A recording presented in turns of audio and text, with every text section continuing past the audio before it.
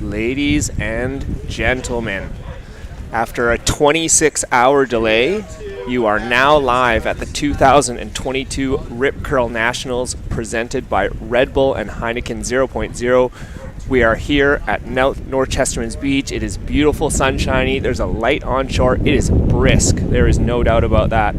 But after some weather difficulties and some technical difficulties, we have gotten ourselves live on the air. The action has started, and we have two banks going today. As on your screen, we have our surfer in red, Jasmine Turner, our heat leader in the Open Women's quarterfinal, #1, adding to her total. So we are going to be running two banks all day, so we can get all of our heats and all of our divisions done for the entire nationals. It's going to be a lot of action. You might hear me tripping over my words a few times today, as there's going to be two different banks going, as well as trying to watch two different heats and keep you guys updated as we go throughout the day. But our contest director, Dom Domich, has held steadfast, and the team here did probably one of the quickest setups I think I've ever seen in the history of surfing events.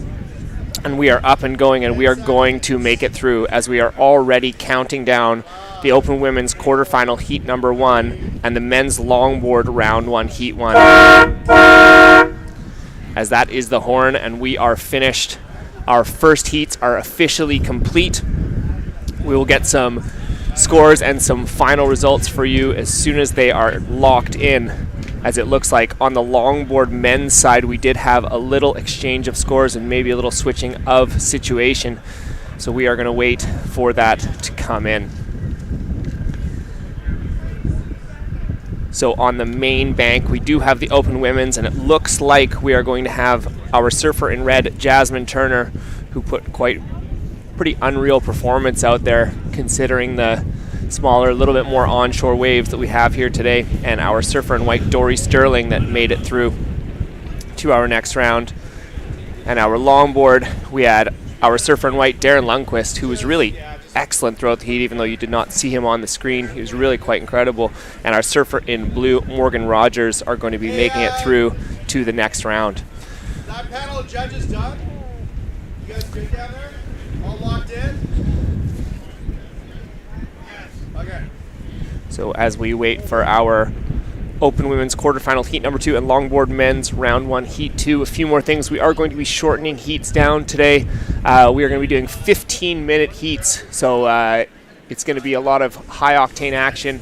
The surfers are going to have to be on their best game in order to lock in 2 quality scores each and every round. It's going to be a lot of action very, very fast. As we see on our screen there, our surfer in white and surfer in blue, big smiles on their face, just stoked to get ourselves started. Oh, what a beautiful day down here at the beach. If you guys haven't had a chance to come on down to North Chesterman's, it is absolutely stunning down here. Again, I will remind you, it is brisk. So definitely stay warm if you decide to come down and check out the action live. So as we shift into our main bank open women's quarterfinal heat number 2, we have a surfer in red, Nora O'Malley, surfer in white, Ella Wallace, surfer in yellow, Erin Hamilton, and surfer in blue, Ashley Gonzalez. And in our secondary bank, round 1 heat 2, we have our surfer in red, Douglas De La Mare, our surfer in white, Finn Spencer, surfer in yellow, Elliot Thorne, and surfer in blue, Miles Maltby. So we've got 2 different heats going on, our open women's quarterfinal heat number 2 and our longboard men's round 1 heat 2 as well. So again, we do have 15-minute heats. Priority system here as we have our surfer in white paddling, Ella Wallace up and riding on the forehand. Little bottom turn there, unfortunately just comes a little bit unstuck, as you can see a little bit of texture on the face there. While we were very much stoked to what we came to this morning as far as the fact that we did have really, really nice quality waves comparatively to what we were expecting, as there was pretty much heavy winds all night. There's still definitely a little bit of texture on the water. It's going to be challenging for these surfers to navigate some bumps, so it's really going to show us who is been putting in the work in the last 7 months before we came back to the 2022 Rip Curl Pro Nationals.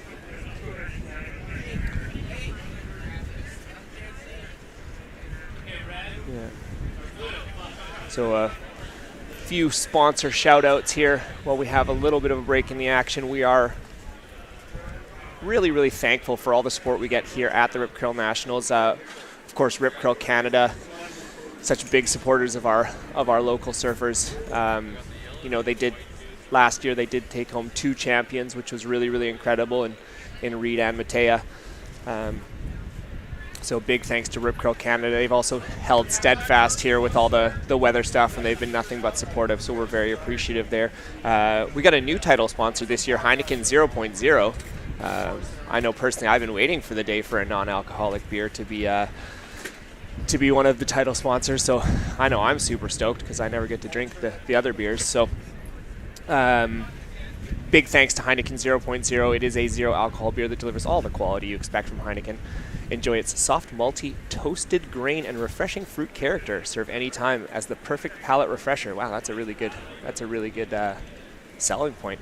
As per usual, Red Bull Canada, official energy drink of Surf Canada and the Rip Curl Pro Nationals. Yeti Canada, the official insulated drinkware coolers of Rip Curl Pro Nationals. I still have my Yeti from last year. I love it. It's my favorite water bottle.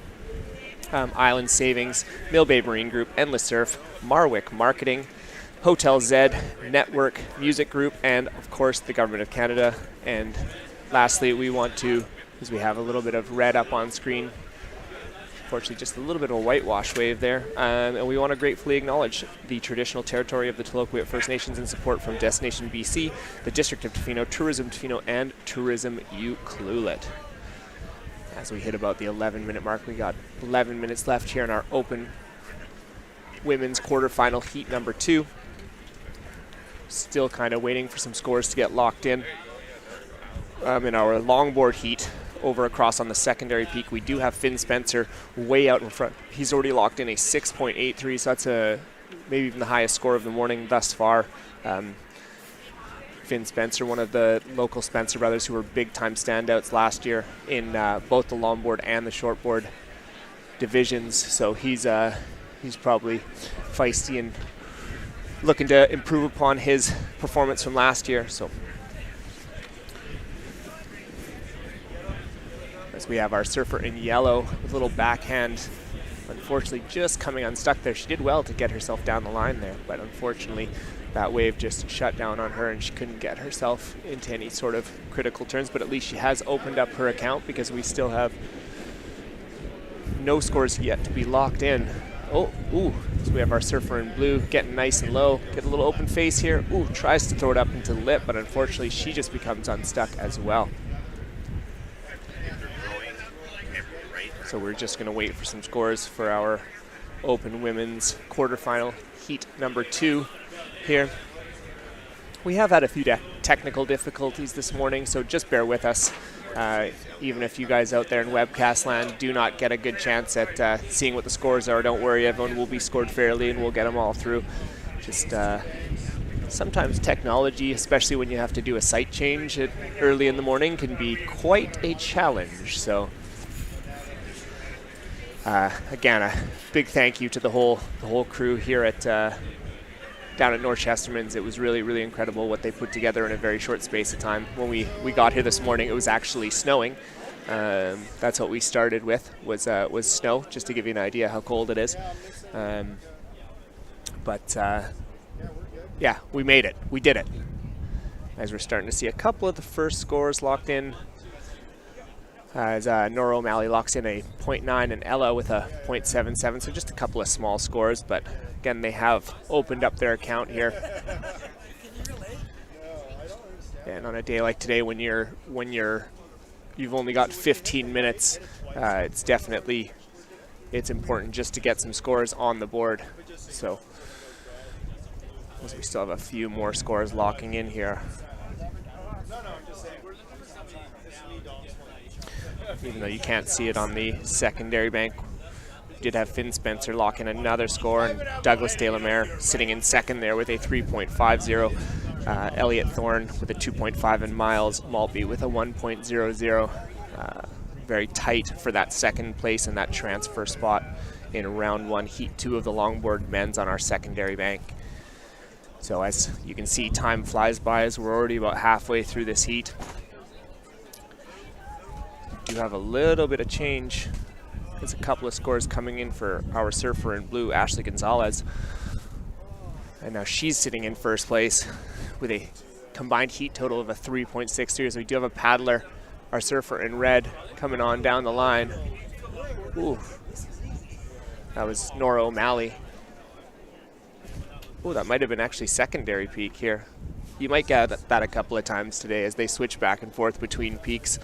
I might nail which one it is, and I might not. So don't ragdoll me too much out in webcast land.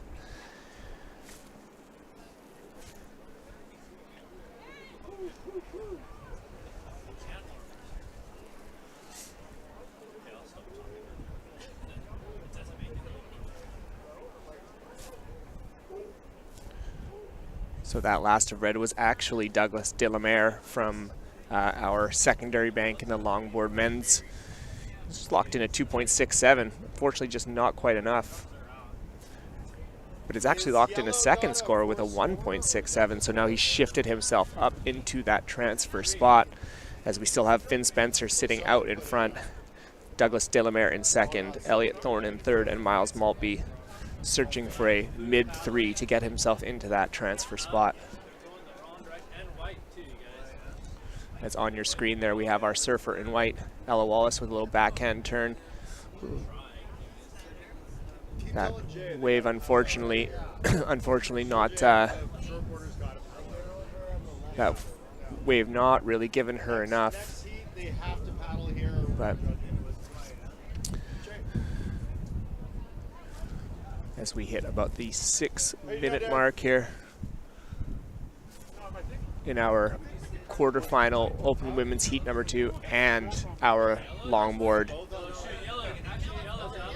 heat number 2. Yeah.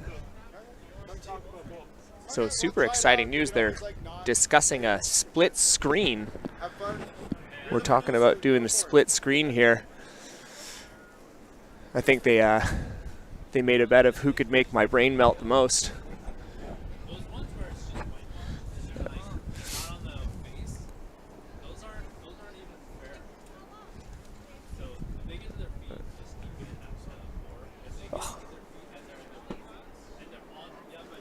And if you have got a chance today, you should make your way on down to the beach as well, as the sun is definitely shining. The wind is nowhere near as strong as I think we were expecting. We were expecting some pretty heavy onshore winds. And it's actually quite a light onshore, and it seems like there's actually quite a bit of north in the wind, so it's actually kind of a side offshore as we go to live action here. Our surfer in blue in the longboard, Miles Maltby, getting a nice little left-hander there. Definitely going to improve upon his low score of a .67. So here we go. We got double scores on screen now. It's happening. We're doing it. We are leveling up our Nationals game here, ladies and gentlemen. We are leveling up. That's the middle one. Yeah, blinky. And just stay out of our way, bro. Go look at the light. So I have Ali Bernardi hasn't checked in yet. Yeah. And I have another one of your on hold. Yeah, you know what? If we don't see On a the list, list, you know, Okay. when you're down there, that's kind of ready to go too. Okay. Ali Bernardi has we not had to checked blame in. Jay. Yeah, Okay. exactly. She probably Well, partied they all don't night. know yet. You know her? Ali? Yeah. How do I change? So you're asking if they can, they want to step in? We can sub in. Aline. Yeah, like. As up on screen, we do have our surfer in yellow, Elliot Thorne, there with a nice little right-hander hoping to improve upon one of his 183s. Fortunately, I didn't really see the first part, but man, those 15 minutes, they just fly by. Happens real quick here, folks. So this is going to be a real test of not only people surfing skill, but even more so their competitive prowess, because 15 minutes is just not a lot of time to get 2 solid waves, but it's pretty evident they've all done a pretty good job as far as what they've needed to do. As we hit the 3-minute mark here, desperate times. As we have our open women's quarterfinal heat number 2. Currently we have Ashley Gonzalez and Erin Hamilton sitting in those advancing positions as our surfer in white, Ella Wallace, and our surfer in red, Nora O'Malley, just needing small scores to get themselves up into those transfer positions. And then over in our secondary bank, our longboard heat number 2, Finn Spencer still sitting very comfortably, just needs to improve upon a .83, already sitting a little bit way out in front there. And then our surfer in red, Douglas De La Mare, with a 5.10. Elliot Thorne sitting in third. He needs to improve upon his 183 to get himself into that transfer position, and then Miles Maltby needing to improve upon his 1.00. He needs a 3.93 to get himself into that transfer position as we have 2 minutes remaining. Looks like pretty much done.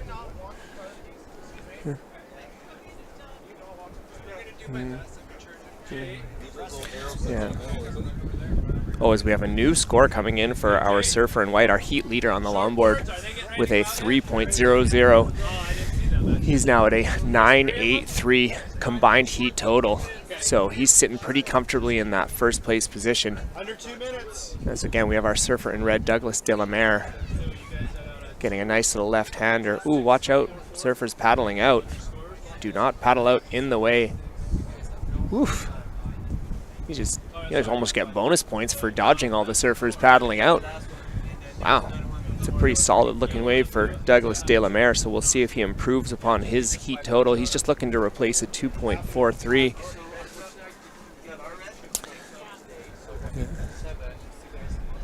As we count down the final minute here. Time ticking its way down.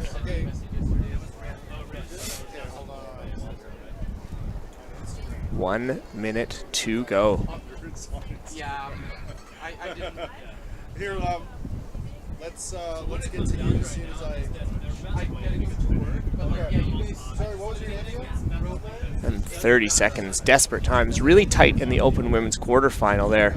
Again, just small scores needed for Ella Wallace and Nora O'Malley. Ella just needs a 1.71, and Nora, she just needs a 2.7 to get herself into that transfer position. So 15 seconds counting down.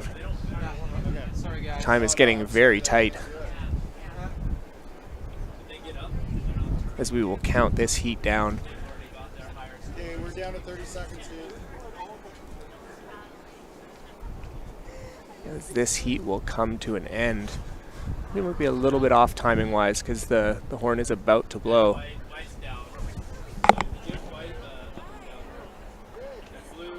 So this will bring to a conclusion the end of Open Women's Quarterfinal Heat number 2 and Longboard Men's Round 1 Heat number 2 as Finn Spencer locks in another score of 4.67 to really put that first place out of reach. Excellent surfing from the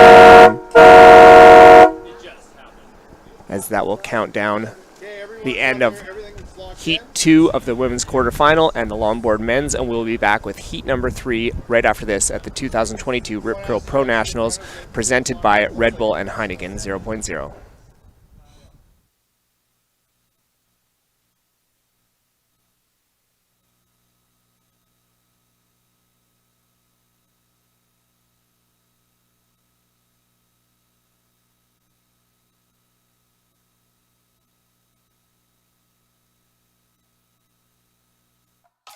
Run, swim, surf. For the women who want to rewrite the game, we made this for you. Rip Curl.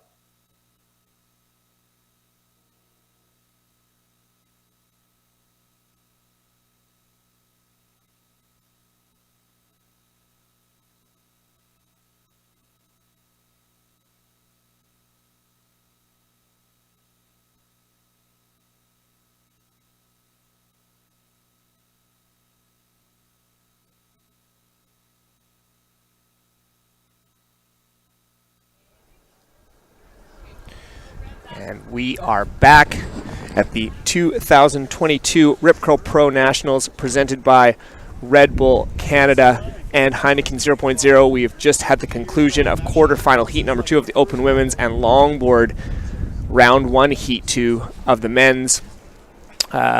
Couple of scores at the end, and our surfer in white in the Open Women's, Ella Wallace, jumping right up into first place, locking in a score right at the end of a 2.13 that jumped her up into first place, so she will be advancing. And our surfer in blue, Ashley Gonzalez, she also made it through. Unfortunately, Erin Hamilton and Nora O'Malley did not make it through, but excellent surfing from those two ladies.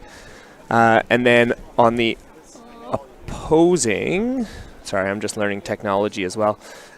I'm fairly sure we definitely had Finn Spencer moving on through to the next round, and then we also had Douglas Delamere with a 5.67 making it through. Unfortunately, our surfer in yellow, Elliot Thorne, and our surfer in blue, Miles Maltby, did not make it through. So excellent surfing, gents and ladies, but we'll be seeing you next year. And then on the main bank, a few heavy hitters from last year. We've got our Open Women's Quarterfinal Heat number 3. We've got our surfer in red, Nicole Gerbrandt, and our surfer in white, Aqua Breweiler, surfer in yellow, Aline Carrier. I hope I nailed the French in that one. And our surfer in blue, Morgan McIntosh. So we've got some podium finishers from last year in this heat. So what a heavy heat for the Open Women's Quarterfinal.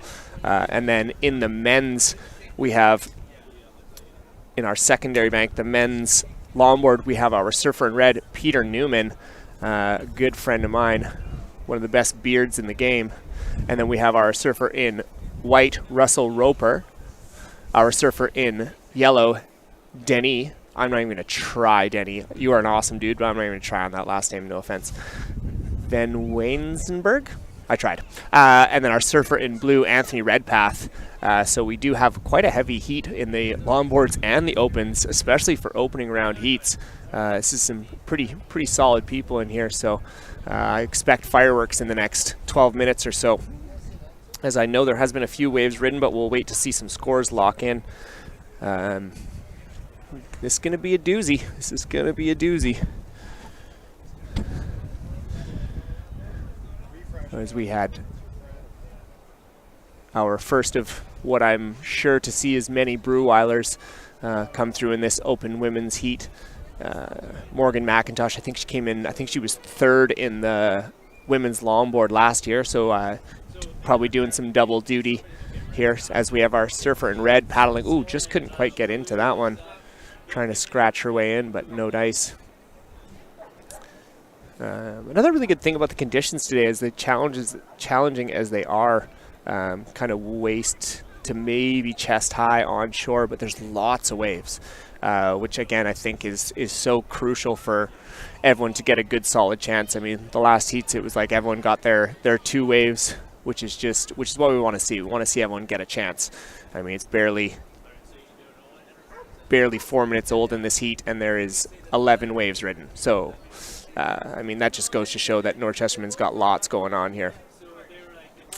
Yeah, so as we see some scores starting to come in our open women's, Morgan McIntosh locking in a couple of scores. She's got 2.03 and a 1.43, sitting herself out in first. And Aqua with a couple of small 1-point rides.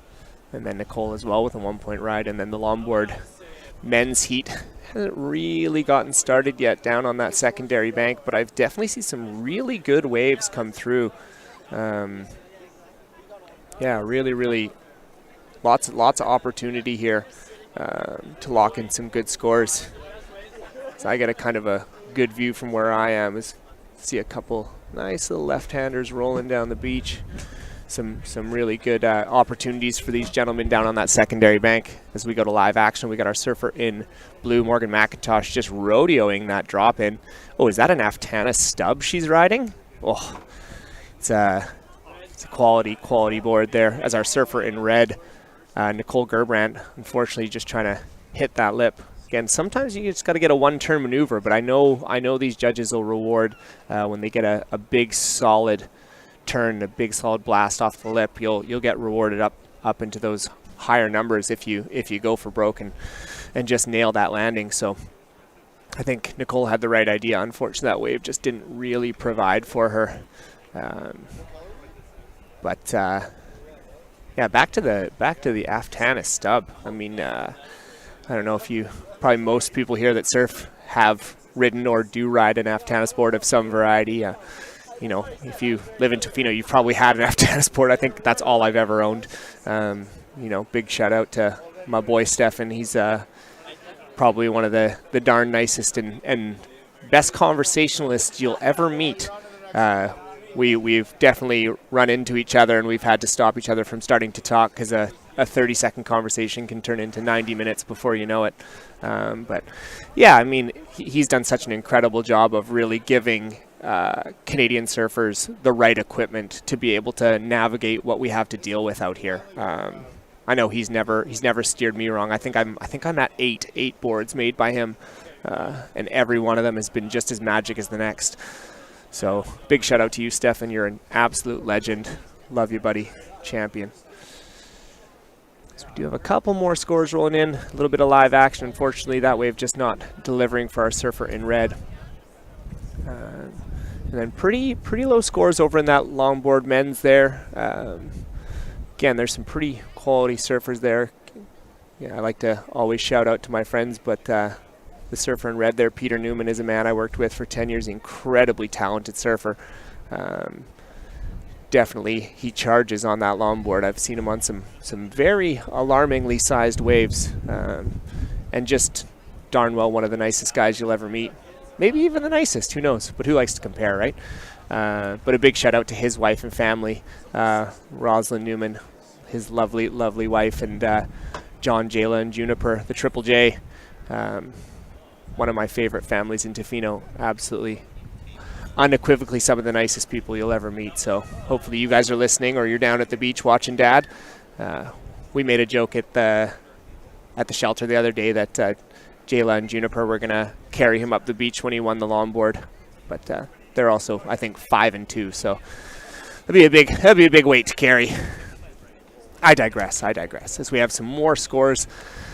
Smaller scores locking in. Our surfer in yellow, Denny, locking in a 2.27, so he's given himself a little bit of breathing room on the rest of the field there. Everything else in the longboard men's heat number 3 is quite tight. And then in the open women's quarterfinal heat number 3, our surfer in white, Aqua Breweiler, she's got a score of 4.00 combined heat score, and Morgan with a 3.66. Nicole Gerbrandt, she's not looking for a very big score. She's just looking for a 2.29 to get herself up there. Ooh, and our surfer in yellow, Denis, going for it. Huge backside turn, but just comes unstuck. And then our surfer in yellow, Aline, Carrier. She needs a 2.26 as well. So just looking for some small scores to get themselves up into that transfer position. The time is ticking away ever so quickly. You know, we got 6 minutes left in both of these heats. And a big shout out to contest organizer Dom Domich. He really, I mean, we were looking yesterday down the barrel of a gun thinking we were going to have to cancel both yesterday and today. But, you know, you got to make do, because when Mother Nature decides what's going to happen, you just got to make do. And he did an incredible job of pulling of what I like to call the audible. Oh, we got Blue up and riding here. Oh, unfortunately just couldn't get anything going there. But he pulled the audible and decided to bring us down to North for today and then back to Cox for finals day tomorrow. So, you know, we got a lot of heats to get through, and we had to definitely cut down some time in order to get everybody in. But now at least we went from a place where we were going to have to potentially cancel some divisions and not have some people surf to everyone's included, which again, that's what this event's about. We want to have inclusiveness and have everybody give a shot to show their best. So big shout out to the Rip Curl team and to Dom and to those guys for getting this, guys and girls, sorry, for getting this thing going and making sure that everyone gets a chance to surf. So, you know, that's one of the occupational hazards of running a surf competition, is that Mother Nature decides. So, but we did it. We did it, team. We did it. So as we get to 5 minutes remaining here in our quarterfinal heat number 3 of the Open Women's and our Longboard Men's heat number 3, not much has changed in our situation. Oh, we do have a wave that came in for our surfer in red, Peter Newman, the beard. He's locked in a 2.17. So, oh yeah, we don't want to lock that. He's locked in a 2.17. So he has jumped himself up into second place position. As I put out the bat signal to the world, as we were unfortunately, our boy Dino Muhlenberg got sick for the weekend. My usual homeboy, my brother Dino, could not make it down as he had a sickness, to which I've just recently finished wiping the tears off of my eyes, because this is my 3 days of brotherly love with Dino. So if you're out there listening, Dino, we miss you, buddy. We hope you get better. You're definitely missed in the booth. But I had to do a little bit of recruiting. Did some recruiting, made some calls to some of the boys and girls out in the world to help me out in the booth today, and I've officially locked in my first compatriot to help me out. And you know what they say? They say, save the best for first. I'm pretty sure that's a term, as I am joined by none other than Canadian National Surf Team coach, the coach of all the high performance surfers around here in the Tofino area and in Canada. Phenomenal ping pong and tennis player, but all around good guy, Shannon Campbell Brown. Welcome, Shannon. Morning, Robbie. Can you hear yourself in the mic? Yeah. Yeah, he's in. He's in. I'm in. He's in. I'm in the Matrix. We made it happen. Yeah. We made it happen. Surfing is happening on Saturday. Stoked, man. Like, big shout out to Surf Canada, man. They pulled it together. This is hard to do. I know how tough it is to deal with the elements around here. Yeah. We run the Queen of the Peak contest every year with Chrissy. And every year, there's always some spanner getting thrown in, you know? Yeah. Yeah. I feel like if they were going to make a documentary movie about Dom Domich, it would be called The Unfazable. Yeah. He's the unfazable Dom Domich. Yeah. I've literally never seen that man phased. Not right? once. Never. So well, what's going on here, man? I just walked down to the beach. This is my first look at the site, seeing the setup, the double bank system. Yeah. Is this rad? It's pretty great. I mean, they've done a heck of a job. Both banks are kind of firing, and they're kind of perfect for each particular discipline. So on the right-hand side there, we've got the main bank. That's more the shortboard bank where we're running the Open Women's. We're in the quarterfinals here. And then down on the left-hand side, kind of more towards what we call sugar daddies. That wave is the longboard. So they've got the longboard men's round 1 heat 3 firing right now. We're doing 15-minute heats all day. double banking it, and we're going to make sure that everybody gets a chance to surf. Nice. Oh, there's some good names in this heat. It's about to wind down. Look at that over there in the longboard, Pete Newman. Yeah. Is he about to take this thing out? The beard.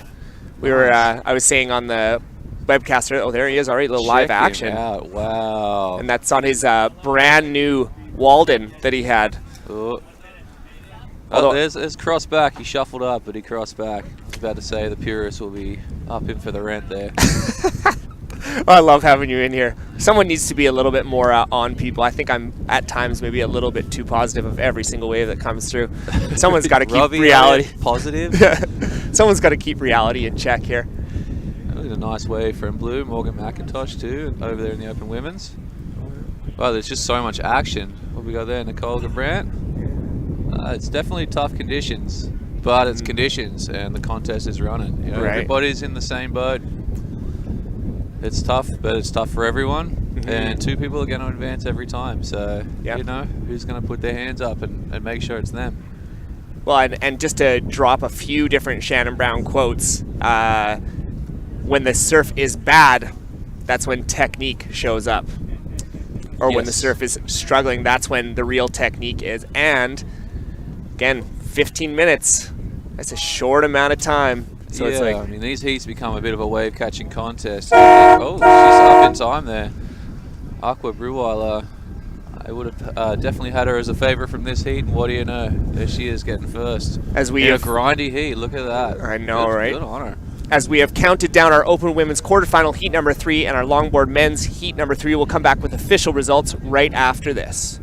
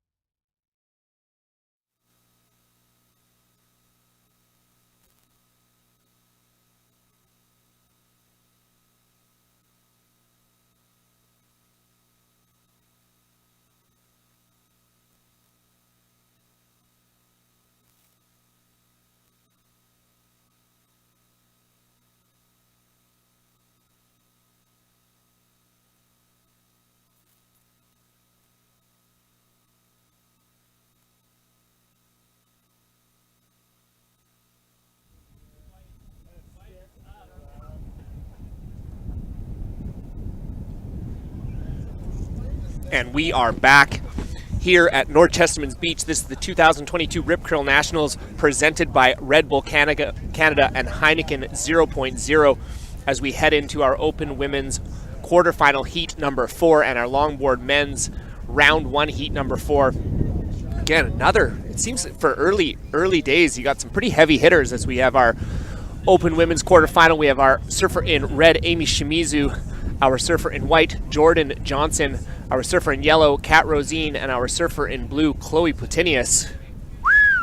That's a packed heat right there. And then That's a tough one. Right? That's crazy. And then our longboard men's round 1 heat 4, again, our surfer in red, Robbie Ferguson, our surfer in white, Paul Darling, all the way from Germany from this competition.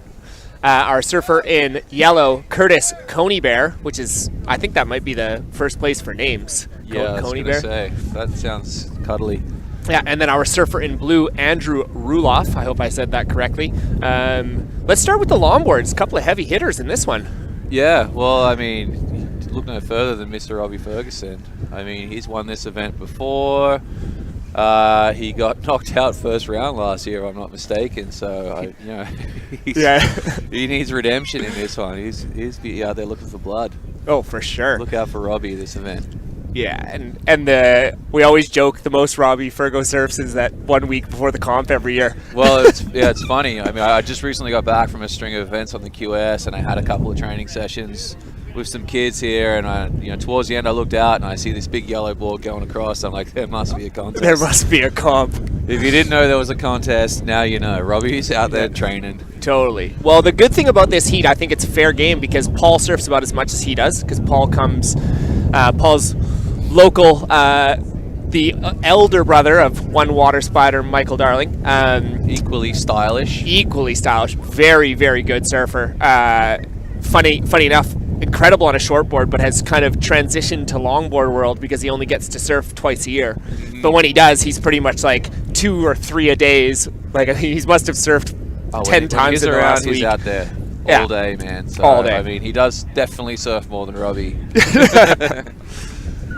So, fair enough. If you're coming back from overseas and you only get a short window to surf, and you're going to put on the thick wetsuit and go out in super soft waves, a longboard is, it's the right choice. Yeah, totally, for sure. I mean, if I haven't surfed for a while, I'm at least going to get out my 7.6 if I'm not going to borrow one of wifey's logs, just to get some waves under the belt, Totally. The best surfer a lot of times is the smartest surfer. Yeah. I mean, they say the best surfer is the one having the most fun, and usually the one having the most fun is the one catching the most waves. Totally. Interestingly enough, I was actually out with both of those two yesterday, Robbie and Paul, and they've actually been training together too. So I think there's a little friendly rivalry happening. But again, we'll see what kind of show. I'm sure it would be good to get a mic out in the water there and hear what they have to say to one another. See a fly in the atmosphere. Yeah. I mean, Robbie's dropped a banger right off the bat here. I'm not sure if that one's going to get picked up by the cameras, but 5.67 on a day like today, that's a solid score. That's a keeper. Yeah. Oh. And off screen, we got a little bit of Paul Darling too. He was out here.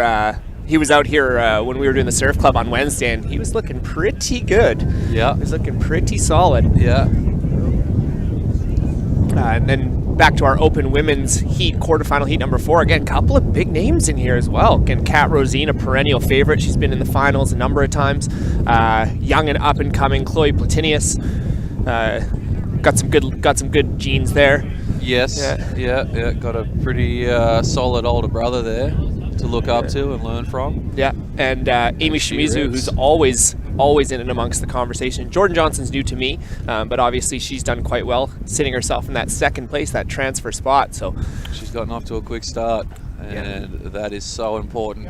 Yeah, 15-minute heats, man. Yeah. And then we've got a little update right off the bat there. Robbie Ferguson locked in a little backup of a 3.83, so he's got the two high scores. So his week of training pre-comp has looked like he's done pretty well for himself. Yeah. We only make fun of you, Robbie. Bike, Well, we only make fun of Robbie because he's just that good. He's so fun to make fun of. And he's just that good at surfing. And you're That's just like, true. man, if I was that good, I would surf a lot more. But we got to give you a hard time. Also, just for the record, I also call him Robbie Heart of Gold Ferguson because he does have one of the biggest hearts of gold I've ever met in my entire life. I remember, this is like many, many years ago, but when I did my back in and I was completely laid up, I couldn't leave the house and I was sitting at home alone and I couldn't, no one around, and I get this knock on the door, and I'm like, who's coming to the door? And it's Fergo, and Fergo just pops his head and he's, oh, mate, you doing all right? Checking in on me. He brought me magazines, he brought me movies, he brought me all this different stuff out of nowhere, just out of nowhere. He's just one of the most caring people you'll ever meet. So I got lots of love for you, Fergo. You're a champion. Yeah, great guy. Up in blue, oof. Andrew Ruloff. So again, new year. So we haven't had a few of the Coach Brown judging criterias or tips. That last wave of Andrew Ruloff, he had a little bit of a walk there, kind of put it up into the lip, but how important is riding out of that at the bottom? It's absolutely crucial. Yeah, I mean, same thing with walking up and down the board. You've got to make sure that you make it to the nose, and the judges will be critical of that. If they can see space between your toes and the nose, that's not technically a nose ride, or at least it's a poor nose ride. And of course, if you don't make it back and stay on the wave, then it pretty much doesn't count at all. It's an incomplete maneuver. Same at the end there, you can see he threw his board up into the lip and kind of just went out the back. So he was still on his board, but out the back of the wave, so incomplete. Incompleted. But it's a wave. Get Yeah. your feet in the wax. Hopefully that gives him a little bit of confidence, and he'll come back in the next wave and tidy those things up. Yeah, absolutely. We got some action out front with the girls, the ladies. Oh, that looks almost like your 7.6, hey? Yeah. Similar paint job. Look at those little stripes on the rail. Yeah. The coffee-colored. The coffee-colored foam. Yeah. You know it's had some good days when. My paint job is called Time. All right, a little. Uh-oh. Oh, here's Big Fergo. Okay, nice little carve there, up onto the nose, and Ran himself right off the end. That's right. Walk the plank. But I mean, you gotta like what he's done so far with these 15-minute heats, getting a mid-range and then a backup score in that like 3 to 4 range. That's a heat winner. Feeling comfortable. Yeah, that's a heat For winner sure. today. I mean, he can kind of just push it, throw a little more caution to the wind, and it's not a big deal if he comes unglued now because he's got scores in the bank. Yeah. Let's go to a little live action. Cat Rosine. Rosine, Ooh, that she's one coming wants to open around. up for her. Ooh, unfortunately, just couldn't get into it. Chloe out the back. Let's see if this thing's going to reform, double up. Keeping the board moving. Yeah, I was surfing that bank yesterday with Noah Cohen, and it is pretty deep through that middle section of the wave. It's pretty hard to connect. Mind you, when I paddled out, Reed Platinius had just come in saying it was all-time super fun, really punchy. I think he's just playing mind games, He was ripping, we paddled out. I mean, Noah was ripping, I might not have been. You're so hard on yourself. But I guess we're into pro men's as of tomorrow. Tomorrow we're into pro men's, so It's gonna be an exciting day. It's gonna be firing. Oh man, I'm so excited. I was saying to Tommy, if you haven't earned an epic finals day, I don't know what has. Yeah, he just deserves it. Yeah, Blue had a little up and down there. Red's on a bit of a bomb. It's kind of, I mean, where we're set up in the booth, we got the cameraman in front of us, so it's kind of hard to fully see the whole lineup. But I've looked through the gaps, and there's definitely some very contestable waves out there. It's just a matter of waiting, sifting through the bad ones, finding the good ones, and being in the position ready to go when they pop up.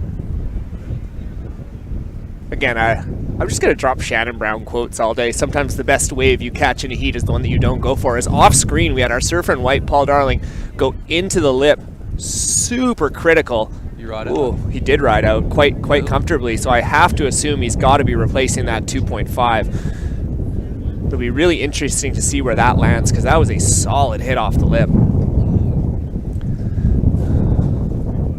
There was even, I think there might even have been a couple of oohs and ahs from the judges there. That's a good sign.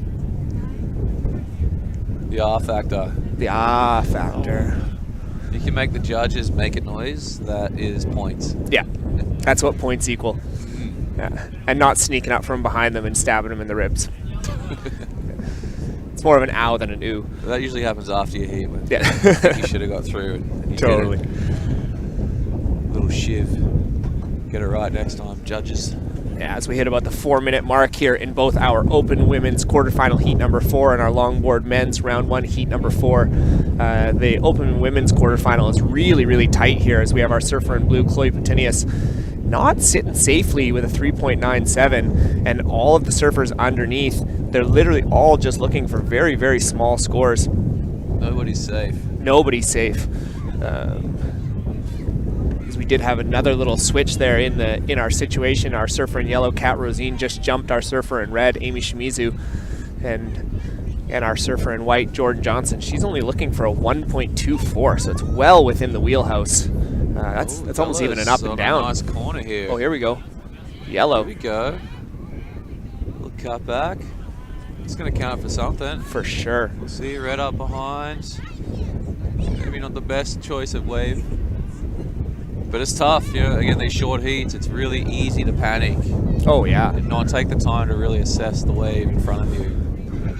You just think, I've got to catch a wave, time's running out. Yeah. Well, and I feel like as soon as you paddle out and the horn goes, time's running out. Yeah. Figuratively and, I don't know what the other one is, practically, whatever the word that should go with that. Literally and figuratively. Literally. Yeah. Thank goodness for you. But learning how to control your nerves is key. Oh, yeah. It's easy to think that you need to do more than you actually need to do. Something I'm constantly preaching to my athletes. You know, trust your surfing, trust your judgment when you choose a wave, and just make sure that you can see opportunity on the wave that you're going to commit to. And in these heats right here, if somebody stands up and gets a nice finish turn, which is, you know, a very attainable goal for any of these surfers, that's a decent score. It's going to put you in the mix. Now, and one other thing we haven't mentioned here is that we actually don't have a beach commentator. We don't have beach announcer. So tell us a little about what the factor would be there of again, that 15-minute heat and really having no idea where you sit. Yeah, I mean, it's a lot of guesswork at that point. You know, I mean, if you're the person that gets a nice fast start, you know you've got waves and the other competitors don't, you're on them. Yeah. You sit on them, like white on rice. So you can definitely get tactical out there. But, you know, at the back end of the heat, you don't know what you need. It's very, very tricky. If you're in the advancing position or if not, you know, what do I actually need to get through this heat? Because you might think you need a 7 when you need a 2 or a 3. Wow, Chloe, big hack. Let's see if she can back that up. It looks like it wants to stand back up. Boom. And I don't know if they'll give that or not. Even I'm harsh. Even incomplete, Chaz. That's the best wave of the morning on that main bank. There's a lot of commitment to that first turn. Yeah. She pushed really hard through it, through tons of water. Made us make a noise. Yeah. Ooh. Yeah. So we'll see. That will be the first, I think, solid score in the quarterfinal heat 4. It couldn't come at a better time. Yeah. The clock is winding down, and Chloe had been pushed down into second. So she's on the cutting block. But Yeah. I think that's going to be a big score, and it'll see her safely through. Yeah. Yeah, because that last kind of forehand check turn there by Kat was the highest score with a 3.07, and you've got to assume that's going to go significantly higher. So as we wait to see those scores Kat come got in. the board on rail and kept it there. It was a nice turn, but Chloe was, you would say, probably more on rail, for longer and stronger. So yeah, we'll see where the scale's at. I could see a mid-4. As we are counting down final here of our Open Women's Quarterfinal Heat 4 and Longboard Men's Round 1 Heat 4. Should they be horning this? Jordan Johnson's got some nice flow. The heat's over. We haven't heard the horn yet. We need a horn, Dommy.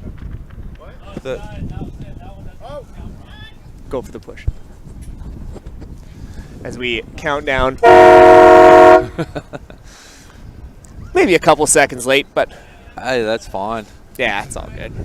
I mean, this is, you thrown it. It's as professionally as this thing could be thrown together. But when you throw something together like this, then you can expect a few little hiccups here and there. I think you'd be forgiven for that. Yeah. And it's a win-win, you know. That heat got a little more time. Yeah, We got perfect. to see a little more surfing, hear a little bit more from Robbie and Chaz. And we will be right back with our next round of our 2022 Rip Curl Nationals, presented by Red Bull and Heineken 0.0. Increasingly, ethically driven companies are powering the global energy grid with renewable, non-carbon energy and working to minimize environmental and human impacts. Companies addressing environmental as well as social and governance issues are demonstrating better than average historical market performance and creating responsible investment opportunities. To learn more about investing in select, carefully screened companies with values matching your own, connect with one of our advisors. Discover the benefits of our win-win Earthlink GIC as part of your investment strategy. A natural fit for your investments and your values. Because by 2050, global waste production is expected to increase by 70%, Innovators and industry leaders are already focused on developing better waste collection and management practices, improving the recycling process, finding new uses for waste, and diverting it away from landfills. Ethically motivated companies addressing environmental as well as social and governance issues create responsible investment opportunities and demonstrate better than average historical market performance. To learn more about investing in select, carefully screened companies with values matching your own, connect with one of our advisors. Discover the benefits of our win-win EarthLink GIC as part of your investment strategy. A natural fit for your investments and your values. And we are back at the 2022 Rip Curl Nationals presented by Red Bull and Heineken 0.0. How about having a non-alcoholic beer? How fitting is that for me, Shaz? Yeah. Title partner. Robbie's back in the party. I'm back. I'm back, baby. Yeah. I might do the Instagram shot with one of those. Right? Yeah. Funny enough, it's actually my wedding anniversary today as well. Oh, congratulations. Yeah. A big shout out to Steph. Yeah, and well, we call it our famiversary. The luckiest lady in the world. We call it our famiversary because it was the day that Steph, Lily, and I became an official family. Nice. On paper. They're actually in Mexico right now. Celebrating? Celebrating without me? Yeah. No, it worked out just great because big goat. Oh my God, who's this flying down the line? We've changed divisions. Tofino. This guy's a threat. He is a wave-catching machine. He's looking lively. Holy smokes. What the hell is he doing? This guy should be in the pro, man. Yeah, what are you doing? What are you doing in the amateurs? Oh, he looked like he was Way mad. to start the heat. Yeah, so. I think he's just stoked. Yeah, totally. Just pure stoke. That was insane. There's a few better feelings, in competitive surfing than getting a sick wave right off the hooter. Yeah. And then teeing off all the way through, finishing it. It's pretty hard to contain the emotions. At least a finger flick or something. Yeah, totally. I think I would have had both hands in the air on that one. That was almost worthy of a double-handed claim. Yeah. That was almost worthy of a double-handed claim. We've got a couple other scores here. This is an interesting heat. Yeah, very interesting. So this is a tough heat, man. Oh man, when I saw this, because before I actually was in the comp, before I pulled out of the comp, I saw this and I was like, Lundqvist in a past champion, Schiaffino, who was third last year and probably was a threat to win the whole thing, and then Curtis Parker, who I claimed had one of the best turns of the entire event last year. If Curtis Parker can throw together a couple, he is incredible.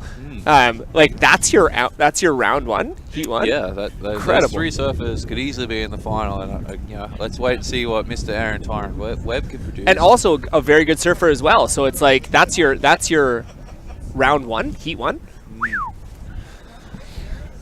Tough.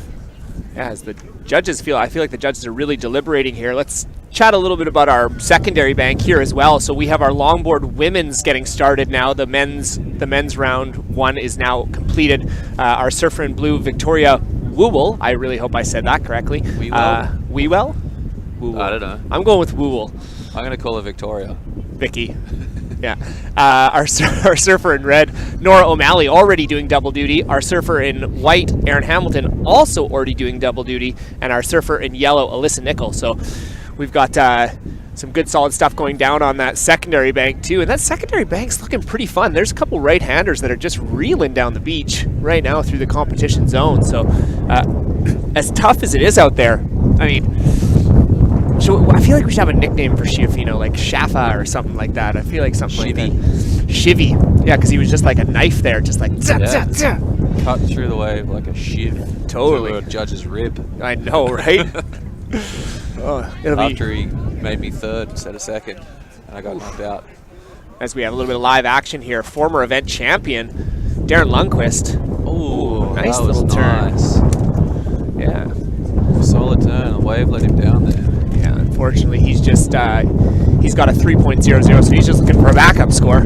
Oh, it's the wind knocks down the monitor. As the wind, well, we sit double say we both have good reaction. I'd say we get a solid 4.0 for that catch. Hey, let's check this replay out. That's turn number 2. Yeah, really throwing the arms, generating speed. Nice re-entry up into the lip.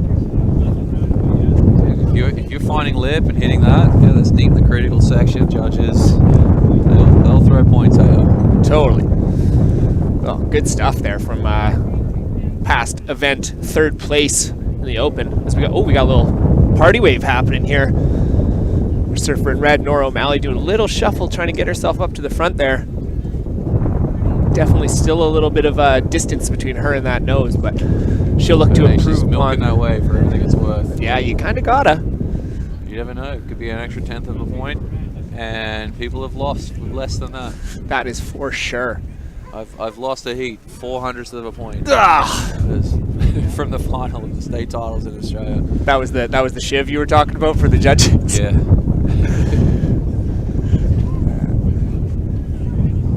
As we are about the 8-minute mark, here we go. We got Kurz Parker. Hey, we got some good, nice light, boxy looking border right there. It should be good for these conditions. We had some pretty good technique from these three gentlemen as well. Hey. Yeah, they're all, again, the three that we've seen so far, they're three solid surfers. Yeah, you can see that by Curtis and Darren's turn, they really rotated the shoulders and brought that board around a little further. David kept his down the line. Didn't turn the board as far, but the wave was fast. And he was rewarded. Look at that, a 617. There was 3 solid turns on that wave. Maybe more, I forget. Having trouble recalling. There's a lot going on here. I think it was 3. Yeah. There was definitely 3. There was definitely 3. And he's back up. He's not on screen yet. Yeah. Are we allowed to?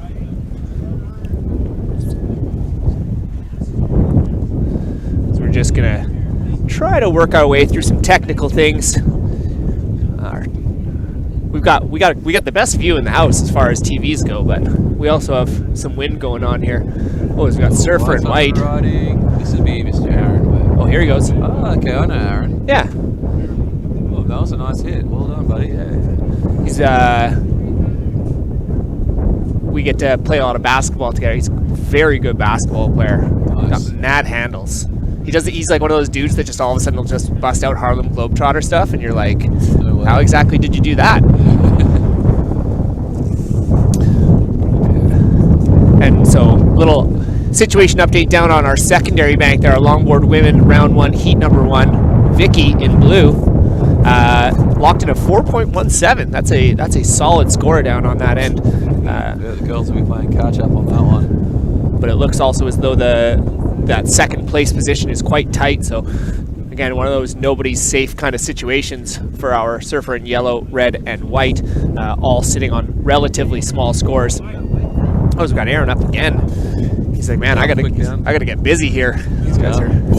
Oh, you can't see on screen yet, but David Tofino, nice roundhouse. He's coming through to the inside section, and it's gonna be yellow up behind him. Let's see. Oh, he's got a big section. Tags it. That was a big turn. That may be the biggest turn of the heat so far. I don't know if that made it to the monitor.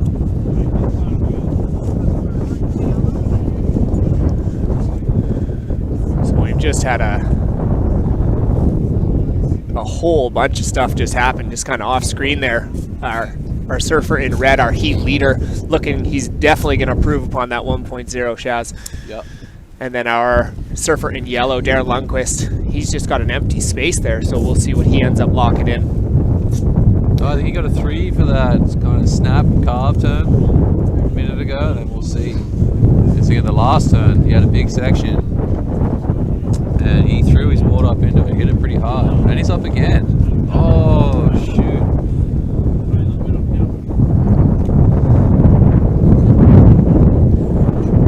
Well, they forecast wind. Yeah. And wind we got. Wind we got. The one thing I will say is from this morning, the swell actually looks like it's grown a little bit. So, again, I think that, like you said, there's lots of waves. It's very contestable. Might have to manage a couple of big gusts, but it's nothing we haven't experienced here in Canada before. It's pretty regular. Oh, there goes 110. Oh, 110 down. 110 down. We had like 4 as our resident tent catcher, Doug Ludwig. Yeah, wow, this is it's action-packed down here. It's exciting. It's exciting stuff. I mean, if you are in Tofino right now, you really should get to the beach and watch this live. Oh, we got Red out the back. Oh, he's back again. Backside, sort of Rio, and he's lining up a section. Oh, he kind of went 2 for 1 there and maybe missed the best section. But he's sitting Might pretty have left something comfortable. on the table there. But yeah, he's got a big score and he's got a decent backup. Yeah, as our Darren dropped a 3.63 for that backside hit. Again, that's a solid score for 1 turn. As we got about 4 minutes to go here in our men's open round 1 heat 1, as well as our women's round 1 heat 1. Currently a little situation update. We do have our surfer in red, David Schiaffino, sitting on a 9.74, Darren Lundquist with a 6.63, and then Curtis Parker with a 5.27, searching for a 3.96, and Aaron Tyron Webb looking for a 5.06 to get himself into that transfer spot. Just 3 and a bit minutes to go. And then our longboard heat, our surfer in blue, Victoria, sitting there with a 6.84 on the strength of that 4.17. Alyssa Nickel, our surfer in yellow, is with a 3.84. Nora O'Malley just a little bit behind with a 3.60. So Nora's just searching for a very small score. And then Aaron Hamilton sitting on a 2.23, also searching for a small score. So really very, very tight stuff here on that secondary bank in the longboard women's round 1 heat 1. So we do have some increased northwesterly gusts happening here. Yeah, it's no joke. We're hanging on by the skin we are of our teeth here. Hanging on for dear life. Yeah. It's but hey, real hot out too. it is. When we first came down this morning, it was snowing. Yeah, I jumped in my car to drive down here, turned on the windshield wiper, and it kicked a bunch of ice off my windshield. Oh yeah, It's like, oh crap. I hope I've got enough layers on. totally. I'm pretty sure I sent you a text saying dress warm You with did. maybe an explicitive word in there. You did. And I listened. You And listened. I'm glad I did. Yeah, totally. And I'm still cold. Yeah, and I brought coffee. Super important. Brought coffee. Yeah. Yeah, if you ever want to There you make go. Shannon Brown happy, bring coffee. I'll be your best friend. Totally. It's Like like Darren's second turn here. His first turn was pretty strong, and then he's just kind of trying to piece it together to finish off. oh, Red, this thing Shaffa. gets steep. Wow, nice little stab up into the lip. this little shiv. Nice little, yeah, that's right. Oh, and the latest of Schiaffino comes in at a 5.00. Yeah, good stuff.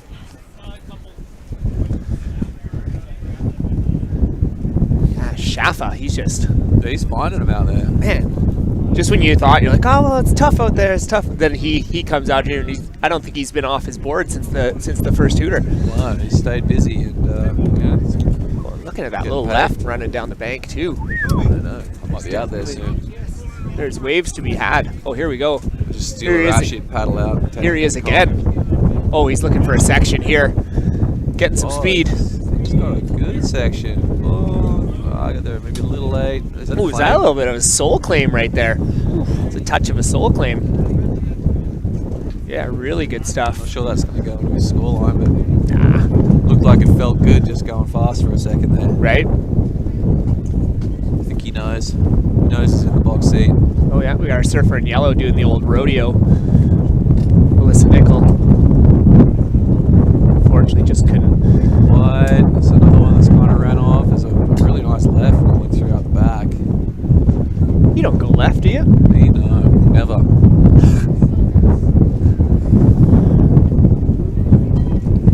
As we Take me kind to a right-hand point, Robbie. I'll still go left. I know you. I know you I will. don't care if it puts me on the rocks. I love going left. As we are slowly, we're about a 20-second delay here on the time here, so we got about 20 seconds left in this heat. Round 1, heat 1 of the men's open, as well as the longboard round 1, heat 1. What a cracker to start Looks off like the open 0 division. seconds on this. Are we out of Yeah, time? we're no. Oh, we're separate clock, eh? There we go. As our open men's round 1, heat 1 comes to an end, and our longboard round 1, heat 1 comes to an end as well. Congratulations, David Schiaffino and Darren Lundquist. You'll be moving through to the next round, as well as our surfer in blue and white, Victoria and Aaron Hamilton, you will also be moving through. We're going to take a short break here, and we will be right back with more of the 2022 Rip Curl Pro Nationals presented by Red Bull and Heineken 0.0.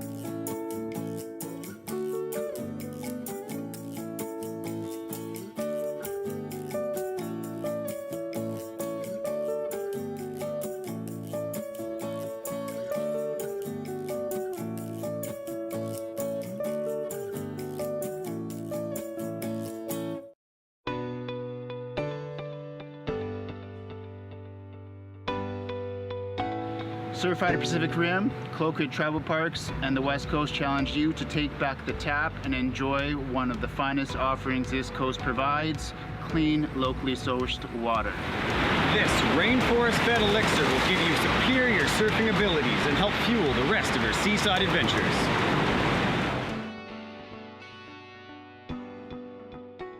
We're here on the traditional Uthulathat and Tolokwit territories.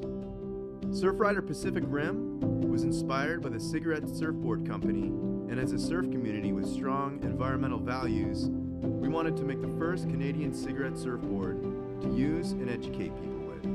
We wanted to create the dartboard to commemorate the Surfrider Foundation's milestone of collecting over 1 million cigarette butts off the Pacific Rim coast.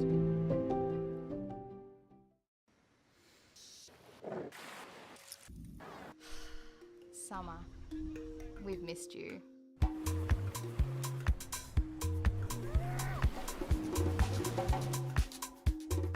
Ripco.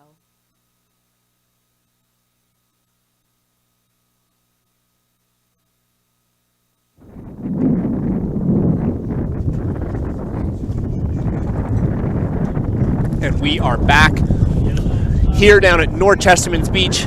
We are here at the 2022 Rip Curl Pro Nationals presented by Red Bull and Heineken 0.0. We are into our round 2, heat number 2 of the Open Men's on our main bank, as well as round 1, heat number 2 of the Longboard Women's on our secondary bank. What an incredible first heat we had there in the Open Men's and the Longboard Women's.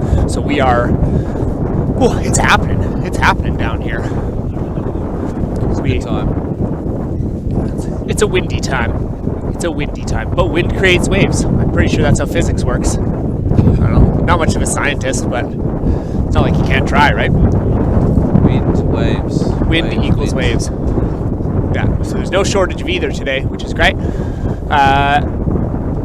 So we're going to talk our way through our Open Men's Round 1 Heat 2. We have our surfer in red, Douglas De La Mare, our surfer in white, Rusty Goyer, surfer in yellow, Steve Biggs, and our surfer in blue, Hubert Pinot.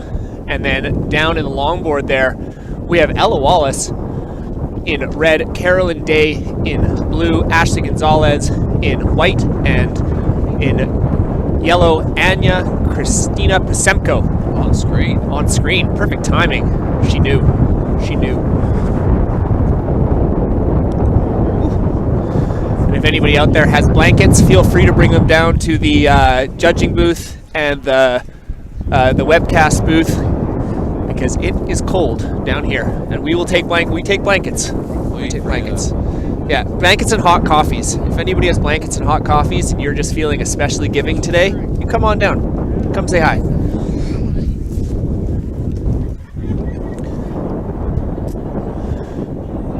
Yeah, looks like a total washing machine out there, eh, at a glance. The longer you look, the more you see little corners. You know, and it's howling on shore, the face of the wave is still clean, so there's I would probably go surfing if this contest wasn't on. Well, I mean, I remember overhearing you say when they were talking about the wind being onshore at Cox Bay, you were saying, you know, you like a little bit of onshore. Gives a little extra punch. Yeah, you know, a little crumble at the top of the wave. Give you something to play with. Get creative. Yep. Throw fins. Well, All sorts of fun things. And if the last heat showed us anything, there's plenty of contestable surf out there. Yeah, Shibby went to town. I mean, Darren and Curtis both got some good waves too, but Darren getting the better at Curtis this time around. Yeah. I mean, those guys had a little bit of a Instagram battle back and forth. I wasn't aware of this said Instagram battle. Yeah, a little bit of I'm coming for you. Well, I'm coming for you too, bud. Oh wow. So bragging rights going to Mr. Darren Longboard. Yeah, I'd say Darren gets the bragging rights. Yeah. Perfect. Well done, Darren. Yeah, he's looking Obviously, good. well done, David. He knocked that one out of the park. Oh man. Fantastic surfing. You're definitely you're down the line. You're looking. You're like I'd prefer not to have him in my heat until the finals. Yeah. As we hit about the 10-minute mark here again. What? Oh my goodness! backside. Who is that? And is he riding out? No. Oh, Unfortunately not. that was our surfer He in was white, at home. Rusty. I didn't see that. Yeah, Rusty Goya threw a big backside blast. A big closeout section. On a right hander, he's a goofy footer. And just couldn't fight his way through the whitewash back out the front, so it's not going to be a big score. But Showing some potential. Ooh, surfer in blue there in our longboard, Carolyn Day. Getting a nice little ride there. That's going to improve her scenario and probably jump her into that transfer spot as well. Kind of starting to see a little right-hander form in this main bank. no. No rights? Shannon, don't go right. You're tripping. I like the straight up. Too I like many the of straight those up no. non-alcoholic beers, bro. That's not right. Is it affecting my judgment? Yeah. Is it affecting you're right. my judgment? You're right. That was a nice ride. And Rusty was on a nice ride too. And you guys can have them. You can have him. Don't worry. Shannon doesn't want him. Well, we got a little bit of downtime here. We're going to say a few thanks to our premier partners, and we got a lot of them, Shaz. We got a lot of support this year. Of course, huge shout out to Nick and the team at Rip Curl. They've been always amazing in supporting this event, and Nick is such a nice guy. Year after year after year, he comes through with the goods. So This big wouldn't up. happen without Nick. Yeah, darn tootin'. So big shout out to you, Nick, and the team at Rip Curl. Heineken 0.0, thank you guys so much. Like I said, I'm always stoked to have a non-alcoholic beer be a part of it, because, I mean, that's my jam. That's my jam right there. And listen to this. Are you ready for this? Need to taste. Enjoy its soft, malty, toasted grain and refreshing fruit character. If that doesn't make you thirsty, I don't know what does. Big shout out to Red Bull Canada. Again, Red Bull has been such a huge sponsor for us over the last few years. The team there, they're so great. Big shout out to Red Bull picking up a new athlete. Who was it?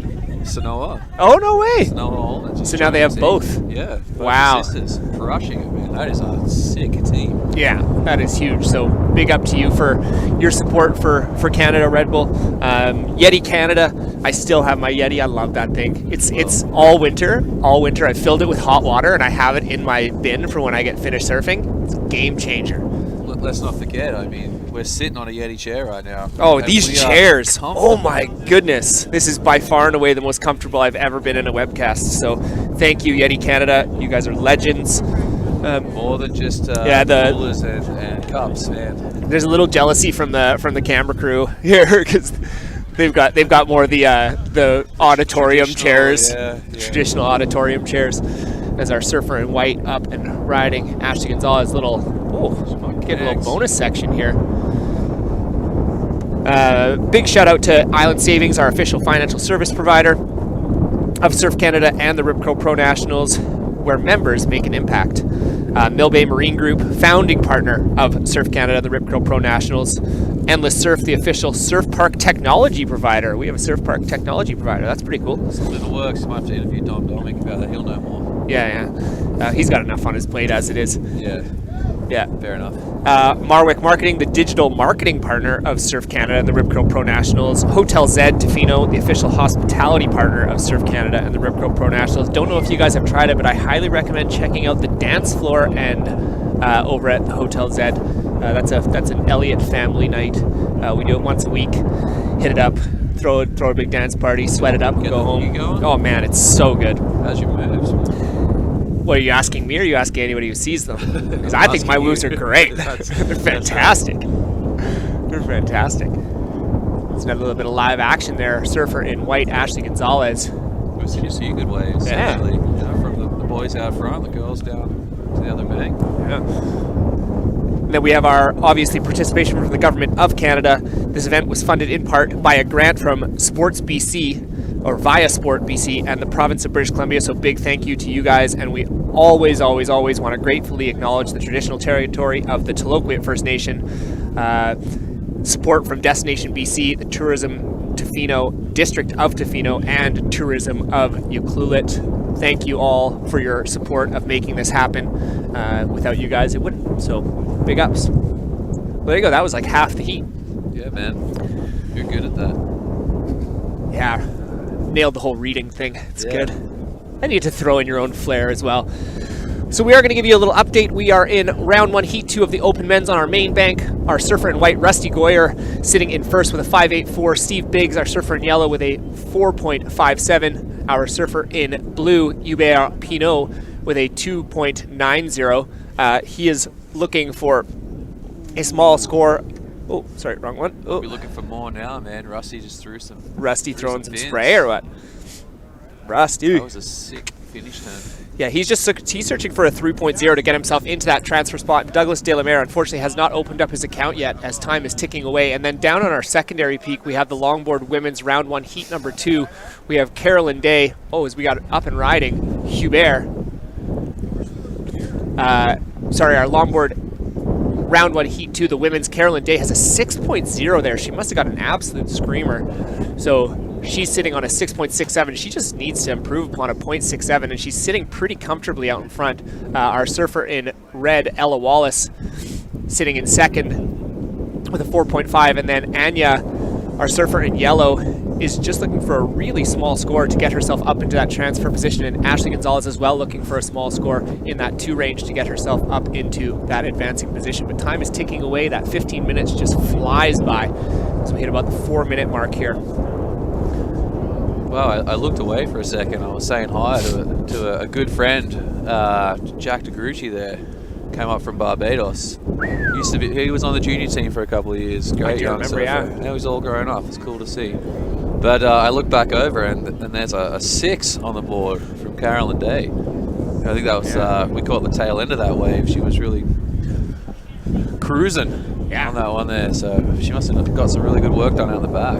That's awesome. That's a big score today. That is a big score for today. Shots fired. But again, I love seeing it because there's so many waves coming through, and you're seeing good score after good score. You know, again, one might look out and just see onshore North Chestermans, but like if you look at the main bank right now, there's a couple of bombs rolling through on the main bank. Look a little closer for a little longer. You start to see diamonds in the rough, man. Diamonds in the rough.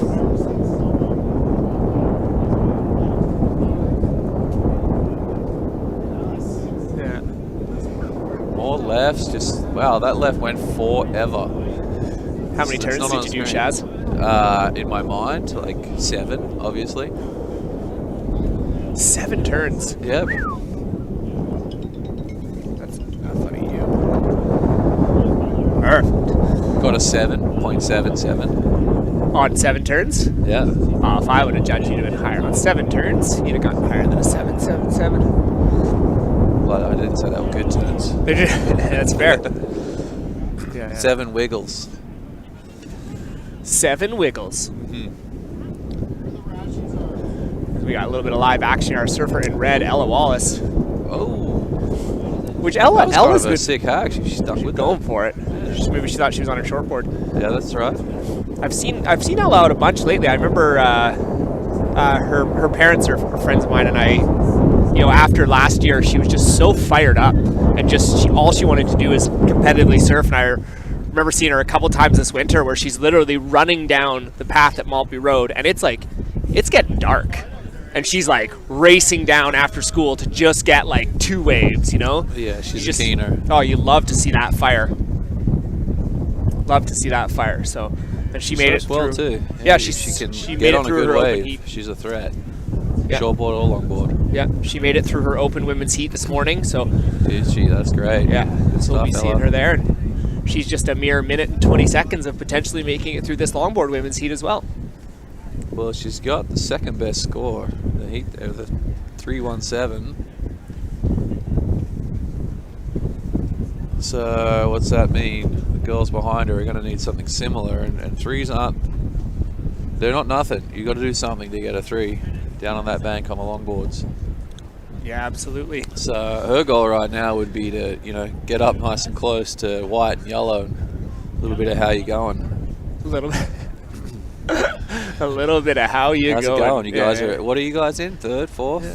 What do you guys? You need a score? Oh, you're gonna. Actually, I'm inside you on this wave. Yeah. I guess I'll take it. I'll take it. You didn't want this one anyway.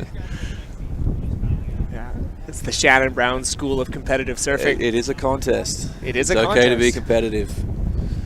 Yeah. Oh, we got Rusty. Bring out the mongrel. Bring out your inner mongrel. Mm-hmm. Oh, we got Hubert. Only in the heat. Yeah. Only in the heat. Yeah. As soon as the Hooter's over, We're friends again. we're homies. And we're friends out there too. But I am. my A1 priority is to smash you. Yeah. My A2 priority is to remain friends outside of. No. That's about A3 or 4. That's A2. But A1 is to smash you. A2 is to make sure you don't smash me.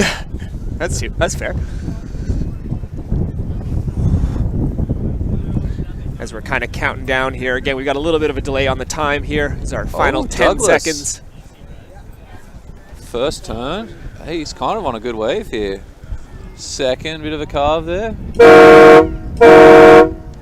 And he doesn't need that much. That was a solid wave. He got a nice turn out the back. I don't think it was on screen when he did that. And then his second term, smaller carve, but made sure that he rode out cleanly. He has a 1.3. Looks like he's probably going to need around a mid 3. And I could see him getting that. I'm not judging today. I don't know where the scale's set, so I don't want to say too much.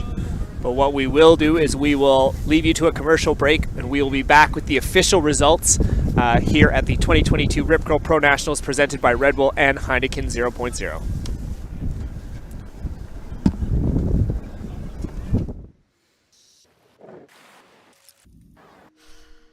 Summer, we've missed you.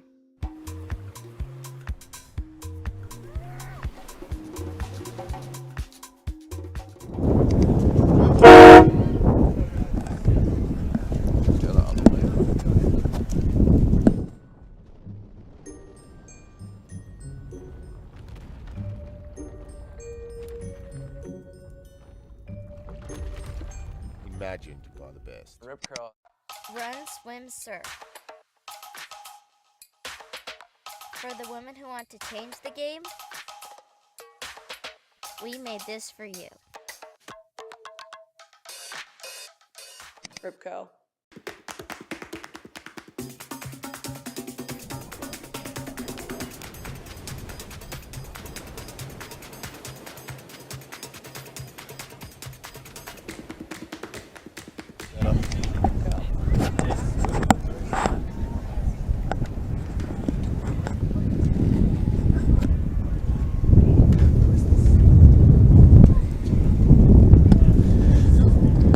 And we are back here at the 2022 Rip Curl Pro Nationals presented by Red Bull Canada and Heineken 0.0. We are down here at North Chesterman's Beach enjoying the beautiful sunshine, the howling wind, and pretty good crew starting to come down to the beach. So we've got a pretty good crowd down here. For all of you out there in webcast land who want to come down and check out the sunshine and cheer on your surfers, we have our official results here from Open Men round one, heat number 2. Our surfer in white, Rusty Goyer, and our surfer in yellow, Steve Biggs, have made it on through. Unfortunately, Doug De La Mare did not quite get the score that he needed in order to make it through. And then we had Carolyn Day and Ella Wallace making it through, I think. Uh-oh, what did I do? Live heats. You blew it. I blew it. I blew it. I did not make it through to the next round. I did not make it through to the next round. As we will introduce you to our next heats. What do we got here? Sorry, Longboard women's. Who made it through? Who made it through? Carolyn Day. Ashley Gonzalez ended up making it through. Sorry, Ella, you did not make it through. Oh, Ashley must have snuck Congratulations in. to Ashley. Yeah, must have snuck in one right at the end there. But we'll see more of Ella in that open women's division. I'm sure she'll be in one of the under 16 or 18 girls there as well. As we will introduce you to our next heat, our open men's round 1, heat number 3. We have in red Seth Johnson, in white Carter Wanless, in yellow Jasper Smith Davies, and in blue Brian Alohan. So you can take that N off there and just call him Aloha. And then down on our secondary peak, our longboard women's round 1, heat number 3, we have Claire Parsons in yellow, Dory Sterling in blue, Micah Hearson in red, and doing double duty again, Morgan McIntosh in white. So again, our last year, I think Morgan came in 3rd in the women's longboard last year, so we've got a finalist in this heat. As we are about 4 minutes in. Again, these heats, they are only 15 minutes long, so they do go by very, very quickly. But we do have a couple of scores on the board in that longboards women's. We got Claire Parsons locking in a 4 and Dory Sterling locking in a 3, and those are pretty mid-range solid scores to start. Great start to a heat. Let's see if they can back those up pretty quickly. Yeah, you can definitely, if you can lock in 2 pretty quick, we've seen that so far today. If you can lock in a couple of mid-range scores right off the bat, you're sitting pretty well to make it into those advancing positions. Again, we are running double banks today. That's why you see the 2 different sets of scores on your screen. Unfortunately, yesterday was highly uncontestable at Cox Bay, I would say. That's a nice way of putting it. But again, the contest director, Dom Domich, and the team here put together a makeshift contest site, as we have our surfer in yellow, Claire Parsons, looking to back up that 4.00. Nice little step on the tail, slow down, try to set up the nose ride, didn't quite make it there. But yeah, it's really impressive to see what they were able to put together. I mean, we've got a full webcast here in a matter of an hour. 100% thought it was just going to be tense at judges. Totally. The fact that you get to broadcast this to the world, it's amazing. Yeah. So a lot of people came a long way to compete. You know, there's friends and family back home wanting to support, cheer them on, and now they get to. Absolutely. You know, we've had people, huge East Coast contingent this year as well. As well as we've had people kind of, like you said, your buddy Jackson, he's come all the way from Barbados. We've had some California kids have come up. Yeah. There's Paul a young Darling lad from Germany. Kanoa, who's actually come from South Korea. Oh, wow. Yeah. That kid rips, man. If you check out Go Kanoa Go on the old Instagram, high shreddability. Is he in the pro division? I'm not sure if he's in the pro. He's young. He's in the 16s and 18s. Right. So he's here trying to earn a spot on the ISA junior team for El Salvador coming up the end of May. Excellent. So, you know, from what I've seen, just of his surfing in general, and hopefully what we get to see at this event, he's definitely going to get an invite. Ooh, as our surfer in yellow, Claire Parsons, she's backed up that 4.0 with a 5.0. Wow. So Claire sitting real pretty. That's a solid score. I don't know if we missed something out the back from when it came onto the screen there. She might have got a nice maneuver before we saw her do that little tail step. The tail step. Little stall, you know, slow down, get your board, keep it in the pocket so you can walk up to the nose. You can do that? Well, they can. Yeah. Just got a little bit of live action here. Our surfer in blue, Dory Sterling, got a little oncoming section coming at her. That counts as a turn. Definitely counts as a turn. It was on rail, pulled it back. I think she kind of did that at the bottom. If she can get a little higher on the wave face and do the same turn, it could be, you know, a pretty solid scoring turn. Beautiful stuff there from Dory Sterling. Morgo's dropped a couple of twos there, so she's in second right now. So this competitive heat, it's gonna be a battle for second at the moment. Claire's really running away with it. But again, remember, in those early heats, all it is just making it through. You just got to advance. Yeah, you can't win the event in round one. No. Although Shiva tried. Well, I mean, definitely fired some shots. Yeah, the rest of the field is seeing that and being like, oh crap, David's coming. You know, maybe they're a little intimidated, might affect them in the next rounds, but I mean, you've got to continue to get through your heat. Doesn't matter how you get through, you just got to get through. Yeah. Live to fight another heat. Live to fight another heat. As we have a little bit of live action here. Definitely looking like a little kind of rip firing through the secondary bank there. Into a bit of live action. We're still the open men's side on the main bank there. Unfortunately, the guy's not really getting anything of consequence. All still relatively low scores, so it really is, you know, anybody's game. If you can lock a three, you can get yourself up into that top position there. There's definitely threes out there. So we see some sets kind of rolling in. That definitely looks like the swell's building a little bit, Shaz. That'd be nice. See those? I would still rather be here than Cox Bay today. That's for sure. You might not make it out the back at Cox. But look at these lefts just rolling down on just beautiful looking waves. Is that in the com zone? Is that outside the com zone? So. Am I out there? Are you? Shan's like, quick surf break. Yeah. Give me a Rashi, Jay. Commentator's heat. Yeah. A little shout out to our beach marshal, Jay Rosine. Just one of the gosh darn nicest guys I've ever met in my life. Every time I see him, he's always stoked on life. Chatted with him yesterday. I was like, how's it going, Jay? And he looks at me, he's like, really calm. He's like, great. Great. You know, surfing better than I ever have, healthier than I've ever been, starting to learn how to do airs. Was getting some coaching from some guy named Sepp Bruweiler on how to do airs. So, that, eh? Well, that is a man that knows how to do airs a little too well. He does punt. He went for a giant air at a, you know, I don't know if it's a secret spot anymore, but I won't say it. But he did a giant air, landed right where the wave exploded, and he broke his foot. So he actually won't be competing. Oh, no way. Uh-huh. Devastating news. Yeah, and man, I mean, Sepp just goes big. I don't think he knows how not to. No.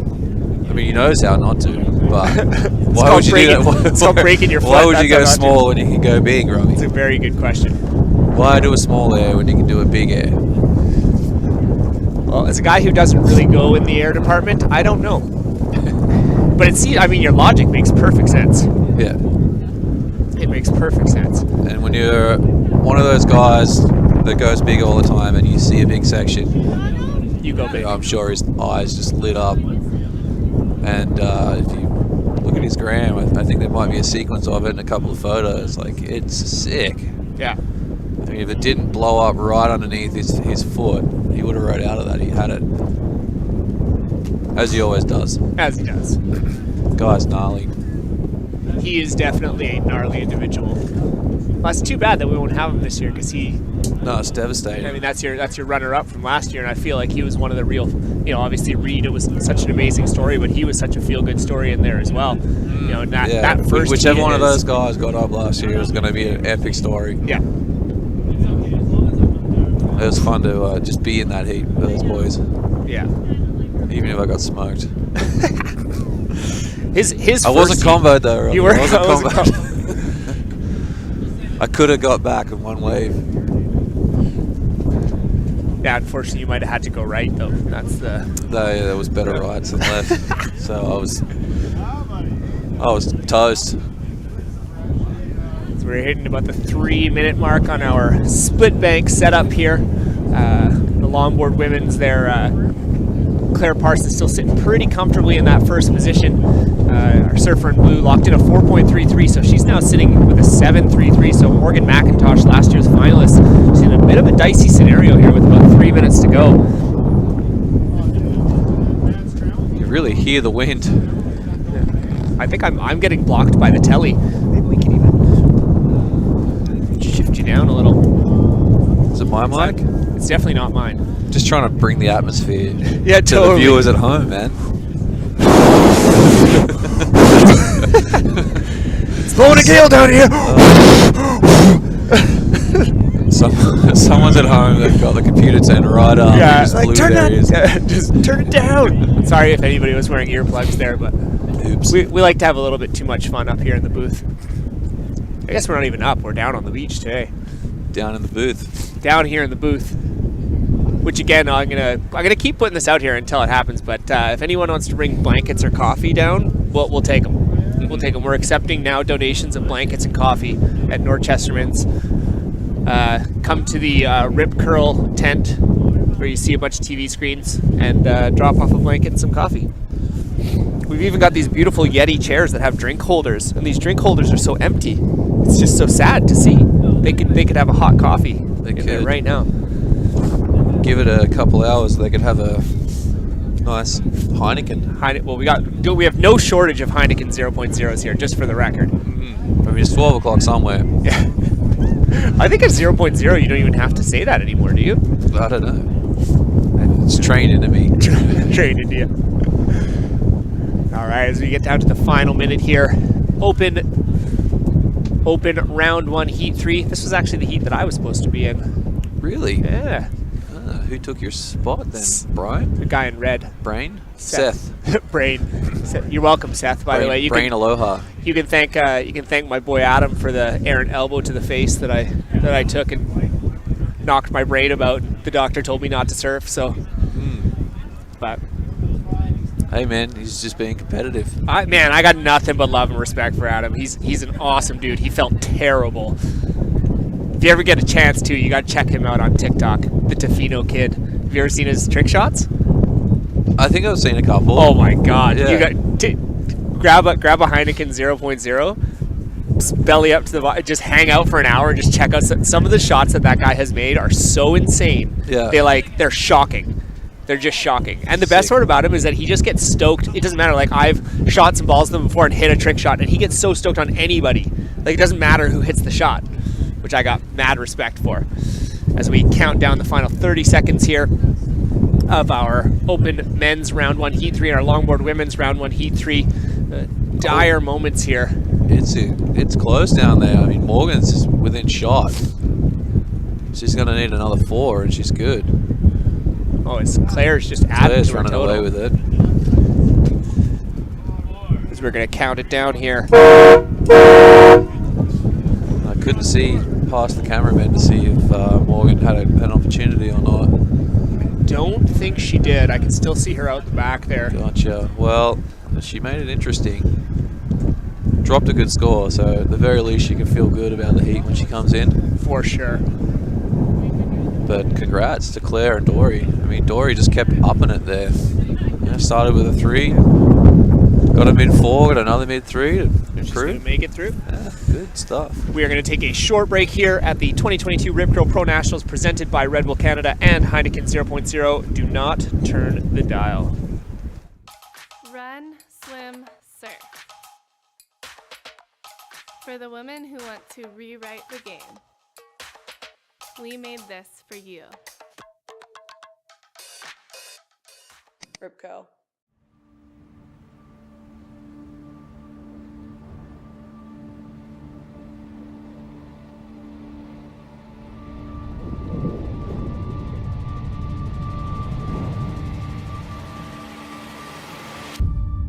At Endless Surf, we have a very simple vision: to create a world-class surf destination that is both a viable and sustainable business. We have the unique ability to design a product from the ground up that offers the most flexible, approachable, organic, and sustainable surf pool on the market today. The benefit of having decades of aquatic entertainment experience is that we bring insight into solving the challenges that large-scale developments face. We're tackling these challenges head-on and making sure we create the ultimate, most authentic surf experience in the most viable and sustainable way. Our ultimate goal is to create the most agile surf technology for sustainable park operations. At the heart of the Endless Surf team is a belief that the world deserves access to great surf. But surf venues have to be successful businesses in their own right. That's why we've made Endless Surf, because one can't happen without the other.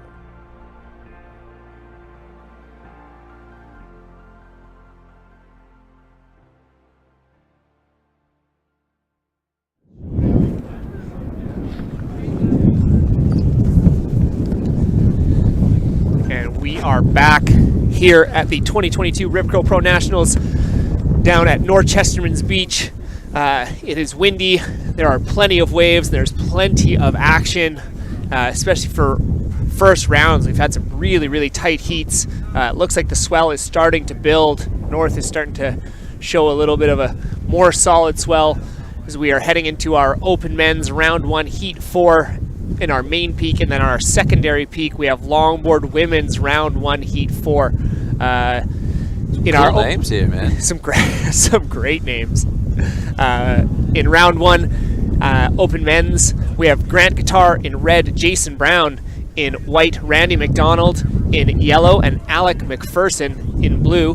And then in our longboard women's, we have Marnie Breed in white, Ruby Woodruff in red, Ava Appleby in yellow, and Leighton Dakota Alexandra Cooney in blue.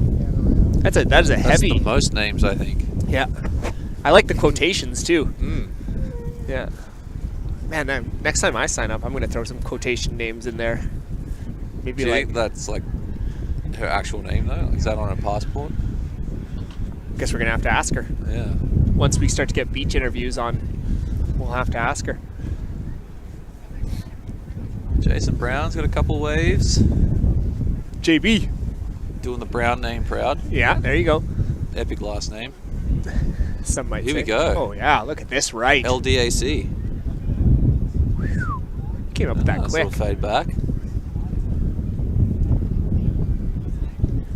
Okay, something.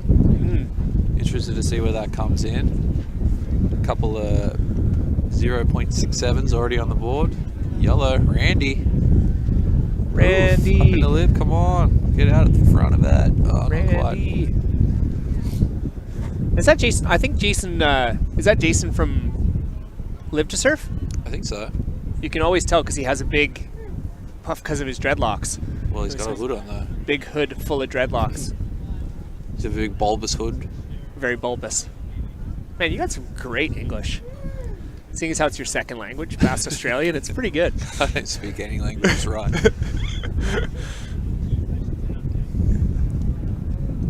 Oh, look at that left. Whoa. Huge layback section right there. We're mind surfing here.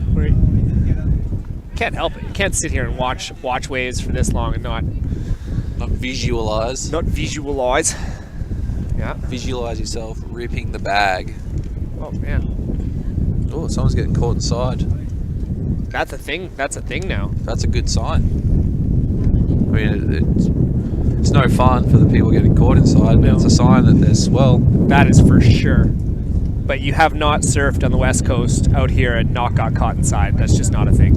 If you haven't been denied at some point, you're not trying hard enough? You've gotten real lucky. LDAC dropped a 317 for that. LDAC! So, got some points on a nice carve. Yeah. Too bad that wave died out. But that's a good score.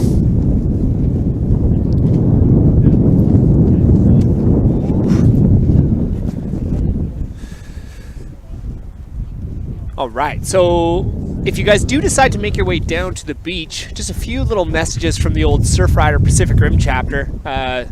Love the folks over at Surfrider, always doing their best to keep our beaches clean and all kinds of really cool initiatives. But a few things just to remind you guys, please bring all of your recycling and waste products to the Surfrider tent on the beach. Please empty and rinse all containers before placing them in their respective bins. This is simple recycling 101. This includes metal containers that will be provided to the organizers and contestants from UK Poke and Surfside Grill. We are collecting them for Reusables Vancouver Island. Please do not dispose of cigarette butts on the beach. I'm going to repeat that again. Do not dispose of cigarette butts on the beach. Okay, we do have a recycling station, and there are all kinds of those fun little surf rider butt things all over the town, so there's no reason. Just don't do it. And then, I don't know if we have it here today, but come check out the dartboard as an example on location at our tent. I'm not sure if we have it down here today, but it'll definitely be down at Cox Bay tomorrow. That's the one that they built out of cigarette butts. Super cool. Again, I don't even know if we have the Surf Rider tent up today. I'm not 100% sure, but they are providing coffee, tea, and snacks, so that will definitely be there tomorrow. Oh, whoa, how was that turn? It was nice. Oh, that was beautiful. Backed it up. Alec, This hit is that. becoming a combo. Combination. The Rugged Coast will be showcasing their recycled EPS foam surfboards at the Surf Rider tent as well. Did you forget your dog leash? Don't forget your dog leash, but if you did, Surf Rider has dog leashes for sale, made from upcycled surfboard leashes. No big deal. Do remember that single-use items are banned in the Pacific Rim that are plastic bags, plastic straws, styrofoam to-go containers, and now plastic cutlery. So thank you to the District of Tofino and Euclid for adding this to the SUP bylaw. Tofino is the first community in BC to ban plastic utensils, and Euclid is the second. We can call them interchangeable. No need to compete. Whoop whoop! And then to support Surf Rider Pacific Rim, and listen real closely here, folks, with all their ongoing programs and campaigns, please head to our website at pacificrim.surfrider.org to donate and volunteer. Thank you so much. If you are feeling so inclined, everyone is encouraged to do a 5-minute beach cleanup and track any marine debris using the Marine Debris Tracker app. Marine debris? Marine Debris Tracker app.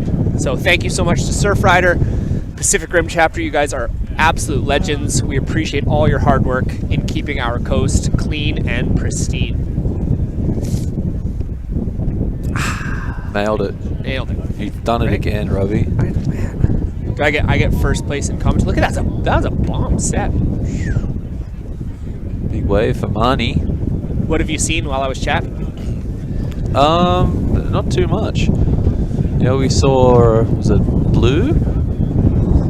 Out front, get that combo in the open men's. I haven't seen a score drop for it yet. I thought it was Blue.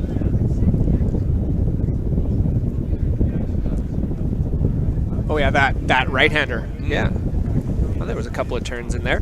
Yeah, I mean, that wouldn't be a .67. So maybe he's got a score coming.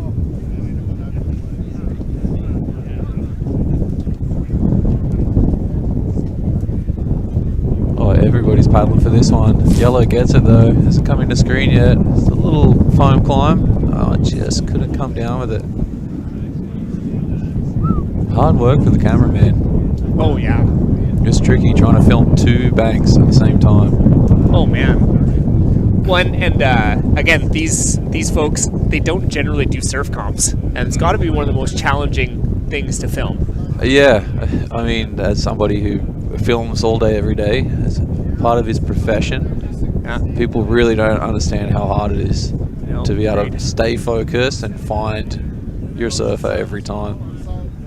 There's so many times where I'll finally switch out on a trip and someone will film while I'm out there. I'll come back in, they're like, oh my god, it's so much harder than I thought. Oh yeah. And I'm like, where's my good waves, man? Totally. Where's my good waves? I got your good waves. Totally. I feel like I did all right a few times that I did it. I caught a couple. No, you did good. But it was challenging. I literally never let my attention waver, not once. Because you can, so. And on a beach when you're down low too, oh. is that, you know, you can't see past a lot of the inside white waters to see somebody paddling for waves. So it's like the last second they're up and riding by the time you realize.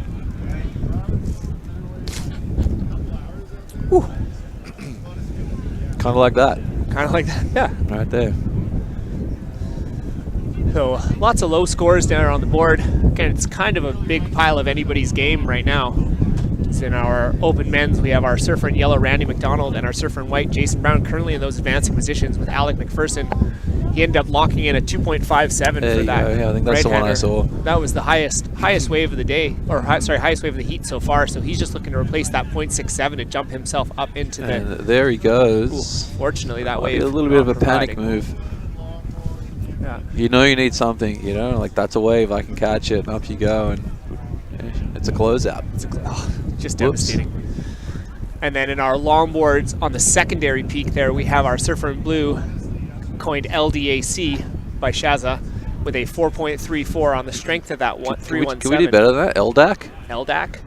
It kind of plays both because you got the Dakota, the Yeah, DAC, totally. the DAC, DAC, LDAC. Or it could be LDAC. LDAC.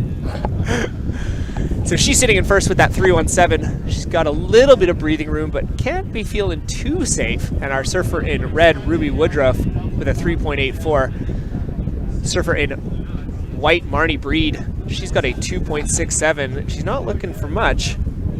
Well, she's got a 1.5 in the scoreline. Yeah, she's just looking for a 2.34. And then Ava Appleby, because she's looking for a 3.17. So one good ride. One good ride, it's all it takes. But again, that they are out there ticking away. That time is just ticking away here. Nothing makes you more nervous than the clock. Ugh. God, the clock. Got about 3 minutes to go here. Look at that adorable little pitch. I don't know who that is, Wow. but that is just super cute. Somebody screenshot that. Go. Yeah, someone screenshot that. Oh yeah. That's very cute. Pretty sure they went off screen and then just hoisted that kid into the water. Gotta learn to swim somehow. That's right. That's how they do it in Australia, don't they? So I learned. Yeah.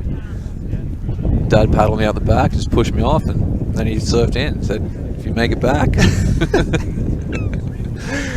It's like the 300, like the Spartan warriors. You throw them out into right. they gotta fight the animal, and if they make it back, we're good. Yeah, man. We're good. I did knock out a couple sharks, strap them together with some kelp, and catch a and wave. Ride them in. Yeah. And here I am. You're still alive. You're such a feel-good story, Brownie, in so many ways. So many ways. Oh, here we go. Surfer in white. Oof. A little hectic drop. This thing looks like it wants to open up for her. White needs a score. She's waited for a bomb. Just couldn't get ahead of that section, but that was a beautiful looking left-hander. She went the right way. Just so you know, Marnie, Shannon, give you the thumbs up because you went the right direction. I'll give you the score just for going left. Yeah. So your red's trying to go right.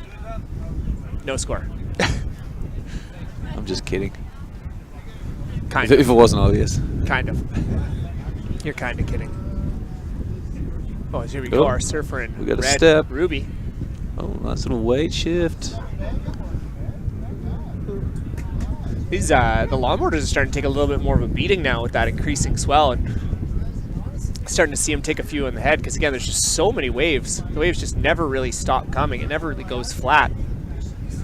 So it's definitely even for 15 minutes of work can be quite a little workout. Yeah, it'd be interesting to see the average of waves caught per heat. Yeah, Marnie's got 4 rides. I think she's got another score coming. I think 15 minutes, that's pretty good. That's a lot of opportunity. That is a lot of opportunity. Blue's up on a ride, on a wave. LDAC.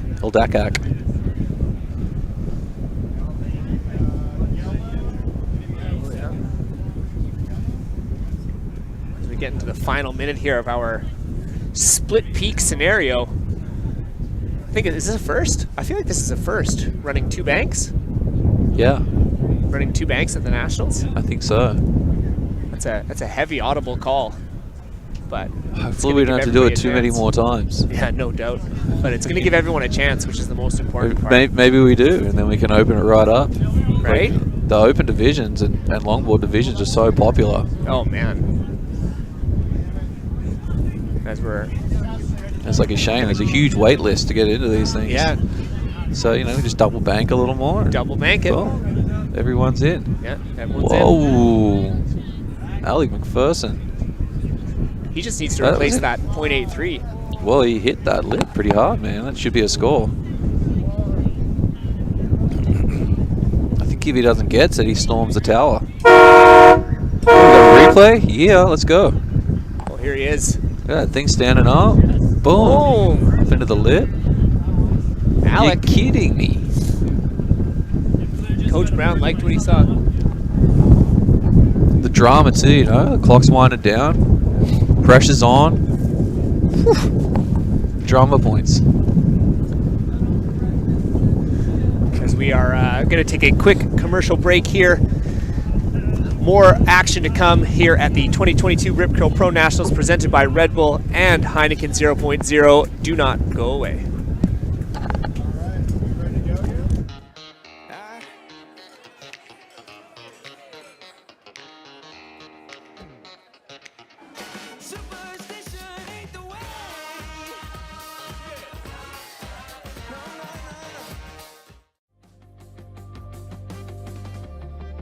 Increasingly, ethically driven companies are powering the global energy grid with renewable, non-carbon energy and working to minimize environmental and human impacts.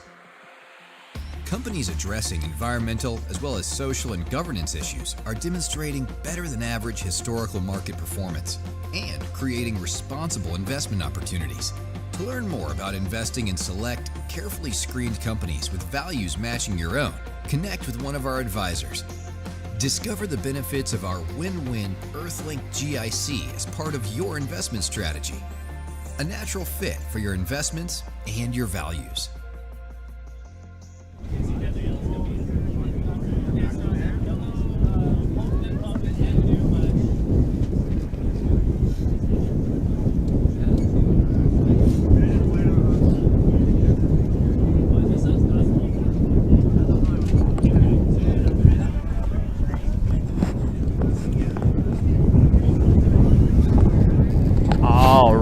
Ladies and gentlemen, we are back. 2022 Rip Curl Pro Nationals presented by Red Bull and Heineken 0.0. We, on our main peak, we are into Open Men round 1, heat number 5. And then on the secondary peak, we've shifted into Longboard Men's quarterfinal. Shifted. Is that what you did there? No, you did. But it's... Wow! You should have took credit for that. I know. Fully thought I can't. That's a very like tailor-made Shannon Brown comment. Come on, I can't take credit for that. You set it up. Yeah. How about this? Double duty against one another. We got the. These boys can't get enough of each other. I know, right? The Open Men's heat number 1. Whoa! Out who's front. That Edison. Oh, okay. I was wondering who this guy was. I saw him out surfing at Cox Bay. This guy shreds. Holy. He should be that in was the a little pro claim too, man. Yeah, what are you doing in the Open, Edison? Where are you from? Well, his name is Edison Castillo de la Rosa, so I'm assuming somewhere in Latin America. Great surfing. Yeah, that was fantastic. So in our Open Men's round 1 heat 5, we got our surfer in red, Jesse Carson, our surfer in white, Edo, cracking the lip a few times, our surfer in yellow, Taylor Duffy Stubbins, and then we've got our surfer in blue, Matthew Wabler. And then shifting down to our secondary peak, doing double duty from the heat of the day so far, we've got our surfer in red, David Schiaffino, surfer in white, Sebastian Duque, surfer in yellow, Darren Lundquist, and up and riding, we've got our surfer in blue, Douglas De La Mare. Soul arching. Oh. Trying to do a little It was cool. There. Did he just get out of the water too? He did. He was just in the Open Men's. Literally walked up, grabbed a jersey, and went back out, I think. Switch boards. And that is... It's kind of the pretty good way to do it, actually, right now. Yeah, You gotta wait, totally. get out of your suit, get back into a wetsuit on a day like today. No, get her done. He's stoked. And Shaffa locking in a 5.83. And Darren as well. Well, here we go. Oh, Taylor. We got... well, here we go. Surfer in white, Sebastian Duque. Ooh. Gets the old Norchesterman lip to the chest. The reverse hit the lip. The reverse hit lip. As Sanoa Ola would say. Because the lip hits you? That's right. Oh, nice. You go to hit the lip and the lip hits you.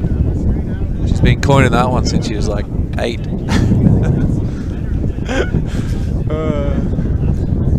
Man. These guys are, man, David and Darren are just a show all into their own. Incredible. A lot of D's. A lot of D's, yeah. David, Darren, Duke, Doug.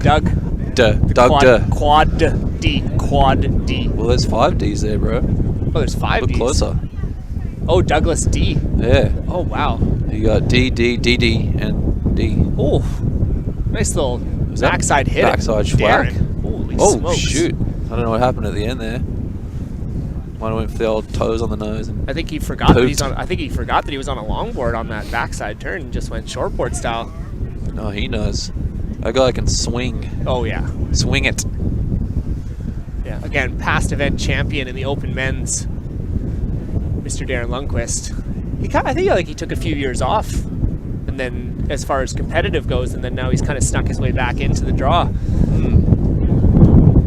But again, if you've been around long enough, whoa, let's go. Duffo, Taylor. Oh, that little soul arch at the end. That was worthy. That was the no claim right there. Taylor, attaboy.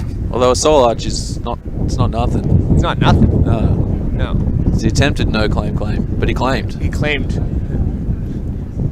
The attempted no claim, but you claimed by attempting not to claim? Something like that. Yeah. That was a good turn, though. That was a good turn. Oh, we got Schaffa up and riding, too, trying to back up that 5.83. Would love to have gotten a look at that. I mean, he's incredible on that longboard as well. Just an overall can also waterman. swing it. Just an overall waterman. Man, I reckon if Tofino makes the final and wins it this year, he's got to be jumping up to that pro division. He serves pretty damn good, that fella.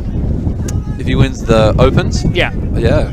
That was a story I wanted to kind of talk to you about. It's interesting to see this year that both the past Open champions have graduated. OSHA's into the pros and Shay's into the pros. Yeah, well, those kids are hungry. Oh, man. I know when OSHA entered, her mom was talking to her, being like, hey, do you want to go in the Opens again? And she's like, no, I want to go pro. Yeah. And her mom's like, well, that's going to be way harder, right? And she's like, yeah, I want to compete against the pros. Yeah. Like, she's so hungry for it. She's a future superstar, that one, as is Shay. We had a board riders comp actually a couple of weeks before Reed and I took off to the last QS event, and Shay got second in the final, Michael Darling got first, and I got third. Oh, so wow. Shay, man, took me out, took me down.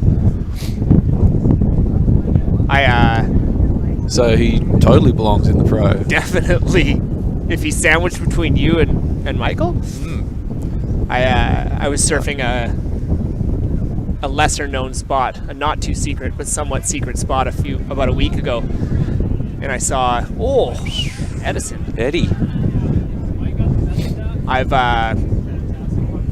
saw her, and I was paddling back out, and she goes to do this like bottom turn. It's definitely a closeout, and it's probably like shoulder to head high for me, so like triple overhead for OSHA, and she like goes to do this she lays back so hard, and she just full back into the lip, gets swallowed by the whitewash, completely disappears from my vision. I can't see her. But then as I'm paddling, I kind of turn my head as I go to duck dive, and as I'm duck diving, I can see her rodeoing, feet still glued to the board, on her back, with the nose still pointed towards the whitewash.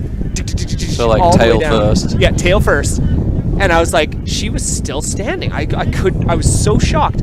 Or so she was still on the board, and then I was like, did you ride out of that? And she very, you know her now. She's very soft spoken. She's just like, oh yeah, no problem. I was like, that's an 8-point ride for one turn. Yeah, she's Nana. Oh my god, she is so hectic. Like, Reed and I were at the first QE this year down in Pisno, and I mean, OSHA and I have been working together for a long time, and she's really trying to push it and get into airs and spins, and we've been challenging her to start trying to do some reverses, and we get a text in Pismo and be like, I landed one. No way. And I'm like, wait, how old are you? I think at the time she's still 12. And I'm like, Reed, when did you land your first reverse? Ooh. She's like, I don't know, I was like 12 or 13. I think, OSHA might have beat you to it, bud. Did you get how many days? 12 and how many days? I left it at that. But I made sure to tell her, Yeah, like, hey, you did a spin before Reed, and look where Reed is right now. Yeah, he needed to know. But yeah, she's like constantly going for airs, and if she's not landing them, she's getting close. Like, she's really pushing the progression. So we got I don't think it's very long before she's one of Canada's top surfers. Oh my God, men and women. I mean, arguably she already is. She already is. It's exciting, man, and she's just the most frothing, surf-loving kid that I've ever met. Yeah, and so humble. Unbelievably humble. Oh, a lot of actions happened here. Little situation updates. Duffo snuck himself up into that first place position. Not for long. Not for long. Gazzetto. Oh, here he is up again. Oh, bang. Yeah. So we've got These are small, soft, almost gutless waves, and he's flying across there. So he's got a good board under his feet, but just a great wave reader. Yeah, good stuff from Edison there. With Edison and Taylor sitting in first place, Jesse and Matthew still kind of looking for some scores of consequence. They're going to need to get some in order to get up into that advancing position. Darren, oh my goodness. Let's go, Daz. There was oohs and ahs from the judging panel there. Yeah. What if you had anything before that? Holy smokes. It's always interesting down there with the judging at the longboard. How much weight are they putting on, cross-stepping and nose riding to big turns like that? Well, there was a decent amount of weight that old Daza put into that one, that's for sure. Oh man, I mean, just that turn alone should be a fairly high score. How hard it is to do that on a longboard? Oh my God. That's insane, man. Yeah, that was amazing. This is not the replay. Nope. There we are. There we go. Did we get a drone shot of Darren's turn? Or maybe. It's a drone shot there? Up out front. We just a little situation update here on that longboard men's quarterfinal heat number 1. So currently we have David Schiaffino sitting in first with a 10.83, Darren Lundquist with a 6.76, but we reckon he is going to be improving upon that score with the last turn of yellow. Our surfer in blue, Douglas De La Mare, with a 4.37, and Sebastian Duque with a 4.07. So last of yellow has come in for one turn, a 5.33. Deserving, Shannon? I would have given it more. I'd have given it more. Yeah, man. That was huge. It was a huge turn. It was very vertical. There's a ton of board above the lip there. Swung it around cleanly. Got nice and low, rode out clean. I don't know. What more do you want? Are you not entertained? I don't know. Here we go. Replay. Look at this thing, man. So patient. Found the spot. Click. Boom. Darren Lundquist putting on a clinic. That was really nice stuff there. I mean, I say it should have got more, but I haven't. I can't quite see down to that end to see what they were given for the 5.83 and the 5. So I'm sure the judges have got that on the scale just right. Yeah. And that's the funny thing with judging too, is it's easy to look at the scores and be like, that should be more, that should be less. But they set a scale at the start of every heat, and every wave is compared to the others. The judges are deciding, is it better or worse than this wave? And maybe another wave to fit it between. So it's all about comparing waves to get your numbers. Was our surfer in white there, Sebastian Duque. I always call him Duque. Is it Duke or Duque? Do you know? I don't. I've known this guy for like 15 years, and I still don't know how to pronounce his last name. I'm just going to call him Seabass. Seabass. We're going to stick with Seabass. Next time you see me, Seabass, tell me how to pronounce your last name so I can stop making a fool out of myself. This word. Maybe it's Quay. Duque. Or Duque. Oh. We're definitely getting the first and second place in the Rip Curl Pro Nationals naming section, the naming division. I'm getting third. I got knocked out. Couldn't get a name right. Nah.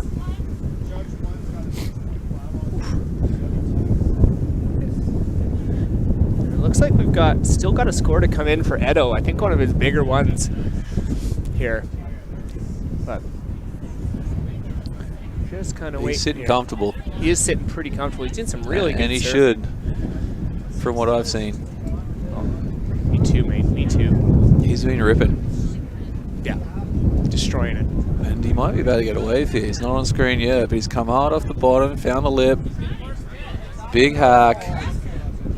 Like absolute carnage on screen. Oh, Eddie just ripped one, but the camera was on the longboard and it was pure mayhem for a second there.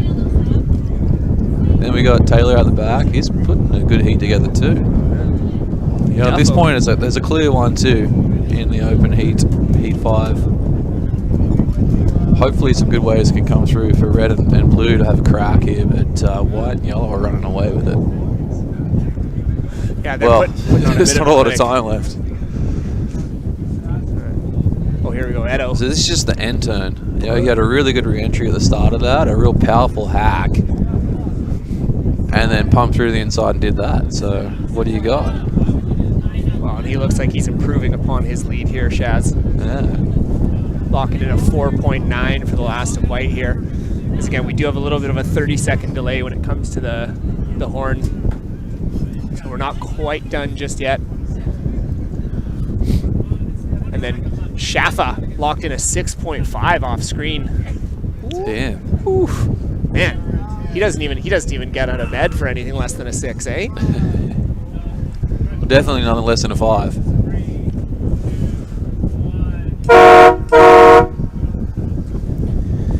As we come to the conclusion. We come to the conclusion here of our open men's round 1 heat 5, as well as our longboard men's quarterfinal heat 1. We are going to take a quick commercial break here at the 2022 Rip Curl Pro Nationals presented by Red Bull and Heineken 0.0. Do not turn the channel because there's plenty more action to come.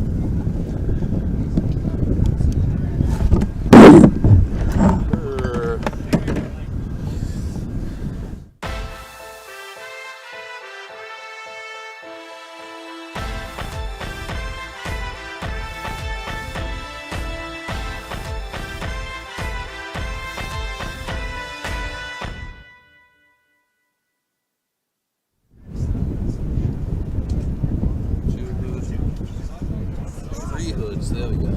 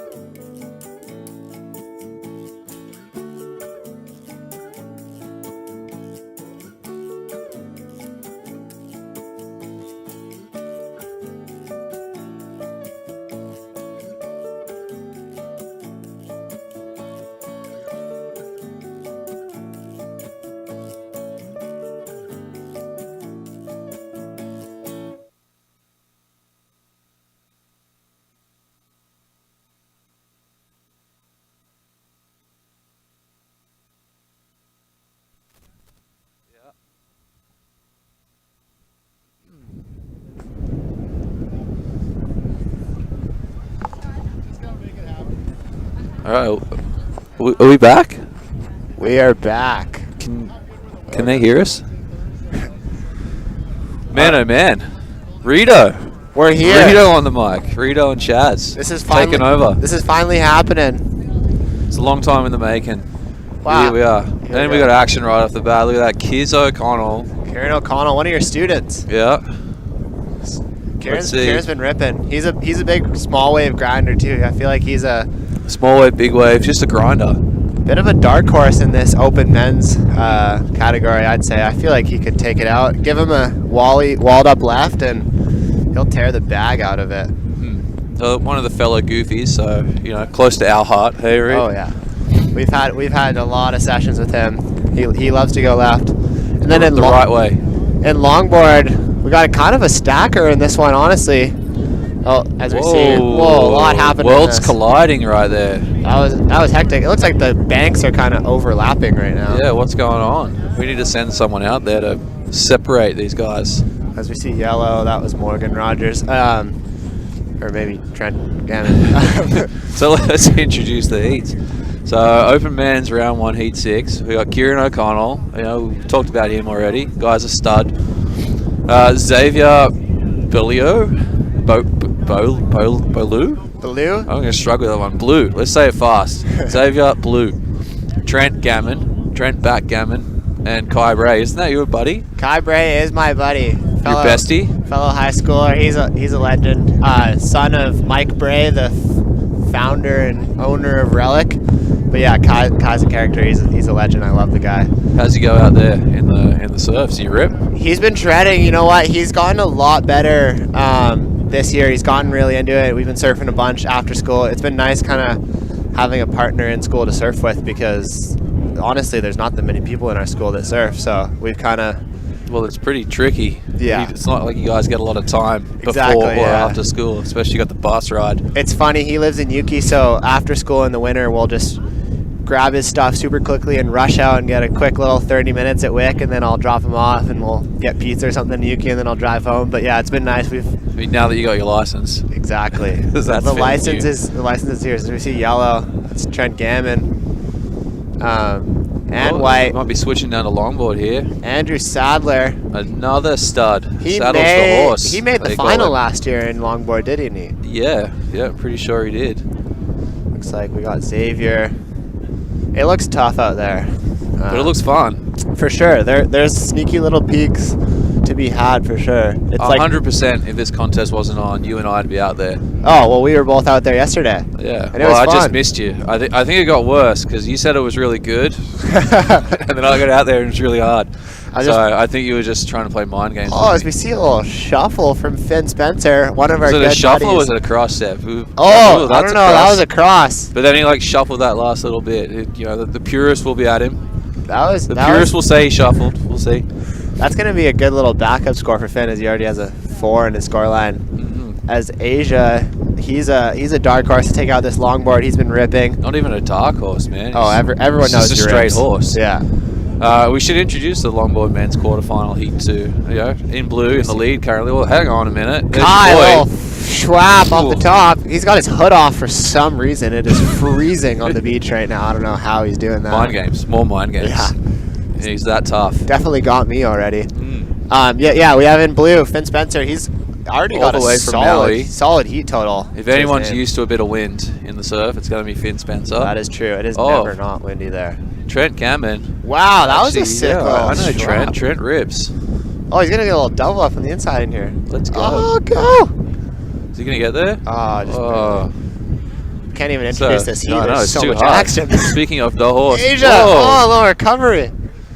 Must be wearing a leash. Andrew Sadler and white, local boy, born and raised. He made the final last year, as we were saying. I can't remember what place he got. It might have been second. He did really well. We know it wasn't first. Yes, we know it wasn't first. So maybe this year. But yeah, he's looking to go one step further this year. Here he is, up and riding. What do you got for us? Up and out. It's over it. Yellow, Morgan Rogers. Not too sure I know that name off the bat. I'll have to see him stand up, see if I recognize the style. And again, no need to introduce this guy, but we'll do it anyway, because Asia Dryden. Oh, Kieran! Let's go. What time is it? 12 o'clock. Yeah, Asia. I surfed Cox with Asia the day before the contest was meant to run, so Thursday, and he was out there on his log ripping. He was taking waves off me. Well, I mean, we had that swell earlier in the week, and we were, down in that special place.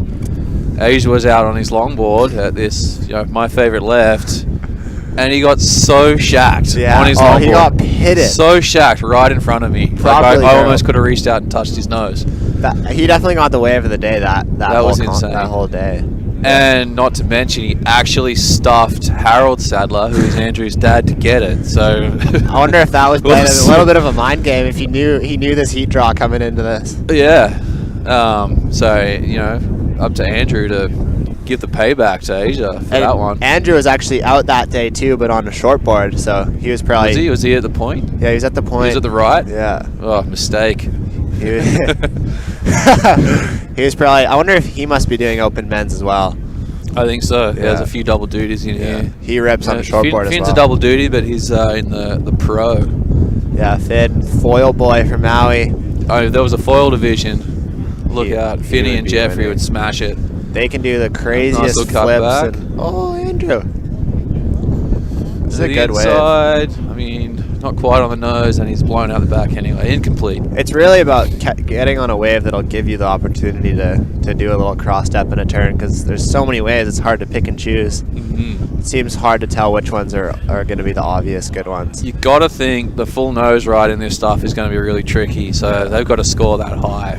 And you know what? The wind makes it hard to turn that longboard. When you put it on rail and it's kind of a bit out of the water, on the left especially, the wind will mess with the way that you turn that board. Mm-hmm. We see Kyle. And you're not in the longboard division. No, Why not?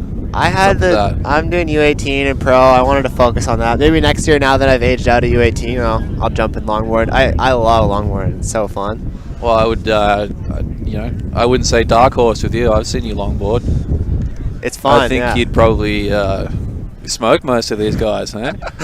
In waves like this, I find longboarding in big waves is so scary because it's hard to control your board, and I just frost so hard that I want to be on a shortboard the whole time. Yeah.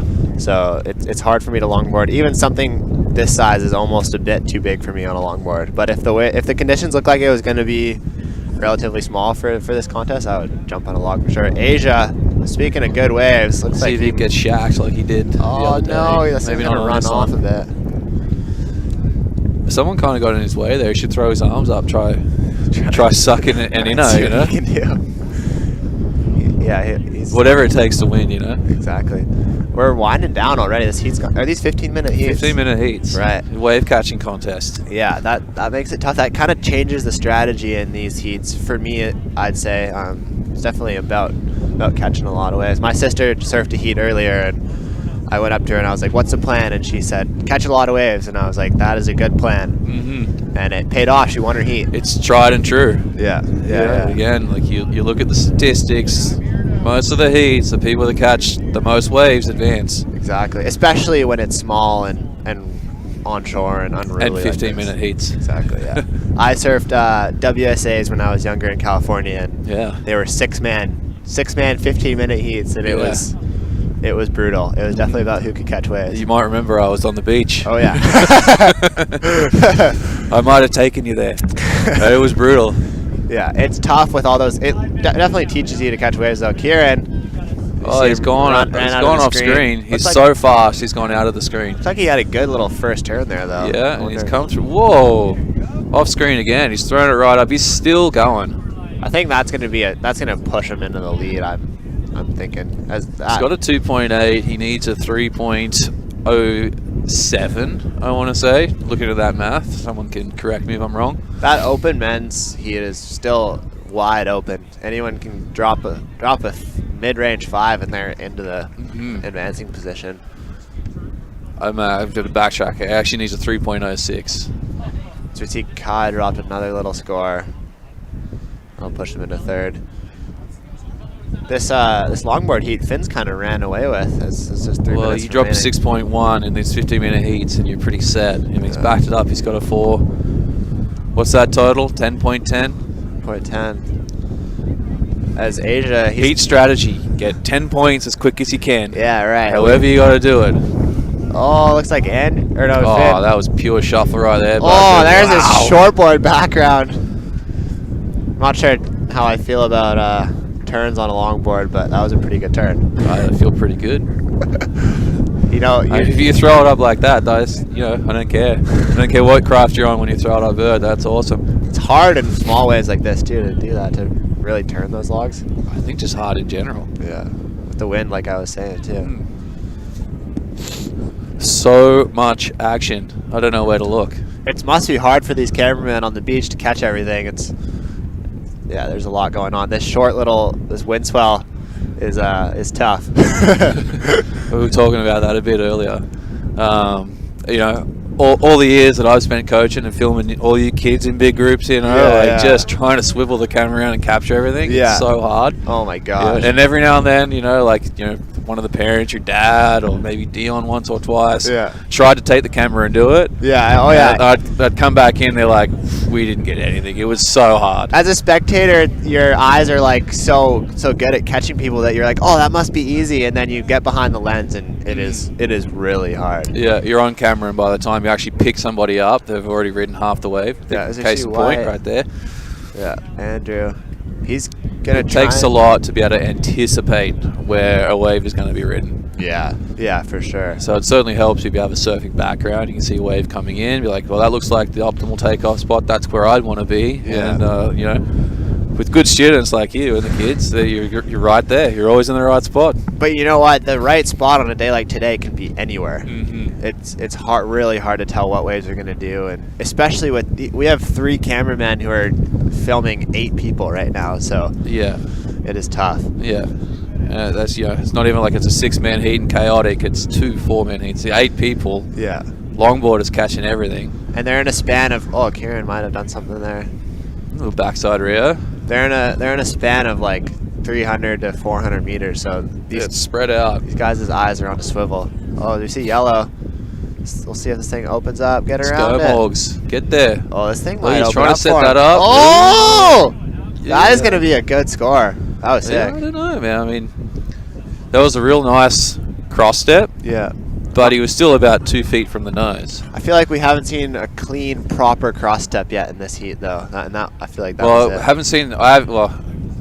Again, like, I can't quite see with my eyes past the cameraman. I haven't seen on camera yet somebody do a nice walk all the way to the nose. That's true. Oh, looks like yellow. Oh, this thing's gonna double up. Fortunately, can't get around that one. We're coming out of the last 30 seconds here. Already. These heats fly by. We don't have a score for that Kieran wave yet. I wonder He's if that sitting one's pretty though. Yeah. Your boy, he doesn't need much. Kai, yeah, what does he need there?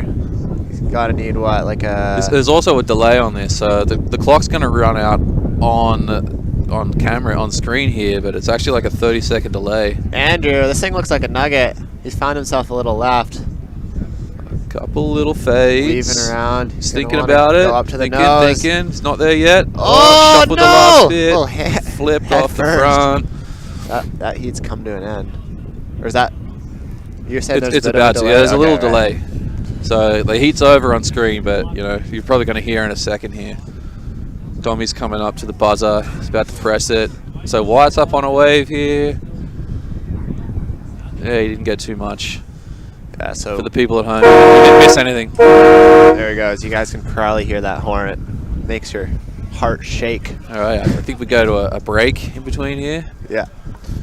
Robbie's usually the guy running steering the ship. As far as the commentators go, we've lost our rock. Yeah. But he needs a break. As we're gonna go to break. Yeah. Stick by for some more like amateur commentary from Reeve Latenius and we'll be Shannon. back. Let's go to some couple long commercials right now. Whatever you want to do. How do we turn this down? Okay, Roger.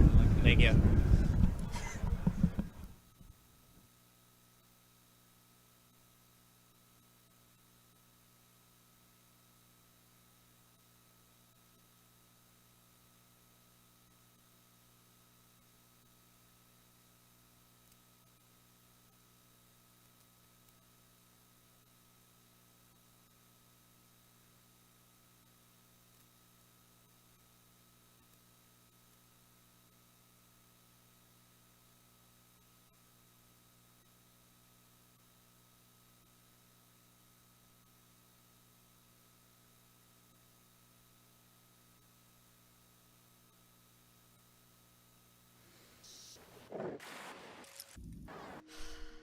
Summer, we've missed you.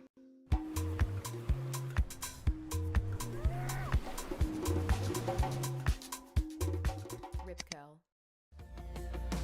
Although global access to clean drinking water increased from 76% to 91% during the period 1990 to 2015, increasing demand threatens to overtake supply. Innovators and industry leaders, however, are already improving desalination, treatment, and conservation methods, and building and extending infrastructure. Addressing environmental, social, and governance issues, these companies create responsible investment opportunities and demonstrate better than average historical market performance. To learn more about investing in select, carefully screened companies with values matching your own, connect with one of our advisors. Discover the benefits of our win-win Earthlink GIC as part of your investment strategy, a natural fit for your investments and your values.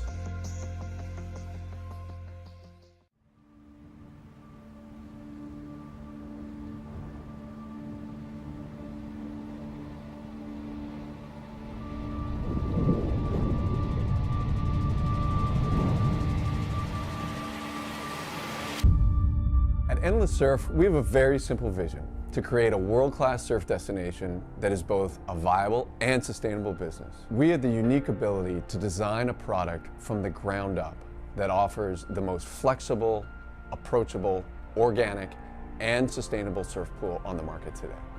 The benefit of having decades of aquatic entertainment experience is that we bring insight into solving the challenges that large-scale developments face.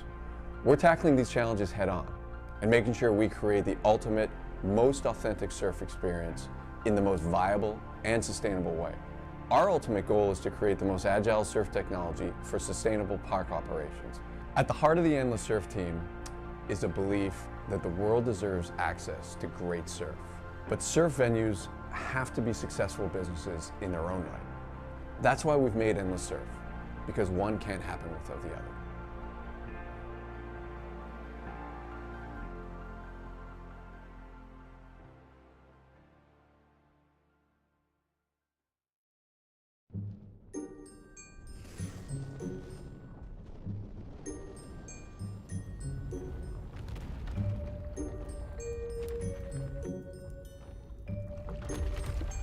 Imagined you are the best. Rip curl.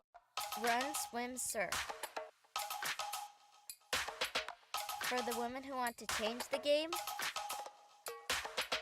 we made this for you. Ripco.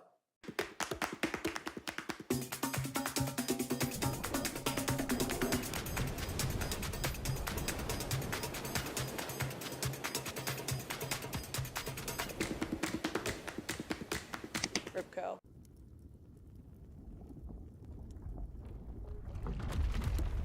E7 Flash Bomb Heat Seeker. Superheated stretch. Imagined by the best. Ripco. Run, swim, surf. For the women who want to master their game, we made this for you.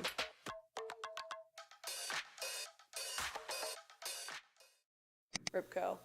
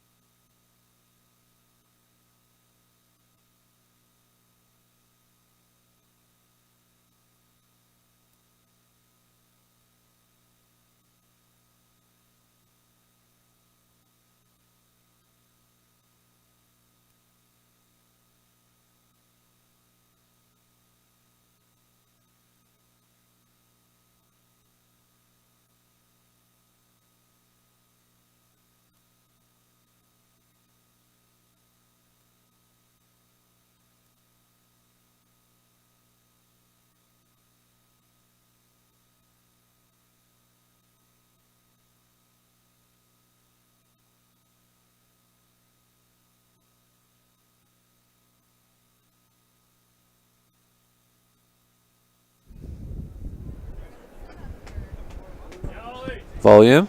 All right, we are on. Oh, we're so on. We are welcoming you back to the 2022 Rip Curl Pro Nationals presented by Heineken 0%. And Red Bull. And Red Bull. Don't forget Red Bull. Partner sponsor. Looks like we're about to start this. It looks like we're on camera, bro. Oh my gosh. Look at that. You look good.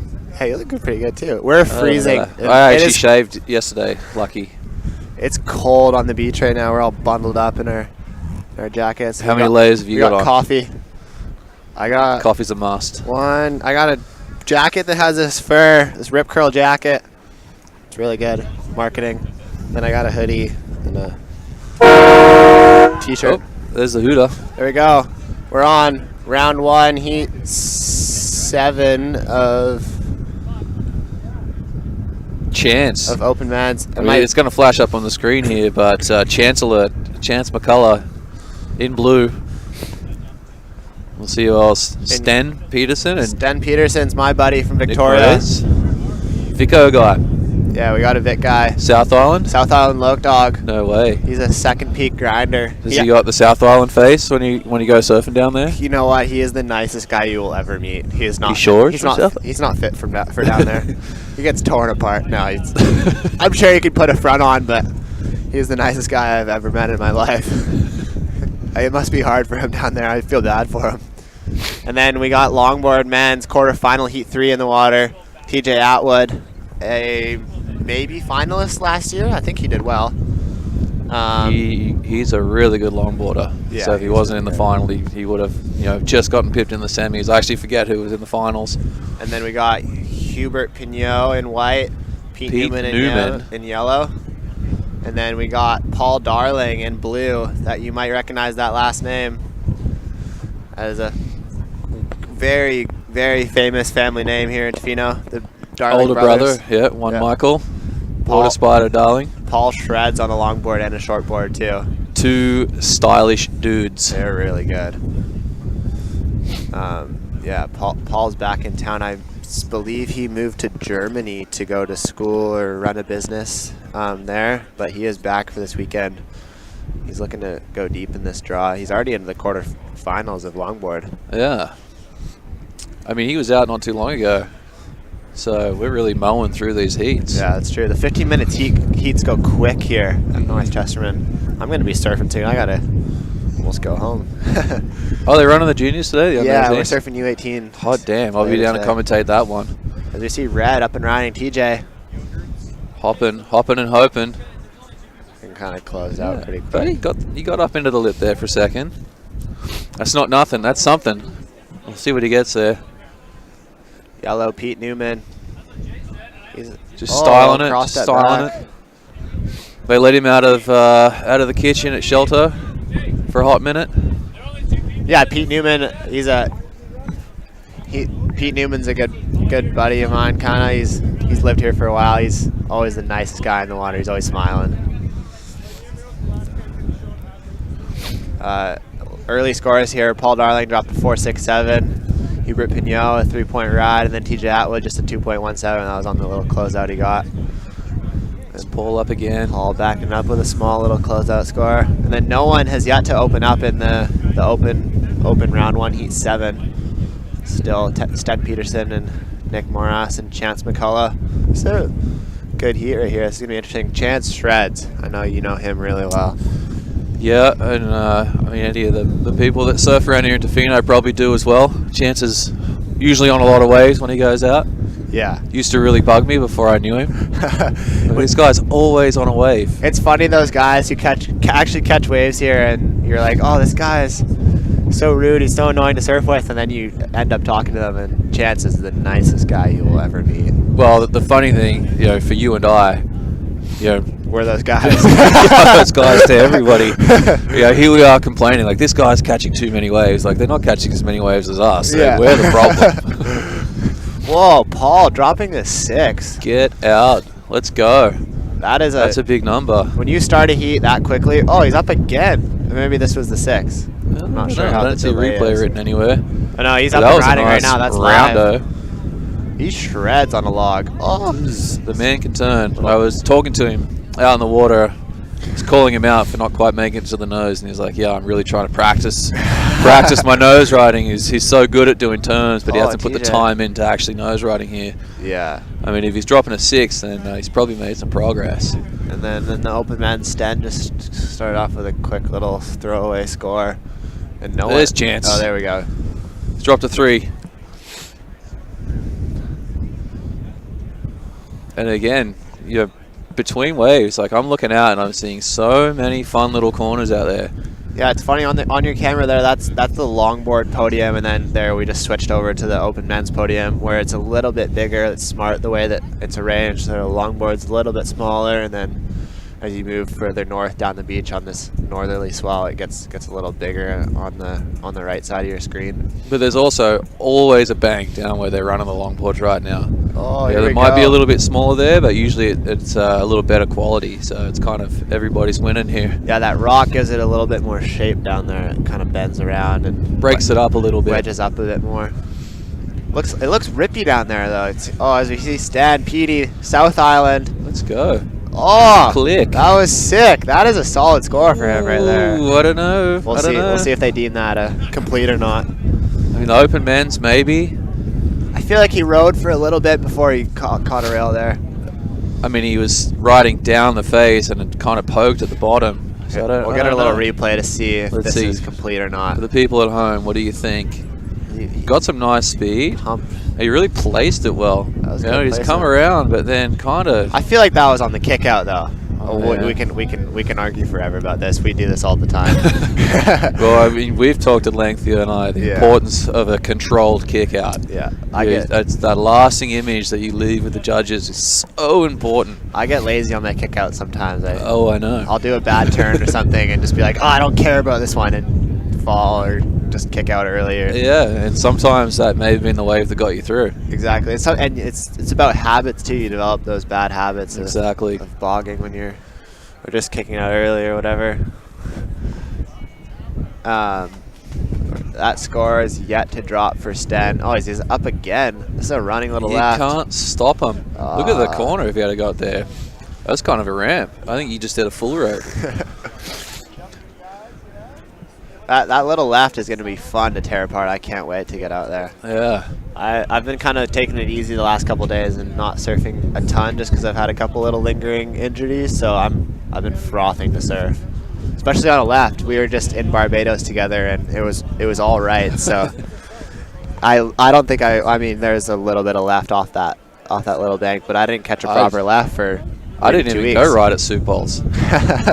There was a little against the grain left there. Oh my gosh, yellow Pete Newman, this is a nugget of a wave. Whoa, that was nice height stylish. on that turn. Another one. Full style. This is gonna be a solid little backup to his 2.87.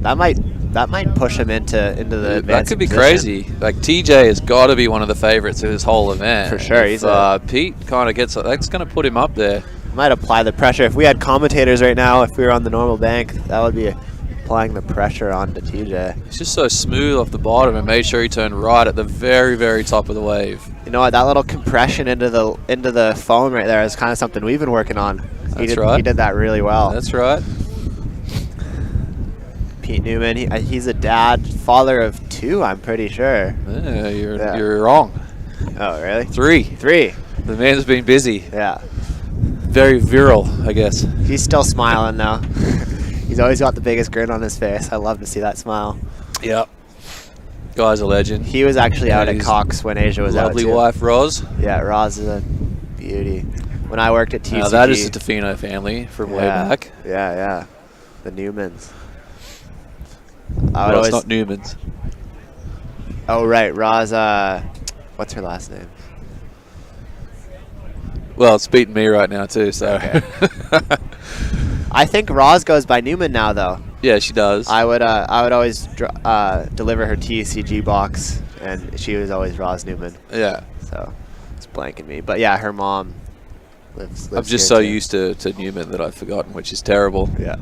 I'm definitely gonna get commented on when I run into someone later. Idiot.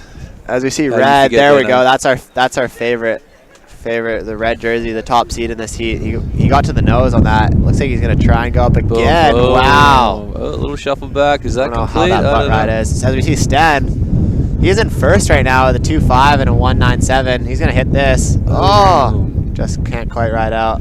So it looks like they did deem that wave incomplete that you were talking about. And they should. Yeah. You got to ride out cleanly, man, all the way. As we're already down to the 5-minute mark, these 15-minute heats are running quick. Our front runner, Paul Darling, with a 4.67 and a 6-point ride, and then TJ, he is still in second currently. You can see Pete dropped a 3.33 there, so he's right in this heat. Yeah, he's not going to need much. 3.35, I think will do it. And then, if I get my math right. In this open men's heat 7, I wonder if there are only 2 people in this heat, or if there is a yellow jersey out there. Whoa, wow, chance. That was big sick. hack. Oh, and a finish. And That's gonna be a solid. That is a control kick out right there. Yeah, Stan, I hope you saw that, or I hope you come back and watch your heat. That'll probably push him up into the lead for sure. He's got a 1 as a backup right now, so he'll get rid of that. But yeah, we were overhearing that there might only be 2 people in this heat. This heat 7. No Nick. No Nick. And Where's Nick? No red jersey either. I wonder who that top seed was that ended up falling out of the draw. Yeah, interesting. Oh, as we see a little action, we got White, Hubert Pignot. Oh, this is a solid wave for him. That is a good wave. Imagine that. Oh, that was sick. And there you go. He's ridden out cleanly there too. Well, look back to the judges. And he's got a 3. Yeah. I mean, the ball didn't turn too far, and it's hard to see or say what that looked like to the judges naked either. Yeah, when you're watching the camera, it's hard to tell the size of the wave.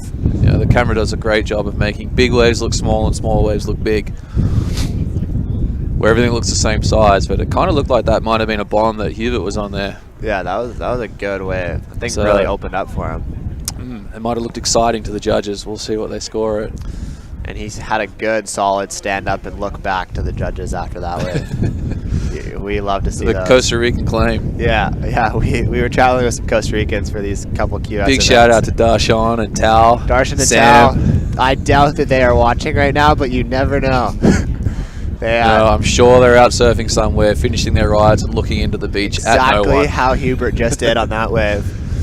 But you have to practice every aspect of surfing. That includes practicing your claim. Yeah. You know, those guys practice their claims. That stand up tall and look at the judges will go a long way if you need a 5.5 and That's you right. surfed your wave to a 5.3. You never know. Do you think it fools anyone? I think. Do you think the judges were like, I was going to give that a 5.4, but that like, claim it's got to be a 5.5. I feel like in Barbados there's definitely a couple waves that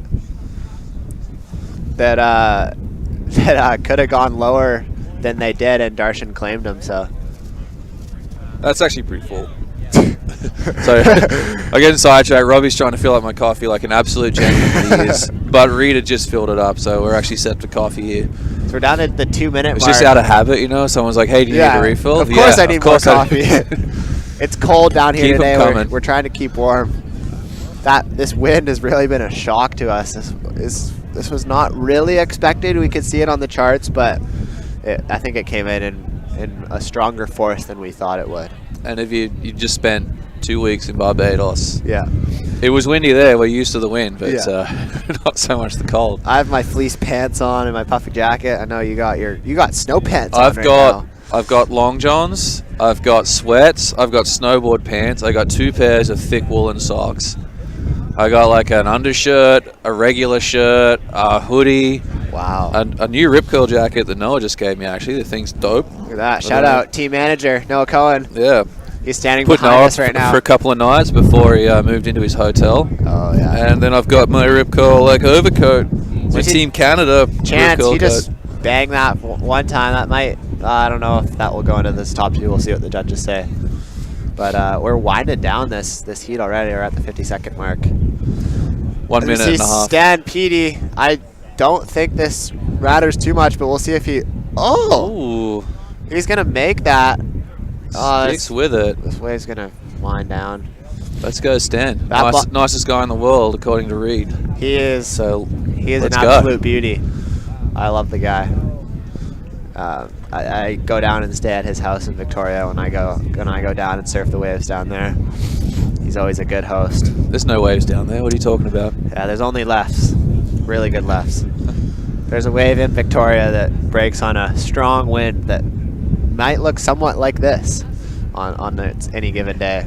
Have you surfed in Victoria? I never have, no. I have once, and it was like this. Actually, it was bigger than this. Really? Mm-hmm. Yeah, I heard it gets kind of shore poundy. Yeah, it was intense. punchy. Yeah. I got pretty smoked a couple of times. Really? There's logs in the waves, and it gets pretty hectic. Mm-hmm. Yeah. I know Sten's actually surfed that spot before. I can't even remember which spot it was. I don't know if we want to give this away. There's a couple of different spots. We're not going to give it away. Yeah. You see Eric on screen. Eric Eichberger, Rip Curl. He just walked through the camera. Get out of the way. Oh, that's not Eric Eichberger. Down in front. Never mind. That is Dario Phillips, Slow Tide owner and founder.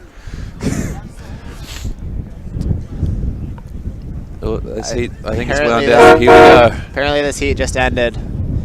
So we're too busy crowd watching. Yeah. People watching. We got Chance McCullough and Sten Peterson making it through that round 1 Heat 7 Open Men's, and then Paul Darling and TJ Atwood are going to move on to the semifinals of Longboard Men already. Yeah. Commiserations to Pete Newman and Hubert. Those guys surfed a good heat. Yeah. As you see our next heat in the water, we're going to... Oh, this is a couple of good heats here. I'm gonna pass this mic off to Robbie. He's gonna join back in, but it's been a pleasure, Shaz. Yeah, nice talking to you, mate. Yeah. Haven't seen much of you lately. I've been cruising. Yeah. I'll be back on here though at some point today. Let's go. All right. Adios. Adios.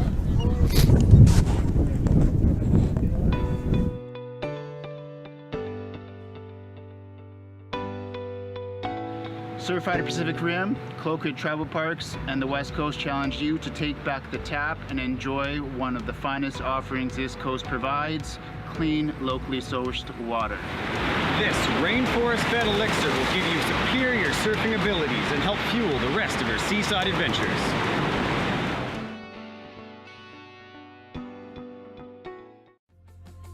Because by 2050, global waste production is expected to increase by 70%. Innovators and industry leaders are already focused on developing better waste collection and management practices, improving the recycling process, finding new uses for waste, and diverting it away from landfills. Ethically motivated companies addressing environmental as well as social and governance issues create responsible investment opportunities and demonstrate better than average historical market performance. To learn more about investing in select, carefully screened companies with values matching your own, connect with one of our advisors. Discover the benefits of our win-win Earthlink GIC as part of your investment strategy. A natural fit for your investments and your values. Ladies and gentlemen, we are back here at the 2022 Rip Curl Pro Nationals presented by Red Bull and Heineken 0.0. You are on the webcast here with Robbie Elliott and the coach, Shannon Brown. Whew, it's been, it's brisk down here, but there are lots of waves. The sun is shining. The crowd is packed. Like, you can't tell from where we are, but then I just went and had a little venture around. It's packed down here. It's awesome. The comp's on, man. Comp's on. It's on. This is a small town. This is a surf town. The comp's on. Everybody's here. Yeah. If you're not here, then you're nowhere. That's right. You're nowhere.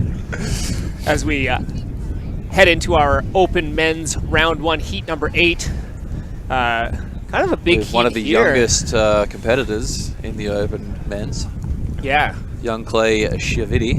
Who was just an outstanding story from the 2021 edition. I feel like I sound like a broken record, but he was, for me, a guy who literally just got better every single heat, every wave. It was just incredible to watch. So Yeah, he's at that age where he literally gets better every surf.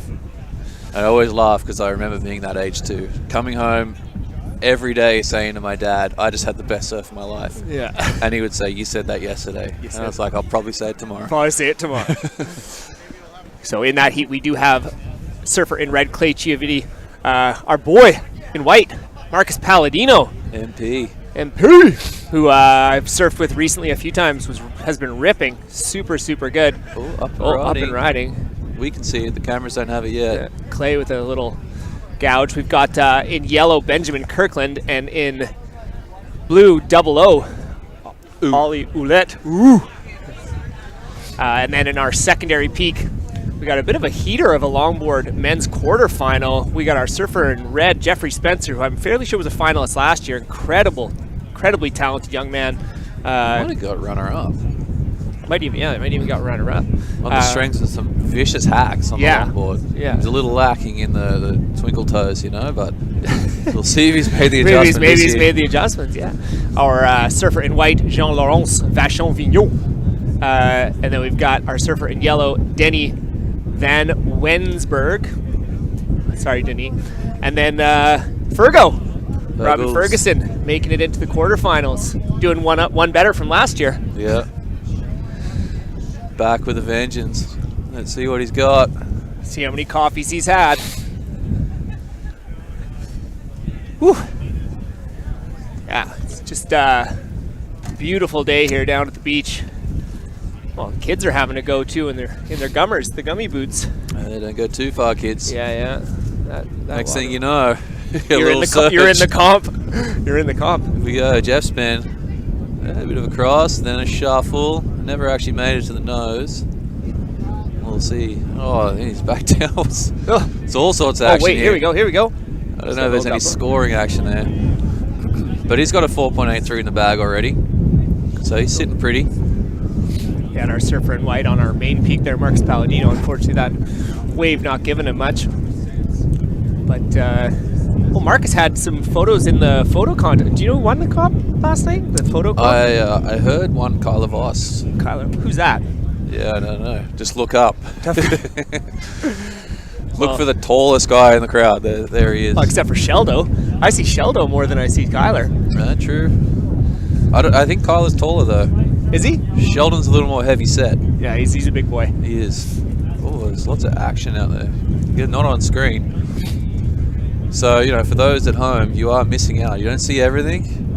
And if you can get to the beach, you'll see everything. You'll see Come down and join the rest of Tofino. Yeah, come on down. It's cold, but it's awesome. And I wasn't sure before, but I actually made my way over to the Surf Rider tent, to which they have hot coffee and treats and all of those other things they were talking about, the reusable or the upcycled dog leashes and things like that. So come on down. There is snacks to be had down here. Oh, we got surfer in red. Oh, drop in. Uh-oh, Denny. Get out of there, Denny. Watch out, Denny. Yes, Spencer's on everything. Or Spenso. Do we call him Jaffa or Spenso? Denny and Spenny right there. There's got to be a spin-off. There's got to be a sitcom spin-off here. Yeah. Denny and Spenny. And Jenny underneath there. Oh, wow. And Fergs. I got another for Robbie. Yeah. Spenny, Denny, Jenny, and Fergs. Spenny, and Fergs. And Fergs. Oh, man. When are we going to get Is picked Fergs up there? He's there. I saw him get dressed. You sure? It's only, half the heat's gone. He hasn't stood up yet. Maybe he's just finishing his coffee. Oh. He's just giving these guys a chance. You know what I mean? Yeah. Before he just storms home and stomps everybody. Yeah. Make it interesting. It's all about drama. Oh, yeah.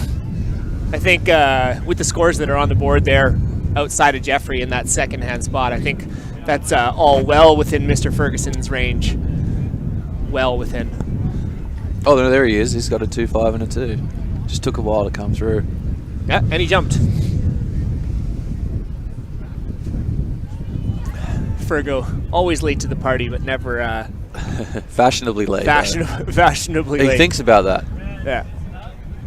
Oh, here we go. Whoa. Was that our boy Clay? Shivity. Another shivy. Yeah. But he's a stab in the lip. Shivy. Oh, there he goes. I think Jeffrey heard you make a shot about his boardwalking abilities. Well, I don't know if you heard me on that one, because that was some serious shuffles right there.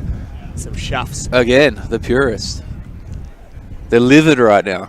Tough crowd. You did not cross. Oh, here we go. Here he's got a slow-mo of Clay. Bang. Look at that. Timing, placement. A little bit of fin out the back. I think if you were out the back and looked in, you at least saw one fin. One fin, for sure. Yeah.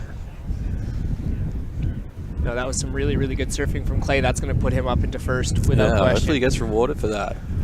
There's really only small ones that are on the board thus far. One major maneuver should get you more than 2 or 3 small moves. In theory. In theory. Well, Virgo. Oof. All right, that was nice. Got the green and gold board. Good old Fergo green and gold. Team Aussie. Yeah. We had Pete Newman in the heat before. Yeah.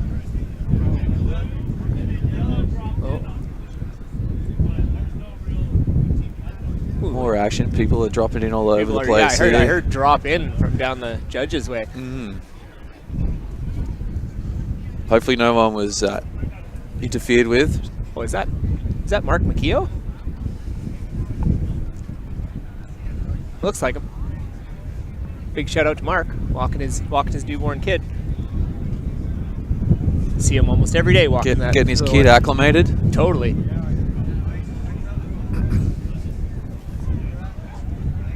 So we hit about the 5-minute mark. Again, man, it's just wild how quickly these heats. 15 minutes is just not a lot of time. No. Oh, there he is.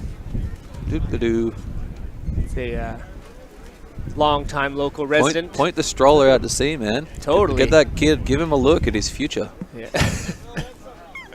See that, son? Well, that'll be yours one day. That'll be yours one day. I don't know if he has a boy or a girl. I can't remember. I'm always so bad with babies.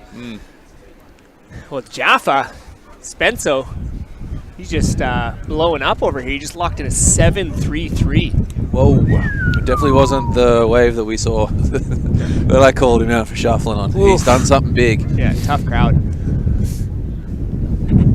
He's like, you think you're the man, Fergo? Check this out.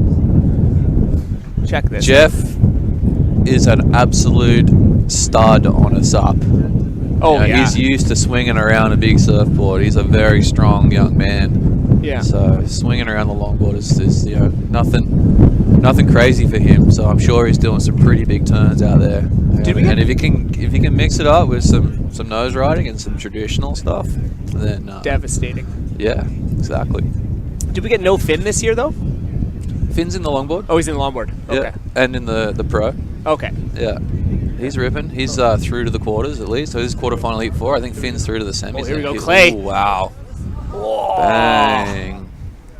Tricky section, you know. There wasn't like a defined lip for him to hit, and he somehow found his way up into it and still managed to push through and get a strong turn. Even the entrance into that wave was really incredible. Oh, Jeffrey. Ooh, the first step was a step. Yeah, and then a shuffle. It's interesting. I mean, you know, I don't spend a lot of time on a longboard, but I do a heck of a lot of coaching with longboarders. And something I notice, you know, something that's really important is that final step puts you on the nose. And you see a lot of people take that first step and then try to shuffle the last little bit. And if you watch a lot of pro longboarders, you'll see they'll shuffle to a spot where they can take the one step and end up right on the nose. Right. So that shuffle is a little bit hidden. But it's not the best look. If you see someone take that big step, be half a foot from the nose, and then try to shuffle the last little bit. Yeah, yeah. Oh, Jean Laurence. That is going to be a good wave. Johnny's back in the heat. Johnny's back in the. That's got to be. He's a guy that takes his longboarding pretty seriously. Yeah. He's traveled and worked with some good coaches overseas. Yeah. Yeah, that might bump Fergo out there. That was some. Let's see, what do we got? This was long after the damage had been done, my friend. Gotcha. It's the tail end. We had he was right, almost like a cheater 5 type deal up at the top, but it looked good. Looked really good. Looked away. I was too busy mid-spiel. Yeah. Well, I feel it's helpful even for me understanding of again what the things that you're looking for as the, especially in these longboard division. Oh, he just came up short. But, you know, he's lowered his requirement. Benno. And it's got to be up to Fergs to push that further away. And, yeah, out front. Benny K. Benno. Oh, Marco. Come on, Marcus. There you go, bud. This little cutty there. Oh, there we go. Second nice turn. Okay. There we go. Two nice turns. That's something. Yeah. And he doesn't need much. No. You got to... We'll see how much weight he needs the a judges put on that. 274. He needs a 274. I mean, that's well within the wheelhouse there. And Clay ended up getting a 413 for that combo. I think he already had that. We already had the 413, so yeah, so he must He still had a have big another front score side waiting. crack. I think Yeah, that was the one. 413. Yeah, and then we're he had waiting the for the backside backside track, kind of. So again, these judges have a lot going on here, in with the two banks and Clay's trying to be the Shea story this year. Clay, Shea. Yeah, well, you know, Shea, the young gun who went through and won the Opens last year. Clay wants to be the young gun that comes through and takes the Opens out. Graduate. Wouldn't be surprised if he does, man. Although there's some pretty sick names in the draw. Virgo. Let's see. I mean, he's trying to up a 2.5. I also saw that. You can see, like, he's really trying to get his feet set to make a clean run to the nose, and just as he goes out of screen there, wonder if he did or didn't. Oh, and then we had the last of White. Marcus, the two-turn combo, gets him jumps all the way up into second place. Marcus Palladino with a 3.00 jumps the other two surfers. Excellent work there from the handsome Marcus Palladino. Oh, Clay. And you may have noticed that last wave, not that wave, but the wave before for Clay was a 6. Oh. There's some rail. Benny K rail. Yeah. Oh, he's looking for a little bit extra. Reform. Oh, here we go. He's hustling. Ooh. I was actually out at a not-so-secret seeker spot with Benny K about a month and a half ago, and he had getting one on the inside. It wasn't even a big day. And he did a floater and snapped his board clean in half. Ooh, yeah. Better your board than your hamstring. Totally. Ask totally. Mick Fanning about that. Oh, look at this set coming in on the... Well, we're going to take a quick break here. Yeah, that heat flew by, man. We were just having too much fun. I know. That was next thing out of the hoodle, man. We didn't even count it down. And great heats. So we're going to take a quick break here. Come back, join us at the 2022 Rip Curl Pro Nationals presented by Red Bull and Heineken 0.0 for more awesome surfing action here at North Chesterman's Beach.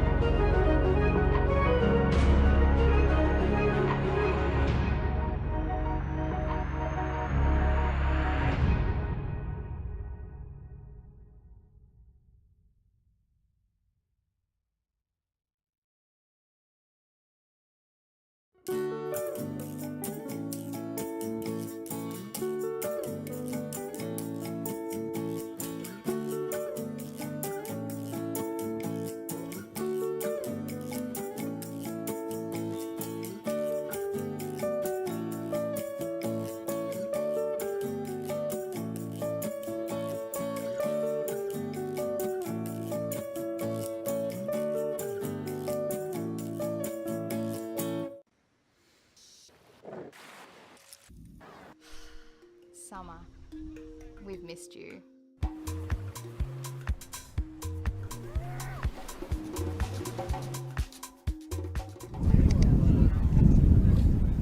Dogs. And we are back at the 2022 Rip Curl Pro Nationals presented by Red Bull and Heineken 0.0 as we have the 4-dog heat down on the beach here. Do you like dags? Do you like dags? Yeah. Man, it is just awesome down here. Took a step back and had a look around. There's got to be at least a few hundred people down here at the beach. And like Shannon said, it's if you're not here, you're not anywhere. As we do have the... If you're not here, you're not where you should be. You're not where you should be. So get it together. Put your coat on. Come down. Come on watch down. the comp. Cheer some people on. Oh, Cheer some whoa. people Check in. this out. Longboard quarterfinal for the women's. Top seed, Matea Dempel-Olin. How's this open men's round too? Yeah, shoot. Oh, what? Yenzi. Let's go, man. I know, Yenzi. Danny was just out there. Wasn't he in the last heat? I think so. Did someone just give him a jersey and just give him a board and keep him out there? Crazy. Sebastian Duque. I asked him. It's Duque. I asked him. Yeah. I was right the whole time. We'll stick with Duque. Oh, Yen's already out on one. João Pedro Belfort, that guy always goes deep in the open comps. He's so good. He's gnarly. He's gnarly. He's won it once before, hasn't he? Has he? If he hasn't won it, he's definitely finaled a couple of times. I think he won it like the second year. I thought there was some rule that you had to go to the pro after that. Well, no, because Darren Lundqvist is in it. But he went to the pro the next year. Oh, okay. Yenzo up into the lip. So, Open Men's Round 1, Heat number 9. We're almost through this Open Men's division, the biggest division of the entire comp. We got our surfer in red, Sebastian Duque, now living in the North Island, he tells me. So he's living up north, made the trip down. King of the North? King of the North, Norto. We got João Pedro Belfort in white, Jens Kalwa in yellow, and Denis in blue. Double duty. We think he might have just literally maybe even cut his board in half and just jumped into this heat. He's got this new technology, you know, where you just kind of like unhinge and just pull the front off, just send that in, and like those little paddle folds, across. the little leaflet you used to put in the middle of the dinner table. Remember those ones? That's one. I don't know what the proper term for that attachment is. Yeah. And then in our secondary heat, we've now switched to the women's quarterfinals. Our surfer in red, Matea Olin, past champion. Our surfer, I think she was last year's champion gold too. medalist in longboard Yeah. at the Paso, which was the qualifier for the Pan Am Games, where she was a bronze medalist. So this she's kid pretty good at is longboard. so good on a longboard. She's it's like it's pretty poetry good. in motion. It's just beautiful. Yeah. It's like tears in the eye style surfing, man. It's great to watch. I hope she gets a bunch of waves and the cameras Has catch anybody it. got any Kleenex they can bring to the webcast booth just in case a few tears get shed? Yeah. And then we've got our surfer in white, Amy Shimizu. Our surfer in yellow, Victoria. Hey, Zhao. Oh, Zhao. Whoa. Holy Looking spicy. smokes. And isn't he Great Lakes? Is he? I'm pretty sure he's Great Lakes. I'm pretty sure. I'm not gonna put all my money on it, but Did a he grow decent up amount. surfing in the Great I Lakes, think or did so. he move there? Because imagine if he grew up on the Great Lakes, this is going to be some good quality waves for him. That's going to give him an advantage, if anything. You know who did, I think, grow up on the Great Lakes, is in the draw too, is Taylor Stubbins. Oh, yeah. Yeah, there you go. Oh, so we got surfer There's in good blue. surfers coming out of the lakes. Ooh, Denny. And then finally in the longboard women's quarterfinal, our surfer in blue, Ashley Gonzalez, who snuck a buzzer beater to get herself through. There you go. You can see she makes it all the way. You could see her toes clearly over the front of that board. And it was cross step all the way. Shannon likes what he sees. Kid's got amazing balance.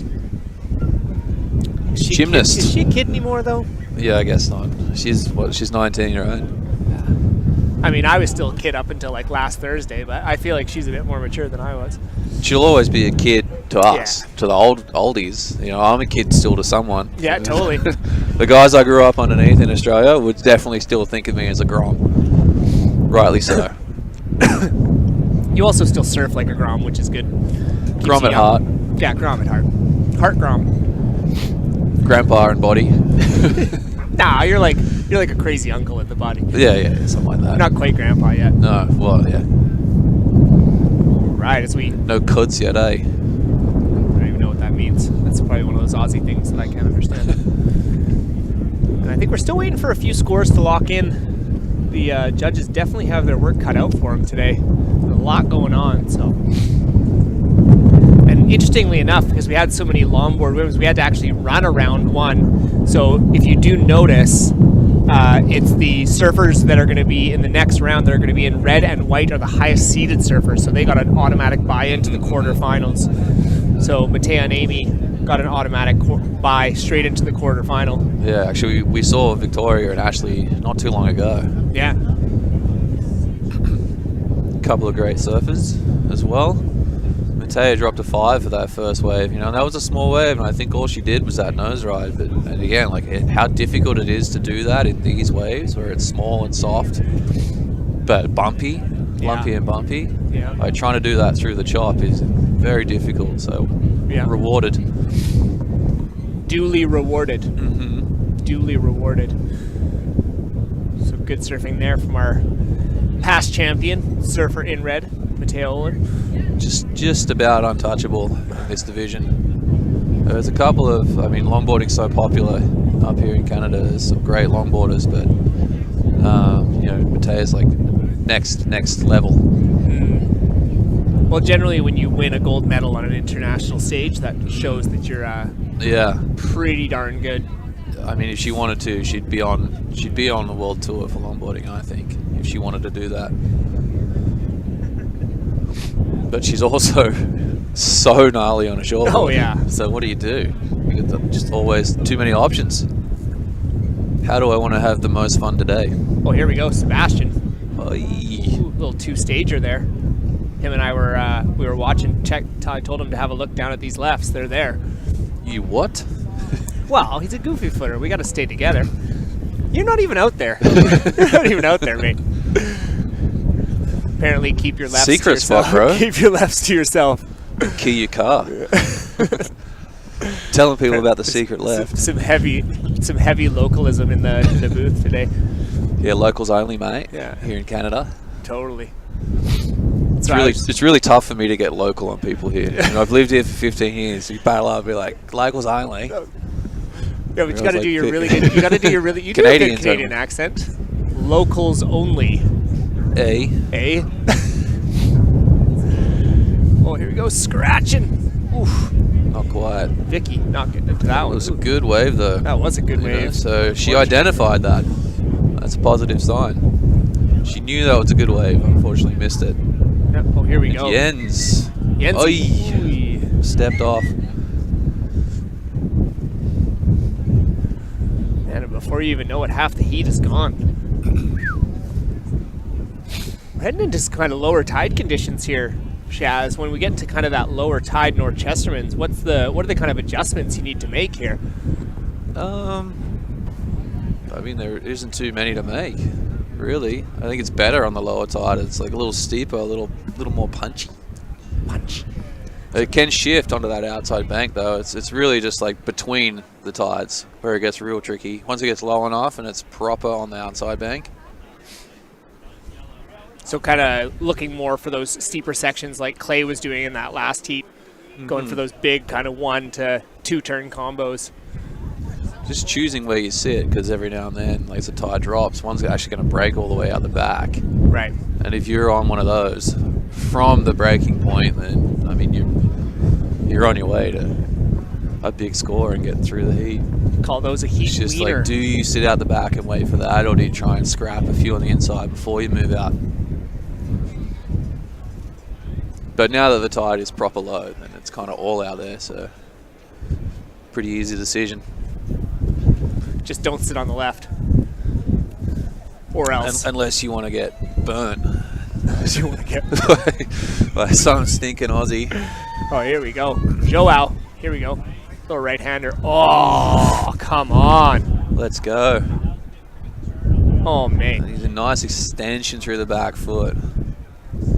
Coach likes what he sees. That's got to be one of the highest scoring waves of the day so far, probably. I would have to agree. And no. Jens. Did he throw his hands up there? I don't know. This is an interesting one because Jens, I mean, yellow, took off in the whitewash. I don't know if he was ever going to make it to the shoulder of that. So whether you could argue that red didn't actually hinder the scoring potential of yellow, but that's in the judges' hands. Glad I don't have to make the call. No.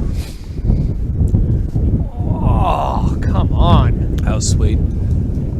That was just really crisp, really quality surfing there from Joe. Even kicking the tail out on both of those turns. 3 strong turns, not a lot of downtime in between too, so floated together nice.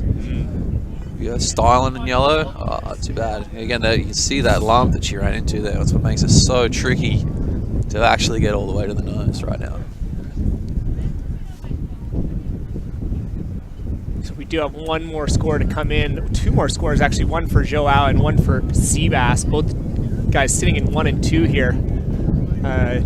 Denny and Jens are both sitting on kind of smaller scores. With about 5 minutes to go here, it just goes to show how quickly these heats fly through. I mean, God, if you don't get a decent score right away, it's just nervous times right off the bat. So we got Surfer in Blue up and riding. Whoa, the 1-footer karate kick there. I don't think they count that. What happened? Does he still think he's in the longboard heat? Did he just try to cross step and nose right? Well, I mean, the poor guy didn't have a lot of chance to transition. You see our... Oh, someone's rocking a stub. Good choice. Yeah. That's not the first. I've already shot out a stub call claim. The tennis stub model, one of my favorites. Mine too. I would even say, and again, you saw, it's probably what turned me from a very, very, very mediocre shortboarder into a decent snowboarder. Pretty darn good one. Yeah. Thank you, Stefan, and your stub. It was the old purple. Do you still have old purple? Yeah, I do. Does it still work? Does it still float? Yeah, it still floats. It's a little, it's not quite as lively as it once was, that's for sure, as we see Matea taking off. See what this wave offers up. Boom, boom. Heel clicker. Thinking about it. Oh, yep. And not sure if you're going to count that or not. You really got to get back and stay on the wave. But, showing how skilled she is right there. Like, that looked easy. And it was not. Oh, that purple stub was an interesting story, man. I mean, Stefan originally made that board to be a trophy for the longboard division in one of the Queen of the Peaks way, way back, one of the first editions. Really? And when he made that one, he wasn't stoked on the resin tin and thought it should be bigger for the longboard prize, so we made another one, and that one just sat in the shop. And we'd come over and talk boards, while we were sort of trying to figure out what we're going to make for my next board. And every time I'd sit there and look at it, I'd be like, that thing looks so fun, man. And then just happened to break all my boards at one point. And I was like, can I take that for a spin?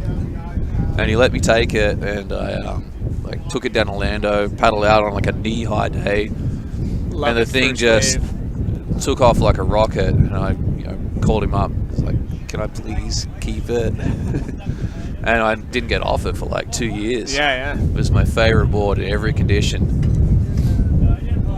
Yeah, I still remember the first time I saw you on it. I was just so blown away. Oh, surfer in red, sea bass, great turn.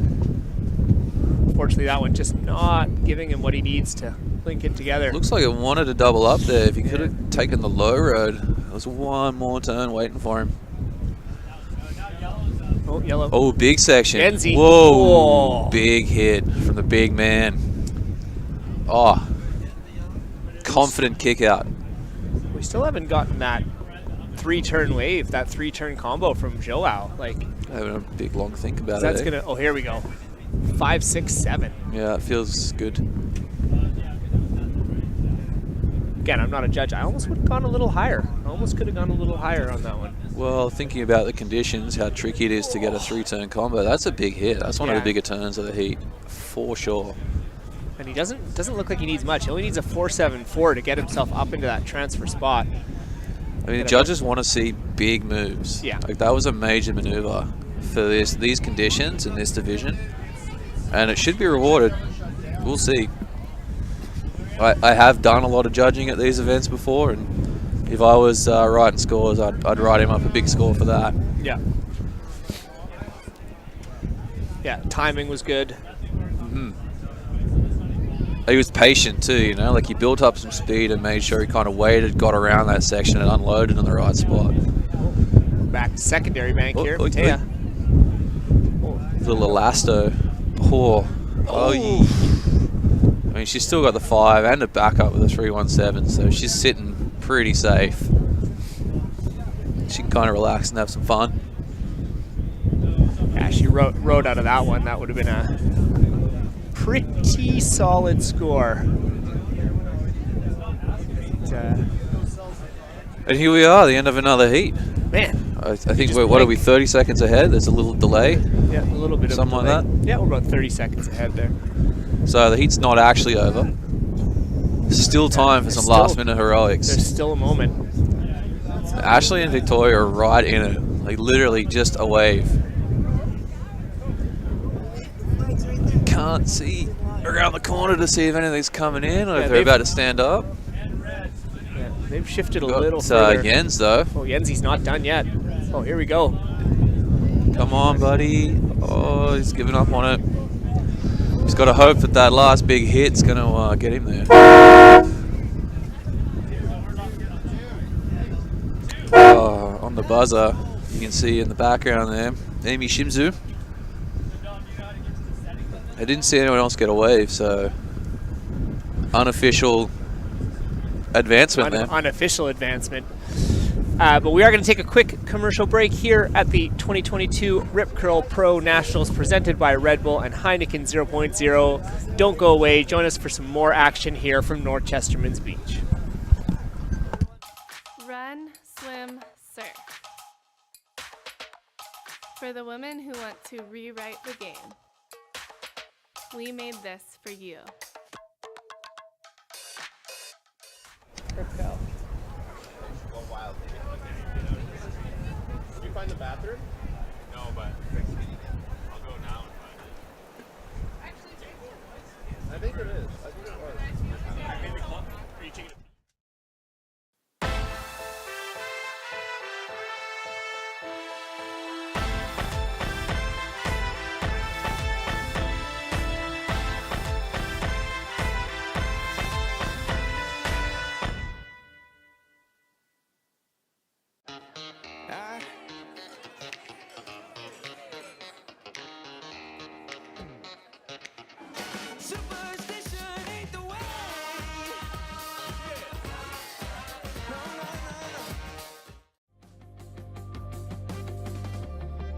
Increasingly, ethically driven companies are powering the global energy grid with renewable, non-carbon energy and working to minimize environmental and human impacts.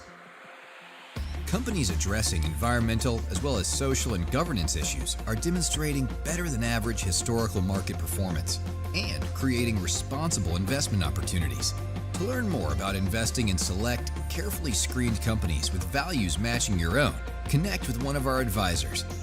Discover the benefits of our win-win Earthlink GIC as part of your investment strategy.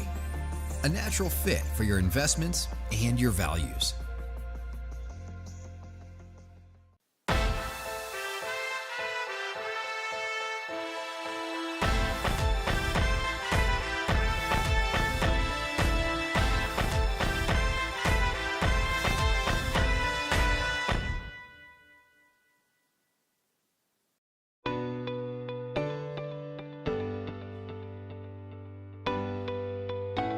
Surfrider Pacific Rim, Cloquet Travel Parks, and the West Coast challenge you to take back the tap and enjoy one of the finest offerings this coast provides, clean, locally sourced water. This rainforest-fed elixir will give you superior surfing abilities and help fuel the rest of your seaside adventures.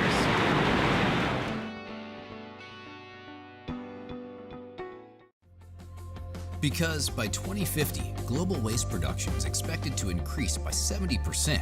Innovators and industry leaders are already focused on developing better waste collection and management practices, improving the recycling process, finding new uses for waste, and diverting it away from landfills.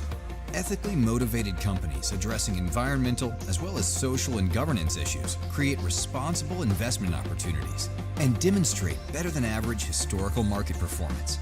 To learn more about investing in select, carefully screened companies with values matching your own, connect with one of our advisors. Discover the benefits of our win-win Earthlink GIC as part of your investment strategy. A natural fit for your investments and your values. We're here on the traditional Uthulathat and Tolokwit territories. Surfrider Pacific Rim was inspired by the Cigarette Surfboard Company, and as a surf community with strong environmental values, we wanted to make the first Canadian cigarette surfboard to use and educate people with. We wanted to create the dartboard to commemorate the Surfrider Foundation's milestone of collecting over 1 million cigarette butts off the Pacific Rim coast.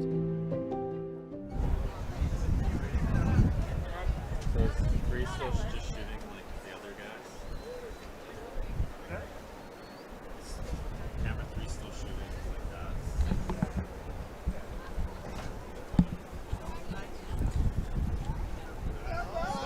that. And we are back at the 2022 Rip Curl Pro Nationals presented by Red Bull Canada and Heineken 0.0, my new best friends.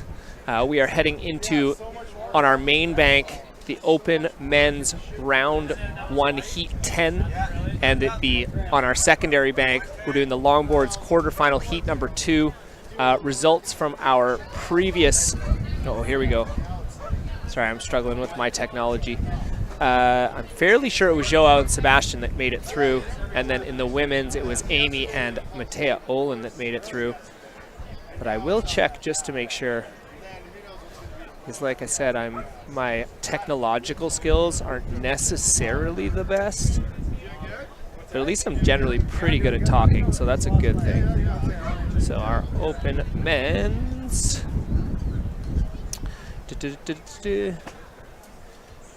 Yeah, so we had Joao make it through with some really incredible surfing, and then Sebastian Duque making it through. Unfortunately, Jens did not quite get what he needed to make it through to the next round. And then in our longboard women's, we had both Matea Olin and Amy Shimizu, our 2 top seeds, make it through to the next round. So we are now moving into Open Men's Round 1 Heat 10. We have our surfer in red, Brian Padron, our surfer in blue, Brody Thompson, surfer in white, Andre Belrive, and in yellow, Elijah Agostinelli. I nailed it. Third time. And then in our secondary bank, the longboard women's quarterfinal, Heat number 2, our top 2 seeds, Amy Souza, who's a perennial favorite here in the women's longboard, and Annabella Rose Zero. And then in yellow and blue, we've got Erin Hamilton and Carolyn Day. Carolyn Day, I think she was the standout from round number 1 in the women's longboard, Chaz. She dropped a couple of big scores. Yeah, that's for sure. I remember a 6 for sure. And then something else. I think she backed up into a double-digit scoreline, that's for sure. So some good surfing from the surfer in yellow as we go to a little bit of live action there with Andre. With Old Yeller. Cracking. Old Yeller. Must be a favorite. The board? Yeah. Yeah. It's kept it around for the big heat. Yeah, totally. Oh, you can see some definite swell coming in. Look at all those back reefs there. There's some pretty big swell rolling in. Mm-hmm. Definitely. Imagine if those islands weren't there. It'd be triple overhead here. Be pumping. Probably be too big. Yeah, only right stuff. Good thing those islands are there. Good thing. Imagine if those islands were there. Good thing those islands are there.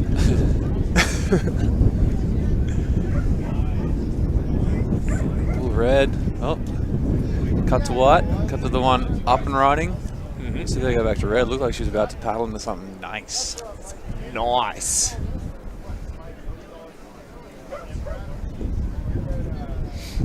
Yeah, as we, if you guys are just joining us here, it's been a really interesting weekend for the Rip Curl Nationals. What do they say? Something about the perfect plans.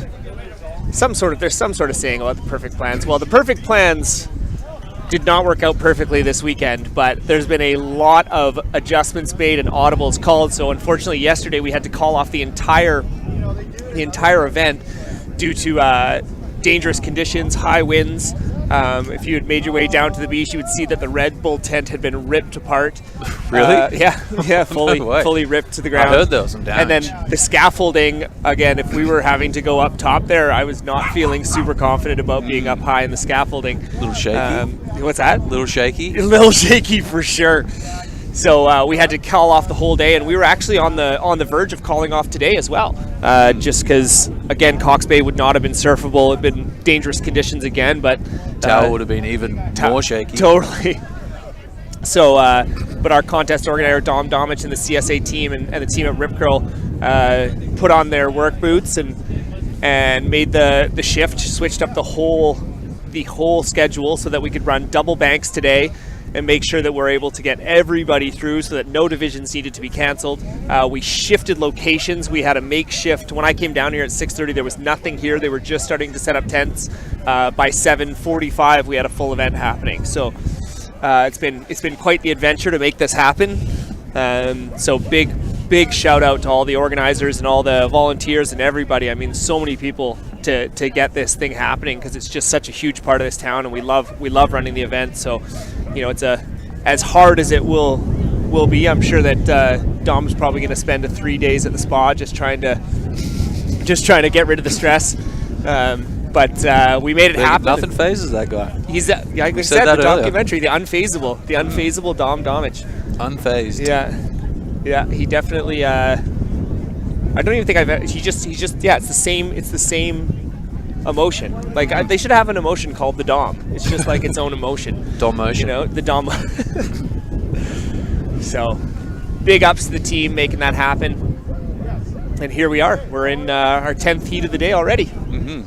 Or we might even be higher than that. We might even be in like our 15th or 16th. Yeah, because we did the whole Open Women's before the Open Men's. Ladies first? Ladies first. So chivalrous.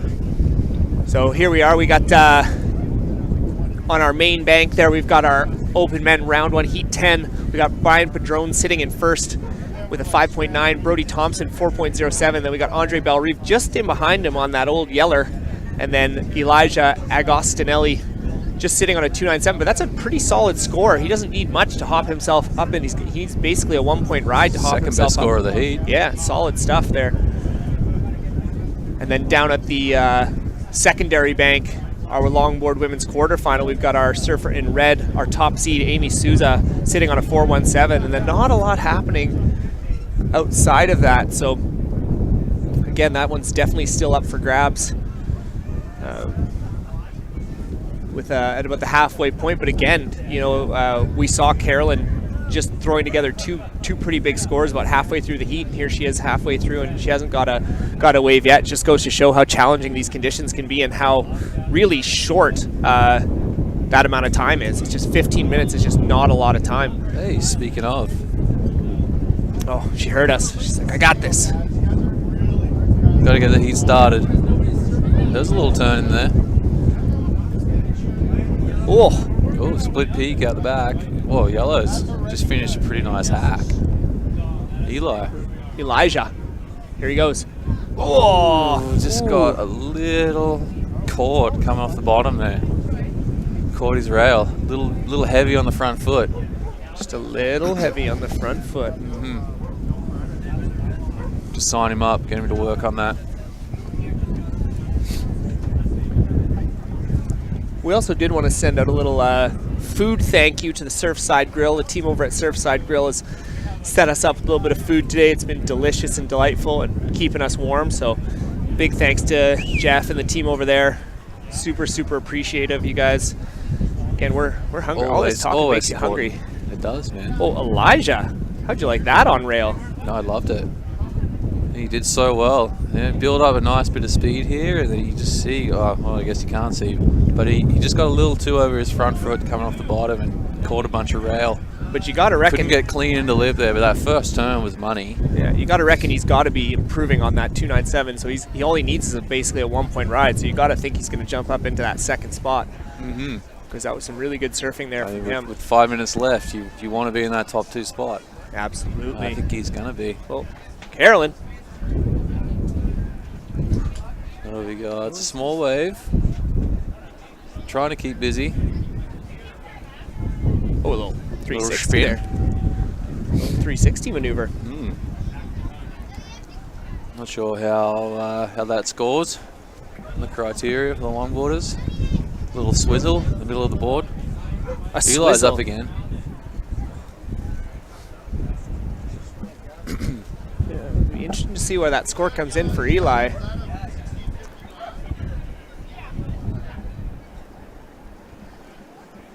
Still kind of waiting on final numbers here. His wave's being ridden. Yeah. Can see red. He's thinking about it. He's on his feet now. Oh, he switched to yellow. Aaron. So much action, man. It's so hard to keep up with. Oh man, the split peak, eh? Well, you see them do the overlapping heats in the WSL, but they're always on the same peak. Yeah. Same wave. They're all surfing the same stuff, and it's usually only four people rather than That's right, and 8. they got a full priority system there. Yeah. But hey, no priority in this event. Nah, we don't need it. Would you say that that's advantageous for you, Shen? Yeah. When you surf like a Grom, it's advantageous. That's for sure. I mean, you can definitely take advantage of that for sure. But if you don't have a very professional set of people running the priority, it's a hindrance. It doesn't help. Yeah. You know, if you make a slight mistake in the judging, or you get a score wrong just by a little bit. Yeah. Not that you should do it, but you can kind of even it out in a score later in the heat. Yeah. If you make a mistake in a priority call, then you completely rob someone of an opportunity. Like, you can't correct that mistake. That's a lot of responsibility. A huge responsibility. You know, and it's like, it's so great to have it, but if you get it wrong, then it's bad for the event. So yeah. And right now with 2 banks, 8 people in the water, trying to run a priority system would be very difficult. So that last wave of Elijah came in at a 3.07. So that's jumped him right up into first place. Well deserved. And you can imagine if you finished that thing off cleanly, that probably would have been maybe double that. Yeah. Something like that. Absolutely. So we hit about the 3-minute mark here of our... Things are getting tense. Oof. Right? Who's going to get through to the transfer spot here? Blue and red are very close, and white doesn't need much either. Well, in the open men's there. And down in that longboard one as well. Carolyn snuck her way in. Yeah, got busy on a couple of nice rides.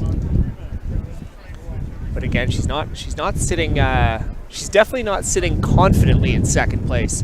No, but she's got good scores, and now she can maybe sit out and wait for a really good wave and seal it.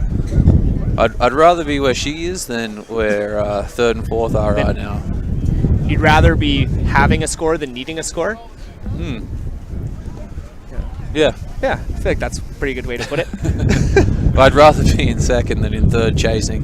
Totally. That's for sure. And both her scores are higher than any other score from 3rd and 4th. So, I mean, she's in a good spot. So even if somebody does get the score to go ahead of her, she's not going to need as much to get it back. Really good stuff here as we head to the final 2 minutes. Tense times here. And there's definitely a few solid waves coming through here. Again, it's tricky conditions, but as we've seen, even in the open men's here, which again, that's technically the amateur division, these men and women are really just doing incredible stuff. So we've got old Andre on the yellow Magnificent. But it's really interesting to see how it's really interesting to see how much the level of the amateur surfer has increased in Tofino. It's really, really quite incredible. Yeah, I mean, I go to a lot of places around the world, and where I grew up, Australia is well known for having great surfers. And the average surfer around here is as good as anywhere else in the world, for sure. Like your average crowd. I used to think that. Like, I'd go home and just think that the average people in the lineup in Australia would be higher. But I get home, I'm like, no way, man. There's so many good surfers around here. There really is. There might be a few more top-level surfers in Australia. That's for sure. But as far as like the average punter. Is that what you call him, a punter? Punter, yeah. Oh, that's a great name. I like it. Oh, what do we got here? Oh, snacks have arrived. Woo! Yes. It's my second favorite time at the Rip Curl Nationals is when they deliver lunchtime. Food. Lunchtime. Is your first favorite time breakfast? No, my first favorite time is just announcing all the heats and spending time with you, Shaz. Come on. Thank you so much. Now here we go. Gluten-free snacks. Gluten-free snacks. I think are we Surfside grilling again here? It looks very Surfside Grill-esque. Nice. This is great. As we do remember there is a little bit of a delay, so we got about 10 seconds left here. Counting down, 5 seconds. We're gonna hear the hooter.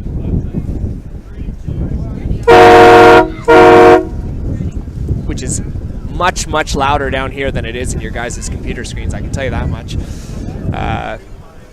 Yeah, really, really awesome stuff there. As we're going to go to a quick commercial break, we are going to finish out Longboard women's quarterfinal and the open men's in the next 2 heats here. Tune back in. This is the 2022 Rip Pro Nationals presented by Red Bull and Heineken 0.0.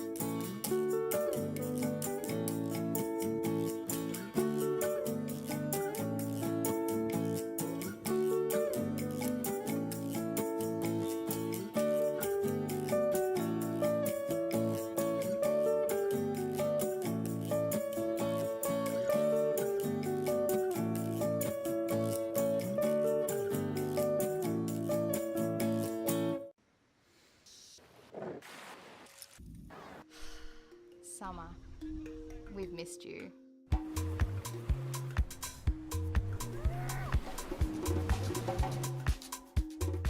Rip curl.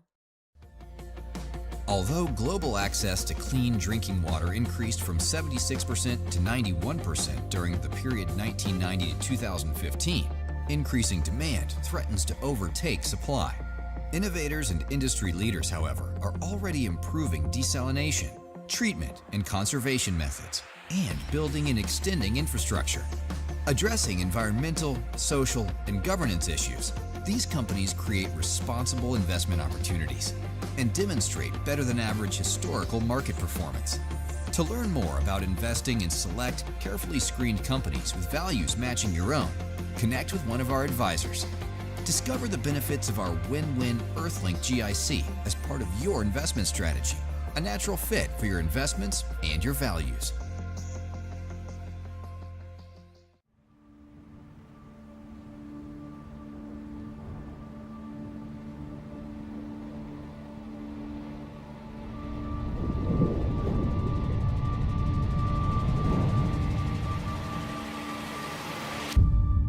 At Endless Surf, we have a very simple vision: to create a world-class surf destination that is both a viable and sustainable business. We have the unique ability to design a product from the ground up that offers the most flexible, approachable, organic, and sustainable surf pool on the market today. The benefit of having decades of aquatic entertainment experience is that we bring insight into solving the challenges that large-scale developments face. We're tackling these challenges head-on and making sure we create the ultimate, most authentic surf experience in the most viable and sustainable way. Our ultimate goal is to create the most agile surf technology for sustainable park operations. At the heart of the Endless Surf team is a belief that the world deserves access to great surf. But surf venues have to be successful businesses in their own right. That's why we've made Endless Surf, because one can't happen without the other.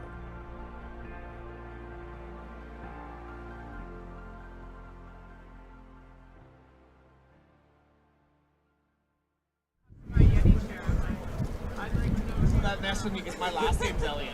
Oh, really? Yeah. He's like me. Yeah. My first name. Robbie Elliott. There's people in the water. Exactly. I'll only use that when I'm like really mad at you. You can say it when you're really upset. Just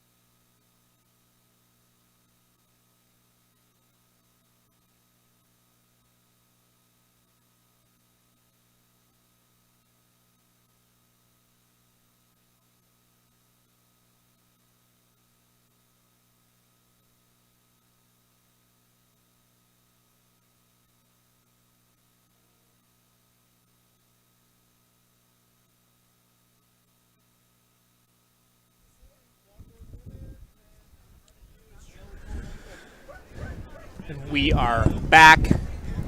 Hello. Hello. We are back here at North Chesterman's Beach in the beautiful West Coast, Tofino, British Columbia. It's pretty good scenery here. About as beautiful a place as you can get. It's a happening scene, man. It's a happening scene.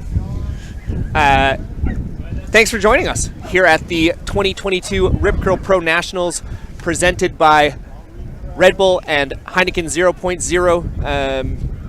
Man, it's a happening place down here. We even got the Breweiler fireplace down here. We can see it just outside of the. I think I went to walk past, and Raph was like, "Hey, come warm up." He's got like a nice little propane fireplace down there. It's not his first rodeo on the West Coast, that's for sure. He's probably got a hot tub there too. Probably. Sauna, hot tub. There's probably some sort of fish barbecue happening. Yep. Yeah, no, really awesome stuff. A couple of shout outs to make. I checked my telephone. You know when you check your telephone and all of a sudden you just get a bunch of people that have messaged you? Listening to our foolishness and totally. Although some of them I don't even honestly know who they are. Is that bad? Big shout out to John Potinius, Johnny P, giving us some shout out. The man, the myth, the legend. The man, the myth, the legend. Not really a myth, he's around. Yeah. Straight legend. Totally. Yeah. I don't ever told you. Spawned a couple of good. Oh man, he's got good genes. Well, him and Sarah. We got to give Sarah some credit too. We got good genes here. I don't know if I told you this story. This is like good one of my favorite Johnny P stories. But when I went into the pro last year, as when his son made extremely short and brutal work of my surfing, and it was so funny because everyone, like his whole posse, came down to give Reed a hug and congratulate him and all this kind of stuff. And there I was, like limping up the beach. And I just see this guy beelining it through the entire crowd. And all of a sudden, it's Reed's dad. And he gives me a huge hug. And he's like, "I'm so proud of you. It takes so much courage to do what you just did. I am so proud of you." I was just like, oh God, John. He's just a legend. And then I got another text message from none other than Mikey Jacobson. Oh, get out. A relatively well-seasoned announcer and commentator in his own right. Yeah. Mikey J recently... a big force behind all the Queen of the Peaks. Queen of the Peaks, yeah. But recently made a venture. He moved out to Salt Spring Island. Is it Salt Spring now? Yeah, he's moved to Salt Spring. Everyone's moving to Salt Spring. Yeah, I know. Right, Bro Malley, man. I know. We're losing some good people. We are. Luckily, they all still have houses here, though. True. Must be nice. So big shout out to Mikey J and his beautiful wife Maria. Yep, miss those guys. Yeah. Love it when they come up and visit. Miss that laugh, Mikey. He's got a great laugh. I just miss those late night wines. Yeah. Somehow there's always another bottle of wine. Don't ask me. It's one of those. I don't know where he pulled it from. It's one of those things in nature where they just happen and you don't really ask. All right, so we are into round 1, heat 11 of the Open Men's and quarterfinal heat number 3 of the Longboard Women's in our split peak scenario.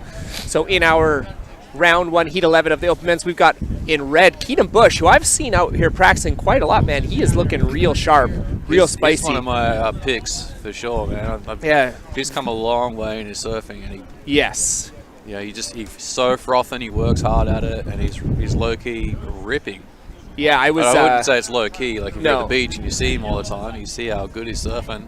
But I don't know if many people know how hard he rips because he spends so much time shooting photos of other people ripping. Yeah, and a very humble guy. I was out here at North, and it was the waves were bad. Like they were bad. And I was thinking to myself, because I had talked to him and he said he was prepping up for the comp, and I think I did some math in my own head, and I bet you he caught 12 waves in 15 minutes. It was insane. And most of them were scoring waves. Mm-hmm. I was like, whoa, man. So in white we have Aiden Jeffrey Swan. Ooh, sorry bud, don't know you, but I'm sure you're awesome. We've got in yellow Andrew Scott, and in blue Justin Reeves. Blue just got a nice wave a minute ago. And then in our Longboard Women's quarterfinal heat 3, we've got perennial favorite in white high seed Emily Ballard. Dropped to 6.33. Dropped to 6.33. In yellow, Claire Parsons. In red, I think she came 4th last year, Isabel Abdurrahman. And then LDAC in blue. LDAC. LDAC. LDAC. So she's back. Quite a stacked little heat too, because Claire was a standout in the first round as well. So we've got our red and white surfers in the longboard women's. They are our high seeds. And then Claire and Eldak jumped into the next round with some solid surfing in the round 1 here. So, and just like that, we got 5 minutes gone, 10 minutes to go here at North Chesterman's. We got a pretty strong northwesterly wind coming in. That's definitely bringing some of those onshore conditions. But man, I tell you, even on paper, it looked like it wasn't going to be that good. But like, if we're looking at that main break right now, the main peak, man, there's some good solid sets coming through. It seems like the swell is kind of building a little bit throughout the day. And once that tide bottoms out and that tide starts to push, we should be prepped for some pretty solid heats. So, yeah, really, really good stuff. We definitely threw a couple of Hail Marys here, and we might have had some receptions, some catches in the end zone. Making it work. Well, that's all you can do. You just do your best. Yeah, that's all you can do. I was actually chatting with Fergo about potentially running it at Cox Bay today, and he's just like, oh man, in Oz, I remember going out when it's like pumping and you couldn't even get out the back and you just had to get whitewashed. That's all you could do. It's like, just don't make them like you anymore, Fergo. Just don't make them like you. Yeah, you don't get a choice growing up in Oz, man. Nah. The contest is on. Well, it's 20 foot. Closing out. Well, it's on. Figure it out, mate. Figure it out. If you gotta knock out 2 sharks and strap them together with kelp and ride that in, then that's what you got to do.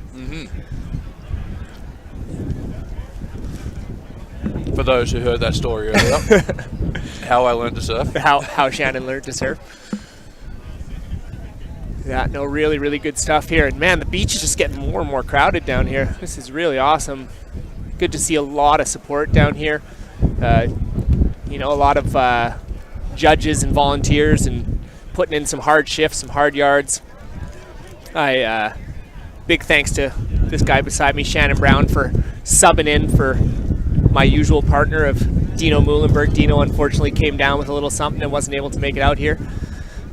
So we hope he's up for a speedy recovery, but I'm sure he is. He is, yeah, he's a champ. So Shaz, I bet you even though he's got COVID, he's probably got a cocktail in hand. He's doing fine. He's doing all right. Well, our surfer in blue, Justin. That was a pretty solid little cutty there. This just in. Reeves gets a 2.23. Oh, is that Adam Chilton? Oh, it's gotta be. I wish the camera saw that. Oh man. Adam fucking Timberlake Chilton. Yeah, totally. I got so excited about how handsome he is, I dropped the F-bomb there. Yeah. Sorry, kids. There was an R in there. He's just that handsome. Oh. He's just that handsome. It's pretty outrageous. Do we count that? Do we count the headstand? No. No. Here we go. Have a look at this. She drops down. She's thinking about it. And she's like, you know what? I got this. She just loves a headstand, man. Headstanding it up. But Shannon says, nah. Yeah, that's nah. Like a chop up or something, you know? Yeah. It's super cool and fun, but it's not a scoring thing. Not a scoring maneuver. Yeah, why don't we do that? Take this table over there. So we do have the last coming in on our open men's side. Keenan Bush sitting there in first. He's got a couple of 3-point rides. And then Justin Reeves sitting in second, not far behind with a mid 2 and a 3-point ride. And then Andrew Scott looking to build upon his 3.13. He doesn't need much to get himself up into that second spot. And then Aiden Jeffrey Swan also still looking for a backup score. So really tight quarters here. But again, only 5 minutes to go, man. That clock just ticks down so fast. Yeah. It is just wild. Time waits for no man. No man. Or woman. Or woman. Whoa, man. She was a thief. Gotta believe. So our surfer in white, Emily Ballard, sitting pretty comfortably in first place there with combined heat score in 11.16. Sitting currently in second is Claire Parsons, sitting on a 5-point ride, and then Isabel Abdurrahman here on a sneaky She's little on a nice left-hander. wave. Ooh, trying to cut it back down, but unfortunately just comes unstuck. Gets a little bit too heavy on that toe side rail. So she's not looking for much, a very big score here. So we'll see if that can jump into her score line, because she's really just looking for a 3-point ride to get herself up into that advancing position. I dare say it would be a little bit of an upset if she was to go out in this quarterfinal. Yeah, yes and no. The seas that are surfed earlier, you could almost say they have an advantage. They know what they're getting into when they paddle out. But for Emily and this is their first surf of the day. Yeah. They don't really know what the energy's like in the waves, which ones are probably the ones they're looking for. Kind of learning on the fly, whereas Claire and Eldak have already surfed a heat. They know what to expect. They know what the good ones look like. You don't really want to be learning on the fly in 15 minutes of heat time. Well, hopefully, for those that haven't surfed yet, have put the preparation in, sat and watched, made their plans. Yeah. As Shannon would have coached them to do if he was hired by you. If he wasn't here. If he wasn't here. Chatting with you. Chat.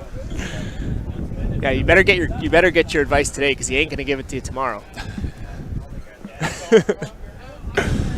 I had to say it. If you're in my heat, just sit and wait. Yeah, don't catch anyone the whole time. Right. Watch me. Watch me. Oh, and here we go. We got a little bit of live action. Justin looking at a little left-hander trying to get out in front of that whitewash. Ooh, a little cutty. Staying tight. Get stuck. Yeah, not quite enough speed to stay on a rail. Izzy up and riding, but fortunately couldn't get much going on that one. Again, still got 2.5 minutes to go. The paddle out is so quick today. It's literally back into the lineup in less than 30 seconds if you don't get caught. It's very, very fast. So again, there's no amount of time that you can't sneak back out there and get yourself a decent wave. What's she doing? Get moving. Come on, Izzy. You got time. 2.5 minutes. Yeah. All the time I in know the the world. clock says 2, but we got that delay. Yeah.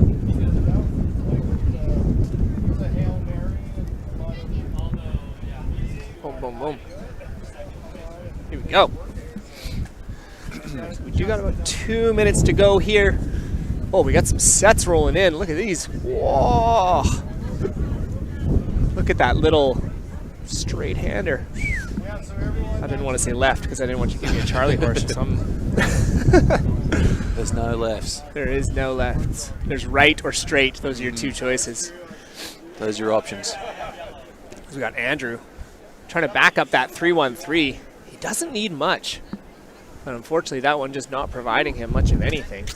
And he's only caught one other wave, Keenan Interesting trying to get strategy. Around. Oh, here we go. Only catching one wave. Yeah. Keenan. Oh, there we go. A little tap off the top.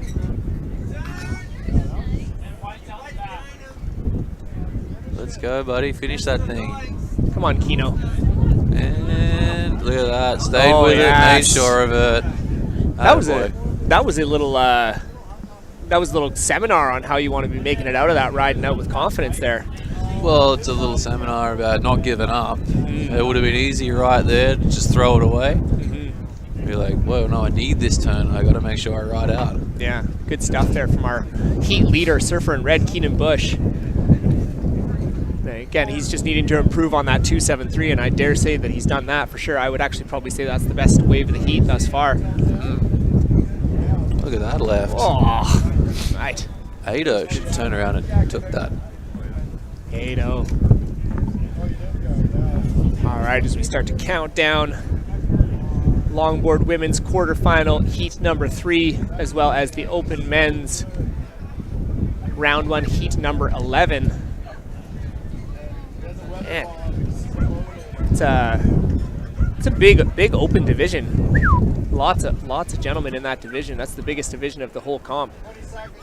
Well, see a couple. It's pretty cool. Yeah, it's definitely there's the little. I love that they have this division. A lot of people would probably be deterred having to go up in a heat against the Reeds and Pete's and Seb's, Calum's when he was still around.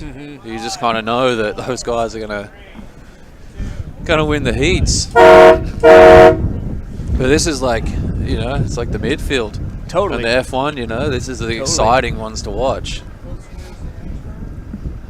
As our round 1 Heat 11 men's and our longboard quarterfinal Heat 4 come to an end, we're going to take a short commercial break, but come on back to our 2022 edition of the Rip Curl Pro Nationals presented by Red Bull Canada and Heineken 0.0. Run, swim, surf. For the women who want to change the game, we made this for you. What's that? Whenever you guys are ready.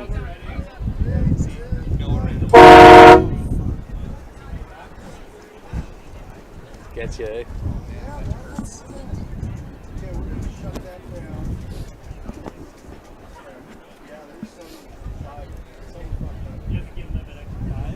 No, because opens 50.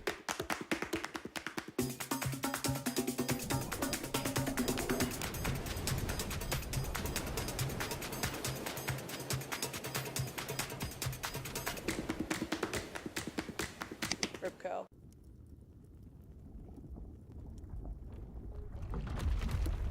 E7 Flash Bomb Heat Seeker. Superheated stretch. Imagined by the best. Ripco. Run, swim, surf. For the women who want to master their game, we made this for you.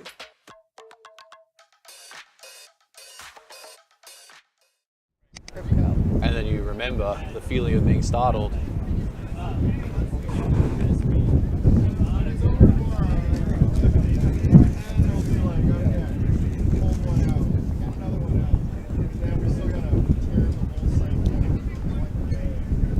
We back?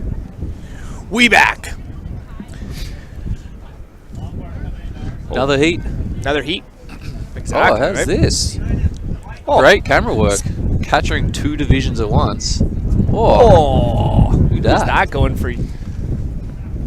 That was pretty sick. That was. Who's our Cameron Carney? I don't. Cameron Carnage. Yeah. I do recognize that name right away. Camo. Cammy. I know Sadler though. Andy. Saddles. It's my favorite nickname. Saddles is my favorite nickname. Mm-hmm. Saddles is ripping. Man, that guy is super good. Just a good guy. And just a good too, human, you know? yeah. Yeah, so... good to see him doing well. Yeah. Yeah. He's all grown up now, eh? He's another one. He's been all grown up for a while. He was 8 foot tall when he was 13. So we are heading into our final... We made it. We made it to the final heat of the Open Men's. Heat 12. It? Yeah. Nice. Yeah, of round 1. Yeah, 12, of the 17 12 rounds. times 4, 48. Yeah. Yeah. Andrew Sadler, patient, made it all the way to the 12th heat. So we got our surfer in red, Andrew the final Sadler. heat of the women's quarterfinals too. And the final heat, and that's a heavy heat as well. So we've got Andrew Sadler, which was last year's. He was a finalist last year. I think he came in 4th. And then we've got a surfer in white, Cameron Carney. Our surfer in yellow, Peter Semahen. And then our surfer in blue, James Hanna. So that's our final heat of our round 1 of the Open Men's. And then we've got our longboard women's quarterfinal heat number 4, Lydia Ricard. We know that name. Mm-hmm. So that's our runner-up from last year, an incredibly talented longboarder. Our surfer in white, Sophie Cormier.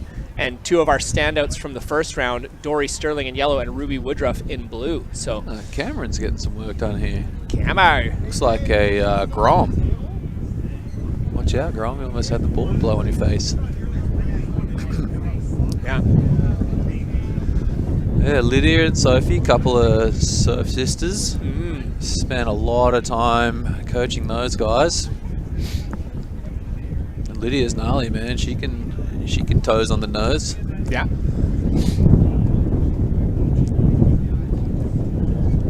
So the our lower seeds have their work cut out for them in this heat. Mm-hmm. Hey, Lydia, I saw her coming to check the surf yesterday just as I was getting out of the water. And she did mention she had I think she said a bit of a sore back. Oof. Due to an injury, she wasn't sure if she wanted to do it or not. Yeah, yeah. but she's so talented that I'm sure she'll get the job done anyway. I just really hope 15 minutes is not too much, right? You know, it's a short. I know, again, when I went through my back stuff, keeping your surf short and keeping your back warm is super important. So hopefully just the quick 15 minutes, she can get the 2 waves she needs and rest it up. We got saddles here. I just couldn't quite get any speed into that closeout. Looks like an interesting board that he's riding there, too. Something grovelly? Something grovelly. It's not his first rodeo. Mm.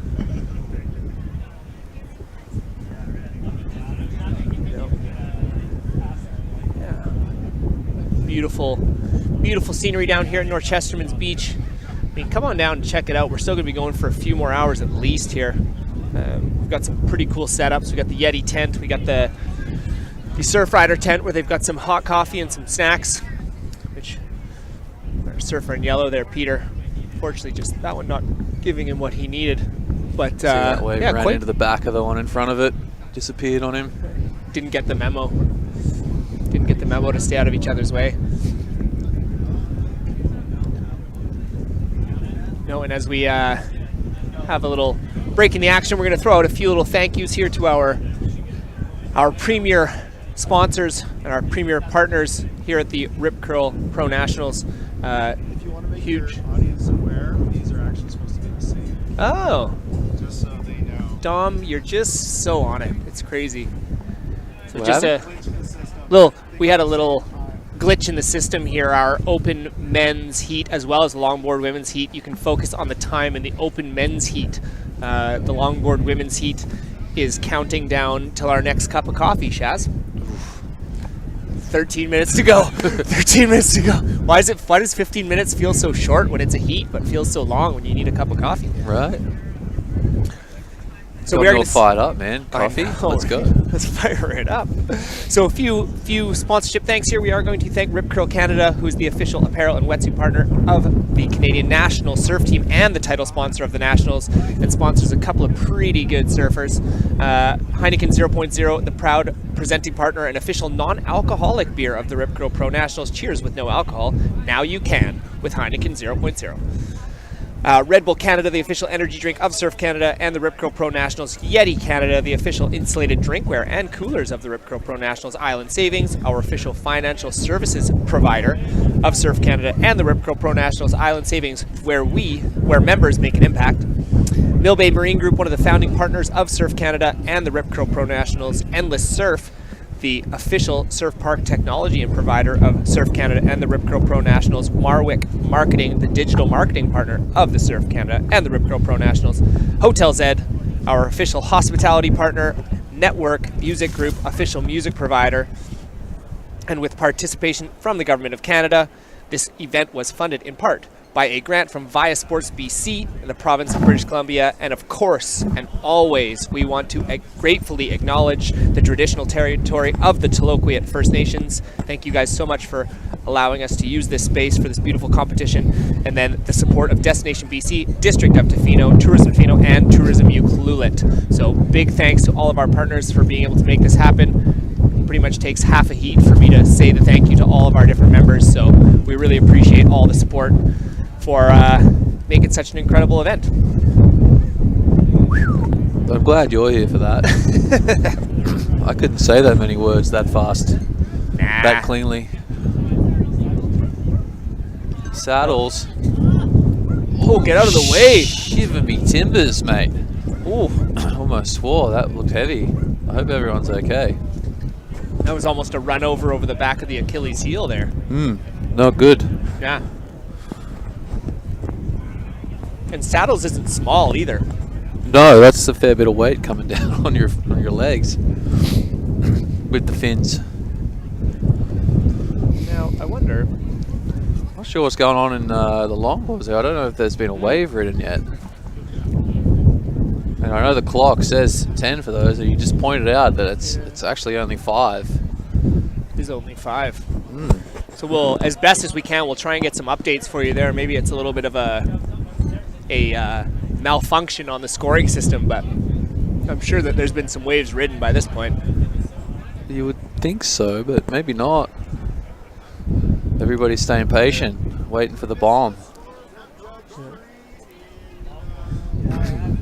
as we hit about the 5-minute mark here. Oh, Saddles scratching. Oh, he's got a section. Oh, kind of got up and over it. Didn't get back in front of it though. Nah. You need to do that. You need to do that. Ooh. Yeah. Unfortunate there for Mr. Sadler, but he's still leading the heat. Not comfortably, but he's still leading the heat. He just got to replace. He's caught the most waves. He has definitely caught the most waves, which that's not a strange thing for Mr. Sadler. He catches a lot of waves. Still waiting to see some action over in the longboards. There's definitely waves over there. Oh yeah.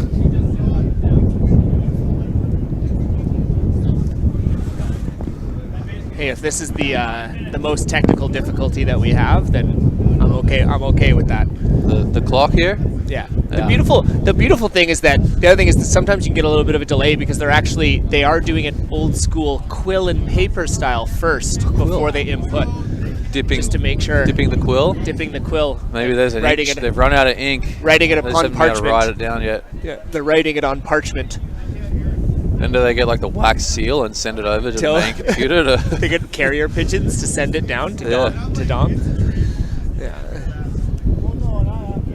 So with about 3.5 to go here, round 1, heat number 12, we finally made it through this monstrous open division, which again, big thanks out to the crew here to making this happen, because this would have been probably the division that had to have been scrapped if we couldn't have got today going. So big ups to the crew. And that would have been a huge disappointment. Devastating. You know, this is a fun division. And I feel like it's, again, these are the most of the people that are in this competition in the open division. This is the only comp they ever get to do, right? So we already had to miss out on it for 2 years. Yeah. And that's another open division news flash. Ryan Cameron, last year's runner-up, switched to the pros. That's right. Yeah. He didn't mean to. He just he entered a little bit late. Did he really? He was super psyched on doing he wanted to go for the gold. If he had been in the open, you gotta. He'd have been my favorite. Pretty clear favorite. He'd have been my favorite. Oh for man, sure. he was incredible. I mean, I'm not going to count him out in the pro division. No. He's been surfing a lot. He's like looking as sharp and fit as ever. And I mean, the only thing that kept him from taking home the gold last year was a rampaging Shea Breweiler. Yeah. And I still remember that 8-point ride he had in the final. That was literally what sealed the deal. Some incredible surfing from that young man. But he's now graduated into the pro at the sprightly age of 13, 14? Putting Sprightly. the pro in protege. Protege, yeah. I was, I see him and Raph out here surfing in the early mornings at North a lot of times, probably before school would be my guess. And man, does he surf a lot like Raph. Oh, here we go, a little double up. Saddles, getting some work done. Give him something. Hopping and hoping, and bang. Attaboy. That's well done. That's the score. Sometimes, like, even if I just catch him when I first walk down, I'm like, oh, it's Raph. And then I realize it's actually not Raph. He's actually standing the opposite. Yeah, totally. Yeah, I'm like, man, Raph's got his feet the wrong way. Yeah. Huge influence from Dad, though. It'd be cool to grow up with a dad that surfs that good. And just an overall waterman like that. Right? Like, I mean, again, Raph's the one that's discovered on the surf aspect of things pretty much every wave on this coastline. He's pioneered a few spots. A couple here and there. Hey, there's someone up in the longboard. Oh, there we go. Dory. This literally might be the first wave ridden. I'm not too sure. Maybe we'll even check for an update here. I think that they're all just sitting way out the back, waiting for something special. The clock's winding down, man. Hey Dan, do we have any scores from the longboard women's at all? From this heat? No one's caught a wave, so that is a thing. Oh, crazy. Well, there you go. We just got that from our... well, they're getting to work now. Yeah. There's someone up. Oh, here we go. Nice cross step. Not nice, quite a Ruby. nose ride, but then a nice turn. So that was, in fact, the truth. Yeah. Those are the first 2 waves caught. And there's only 10, better late than never. Only 30 seconds to go in this heat. There's, yeah. 2 waves being ridden, and it was the there's 2 a good lower chance seats. that will get them through the heat. I wonder if maybe Lydia pulled out. I don't know if she's out there or not. Oh, she's out. I see a red jersey. Do you? Yeah. Yeah, okay. So we got, Dory's just going to count this heat down. Ruby dropped a 6. That was a really nice 6.67 for Ruby. So we are going to take a short commercial break. It looks like we have our scores in for the open men's round, but we're going to figure out what happened there in the women's quarterfinal. When we come back, we are going to head into the open men's round 2 and the longboard men's semifinal. I think the red you saw was the next heat paddling out there. Ah, I see. I think. Look at we got David Tofino doing double duty. We will be right back after this quick commercial break at the 2022 Rip Curl Pro Nationals presented by Red Bull and Heineken 0.0. Don't go anywhere. Come back and join us for more action. We're here on the traditional Euthulathoth and Toloquid territories. Surfrider Pacific Rim was inspired by the Cigarette Surfboard Company, and as a surf community with strong environmental values, we wanted to make the first Canadian cigarette surfboard to use and educate people with.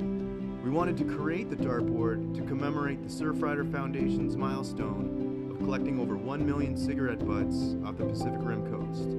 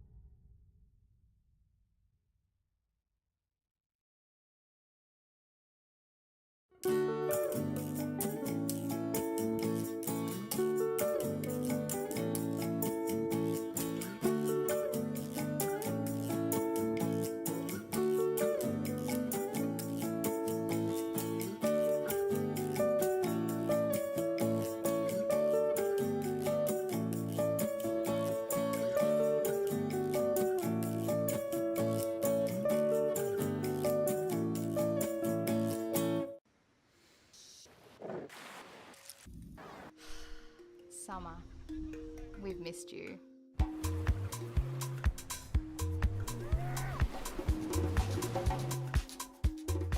Rip Curl. Although global access to clean drinking water increased from 76% to 91% during the period 1990 to 2015, increasing demand threatens to overtake supply. Innovators and industry leaders, however, are already improving desalination, treatment and conservation methods, and building and extending infrastructure.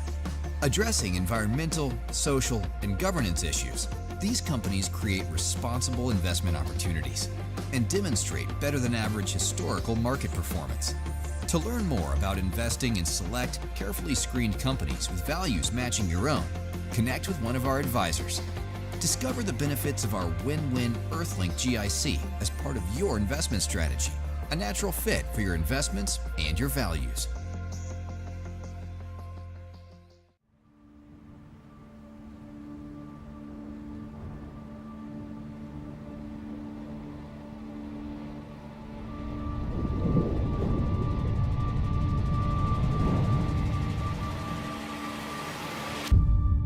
At Endless Surf, we have a very simple vision: to create a world-class surf destination that is both a viable and sustainable business. We have the unique ability to design a product from the ground up that offers the most flexible, approachable, organic, and sustainable surf pool on the market today. The benefit of having decades of aquatic entertainment experience is that we bring insight into solving the challenges that large-scale developments face. We're tackling these challenges head-on and making sure we create the ultimate, most authentic surf experience in the most viable and sustainable way. Our ultimate goal is to create the most agile surf technology for sustainable park operations. At the heart of the Endless Surf team is a belief that the world deserves access to great surf. But surf venues have to be successful businesses in their own right. That's why we've made Endless Surf, because one can't happen without the other.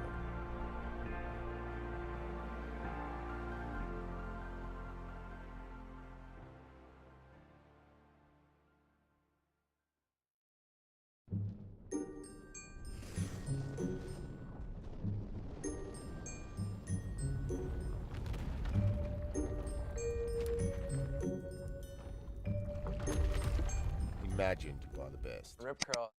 Run, swim, surf. For the women who want to change the game,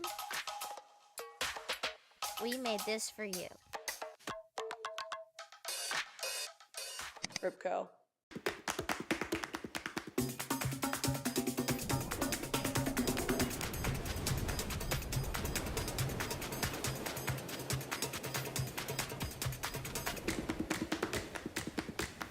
Rip curl.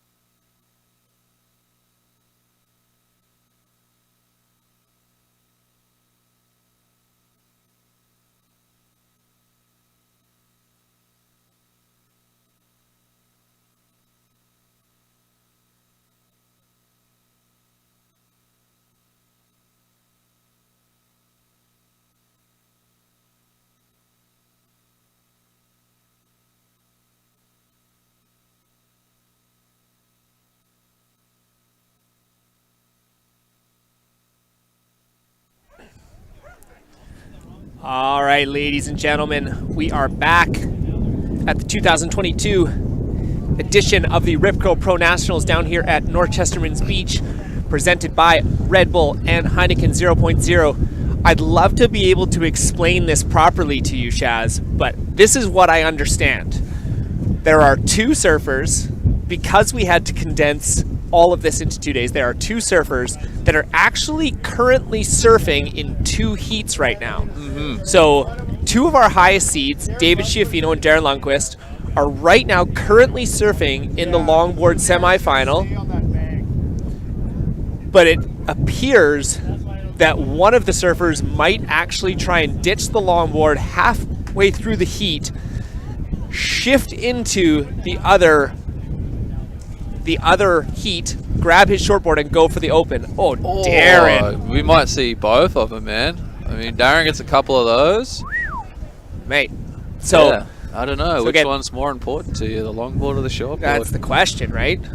This happens, you know, the ISA, it's quite a regular thing. You have some athletes that will surf two age groups. We've definitely had it happen with Matei and Sanola before, where you're literally like in one heat, and the next heat, you know, in your other division is about to start, and you're trying to catch a couple of quick waves, run all the way back to the marshalling tent, drop one rash guard, go pick up the other, and get back out, and hopefully have a few minutes to get a couple of waves, and they've pulled it off before. But normally it's an overlap; it doesn't start at the same time, so this will be really interesting. And David's already got a 4.33, so he can get a wave real quick. Hope that it's enough and just shoot across and try and get some scores for his open heat as well. Wow. I'm going to claim right now, if any of those two surfers make it through both heats, that is legit. That is like... Yeah, I think David's a pretty fit dude. And I don't want to put too much smack on Darren, but I don't think he's quite as fit as David. David's a beast. Yeah. Yeah. But again, if Darren locks in another one of those... Yeah, that big hit has to be a decent score. If he can do that again, like his hat's in the ring. Yeah. Oh yeah, locks in a 4.33. So again, he locks in another solid wave here. He could make the shift. Although old Rusto and Steve-O are just sitting there being like, nah, just hang out over there. Well, they've got to be careful. They can't take that for granted and just assume that those guys aren't coming. Right. You know, they need to make sure that with this time they put up a couple of decent mid-range scores to make it that much harder if those guys do get into gear and get over there. Yeah, I wonder if they've got caddies on the beach. Here's David's actually up and riding. Not sure if he's done anything major yet. Ooh, that might be it for him. Okay, he's thinking about it. He's going to run back out. Oh, Steve-O. Ooh, nice little section there on that left. He just couldn't quite get in there. Yeah, so again, if you're just joining us right now, we've got our open men's round 2 heat number 1 and our longboard men's semi-final heat number 1. But because we had to condense the schedule down, we actually have 2 surfers that are currently surfing in both heats. But both of the surfers have opted to go into the longboard. We have heard legend that one of the surfers has left a board down on the beach and might get a couple of waves in the longboard and then sprint on down and try and get a couple of waves in the open as well. So interesting storylines here, Shaz. I mean, I don't know if there's any rule against this, but you could have begged and pleaded one of your buddies to put a suit on and walk out to waist deep water and just have your board there. Yeah. You don't even have to come all the way to the beach, just rip across. Yeah. I mean, how's this for an idea? Is that you bring both boards out and do a transfer halfway through the wave, do a nice turn to a nose ride, and then just jump onto your shortboard and do a little closeout Rio. Bang! That's a wave. That's a wave in strategy, both heats, mate. You are just you're an innovator. What would JOB do? Yeah, what would JOB do? He'd be on his catch surf and he would transfer into the barrel. Exactly. Yeah. So Davo, man, he could almost, if he was really courageous. Darren's up on a wave here. If he can put a score down. Oh, no. If he gets through to that inside section and finishes that off, like, he's out. Run in, get your shortboard, shoot across. Yeah. But time is ticking away. Yeah, those 15 minutes. It's going to be up to Rusty and Steve to put it out of reach. So here's David. He's coming in. He's coming in for sure after this one. Is he? Is he? Is he not? Is he going to do it? Oh, he's thinking about it. Oh, come on, Davo. Oh, I think that might have been enough, man.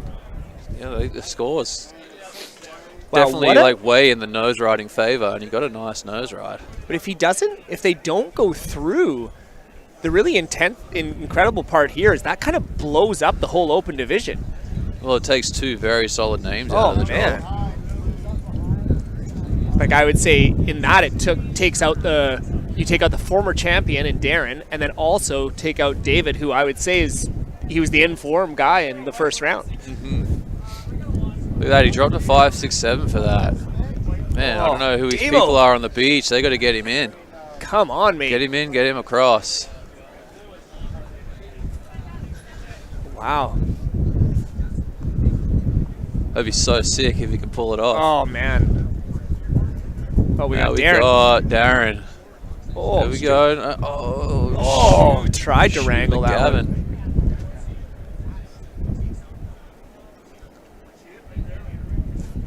And like legit, it's like you're only needing 1 score at the moment. It's up to Steve-O to do something about that. I think that's the board. Yeah, I think in our screen there, that's the board sitting there just waiting. It's just waiting for a couple of those rips, a couple of those shivs. Come on, Shaffa. Oh, he's up again. He's up and riding again. Oh, and he's gone down. Just call it. Come on, you could do it. If I was Steve Biggs, I'd catch a wave, I'd come in, I'd grab that shortboard, and I'd run up the beach. Run up the beach, totally. Shut the heat down right there. Oh, is that what he's... No. He just switched it. Oh, I think he's bringing it out to him. No way. Look at the hustle. Who is that? Oh, he's doing it. He's doing it. Ladies and gentlemen, this is a first. We've seen at the Nationals here. Here we go. Quick switch over. David Tofino, he doesn't have it won. He doesn't have that semi-final heat won, but he's got a pretty good score line. Now he's just got to hustle out and try and get 2 waves as quickly as possible. He doesn't need to get 2 waves. Just keep that in mind. He just needs to get he one. Needs to get a one really good. 4.1. Yeah, which he does for breakfast. He got 6s and high 5s in his first heat. Oh, come on. Put on the jets. And Darren, you got to remember here, folks, we are barely we're not even at 1 o'clock yet, and David's already surfed 2.5 heats. Because we'll call that a half heat. Maybe 2 1/3 heats. Well, he's surfed a longboard heat already. He's surfed an open men's heat already. Yeah. He's just surfed a second longboard heat. Which he's currently still surfing. What a madman. He's about to try and have a 3-minute heat. Shafa, you're a legend. If you pull it off, that'll be, wow. I'm cheering for you. I'm cheering for you just to pull it off. Yeah. Oh, we got Finn Spencer up and riding. Ooh, trying to go twinkle toes. These boys aren't quite nose riders. A little struggle. Little struggle. I mean, if I was those guys, I would. I'd just get to turns. Yeah. You're still going to put up 5s and 6s if you do big solid turns. As the time's ticking away, and do remember, because I feel like this is going to be a buzzer beater for old Shafa, that we have a little bit of a 30-second delay here on the time, so it's actually more like just over 3 minutes to go here. And he's out there. Oh, man, tense moments.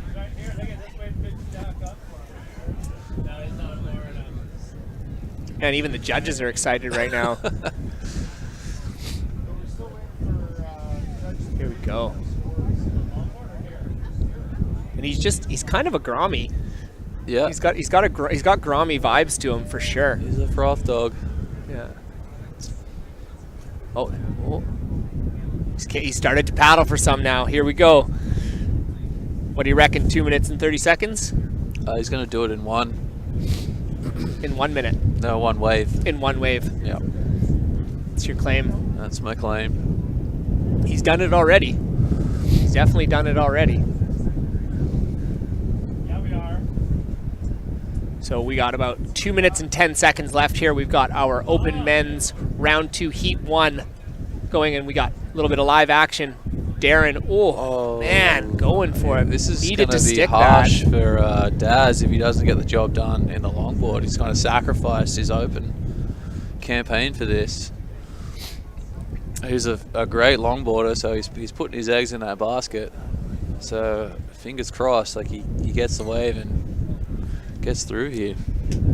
Tense moments. Tense moments. And he's had a couple of waves that would have done it for him. Oh, here we go. Shafa.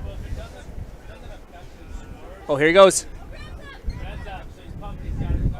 Oh, Cuddy. Is this thing going to deliver for him? Oh, here we go. He might need a second wave. Yeah, he's still got enough time. He's got 1 minute to go. What do you reckon, Shaz? Was that a 4.1? I mean, it was definitely significantly better than the 2 in blue scoreline, but Rusto, it was 1 turn and it wasn't super strong. No. He should be left needing a very small score.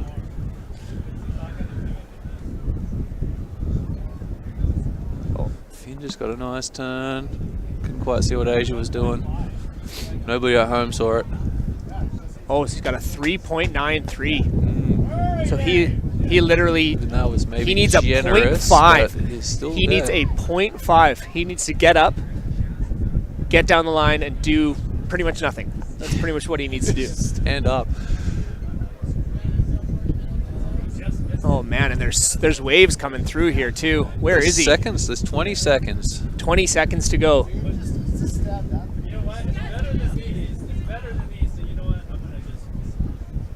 Where is he? Where's that surfer in red? Turn around and catch a whitewash, buddy. You won't know that though. Uh-oh. Oh, Shafa. He might run out of time. Oh, devastating. I think he knows it too. Unfortunately, it looks like David Schiaffino almost pulled off the impossible, but could not quite do it. We're gonna wait to see what happened in longboard. Man, I was focused over on the short boarders. So I don't know if Finn or Darren got a last second wave.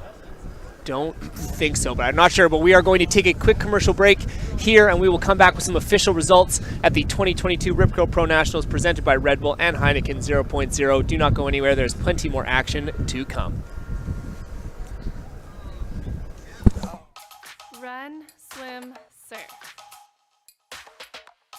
For the women who want to rewrite the game, we made this for you. Rip curl.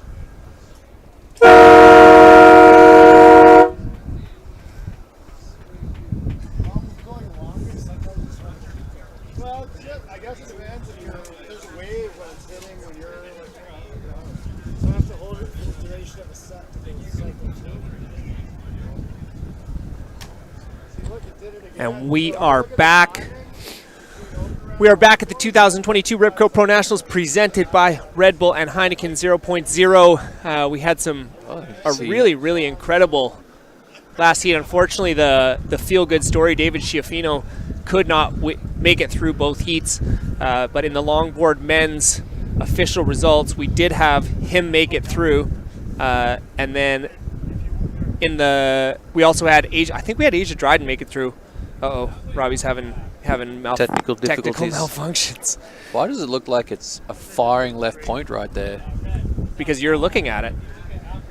So we did have in our open men's Rusty Goyer and our Surfer in Blue Steve Biggs make it through. Unfortunately, Shaffa did not get the score that he needed. But what an incredible effort. That was just, I'm so in awe of what he put together. Not having live scoring, not having a beach commentator to announce that. Yeah. If he knew what he needed, he literally could have stood up on a whitewash, done a couple of pumps, and probably gets a score. Exactly. But he did make it through on the longboard as well as Asia Dryden, so we will see them in our, let's get this, come on, I gotta make official scores here.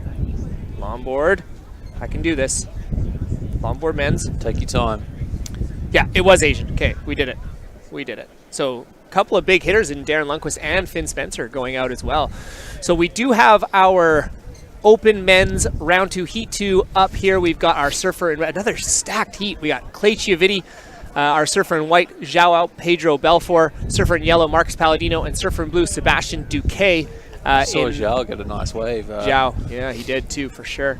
And then in our longboard men's semifinal, another heavy-hitting semifinal here, we got our surfer in red, Jeffrey Spencer, our surfer in white, Paul Darling, in blue, TJ Atwood, and in yellow, Robbie Ferguson. You got 3 to 4 heavy hitters in that one as well, because TJ was really good last year. So this is basically a final from last year. TJ is just really good. Yeah, he's just really good. He's a great longboarder.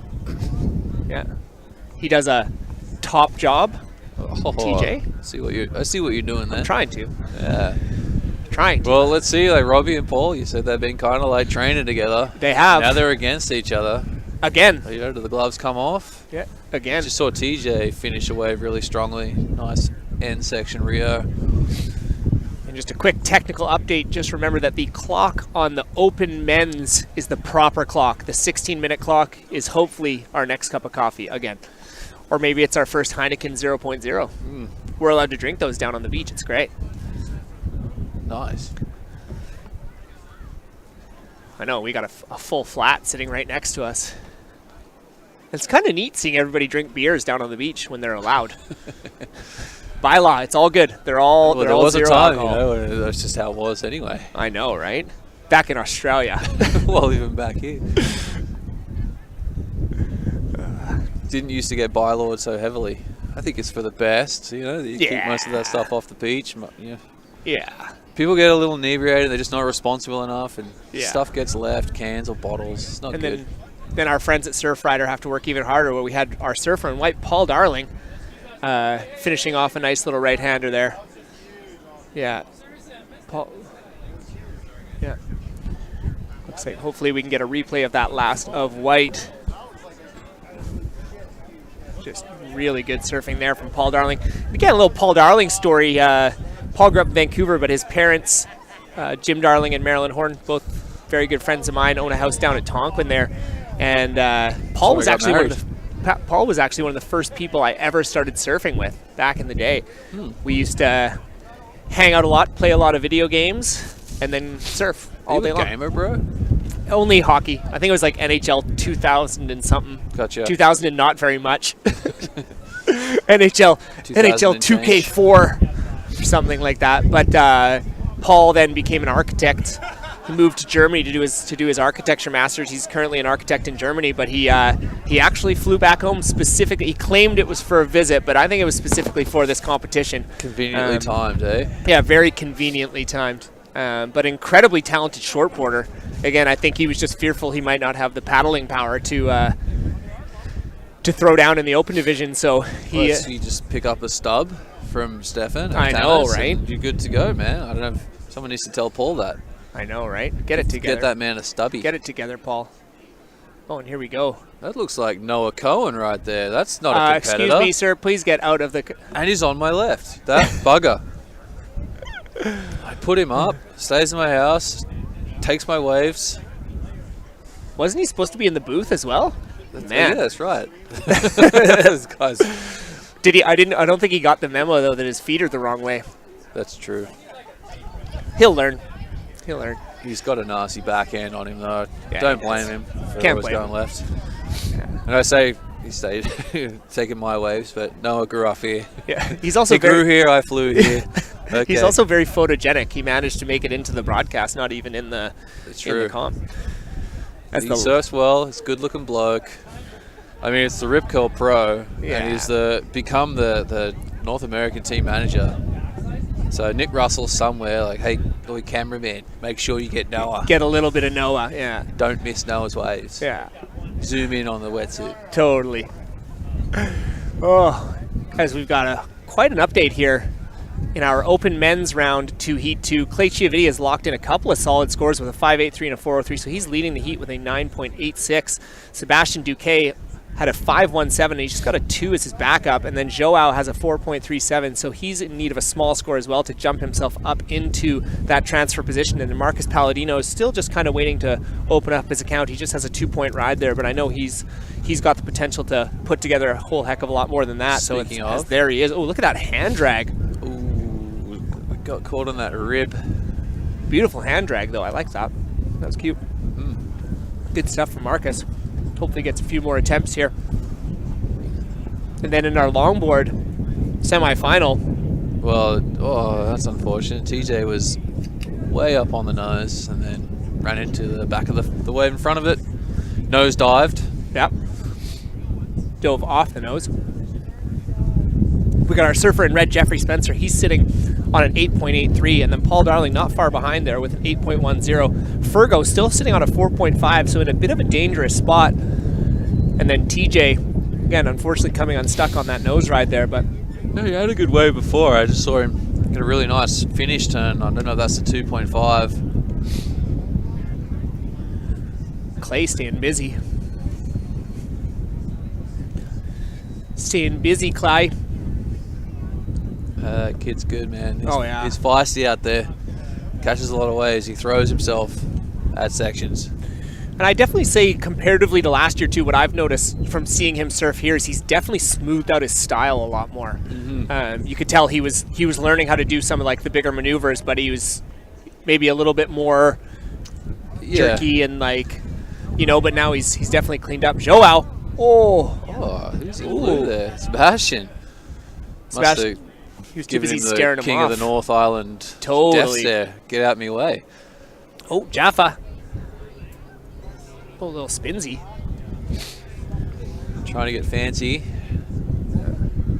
Oh, and off screen there, we had Fergo on a wave as well. I think he might have done something pretty nice. Oh, yeah. Joao. Get out of the way! I mean, Sebastian probably knew that if Joao got that section uncontested, he's probably going to blow the top off that thing. And Sebastian's sitting on a 5.17, so he's got to get defensive here. Yeah, absolutely. Don't be giving white too much space. No. If you're blue right now.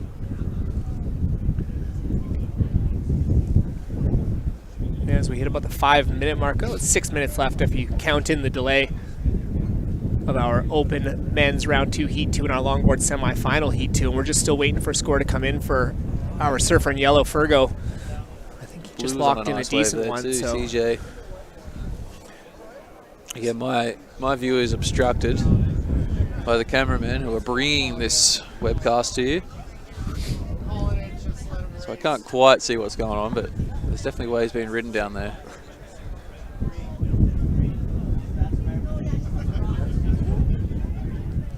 But we've still got Jeffrey sitting out in front. I wish I saw what he did for that 5.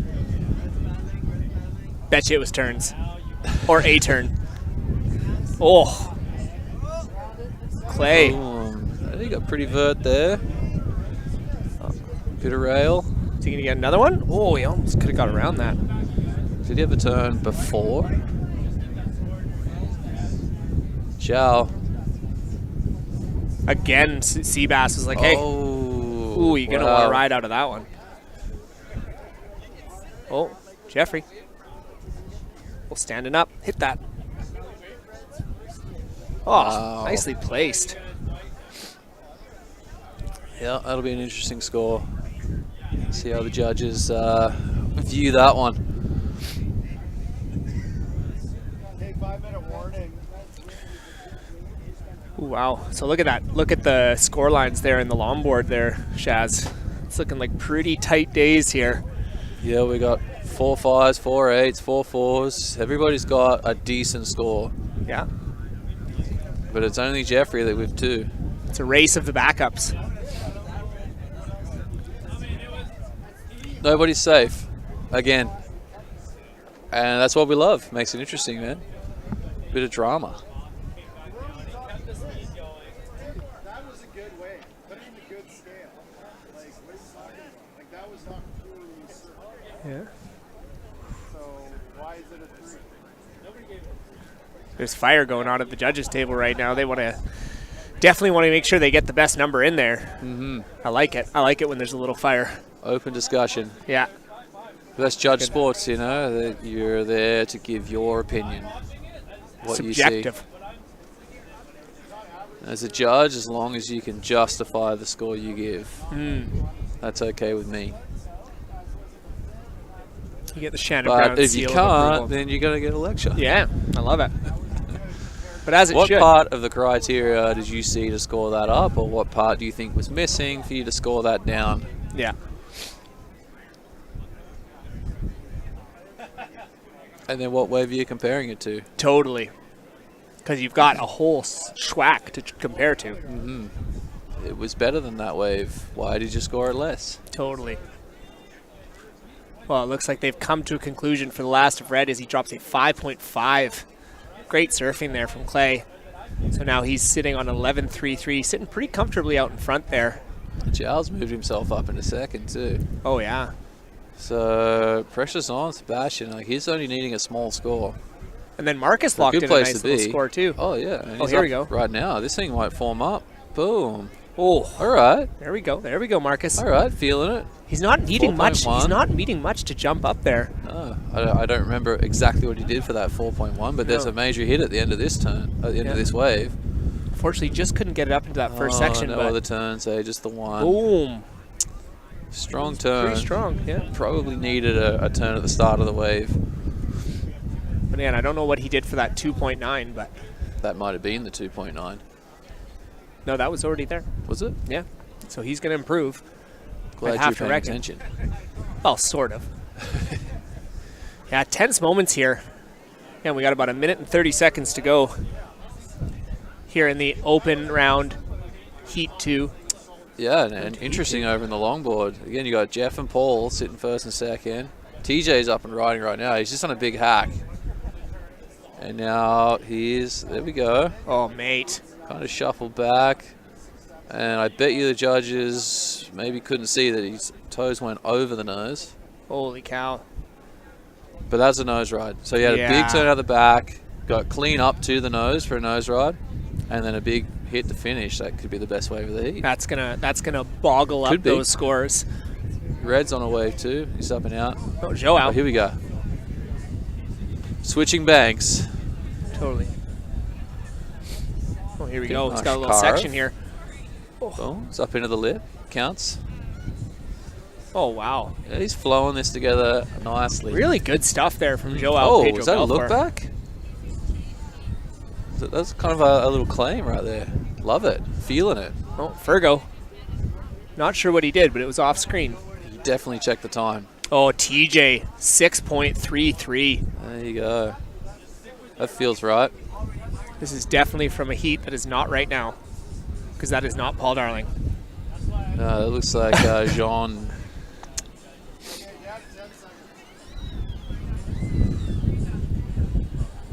All right, as we're going to count these heats down. Buzzer time? No buzzer beaters? Not to be. Well, again, Fergo had that one right at the end there, so we'll wait to see. But yeah, we only caught him as he was riding through the whitewash at the end. So Yeah. he got some moves out the back. That could be trouble for Jeffrey. For sure. TJ turned it. So we're going to just take a quick commercial break here as we wait for the last of the few scores to come in so we can give you some official results.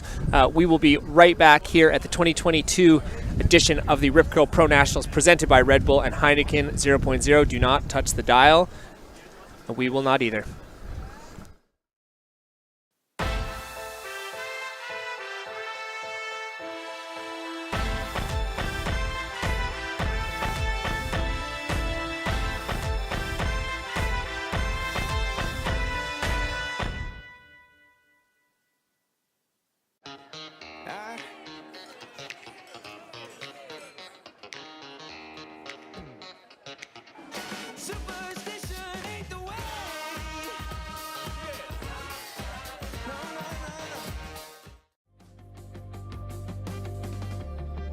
Increasingly, ethically driven companies are powering the global energy grid with renewable, non-carbon energy and working to minimize environmental and human impacts. Companies addressing environmental as well as social and governance issues are demonstrating better than average historical market performance and creating responsible investment opportunities. To learn more about investing in select, carefully screened companies with values matching your own, connect with one of our advisors. Discover the benefits of our win-win Earthlink GIC as part of your investment strategy. A natural fit for your investments and your values.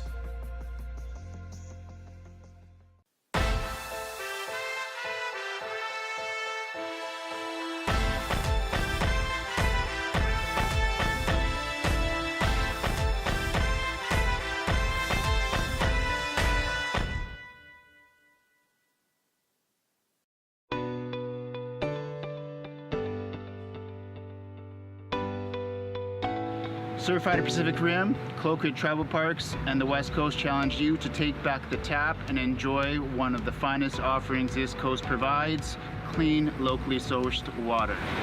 This rainforest-fed elixir will give you superior surfing abilities and help fuel the rest of your seaside adventures.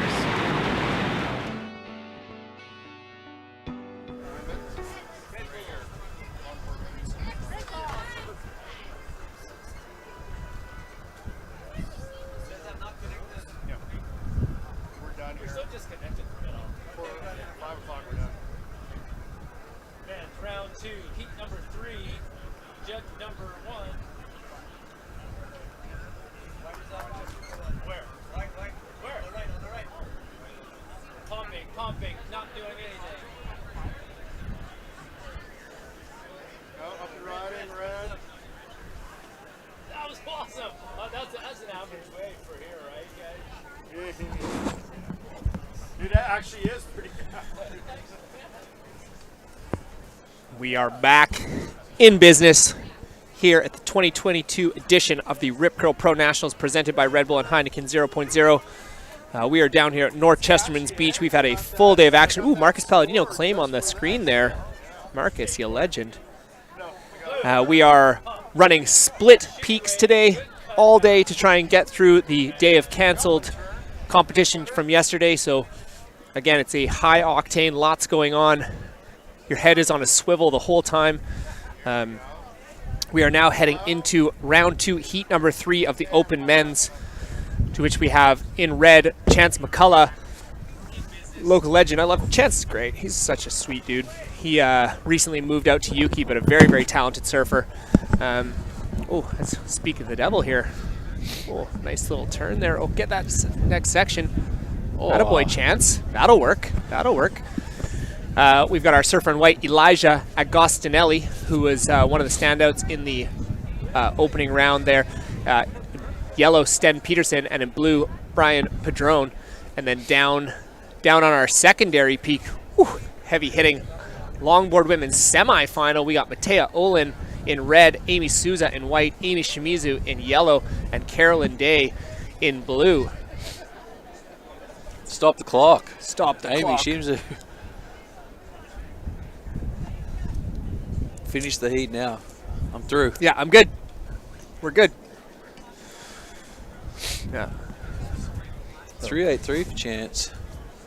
But I am just going to check what happened in those last 2 heats, because there was an exchange of waves. So we'll have a little gander here. Longboard men's. It was Jeffrey. Yeah, it was Jeffrey and TJ that made it through. So longboard men's. Not enough from Robbie in the dying for seconds, eh? Get out the way, Clay. Clay coming in all stoked from his heat. Gets a lecture from the judges. Whoa. Down in front. Yeah, Beat it, kid. Don't be on their bad We side. don't care that you got through your heat. You're blocking our view. Yeah, and Clay and Joao making it through to the quarterfinal. Heavy, heavy stuff. Here we go. Chances Right. up. Oh, wow. my. That was a solid turn. Nice and Good stuff high. from Chance. Working over. That looks like maybe an analog. Aftanis analog model. It's one of my favorites. Oh, yeah. One that I have also ridden and owned. If you want something for all-around conditions, that's the one.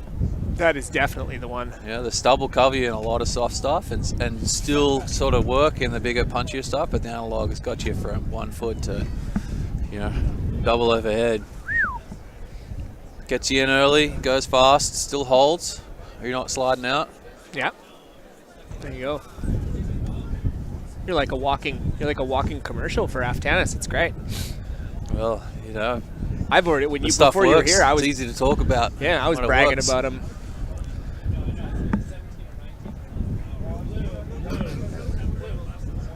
Ooh, as we got some Blue scores upstream. dropping in. Yeah. Unfortunately, we haven't got much on that secondary bank. Not but on screen, but Matea's up and riding as well. You got White in the shortboard. Oh, big hack from White. Just synchronized big hack from Red out of screen. She's, oh man, for the folks at home, Matea just like head dipped.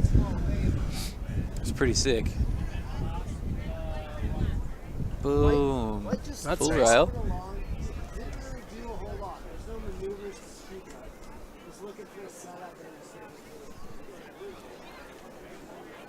Might have been talking about that White. Oh, yeah. Oh, as we go to a bit of live action here, Stenzy. AKA Reed Platenius' best friend from South Island. Quoted nicest guy in the world there. Sten? Yeah. Don't know him, but That's I'd what I like to heard. know him. Well, Reed, that's what Reed told me. From Reed? Nicest guy in the world. And that guy's met a lot of people. He has been a That's lot, and big he's call. a pretty darn nice guy himself. Rita? Yeah. Yes. Yeah, he's all... So big props to Stan. That's a heavy claim, Sten. Oh. Heavy drop from Amy Souza. Oh, there we go. Oh, thinking about it. Little shifty shift. Again, just fighting the lump and bump, trying to find a bit of clean face where she can actually walk up.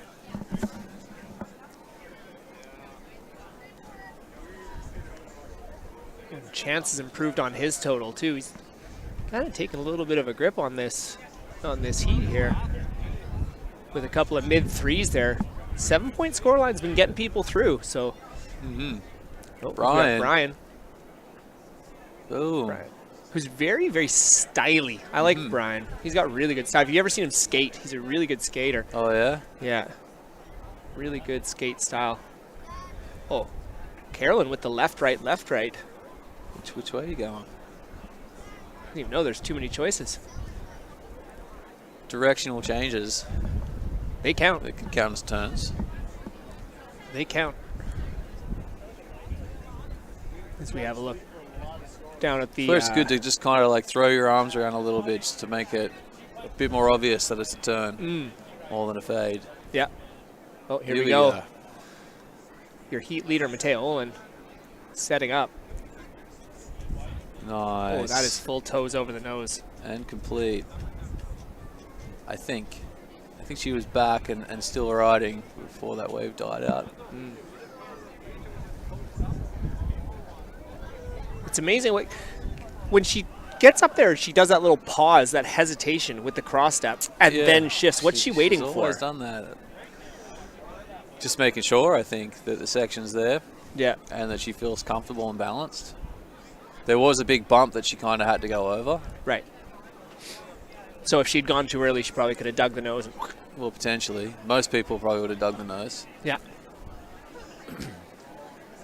That'd be a good question to ask her.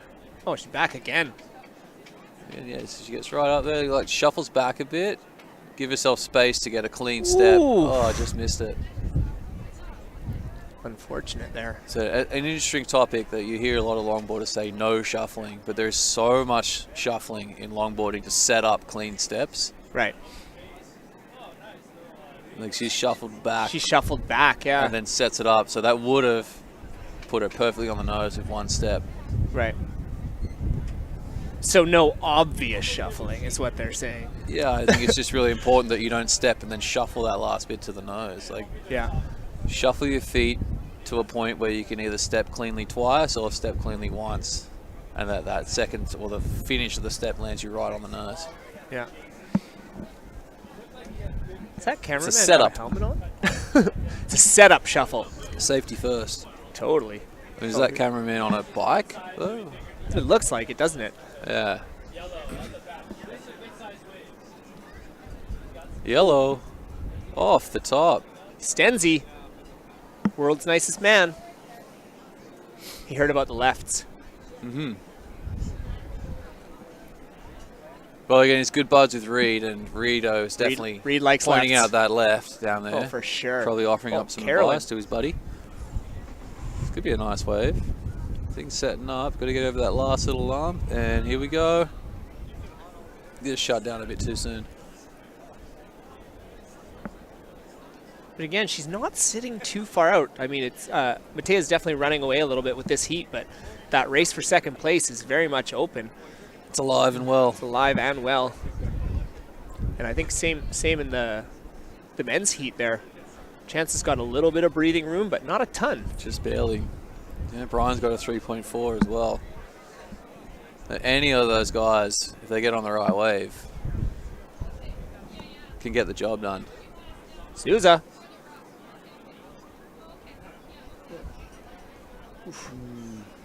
Man, it just looks real tough to navigate that lump and bump. Yeah, you definitely got to make sure you wait for the right moment. You can't be trying to do your turn as you're hitting a rib. And you see that the really accomplished surfers, like if you watch Mateo, she'll go over the lump and then execute. Right.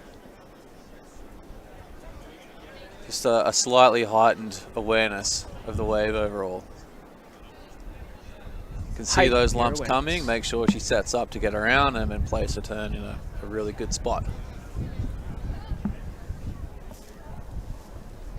So we hit about the 5-minute mark here in our split peak scenario. Our main bank, we've got our open men's round 2 heat number 3. Chance McCullough sitting out in that front spot. He had that kind of 2-turn combo that was that 3-8-3 that was definitely the best wave of the heat so far. And then if we shift down to our secondary peak, we've got the women's semi-final heat number 1 of the longboard. And we've got Matea Olin kind of running away with that. And then Carolyn Day had that last little left-hander that she had where she kind of maneuvered her way through. That's all she needed was that 2-9-3. So solid. Both Amy and Amy are both looking for just small mid-2s to get themselves up into that transfer position. Look, there's barely 0.26 hundredths of a point separating second through fourth. So tight days I here. might say it's close.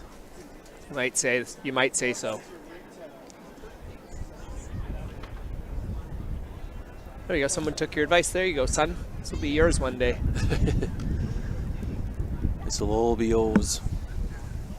You'll have to share it with about 100 other people. Parenting with Shannon on any Brown. given day.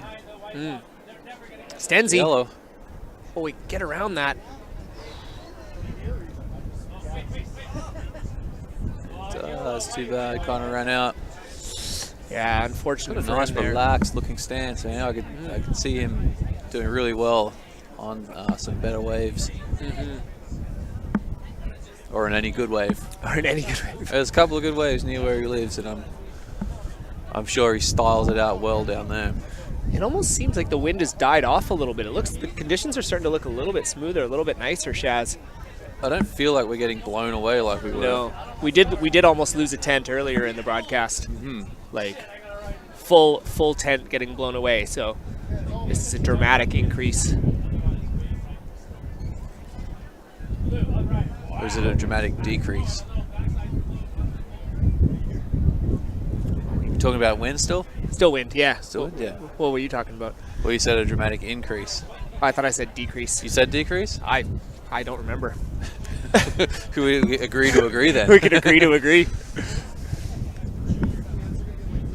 No one will ever know unless they go back and listen to it on the broadcast. Oh, here we go. Surfer in white, Amy Souza looking for a mid two here. So cut back into the power source. Oh, this thing's going to stand up for her. Nice.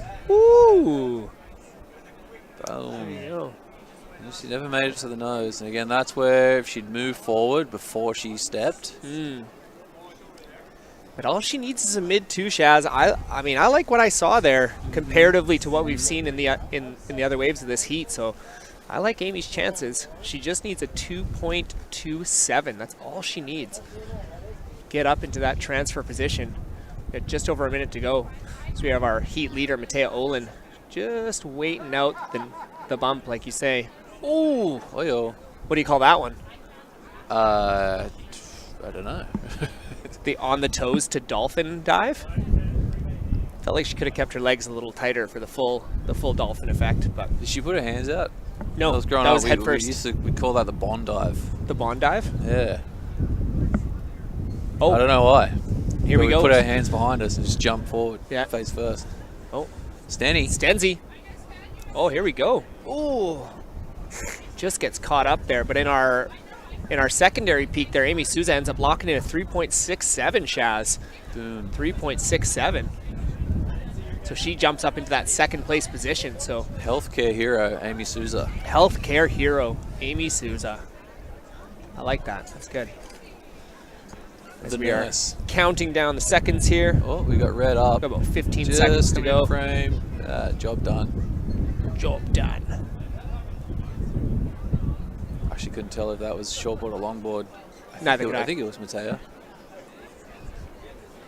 Oh, Eli needing a score. Brian's like, I'll take that.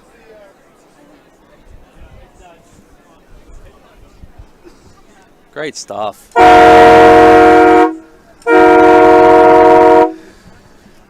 As we finish up our open round men's heat number 3 and our longboard women's semifinal heat number 1, we'll be back with official results right after this at the 2022 edition of the Rip Curl Pro Nationals presented by Red Bull and Heineken 0.0. Racing stripes.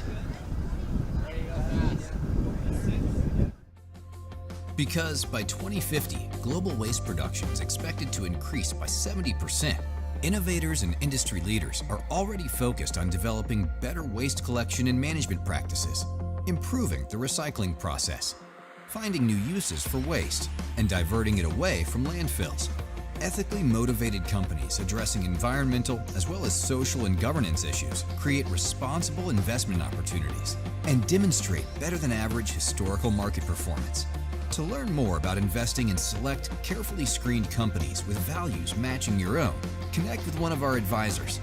Discover the benefits of our win-win Earthlink GIC as part of your investment strategy.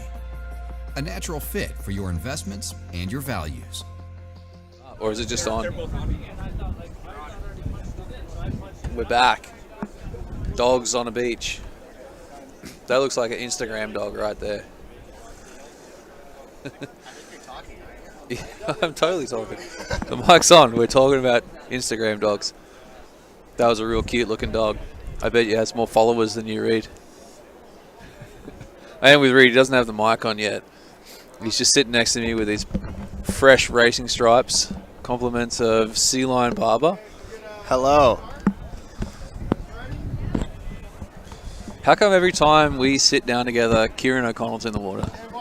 It's coincidental, isn't it? It's because I love watching him surf, to be honest. There we go. That is the start. We are already into longboard women's semifinals. That is crazy. Yeah. Well, the last one was a masterclass from one Matea. Demflay Olin. Yeah, the queen of Tofino, especially for longboard. She's got that W. Just straight queen. A lot in the last couple of years. Might be a shared queen title with little sis these days. Yeah. Oh, that was a Carter. good effort by Carter. Well, Wanless. Let's introduce these heats in the water. In red, open round 2, heat 4, Kieran O'Connell. In white, Carter Wanless. In yellow, Trent Gammon. And in blue, Jasper Smith Davies. Then we got in longboards women's semifinal. We have in red, Ruby Woodruff. In white, Emily Ballard. That's a common name in this competition. She's done well here. We got Dory Sterling in yellow and Claire Parsons in blue. Should be another exciting one. Yeah, so Tide's starting to come in. The wind's backing off a bit. I feel like the conditions are getting better. it is. I feel like there's about a little bit of a sprinkle of rain on the beach right now. That sun's kind of popped away. Yeah, now that you say that, notice that it's getting dark. Clouds are coming over. We woke up this morning and it was just the most gorgeous day ever. As you see Eli and Sten walking in from their heat on the screen right there, two buddies. I heard he's the nicest guy in the world. Apparently being nice doesn't win your heat though. Some say nice guys finish last for some reason. But yeah, it's definitely still blustery out here. It's funny though at North when it blows this northwest wind, it's still relatively clean. Like the faces are clean at least. It's still highly contestable. Best thing about onshore, man. Like the wind's behind the wave, the face doesn't have wind on it. Exactly, and it almost like when it's small like this, it makes it easier to ride the waves. It makes it a little bit punchier and gives it a couple bit of crumble. Yeah, loose with. Bit more sections. As you see on this little left on the screen, that thing was rippable. We are mind surfing. Look at it. I mean, you see it. I think you just mind surfed an 8 and I mind surfed a 9.5. So red just held blue off of that wave. Fortunately, going down. Strategy. Yeah, that's a tactical way to start the heat. Maybe get in your opponent's grill. Yeah, get their elbows out. See blue. Well, maybe she'll get the better of the exchange here. Nice little cross. Kind of went off the back of the wave. Maybe should have cut back because that wave's reformed. Wave just fizzled out a little bit, unfortunately. Nah, man, that thing reformed. What are you seeing? Should have cut back, got through the inside, gone vert, fins out. We see blue again. Keeping busy. That's how you want to start these heats, especially when the waves are small. You want to catch a lot of waves in those 15 minutes, and chances are, if you catch 10 waves, half of them are going to be half decent, maybe. Well, we do like to say if you catch a lot of waves, at least one of them's going to be good. Exactly. And then you only need one more good wave. You're kind of set. See red. Kieran, favorite goofy footer. That wave did fizzle out, unlike the other one that had a little bit of a reform. Yeah, that's right. Yeah, relatively slow heats for both of these so far.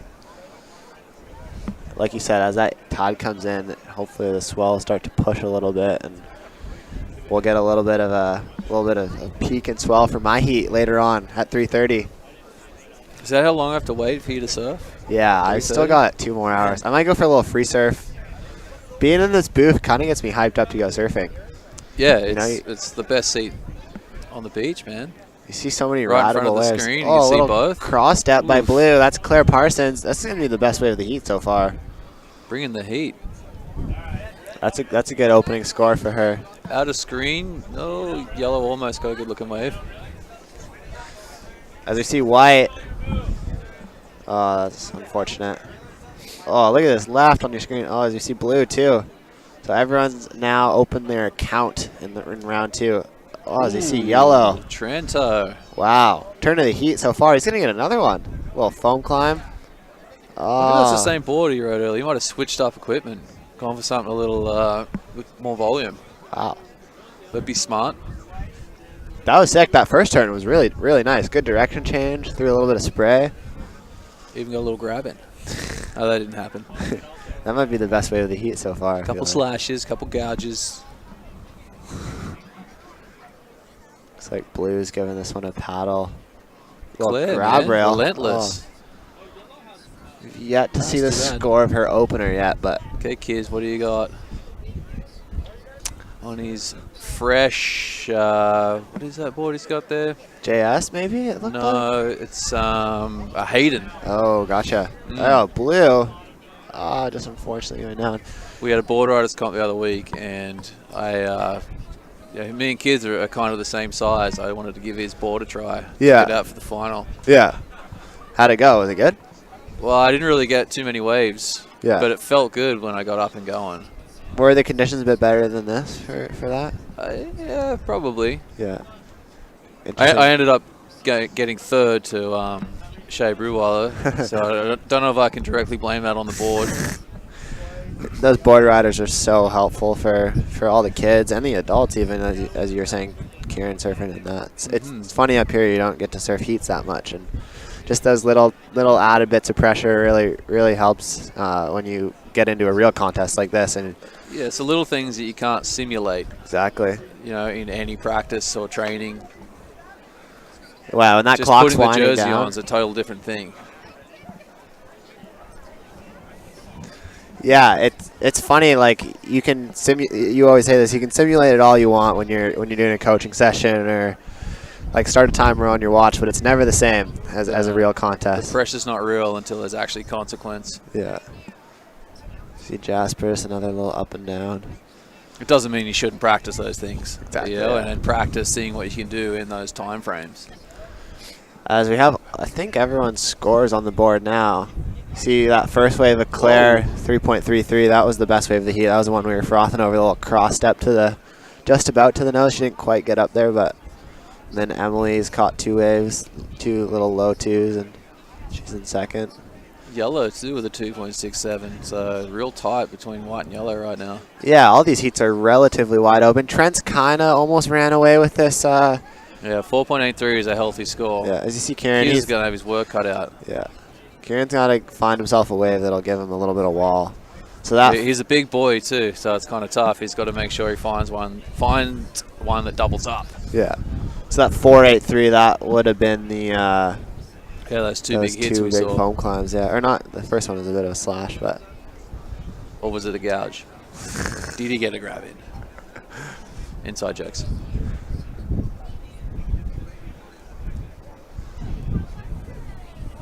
It's funny. It's easy to call these heats in these conditions because there's so much going on. It's funny. Like last year, there'd be one heat going on, and the waves were better, so it was longer waits in between. But now it's just everyone's catching every single wave, so it's non-stop action. Non-stop action for the viewers and for us. Still a bit of a challenge to actually capture all the action. For sure, yeah. These cameramen have their work cut out for them.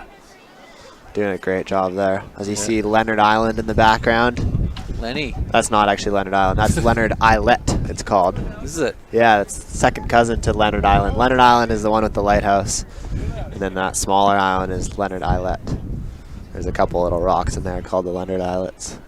But, yeah, you can catch some fish out there sometimes. Cool little spot. It kind of shelters. If you're a good fisherman like you and I are. Oh, yeah. That island luckily shelters us a bit from the wind, and that's why you can see the faces are a little bit cleaner, a little bit more groomed than Cox would be today, and that's kind of why we made that move over here, that and the size. Yeah, Cox is so open as well. It would be huge there. Yeah. I mean, arguably the waves could be better there, but the paddle outs would be crazy. Yeah. You know, for the longboarders, the open divisions, and the kids, it's just Wouldn't be so fun. Yeah, exactly. Paddling a longboard out at Big Cox Bay is your worst nightmare. You'd pretty much have to run up or drive around to South Jessamine and paddle out. Yeah, yeah. And paddle down. Seriously, on a day like today, especially when it's on shore, it's just not very inviting. Look at that little left. That looks pretty inviting. Wow, that angle thing just here, it looks like just a peeled peeling the point beach. break. Yeah. Back at Cox Bay tomorrow, just so you know. Okay. Look at another left rolling across your screen. Kieran's going to want to try and find himself on one of those. Oh, as you see Wyatt. Boys are down there. Corner, Wyatt yeah. paddling over that, not Interesting turning. where they are. Oh, as you see Kieran, he's found himself one. Wow, he's that was cracked sick. that. Oh, no. That's still going to be a solid score. That should push him up into second. That was a You could nice argue first that turn. turn was stronger than either of the two from Yellow. Yeah, Yellow that's had true. two nice turns, but that one was stronger, I think. That one really. That was crisp. We're All sitting. water, We're sitting beside all the lip. judges, and we heard the judges go, "Whoa!" So that's always a good sign when you get the judges' attention. And we went whoa. We did too. But yeah, that was a solid turn. Like pretty much vertical in the lip, through a little bit of spray. Good direction change. Pushed through nicely. Yeah, it's unfortunate that wave didn't really give him a second section, but Yeah, probably could have pushed it up into the 6+ range with 2 turns. yeah. Oh, as you see a little stance change from Red Ruby Woodruff. She's looking for a score. Not a very big one, but Ruby switched foot Woodruff. that was really sweet. She went from goofy to regular, and then back to goofy. Crazy. Wow. That's always cool when you can do that. That's kind of hard to do. I've tried that on longboard a couple times. It messes with your brain a little bit. It's good for your brain. It's true. It's a good little brain exercise. Good training for your shortboarding. Yeah, yeah, for sure. Take yourself out of your comfort zone. If you do want something different. If you want to do a shove it on a shortboard too, it helps you with those. You see the Like getting out on bigger boards is such a good thing to do for, if you're a shortboarder and you want to improve and clean that up. Yeah. Then spending time on a longboard or a just a big old mid-length. Yeah, as you say, slows Emily, down your surfing so you can really feel the movement you're doing, and if there's anything wrong, any imperfections will be obvious when it gets slowed down. I'd say it would almost help with style. I know Matea, she started off with longboarding, and you can kind of see that in her surfing. She has really smooth style. Her arms aren't out of place at all or anything. So yeah. I mean, the board goes, so you can just kind of relax and go with it. Like learning how to relax while you're up and moving. Yeah, for sure. That's a big thing that a lot of people don't take the time to do. Yeah. A lot of people actually struggle to bring that from the longboard to the shortboard, which is funny enough. Yeah. And you see a lot of people that are, maybe known for being pretty swingy with their arms. Yeah. Kind of like not the most pleasant style. His kids are. Booze. Not swingy at all with his arms. The guy's got good style. He's got really good style. But you'll see those people take a longboard out on a small day and stand up and just look so smooth and sweet. Yeah. They don't then get back on their shortboard and then they're swinging away. And yeah, well, it's funny you watch those World Tour guys and they move their arms, but they move them in such a controlled motion, and then it's hard to kind of reflect what they do because you get off balance, and yeah. The longboards are so stable compared to a shortboard. You jump on a shortboard and you wobble in all crazy. And I mean, if you are learning, a longboard is going to get you more waves, which means you're going to get to repeat what you want to do more times. Learning is repetition. It's a win-win. Everybody should ride a longboard. Yeah. Not when the waves are good, though. You want to be on a shortboard when the waves are pumping. Well, if you're good at shortboarding, for sure. If you're not quite there yet, then it's not a bad idea to ride a longboard. I find it so scary to ride longboards in bigger waves. It's just hard to... Oh, you see blue. This is a little bit of a nugget of a right. Oh. Scary's good, though. Yeah, it's good to get out of your comfort zone. A couple little schwacks for Jasper. He's looking for... It's funny to hear you say that, actually, because you're the guy that goes over the ledge on any crazy slab. It's like the conditions that you put yourself out in that are so scary. It's funny, like, trying to control a longboard I find is the hardest thing ever. And if there's people, I just get scared for the other people that are out there with me. Oh, you're too nice. Just run them over, man. No worries. I'm just kidding. You don't want to get involved in that. Look at this little right. Don't want to ding your longboard, right? I don't even own a longboard. Do you? No, whenever I longboard. What about that big old thing at your grandpa's? Oh yeah, my grandpa's board. I always borrow my my neighbor Jesse Blake. Shout out Jesse Blake. Yeah. I always borrow his longboard. Oh, you see Emily? Wow, full direction change. I think she's riding maybe. I don't know if that's David Tofino's board or TJ's board. Maybe I've seen one of those boys on that Clayton thing. boards, I think. Yeah, those guy makes fluorescent good ones. stuff. Yeah, I think let's probably get go under and find one of those down at West Coast Shapes, yeah. maybe. They got a shop down at Yuki Pokey. Super colorful. Go get lunch and have a look at some neon boards. Those Pokeballs are really good. Yeah. Enjoy those. Deadly. Yeah. Good for after a surf. It makes surfing down at Wick way more fun. Yeah, for sure. Knowing that there's good food close by. Whether you have a good don't have to session drive all or the a way bad to session. Yuki. Yeah. Oh, it's always worth driving to Yuki if it's the morning though, and you can go hit up Zoe's Bakery. Did Zoe's Bakery shut? They're back open now. Oh. They opened in March. Yeah. Yeah. Lifesaver. it was a hard couple months there. I think they were closed January, February maybe. Yeah. Yeah. I just needed a holiday. See, that's so bad. All of a sudden, these heats have came to an end. So Trent Gammon and Kieran O'Connell making it through Claire that. and Emily Bella, by the looks of it too, unless there's been some last minute waves we didn't see. Yeah, it's interesting. I'm not sure if we saw that score from Ruby. Maybe we did.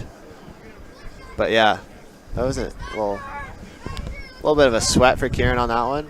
That was kind of a close heat, but wow, look how close it was in the longboard semis there between white, yellow, and red. Yeah, wow. All right, we're gonna go to a break, I think. Something like that. Something like that. Me and Shannon are the professionals with this whole commentating thing. So yeah. But yeah. Robbie will be back at some point, professional up this gig. But right now it's amateur hour. You are watching the boys, the Rip Rito Curl and Chaz. Pro. Sorry? Okay, we're going to commercial break. See you. We're here on the traditional Uthulathot and Tolokwit territories. Surfrider Pacific Rim was inspired by the Cigarette Surfboard Company, and as a surf community with strong environmental values, we wanted to make the first Canadian cigarette surfboard to use and educate people with. We wanted to create the dartboard to commemorate the Surfrider Foundation's milestone of collecting over 1 million cigarette butts off the Pacific Rim coast.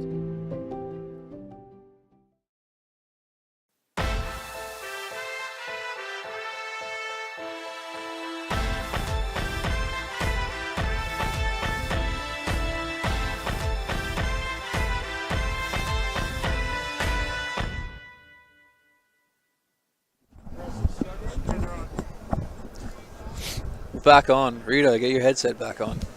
What is this? We are back. Talk to me. Oh, we're into U16 boys. This is going to be a fun heat to commentate. Oh, snap. Cameron Carney. Where's he from? Do you know that name? I recognize that name. Maybe Yuki?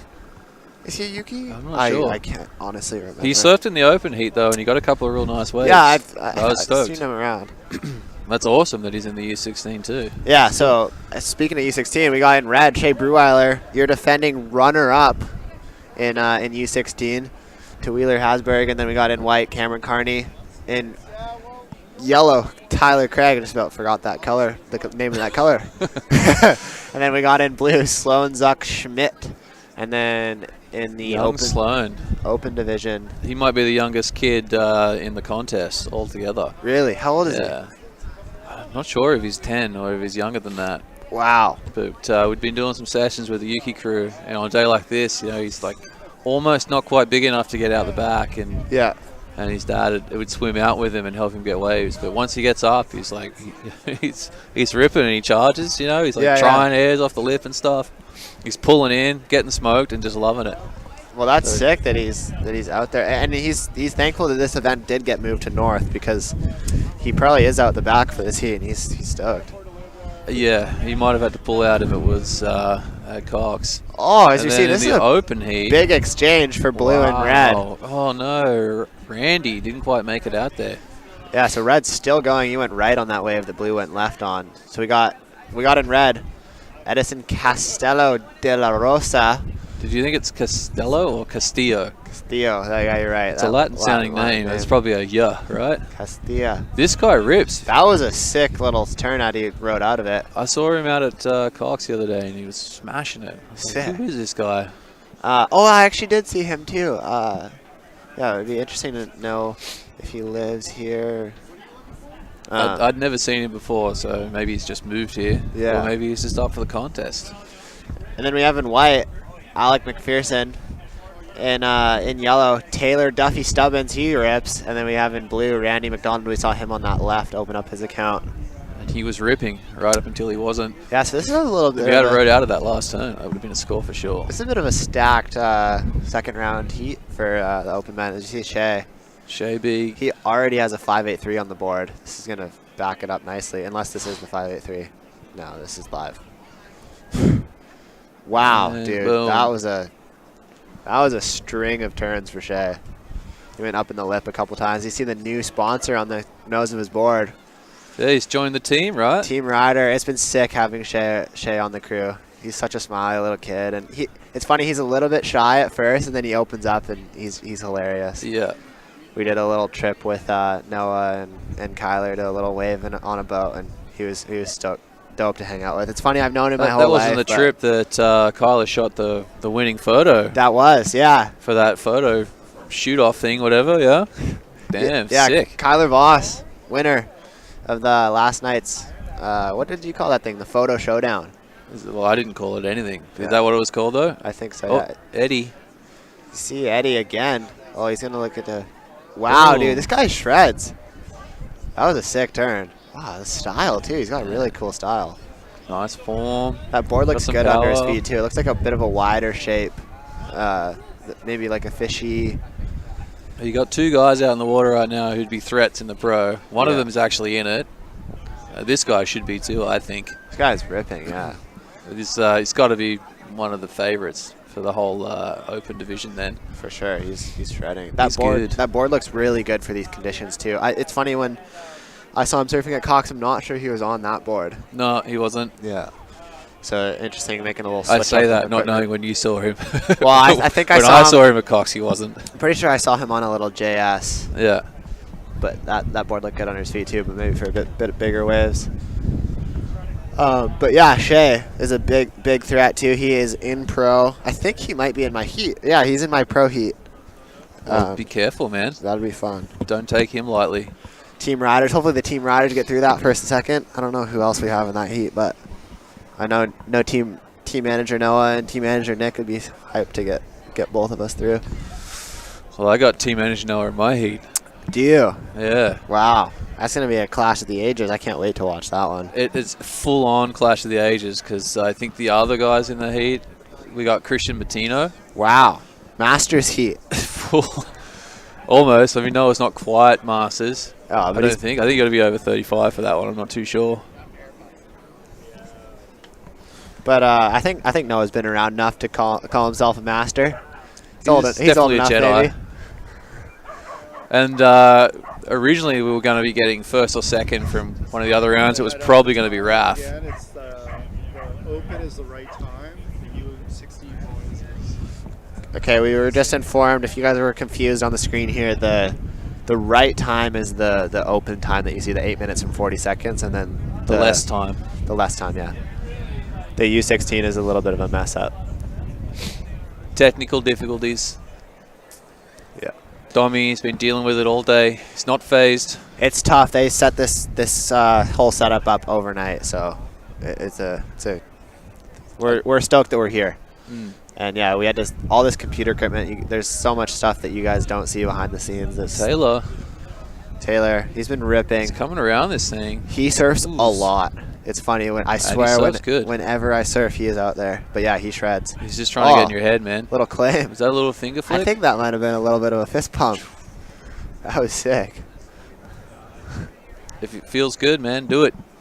Yeah, exactly. He's already got a 3.67. There you go. Beat you to it. But yeah, Eddie, he's already got 2 solid scores on the board. That's a healthy heat total. That'll get you through pretty much any heat in this round. Mm-hmm. And then Shea also, an even healthier heat total. a 5.83 and a 6.67. I think he's safe in this one. We expect nothing less from Shea too. He's been shredding. Another person, he's been surfing so much. It's funny, me and him are both on the after school surf, and for those winter months of January and December and February, we were both on the same time frame. So we would surf pretty much every day together after school. But it's cool, yeah. He's been really ripping. His backhand is really good. It's sharp. Yeah. He throws it up. He's been trying little spins too. He's got that skateboard background that really helps with all that progressive stuff that is so crucial in this day and age. It's going to be interesting to see in a couple of years as he gets bigger and stronger what kind of stuff he starts throwing down. Because I think he's heavily influenced from the skate background, but guys like Chipper Wilson and like the top dogs like John Johns and whatnot, for sure, the Gabriels, the Philippes. I think he's looking up at that, thinking that he can do that too, and I reckon he can. And then also with that bit of added style from his dad, obviously the sickest style ever. Sure. Well, Raf's an he's an epic aerial surfer. And let's not forget about Ankh. Yeah, Sep's definitely the. And then cousin Caleb. He's surrounded by such amazing surfers in that family, man. You see Eddie. And Auntie. Don't forget Auntie This either. is a nugget of a wave. Wow. Eddie. 6 snap off the top. Oh my God, he's ripping, dude. He's gonna get around this. Wow, this Larry, is do you think solid score. Oh, I would have went Larry. Oh, I just can't ride out. That was a good wave for Eddie, though. I wonder if that will improve on this 5. You can see he's just surfing a little bit faster than everyone else. Yeah. And judges love that. Speaking of fast, Shea got another wave here.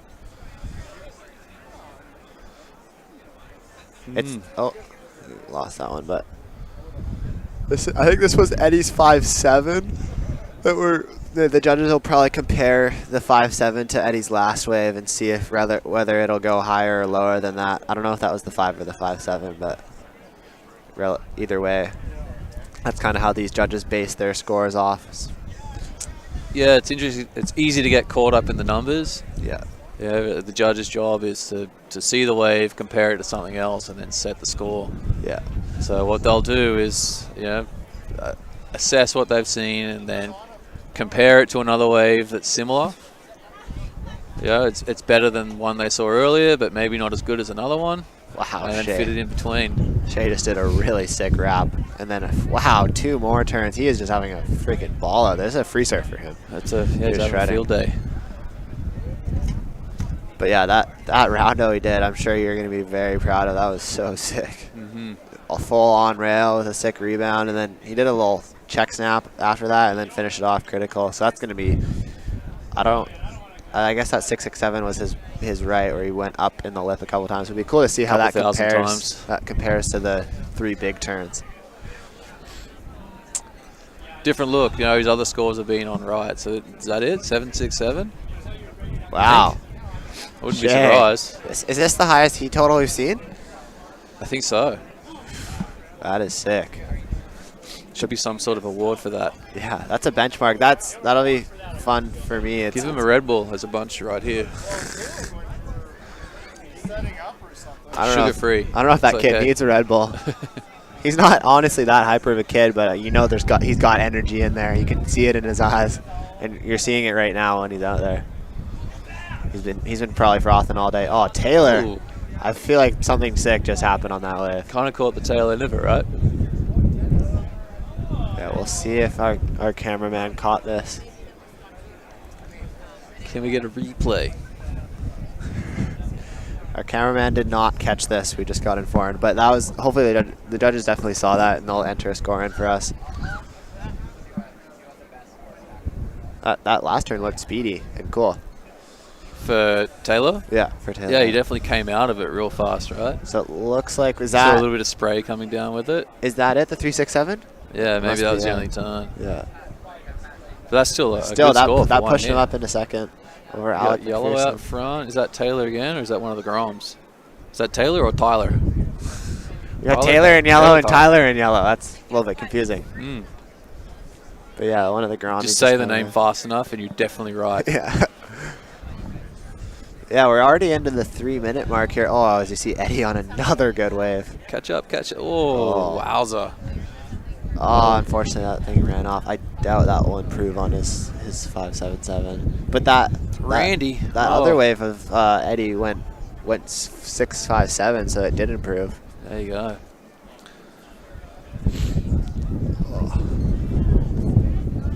It's just the amount of commitment he had to those rail turns. Yeah, he's leaning his length so far back. He's pushing so hard through the turn. It'll be interesting. Judges feel it, you know? Yeah. It'll be interesting to see these two surfers in red. They have a healthy heat total out front of everyone else, and they're both goofy footers, and that wind is relatively good for airs, so it'll be cool. I know Shea can do some pretty sweet airs. I'm sure Eddie can probably throw the board above the lip, so it'll be cool to see looks like he could. if they do that. You got to think they're both freed up to do that now. If they can find a wave that gives them a section, have some fun. Yeah. Do a little showing off. Get the job done, and then have some fun. There definitely are sections to be had out there.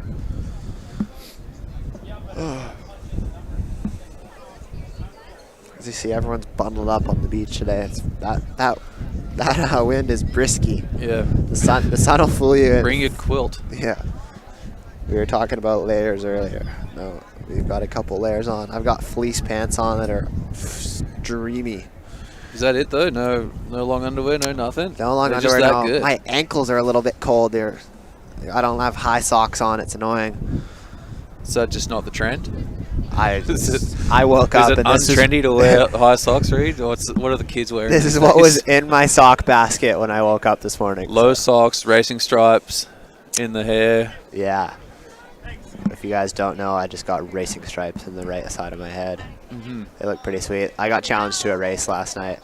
Another one? I won. Yeah. Again? Dude, don't do that. Last time you hurt your calves, didn't you? You see Randy McDonald, he just freaking teed off on that racing. thing. But yeah, I raced a kid. Actually, Orion Lefebvre, who was in my heat this year. I raced him at school and was sore for a week and could barely walk. And that was inspired by the racing stripes. And then that happened again last night. And I won both the races to be. I got to admit, man, I remember you raced Darshan. Yeah. And Darshan's big, fit-looking dude. And, you know, Reed, I'll give you credit. You're a big, fit-looking dude now. But the whole time I've known you, you've been like a baby giraffe. You've never really looked like you'd be coordinated. Yeah. You know, I expected you to run with limbs flying everywhere and probably trip over. But you flew, man. You smoked him. It looked like you weren't even trying. You left him in your dust. Oh, yeah. I used to run. Credit to you, bud. Oh, Shay, let's go to the air here, Shay. Oh, he's going to try. Wow, that was sick. Progression. Yeah, he slid the fins out on both those. Twice. Both those turns. I mean, that could be the top score just from that. See, that's the end of. See the end of. That's the end of round 2, heat 5 of the Open, and the quarterfinal heat 1 of U16 boys. U16 boys. So red and blue in the Open round, and Shay and Tyler in the U16. Taylor got a wave at the end. I wonder. I mean, how's Randy? That wave we saw at the end. He's turned the heat. Yeah, that thing was a nugget. Look how close that is. 6.8, 6.7, 6. Pretty much 6. Yeah, so that is close. All three I of wonder those if there's surfers. something coming in. I did see Yellow get a wave. I didn't see what he did. I was too busy blowing up on Shay. Second, third, and fourth was everywhere. Oh, so Randy improved his score just barely, it looks like, maybe. But yeah, well, they've both got 3.67s. So Taylor needs a 3.5, maybe a 3.51. And we're not sure if that score has dropped yet. I'm going to step out of the booth here.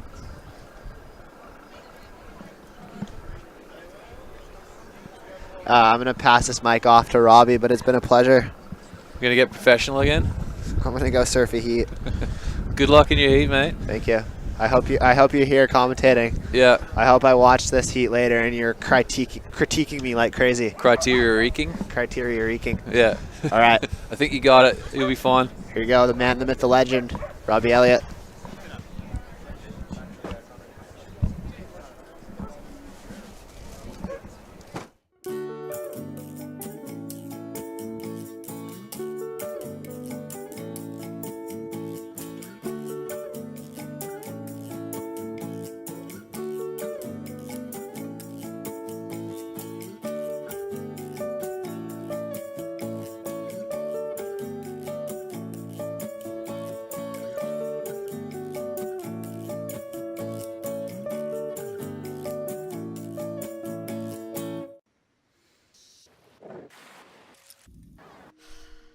Summer, we've missed you.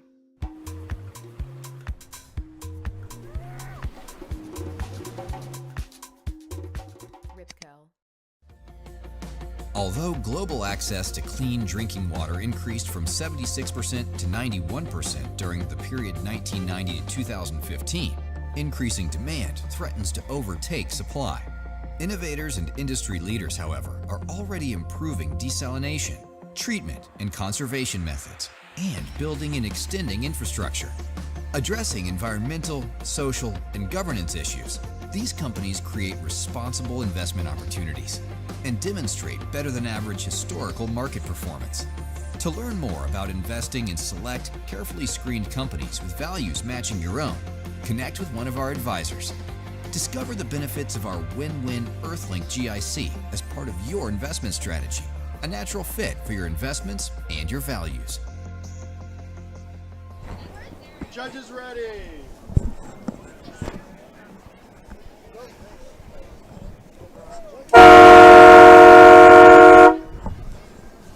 Well, that hooter means something. Pretty sure it means we're back it's on. go time. It's go time. And we are back at the 2022 Rip Curl Nationals presented by Red Bull and Heineken 0.0. We are down at North Chesterman's Beach. We've really got a really great day of surf. I mean, again, it's been challenging conditions, but with the light on shore. But man, there's been nothing but waves here running the double banks. Again, we did have a canceled day of competition yesterday, so we're playing a little bit of catch up, so we had to run 2 banks today. So I think everyone in the crew, including the camera crew and us, we've all kind of had to do double duty as we see Keenan Bush. Oh, this looks like a good one. This thing's doubling up. Let's go, bud. Get over that. Whoa. Ooh, he's sticking with it. Ah, that was good. Keno. Job done. That's the start you want. Keen as. Jackson Mexis. This kid's come up from California over here in the U16 boys. This is my first look at this kid. He's a twin, I believe. It's Jackson and Jonas Meskis have come up from maybe Santa Barbara? Somewhere where there's some nice points. Yeah, no better than I would. So we've got our Open Men's Round 2 Heat 6, so the final heat of the Open Men's Round 2. We've got our surfer in red, Saddles, Andrew Sadler, surfer in white, Keenan Bush, surfer in yellow, Peter Semahen, and surfer in blue, Justin Just-in-Time Reeves. This just in. This just in. And then we've got our under 16 boys quarterfinal as well. We got Pito. Semi-hen. Send me a better wave. Our under 16 boys quarterfinal heat number 2, we've got Kite and Travis, Jackson Meskis, as Shannon pointed out from somewhere in California, Daniel Chisholm in white, and then Aiden Jeffrey Swan in blue. So got a few more heats to go for the day. We're not quite done just yet. We got about 6 or 7 more heats to go.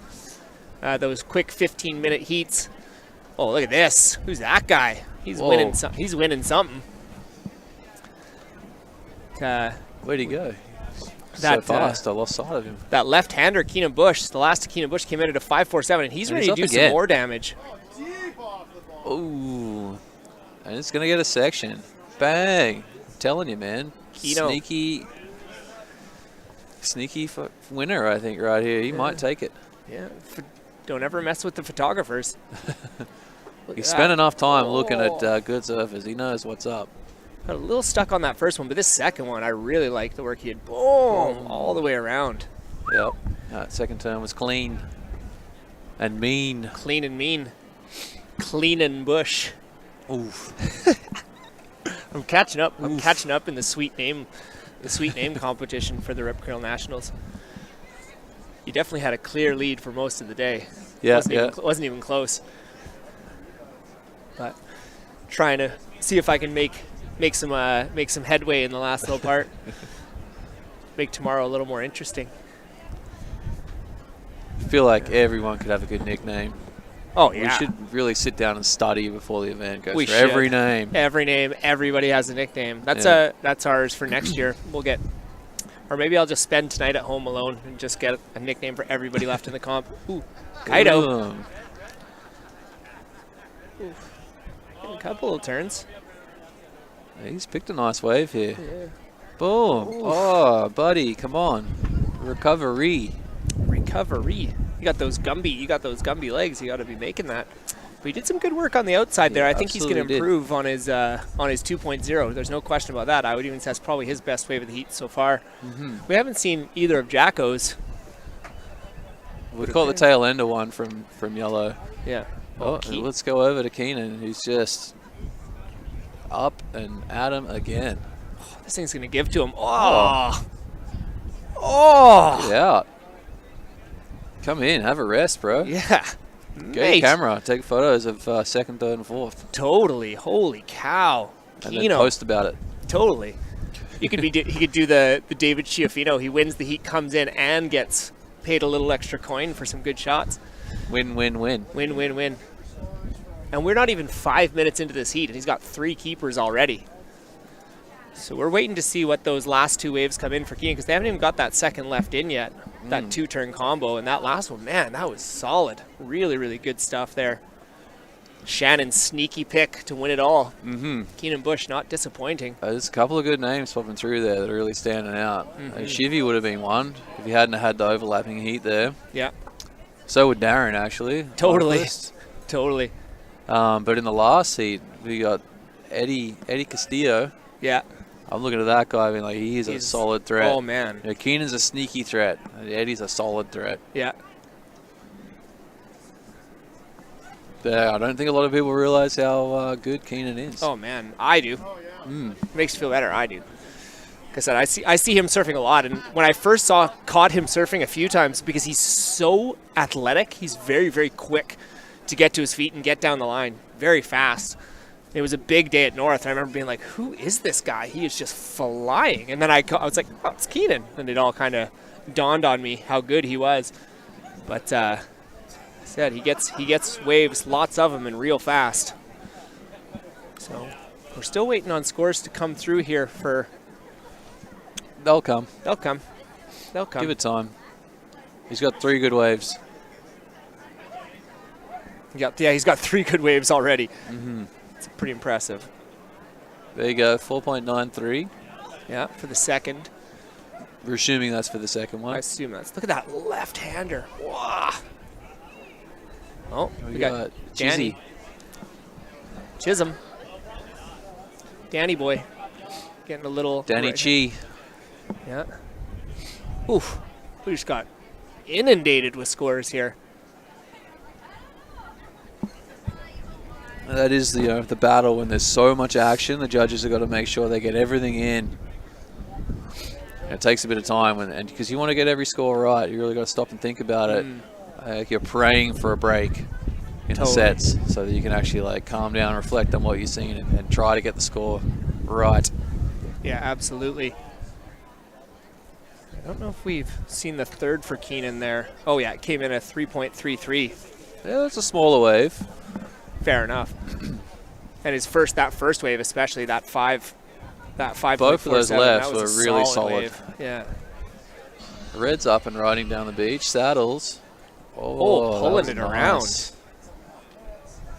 That's some good technique there from Andrew Sadler. Yeah, working it.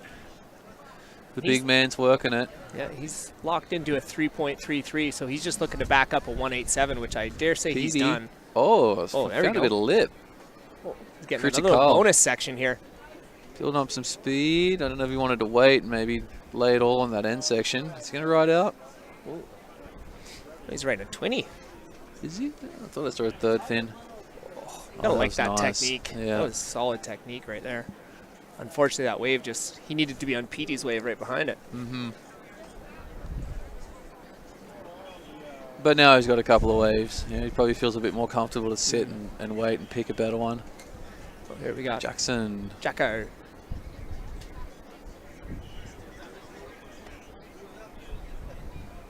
It's probably a little different than the point breaks he's used to. Yeah. I think there's some beaches around there too. Yeah. Probably a little bit more rubber than he's used to. Oh, judges like that turn from Andrew Sadler, dropping into 4.2. 420.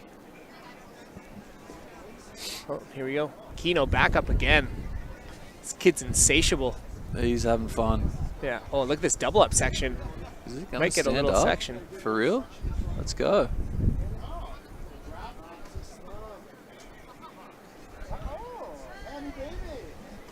Rides it out. Beautiful stuff there from Keenan. Yeah. Let's see how the rest of this heat plays out. See, for him, he's got a couple of really solid scores.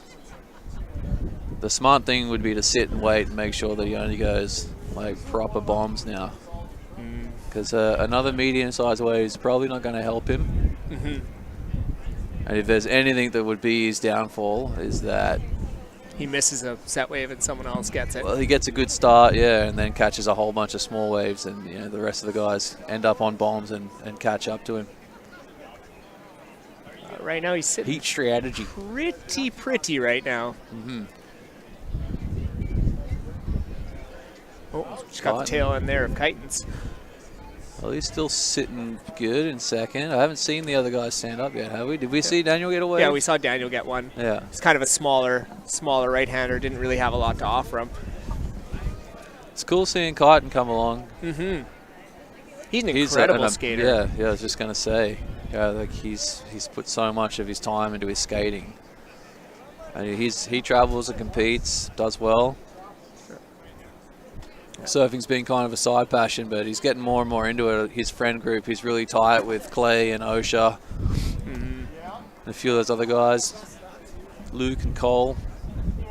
Yeah, once they get caught up in the river, just go downstream, just go with them.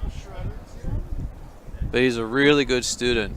You know, I think from he's done so much with skating, and he knows how to learn new tricks. You know, how to figure things out, is that he can actually take information, process it, and put it into practice out in the water really well. Jackson. Oh. Damn. That's going to count. The kid can surf.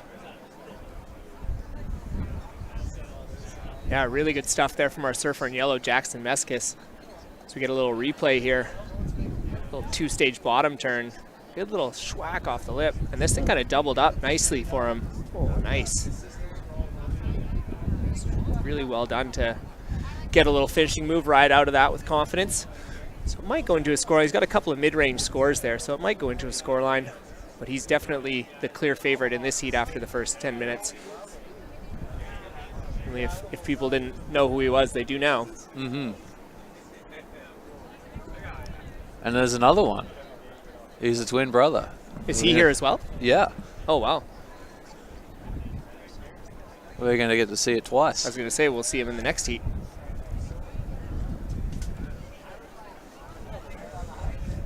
As we hit about the half. Oh, sorry. I lied to you. So the timing is for the open round 2 heat 6 for both heats here. So we've got about 3 minutes left. Time is starting to tick down on these heats. Keenan Bush, our surfer in white, very solidly out in front. Saddle sitting uncomfortably in second place. But he's sitting on a couple of mid-range scores as well. But he has that 4.2 though. Yeah. Again, it's going to take something from Justin and Peter. Something solid. Going to need a good wave. Hopefully a couple of sections. Tee off. One. Basing it off of Keenan's 5.47 and his 4.93, it's like two pretty solid turns on a pretty solid wave. Those were two of the better waves. You know, waves themselves, not just the surfing he did, but two of the better waves I've seen in the last little while. Yeah. Both straight-handers. Wink. Yeah. Wink.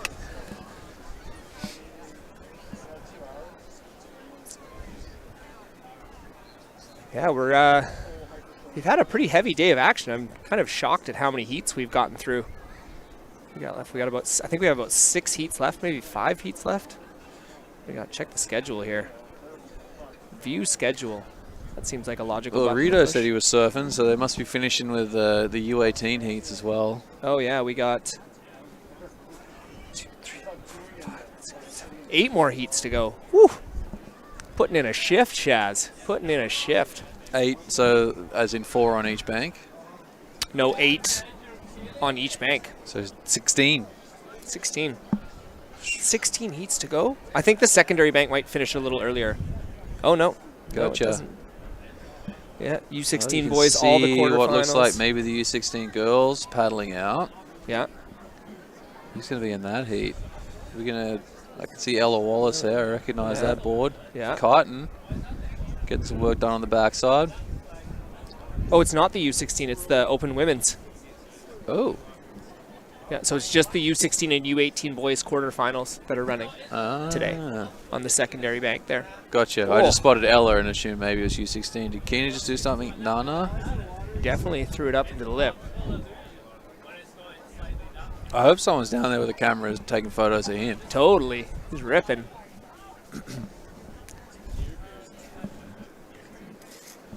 Oh, here we go. We got our surfer in blue, Aiden, Jeffrey Swan, trying to pump his way into a better section here. Couple little direction changes as we time out these heats. So we get the train hooter. I like to call it the train hooter.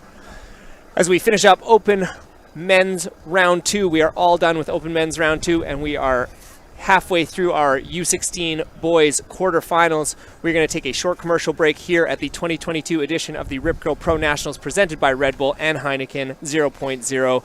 Do not go anywhere.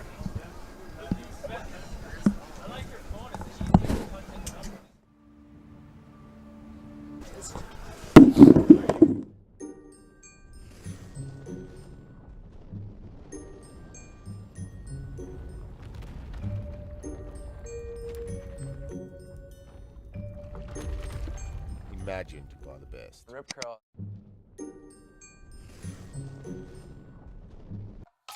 Run, swim, surf. For the women who want to rewrite the game, we made this for you.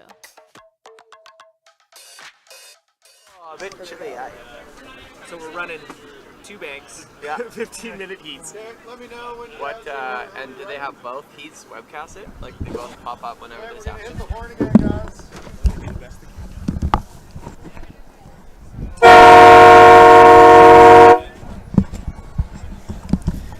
And ladies and gentlemen, we are back at the 2022 Rip Curl Pro Nationals presented by Red Bull and Heineken 0.0 here at North Chesterman's Beach. We are heading into the Open Women's semifinal as well as the U16 Boys quarterfinal. And I feel very honored to be joined by none other than former Rip Curl Pro champion, Rip Curl Pro team manager, or Rip Curl team manager. We'll call you pro anyway. Yeah, you're pretty pro. thanks, dude. Overall, incredible ripper, super good dude, an incredible writer and well-spoken young man, Noah Cohen. Welcome, Noah. Got big shoes to fill already. Teed me off with quite the welcome. But yeah, thanks a lot. Stoked to finally join you. I feel like it was a couple hours later than I expected today. It's all good. You're still working. None of us are. Just, shaking hands, having the conversations, catching up with everyone. It's been good. I kind of love getting back for this the second event since I moved down to California, and it's cool that everyone just is in one place at one time, and you kind of get to have all those conversations with the old pals. Well, and I'm sure you can't get more than 15 feet down the beach before seeing someone new. Yeah, it doesn't lend itself well to getting anywhere fast, but it's super enjoyable and really cool to catch up with everyone for sure. Yeah, we'll take whatever version of you we can get.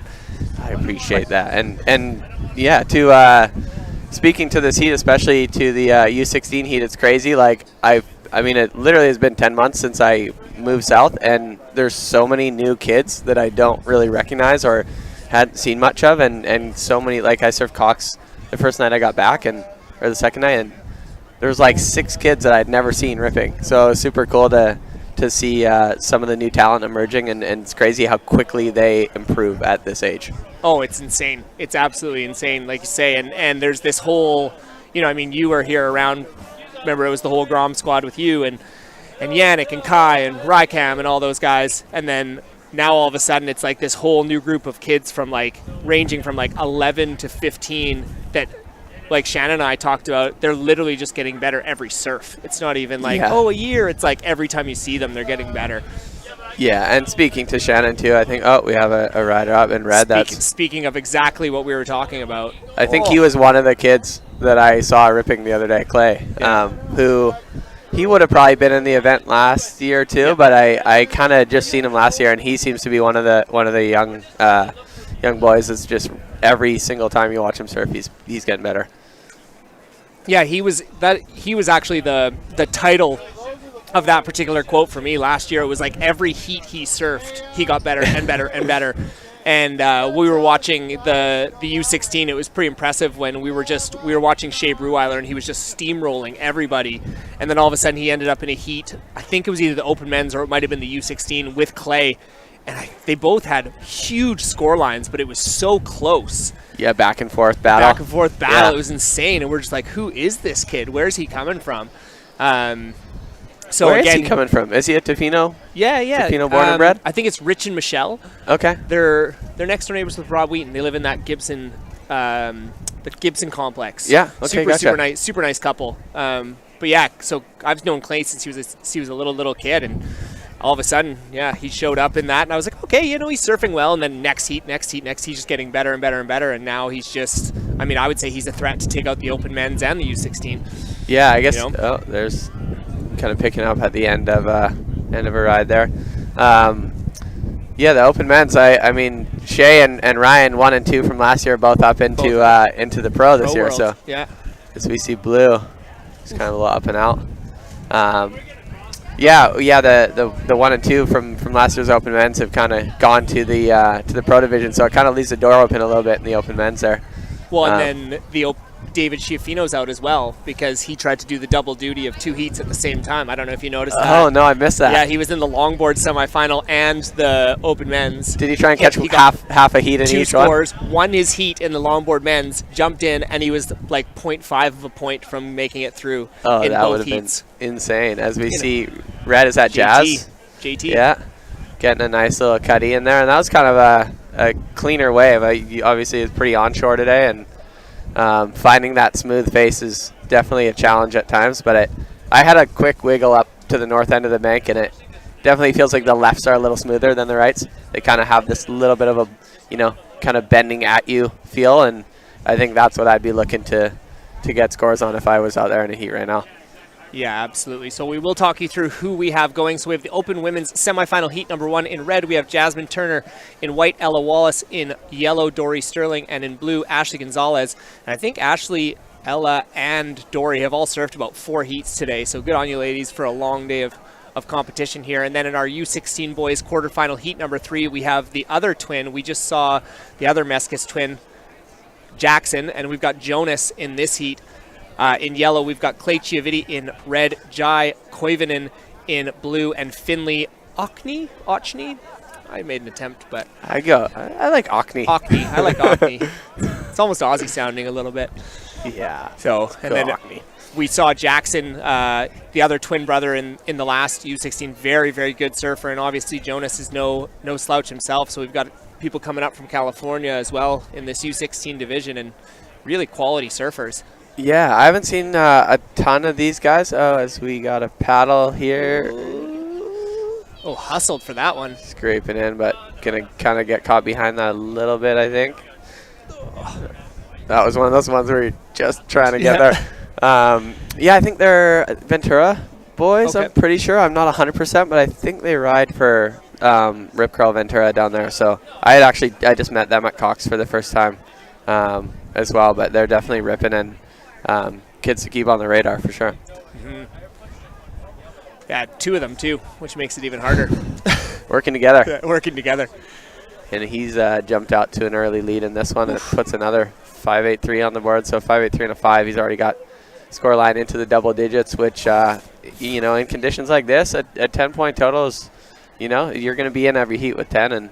And now he can kind of probably be a little more patient and look to get an excellent score on the board. Still tons of time, too, in that heat. So you don't know about all the technical stuff we have No, going I'm on. new here. So we are at the halfway point. Yeah, it's my first day. Yeah, it is my truly. Yeah. So we are following the top clock there. So we got right about the halfway point here in both heats. We always call that one the next cup of coffee clock. Yeah, I like that. About 12 minutes. Apologies. Yeah. Apologies. Learning the ropes here. Yeah, none necessary, my man. It's all good. As we had our surfer in blue, Ashley Gonzalez, unfortunately just not able to get in front of that wave. A couple of small scores there. Jazz Turner's kind of leading this heat with a 4.27. She's got the big score. She doesn't have a backup score yet, so she's sitting in a pretty good position halfway through here. She can add on to that score pretty easily, where both Ella and the other two surfers as well. Unfortunately, just a couple of small scores. They're going to need to put something a little bit bigger together to get through into this final heat for the Open Women's. As we see Jazz trying to build on her lead there. This thing's bit of kind a of dicey reforming. takeoff, but a little floater section. But again, riding out of that clean, so that's going to go into her scoreline. It's going to give her a little bit more cushion in that top position. Yeah, I dare say that'll be the second best scoring wave of the heat too. So she'll be sitting in a great position. These 15-minute heats too. Oh my gosh, they tick by quick. And if you don't put a number on the board in the first half of the heat, it gets real nerve-wracking. As a competitor, you're out there just, you start making small errors, maybe paddling for the wrong waves, and it really boosts the confidence to get a score early. As we see White from the boys heat, Finley getting a little backside snap in before the wave kind of dies on him. But yeah, it's Ella going for the layback. That was a spicy little Larry there. Yeah, I was saying earlier, I see Ella out a lot out at Cox Bay, and she's such a frother after last year's comp. She definitely gets out there, and we were talking about how in the wintertime, like, it'll be like 4:30, it's starting to go dark, and she's just sprinting down the Maltby path as hard as she can just to get like 2 waves before dark. Just love to see that fire. Yeah. I remember those days, the sprint bike ride after school, trying to get to Cox and be like, okay, it gets dark at 4:30 and I get home at 3:58. Yeah. Can I get 2 waves? Yeah, 2 waves for the numbest hands on the bike ride home. Yeah, totally. Oh my gosh. And you basically had a 15-minute heat. Yeah, exactly. There you go. You're warming up for those 15-minute heats in your future. Totally. But yeah, no, it's always great to see the froth levels of the kids, and I think having a bigger, a growing group of kids that age now, it's just going to continue to build, that inspiration for each other, right? They're going to be feeding off each other and watching success of their peers and just wanting to get better that much quicker. So I think, as that peer group grows, we'll just see the talent level rise with it, which is super, super exciting. And I mean, every year that we hold these events, it just seems like the depth of each division has grown, which is always exciting. Wow, look at this wave. Wow. Hammer right there. Oh, it just pushes a bit too hard, but that first turn was spicy. Pretty money, yeah. It was Jonas just adding to his already heat leading total of 10.86. I don't think they could go pretty close just on the strength of that one turn, I think. Yeah, imagine if he'd stuck the second one. Yeah, that you'd have to almost be up in the excellent range. 8s or lates. Yeah. Yeah, that was definitely distinct speed advantage to the other 3 so far. So we'll see where they go with that number. But yeah, it's been really cool. I think even the Open Men's, again, going back to that division, it feels like that's a far deeper division this year. I think there's a lot more local talent, getting to that point where they're all able to put, relatively good scores on the board consistently. And I think that division historically hadn't been nearly as strong as it is this year. No. We got our surfer in white, Finley. Nice little cut down there. We'll definitely go into his score line. No, you're absolutely right. I was saying the very first, was that Clay just going for the big foam climb? Saying the very first heat of the Open Men's division had David Schiaffino, Darren Lundquist, and Curtis Parker in it. No, I thought Curtis was a favorite. That could have been a final. Yeah, the Herring Lord went down in that one, unfortunately. But yeah, that David Schiaffino, he rips on. He's insane. Yeah, he rips on the big board and the small board. Oh yeah. So you see how the back. This thing looks like it's going to stand up here too. Get going. Yeah, you do have these kind of lumps where you get caught in these flat spots, and if you misread them, that that can happen super easily, where that lump just passes you by, and even though there's a good wave in front of you, you can't quite get there. Jonas. Oh, man. Wow. He likes that little stand tall, like look to the judging tower right there. He had the good little rhythm going on that one, though. 3 real quick backhand snaps in succession. Coach Brown would have liked that little lockout off the bottom, opening up. Maybe we'll get a replay of that one as well. So you see Jazz. Just a little foam bouncing out. As we got about 2.5 minutes left here in the Open Women's semifinal heat number 1. Currently we have Jasmine Turner and Ella Wallace in those advancing positions. Ashley and Dory still looking for a couple of kind of mid-range scores to jump into that spot. And then in the quarterfinals, we go to live action here. Oof, surfer in white Ella was going for broke again. Our U16 boys quarterfinal, we have the newcomer Jonas Meskis. Oh, he throws together a 7-point ride. Well deserved for those 3 quick turns in succession. Maybe got an extra quarter point for that claim, the claim, no claim. Yeah, he did well to fit that 3rd in for sure. I mean, if you're going straight up 3 times on a day like today, that's going to be big scores. Yeah, for sure. Not easy. And the local boy Clay Chiaviti still's got that 6.5, so I mean he's got all the talent in the world to be able to replace that 2.67 to give himself even a little bit more space, but he's sitting pretty comfortably in that 2nd position with Finley and Jai both needing some pretty solid scores to get themselves into that advancing spot, and time is ticking away very, very quickly here. Again, like we mentioned before, those 15-minute heats, man, never have I felt 15 minutes go by that fast. They not even out there. Yeah, well, thankfully we don't surf a whole lot of 15-minute heats anymore. It feels like the standard has kind of moved up to 20, which is, as a competitor, super, super nice.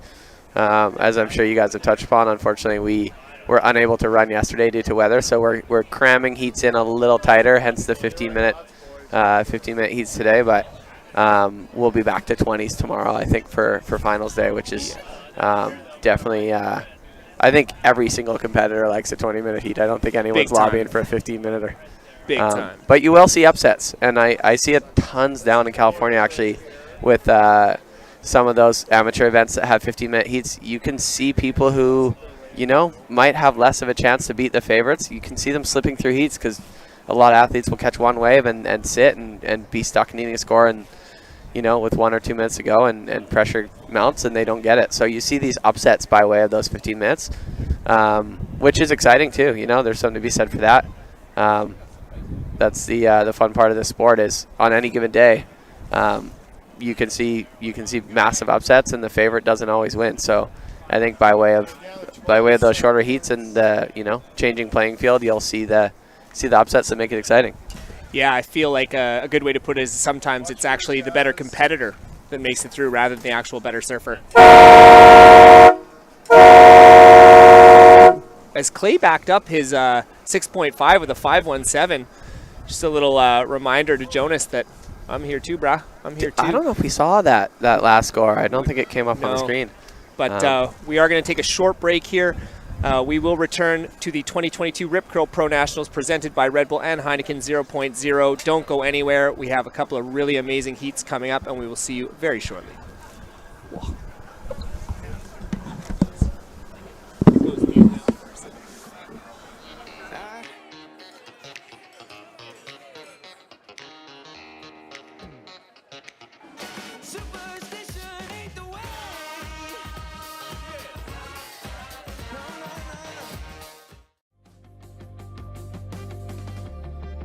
Increasingly, ethically driven companies are powering the global energy grid with renewable, non-carbon energy and working to minimize environmental and human impacts. Companies addressing environmental as well as social and governance issues are demonstrating better than average historical market performance and creating responsible investment opportunities. To learn more about investing in select, carefully screened companies with values matching your own, connect with one of our advisors. Discover the benefits of our win-win Earthlink GIC as part of your investment strategy. A natural fit for your investments and your values.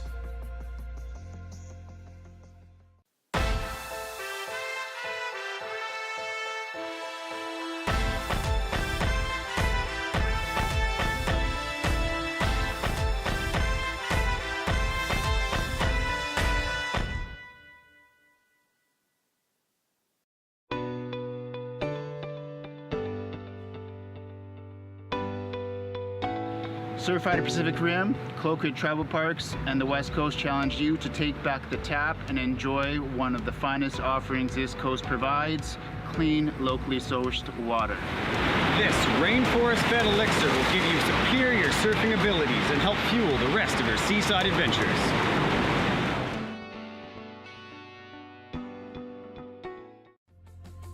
Because by 2050, global waste production is expected to increase by 70%. Innovators and industry leaders are already focused on developing better waste collection and management practices, improving the recycling process, finding new uses for waste, and diverting it away from landfills. Ethically motivated companies addressing environmental as well as social and governance issues create responsible investment opportunities and demonstrate better than average historical market performance. To learn more about investing in select, carefully screened companies with values matching your own, connect with one of our advisors. Discover the benefits of our win-win Earthlink GIC as part of your investment strategy. A natural fit for your investments and your values.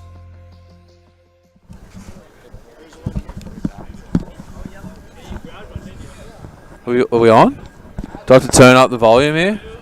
Which one is it? Are we good? All right. Hi, Noah. Shannon Brown. Together again. Together again. My roommate this week. Yeah. My landlord. And heat mate too, right? Yeah, I know. This is... We'll be an old dog heat coming up here tomorrow. Yeah. Me, you, Christian. The retirees. Yeah. I found out Mr. Victor Dunn isn't here. Whoa. Today. Okay. So that changes who we may get. But yeah, I'm not sure who'll come out of that because I think Raph moved into Sep's Raph moved up, spot. Yeah. I think the Mascus, one of the Mascus twins will have gone into that. Who else is in it? We'll have to look it up. Doesn't matter. Look it up. Either way, hey, it's going to be a lot of fun. It's going to be great. I look forward to it. Anytime you compete against Shannon in anything, it's a heated battle. Yeah. Yeah. Speaking of, I'll make you work for it. Yeah, every single time. Speaking of heated battles, we have in the Open Women's Semifinal Heat 2, Chloe Patinius, Morgan McIntosh, Aqua Breweiler, and Kat Rosine. Sorry, as the names are jumping around on me. Just I was like, wait a second. Dropping, things are flipping and flopping. Apologies. And then in the U16 boys, we have Kanoa Hije Palmiano. Is that a Korean lad? Oh, yeah, Kanoa. Okay, go Kanoa, go. Go Kanoa, go. Instagrammers. I actually met him. He's already dropped a 5, eh? Yeah, you met him in Hawaii. Quick start. I met him in Hawaii. Yeah, he came up, and I was with Kakoa and some of the Rip Curl team over there. As we see blue, that looks like Morgan McIntosh. Trimming, a little double up section here. Oh, this is like maybe gonna line up. Not quite, close. Getting a bit of a start though. That'll be probably the stronger number of the heat so far there. Yeah, no, it was cool. We ran into Kanoa and his dad, and he came up and said hi, and we had actually a lot of the Rip Curl CT team with us, so it was rad to link up with him over there. Then, eh? He must have been stoked. He was pumped. Aqua. We see another paddle here. Looks like Rosine. Veteran in these things. She always making heats. Yeah, we got the two rookies coming up against the vet here. Should be a good little battle. Young dogs, and not as young dogs. We wouldn't call them old. Chloe's been ripping though. Chloe's been looking really strong. She can, you can tell she's been doing some work with old Coach Brown too. Yeah. Got that technique going on. I feel like I can always pick them out when I'm in the water.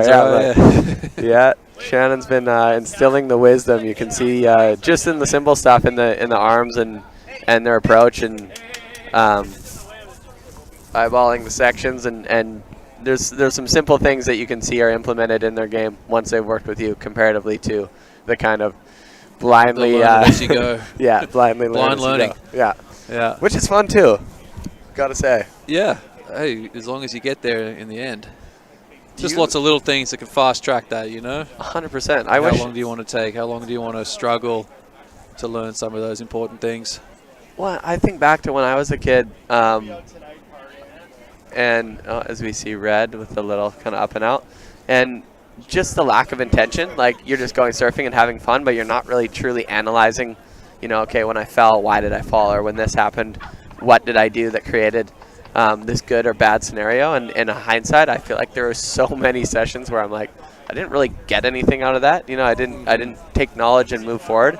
I just went out and had fun. And now, you know, watching you work with the younger boys and girls here especially, it seems like they're getting so much out of every session, you know, because you're so intentional with your coaching, as we see Red. Tristan Day. Tristan, is he a local boy too? I don't think so. I think he's coming up from the States too, but he's come up for the last few years and always performed well. Yeah, I'm pretty sure he was in the finals last year, and he might have pushed it too. He's ripping. The Wheels were still in the U16 last year, and he might have run away with it, but I think Tristan was right there with him. Yeah, gotcha. He looked really sharp. And again, you talk about technique, you can see that he's got a really sick little style and super polished already for someone of his age. So keep an eye on Tristan for sure in this division. Yeah, the other two surfers there, Julian Sylvester and Kai Sale. Those are a couple of kids that are around here. Julian and Kai, both from Yuki. Love Kai's a good Yuki underdog story. Yeah, you gotta love it. Jules a little bit older, but yeah, he's really starting to find his feet out there. Great little surfer. Still waiting for our first Rip Curl Pro Nationals champion to come out of Yuki. No, I'm sure there's probably been a division that's been a Yuki resident. You have to stop and think about that. Yeah, I don't think there's been a pro division winner out of Yuki. Well, that's because there's only been Pete. He's won them all. True. Hey, I had one or two back then. That's right. Yeah, we don't like to talk about that. Let's not bring that one up. or let's definitely won it once. Put salt in the wound before the big heat tomorrow. Yeah. Get us all riled up. But you're technically from Nanaimo, right? Yeah, that's what the passport states. Yeah. Nanaimo boy. So you're not actually local. No, I'm surprised anyone gives me a wave. I paddled out to the local spot the other day and everyone was hounding me. Thought I was straight in California again. No love lost. Oh, Chloe's lining up a good one here. Boom. Oh, might have kind of missed it a bit, but then finished strong. Real strong young girl. And when she hits the section right, man, she throws buckets. Yeah, Same with Aqua too. Yeah, again, really strong surfer. When she puts it in the right place, big spray. Big things happen. She hits the lip, I like to call her Crackwa. And when she's carving on the face, I call her Hakwa. When she's pulling in, I call her Shakwa. How good is that? There's a lot you can do with that name. It really is. Very, I mean, hey, she had the ocean in her namesake to begin with, right? Yeah. She falls off, I call her Stakwa. Oh gosh. I don't ever use that as much in Canada. If you fall and you stack it. Yeah, I think that's an Australian one. Someone out there got it, liked it, had a jump. I'm sure we have an Aussie or two tuning into this webcast, right? Your mom? Have to be. My mom? I hope so. Yeah, I know. I probably should have texted her and told her. Yeah, they're just Mom, waking up. I'm commentating. to be checking the conditions at Bells and Winky. First day of the waiting period for the Rip Curl Pro Bells. What time is it? Do we know yet if they've made a call for that? Oh, wow. Great cutback. Boom. Wow. Alrighty. There you go. That's Kanoa.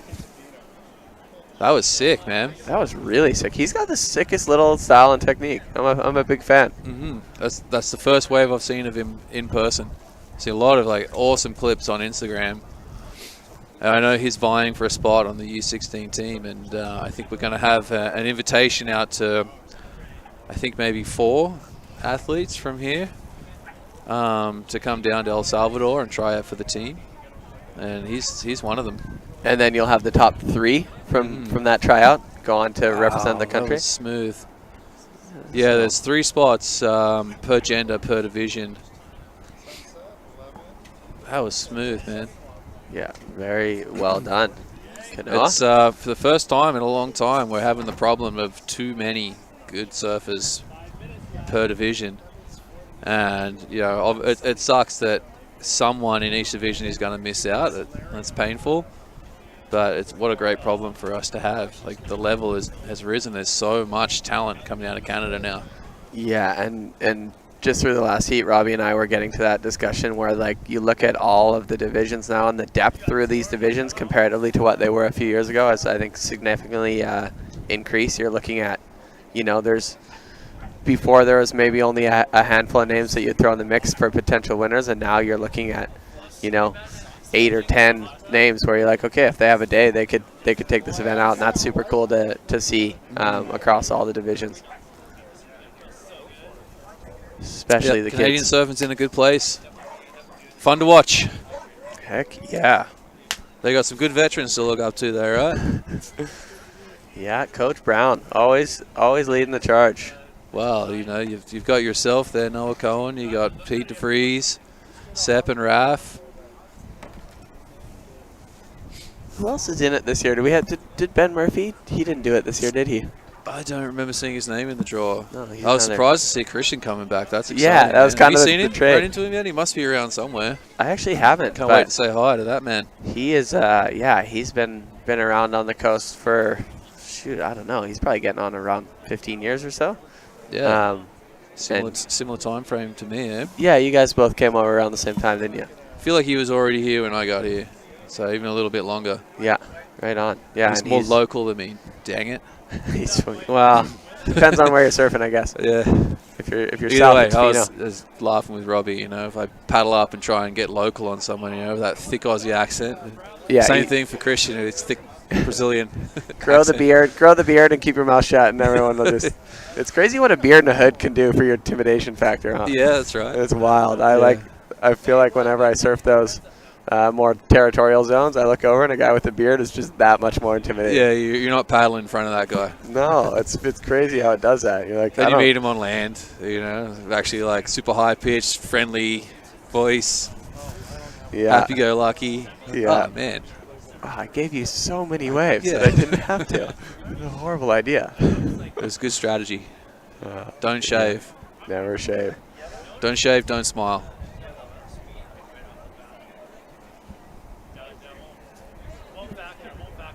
Right, we're already getting to the nitty-gritty of this one. It's amazing how fast these 15-minute heats go. I guess they go the same amount every time. But sometimes they just feel so Sometimes quick. they go even faster. No, they're all the same. Still 15 minutes. As we see Blue, there's Morgan. She's not looking for a whole lot. She's got a 3.5 in the score line. Yeah. Kat and Aqua. Well, Kat's gotten a really good score there. I don't remember seeing that one. They might have been filming one of the U16 boys when Kat got that 5.33. But Kat, you know, wily veteran. Yeah, yeah. Choose the right wave. Make sure you surf it well and all the way. Boom. Here we go with Aqua. So this might be tight for second and third here. Really curious to see the score drop of Morgan's because, again, she's only got a 1 in her score line as a backup. So Well, there's a 3.5 just dropped there. Does she already have that? Oh, Kanoa again. Oh, maybe we picked up that wave late, and that 3.5 was that ride we just saw on screen. That may well have been the case. Look at that between second and third. The numbers are the same, but just slightly different order. Wow. A little in favor for Aqua. Minute and a half remaining. There's Chloe. I don't know if she got much done there. Or was that Tristan? It's kind of hard to tell. You know, it's double banged, but they've almost kind of shifted together.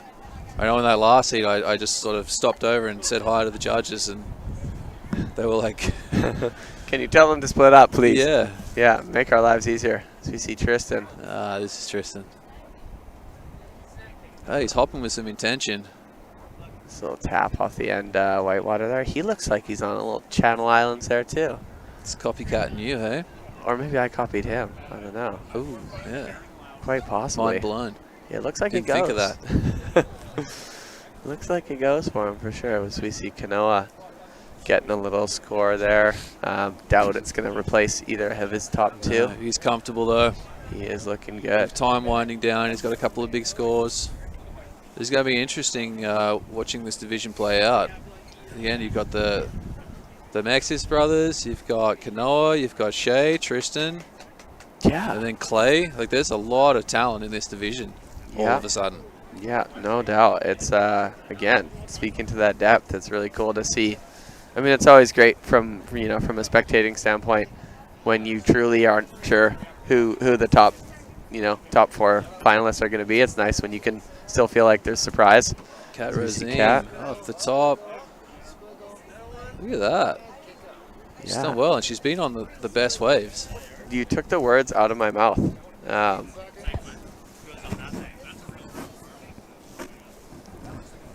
Yeah, she 100% has put herself on the best waves this heat and is reaping the benefits of said wave selection. Yeah, hey. Hey, check this out. Morgan McIntosh has moved up into second. And Chloe's on a wave. Not sure what she got done out the back, but wow, this thing's got interesting right there. Vets over the rooks. The Vets have Hold taken the out the phones. rooks. Okay, what happened? Again, we missed the start of Chloe's wave, so we're going to have to wait and see what kind of score drops there. Yeah, but I would count that as, it's hard to call that an upset again. Like Kat and Morgan, they've done this event so many times. They know what they're doing in a heat. But Aqua and Chloe, a couple of very talented up-and-comers. Sometimes when the conditions are small and messy and hard like this, it kind of evens out the playing field a little bit. A 15-minute heat will do that too. That's true. 15-minute heat, you get out of rhythm just ever so slightly and miss an exchange at the beginning, and next thing you know, you're on the back foot and the heat ends. Yeah, only so many chances in 15 minutes. Gotta make them count. Sure is a good thing we're not at Cox Bay for this. Imagine having to paddle all the way out, get a wave, you barely get back out the back. 15 I don't minutes. physically know if it would have been possible to do 15 minutes at Cox Bay right now. I think you would see a lot of single wave scores. I think we're going into a little commercial break. Hopefully get an update on the scores when we come back.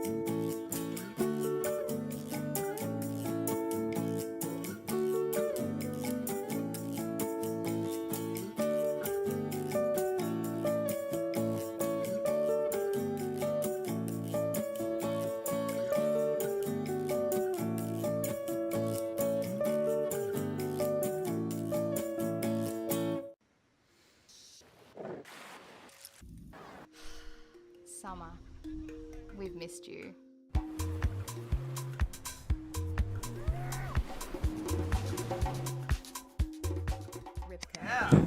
Another one. My wife. Rusty Goyer. Isn't that that Aussie guy? Hey, dude. Long time no see, man. Oh, look who's behind. Are you gonna start singing? It's my debut. We'll see. Robbie's gonna keep me in check. And we are back here at the 2022 edition of the Rip Curl Pro Nationals, presented by Red Bull Canada and Heineken 0.0. We have got the open men's quarterfinal heat number 1 in the water. I don't think we have it. Are we finally down to one bank now? Yeah. Oh, thank goodness. Oh my. Oh, so we got one heat of one bank. And I am super lucky to be joined none other than Mr. Marcus Palladino. Marcus Palladino, welcome to the booth, brother. Hey, Robbie, thanks for having me, man. I'm really excited to be here, and I think I picked a good time to come commentate a heat, because there's only one heat in the water, so I won't get confused. it makes it a lot easier to do. That's for sure. Mm-hmm. I'll take it. Consider it a break.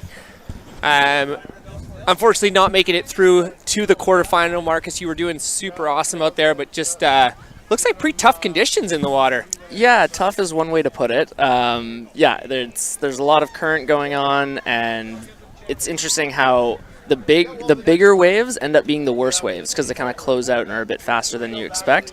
But then when you're trying to get something that has a bit of a shoulder to it, it's just way too soft. So yeah, there's a happy medium out there, but they're hard to find, that's for sure.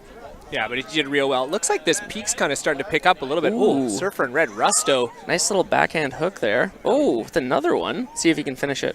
Yeah, I've never seen Rusty before, but he's pretty darn good, man. This is a pretty... Yeah, I've seen Rusty on the water a bit. I think correct me if I'm wrong, I think he works at Long Beach Surf Shop. He kind of hangs with that crew. Yeah. But yeah, no, he's a really consistent surfer for sure, and you can tell on that last wave. Oh, we're going to get a replay here. Whoa. Ooh. Yeah, there's not much else you can do on that wave to make it better. Like, he milked it as best he could. 3 little wrapping carves there on his backhand. That was nice, especially that first section. Yeah, and he's already got a 7.33 on the board, unless that was what for that turn, but...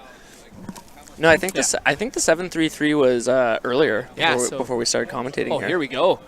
We got a 5.0 for that last of Red as well. So wow, Rusty's that is a great start to the heat. Holy smokes. Yeah, and if you didn't notice, we had one of our heat standouts, Joao Pedro Belfort. He must have been late for the heat, must have read the clock wrong or something. Is he paddling out right now? Yeah. Oh, my goodness. Yeah, you really got to stay on your toes, especially during this contest with changing the beaches and changing the times and having 2 banks. It's, there's a lot going on right now, and you really got to be on it. Yeah. Next thing you know, you just don't even show up for a heat. Who even knows? Yeah. And Steve and Rusty were actually the beneficiaries of our double heat from earlier when we had Darren Lundquist and David Schiaffino in both heats. Yeah, I saw David that. almost pulled it off, I too. saw that when I was paddling out for my heat. He was switching his longboard for a shortboard, and I was like, no way is he going to pull that off. No. But and he almost did. He was 0.5 of a point away. What a guy. I know, what a champion. So, but here we are. Bit of a slow start to the heat, minus a couple crackers from Rusty and Clay here. Rusto. Yeah, I had Clay the last 2 heats, and he's such a good up-and-coming surfer. It's unbelievable. I saw him out at Cox Bay before the contest, and he was kind of training and prepping. Oh, we got a surfer up and riding. Steve, here we go. See if we can get a little double up here. Trying to milk it. Is it gonna? Yeah, I feel like there are a lot of waves out there that look like they're about to double up, so you kind of feel like you want to stay with them and keep waiting, and hopefully get like a good section to hit. But yeah, unfortunately that one didn't stand up the way he wanted, and now he's gonna have a bit of a paddle out to get back out the back there. But luckily for today, I mean, aside from there being a little bit of a rip, the paddle outs at North are relatively short. They're usually thank goodness. sub 1 minute or sub 2 minutes at least. Yeah, totally. I mean, yeah, there can definitely be a bit of a current, and if you're paddling out during a set, that'll definitely set you back. But yeah, no, this is exciting having a contest at North. We've talked about it for a long time, and I think it all just kind of worked out, and Cox just being way too big and way too stormy, and yeah, no, I'm glad that Dom and the team here were able to make it happen. Yeah, I would not have wanted to surf Cox Bay today, that's for sure. No. As we go to a bit of live action, Rusty, our heat leader. Oh, got a nice section here. Oh, man. See, I like what Rusty did there. I feel like he knew he had 2 good scores on the board, and he didn't have to play it safe on that turn. No. He kind of pushed it a little harder than maybe he would have if he hadn't already dropped a 7 and a 5. And yeah, I think he's surfing this heat right, and he's surfing this whole contest well.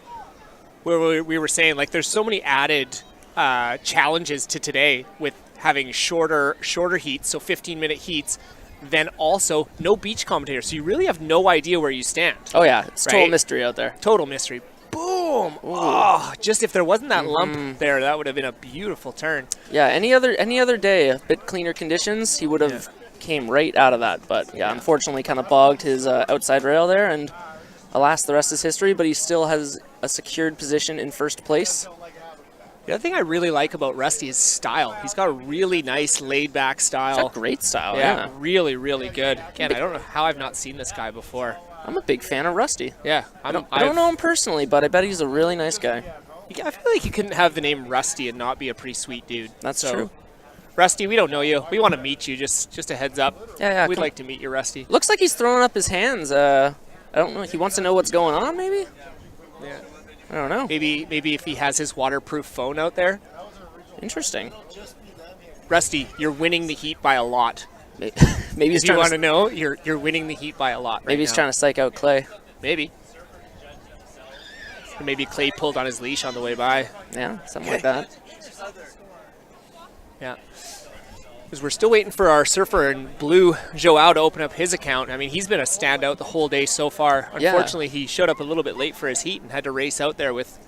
And when you only have a 15-minute heat, 4 minutes gone in your heat is a lot of time. Well, he's placed in the finals in this contest before, so I feel like he doesn't need much time to be able to put some good scores on the board. No, agreed. Ooh, kind of an ugly little double up there for Steve-O. You see, this is the hard part of having a 15-minute heat is you start getting frantic, and once you hit around the 5-minute mark, if you haven't got some good waves that you're excited about and you can kind of sit on, you start paddling for everything. So Steve's going to have to keep his composure here, keep it cool, keep it calm, stay confident, and just wait for a good wave to come. Because he's still in this heat. Oh, yeah, big time. Yeah, for sure. As we hit about the 6-minute mark, we do have a little bit of a delay on the clock, so it's actually kind of more like 6 minutes and 40 seconds. Okay, good to know, good to know. There's a couple little technical things people need to know. But, and then they had the photo competition last night there, Mr. Marcus. Bit of live action here. Oh, Clay with a little off the top. Oh, little double. Hook down. See if it's going to open up for him. He's going to make it. Oh, here he goes. Can he stay with it? Good for Clay. Look at him. Wow.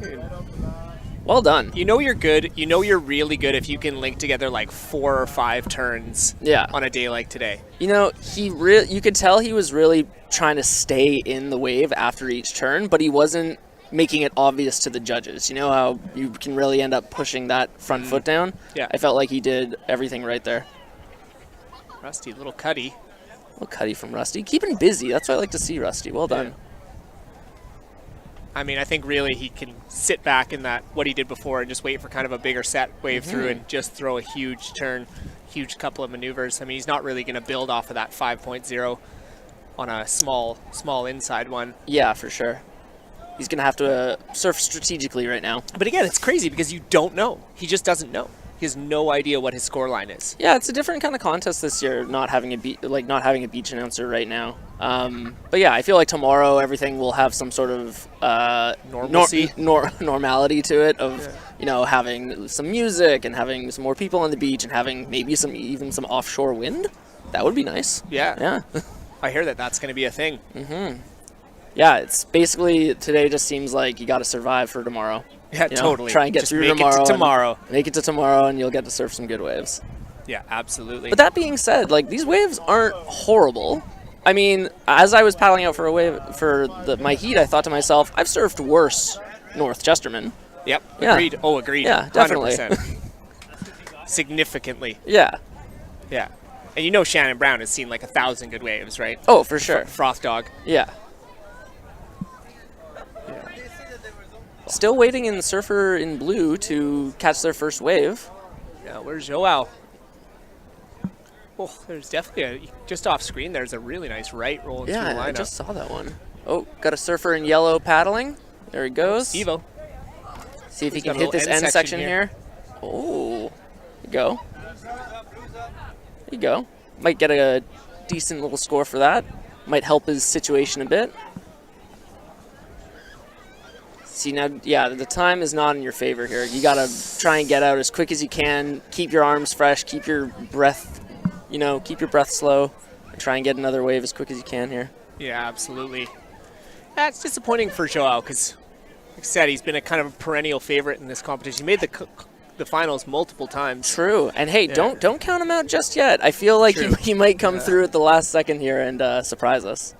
Yeah, again, you can get 2 waves pretty quickly here, as Rusty showed us right off the bat. I mean, he had that scoreline locked in like 2 minutes into this heat. True. Joao is comboed. I didn't even realize. Yeah. Okay. Yeah, he better get to work then. I think he did get a wave underneath. I just didn't see it. It was off screen there. Yeah, so 2-7-3. So he's still in a combination situation. We got the open men's quarterfinal heat number 1. Man, we've had a lot of open men's heats today. Surfer and white clay. Oh my goodness. That was nice. That was like one of the better turns of the entire day. Yeah. That was incredible surfing from our surfer and white Clay Chiaviti. That was a nice end section hit. A little bit of style to it. Yeah, let's get a little replay here. I wonder if there was more to that wave. Yeah. Let's see what we got here. Ooh, nice. You know what? Kept the fins in, stayed in control. That was good. I think he's going to get rewarded for that. Yeah, he might not make it into his scoreline because he's got a couple of mid-rangers there, and it was just the one turn. True. And he definitely he's linked together a few. Like that 597 was like 4 or 5 turns. But we are getting into the dire moments here. We got about 2 minutes left here in open men's quarterfinal heat number 1. We got our surfer in red, Rusty Goyer, who's been sitting on that 12-3-3 scoreline since about 3 minutes into the heat. And then Clay Chiaviti not far behind with that 11.3 as we got Rusty back up and riding again. Speaking of Rusty, looking sharp. See if he can stay with it here. This is just a victory run right now. Totally. I dare say he's looking anything but rusty. Oh, Robbie. You've done it again. But seriously, dude, you rip. That's awesome. Yeah. No, let's take this time. I want to take this time to thank you, Robbie. You've done such a great job here this whole event, commentating and stuff. And yeah, people on the road when I was changing I could overhear them talking about how the commentating was so good and you're so funny and you're so informative. And I just want to say we all really appreciate it. So great job. Tear in my eye. I'm not rusty either. I'm not rusty either. Thanks, Marcus. Yeah, I do it because I love it. That's for sure. It's like 3 of my favorite days every year. Yeah. Hands down. Oh, yeah. This is like living out childhood dreams. Right? And you get to see all your friends surf and you get to, I don't know, get all stoked on them and actually have people listen to you when you talk to about them. So it's Absolutely. Great. Oh, surfer in white. Clay. Their backhand. Ooh, nice. A little airdrop in that, too. Well done. Man, this kid is just a wave magnet. Yeah, remind me to sit next to Clay when I'm free surfing at Cox Bay. Checks the clock. Was that a clock check or was that like a chest bump like claim? I'm gonna call it a clock check, but it could have been a chest bump claim. We haven't seen any like really good claims. A lot of like no claims. Looked like he was like about to dab there. That was nice. Like a replay on that Clay dab. That was nice. Clay dab. I like it. So where are we at with the time here? So we probably have about, if I were to guess, probably about 15 seconds to go. Here comes Surfer in blue. Joel. Don't count him out just yet. Oh, it's counting down. 5. So we are counting down the end of this heat. 2, 1. And the train horn goes off. Whoa. Oh, Joao ended up locking in a 617. Man, if he'd only been out a little bit earlier. Yeah, I think he got a 617 off screen there. And, we'll see how the judges scored his last wave. The first turn was really good. But, yeah, we'll see if that was enough to get ahead of Clay into second. But, yeah, we'll just have to wait and see what the judges say. But safe to say that Rusty is affirmatively in first place. And super good at surfing. Yeah, and we'll be moving on to the semifinals. So congratulations to Rusty. Nice job, buddy. And then Clay as well. Clay as well, yeah. Nice job, gentlemen. So we are going to take a quick commercial break. Thanks for joining us up here in the booth, Marcus. It's been really great. Happy to be here, man. Thanks so much. We will be right back with the 2022 edition of the Rip Curl Pro Nationals presented by Red Bull Canada and Heineken 0.0. Do not go anywhere. Jay, we all good? Yeah.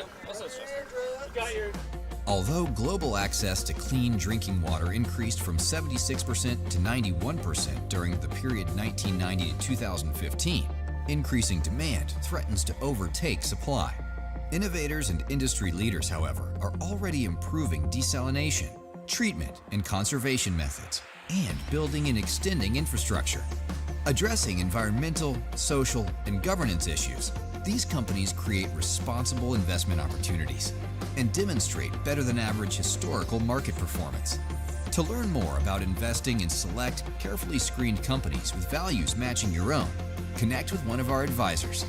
Discover the benefits of our win-win Earthlink GIC as part of your investment strategy, a natural fit for your investments and your values.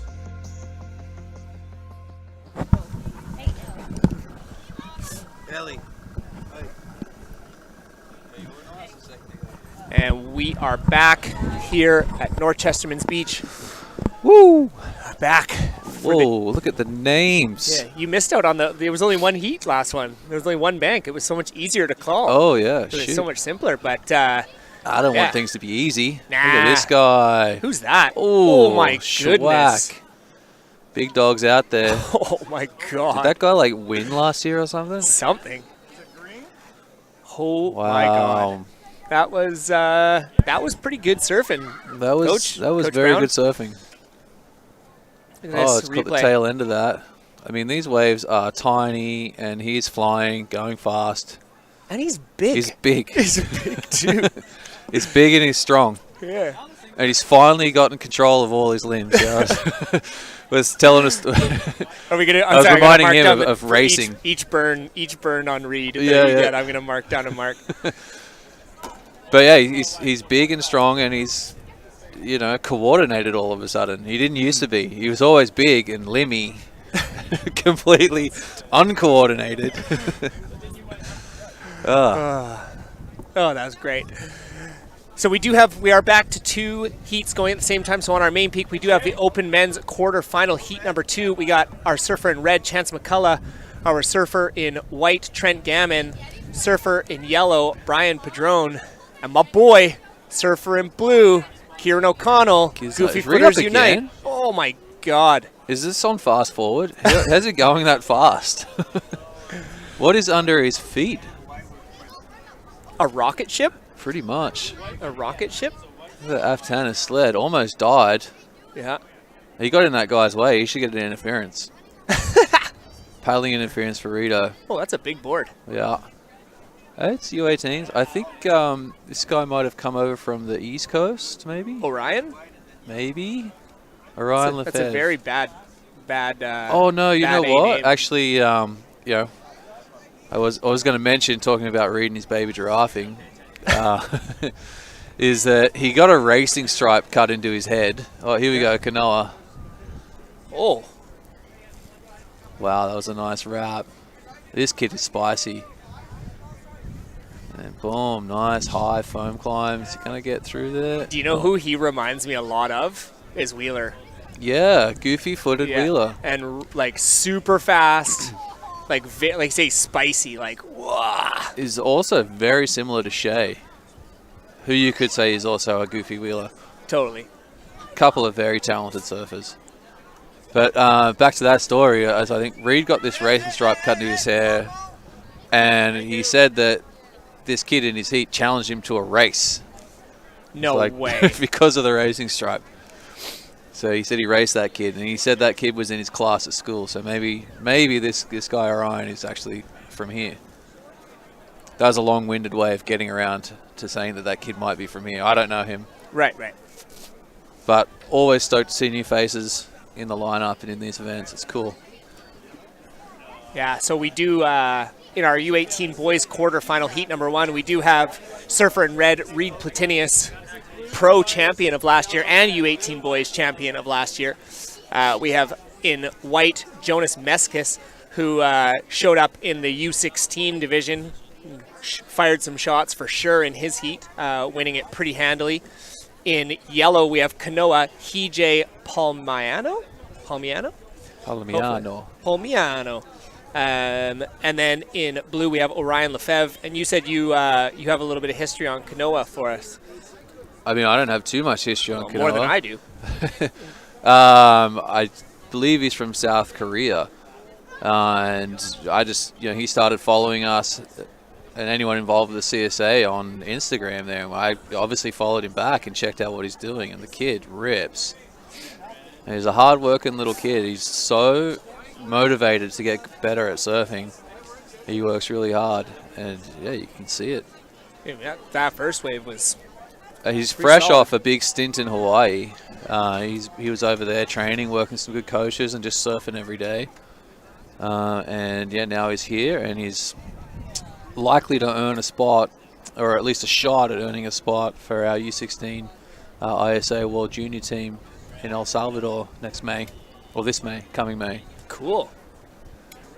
Yeah, awesome stuff. And I was chatting with Noah. You know, the depth in these divisions now, it's so deep. You know, we've got so many options. It's really hard to choose, and it's a great problem to have. Here goes Kanoa again. Just staying busy. It's worth a look. Yeah. Oh, let's get back over to the big dogs. Keza. This is where the real action is. Let's go, Kiz.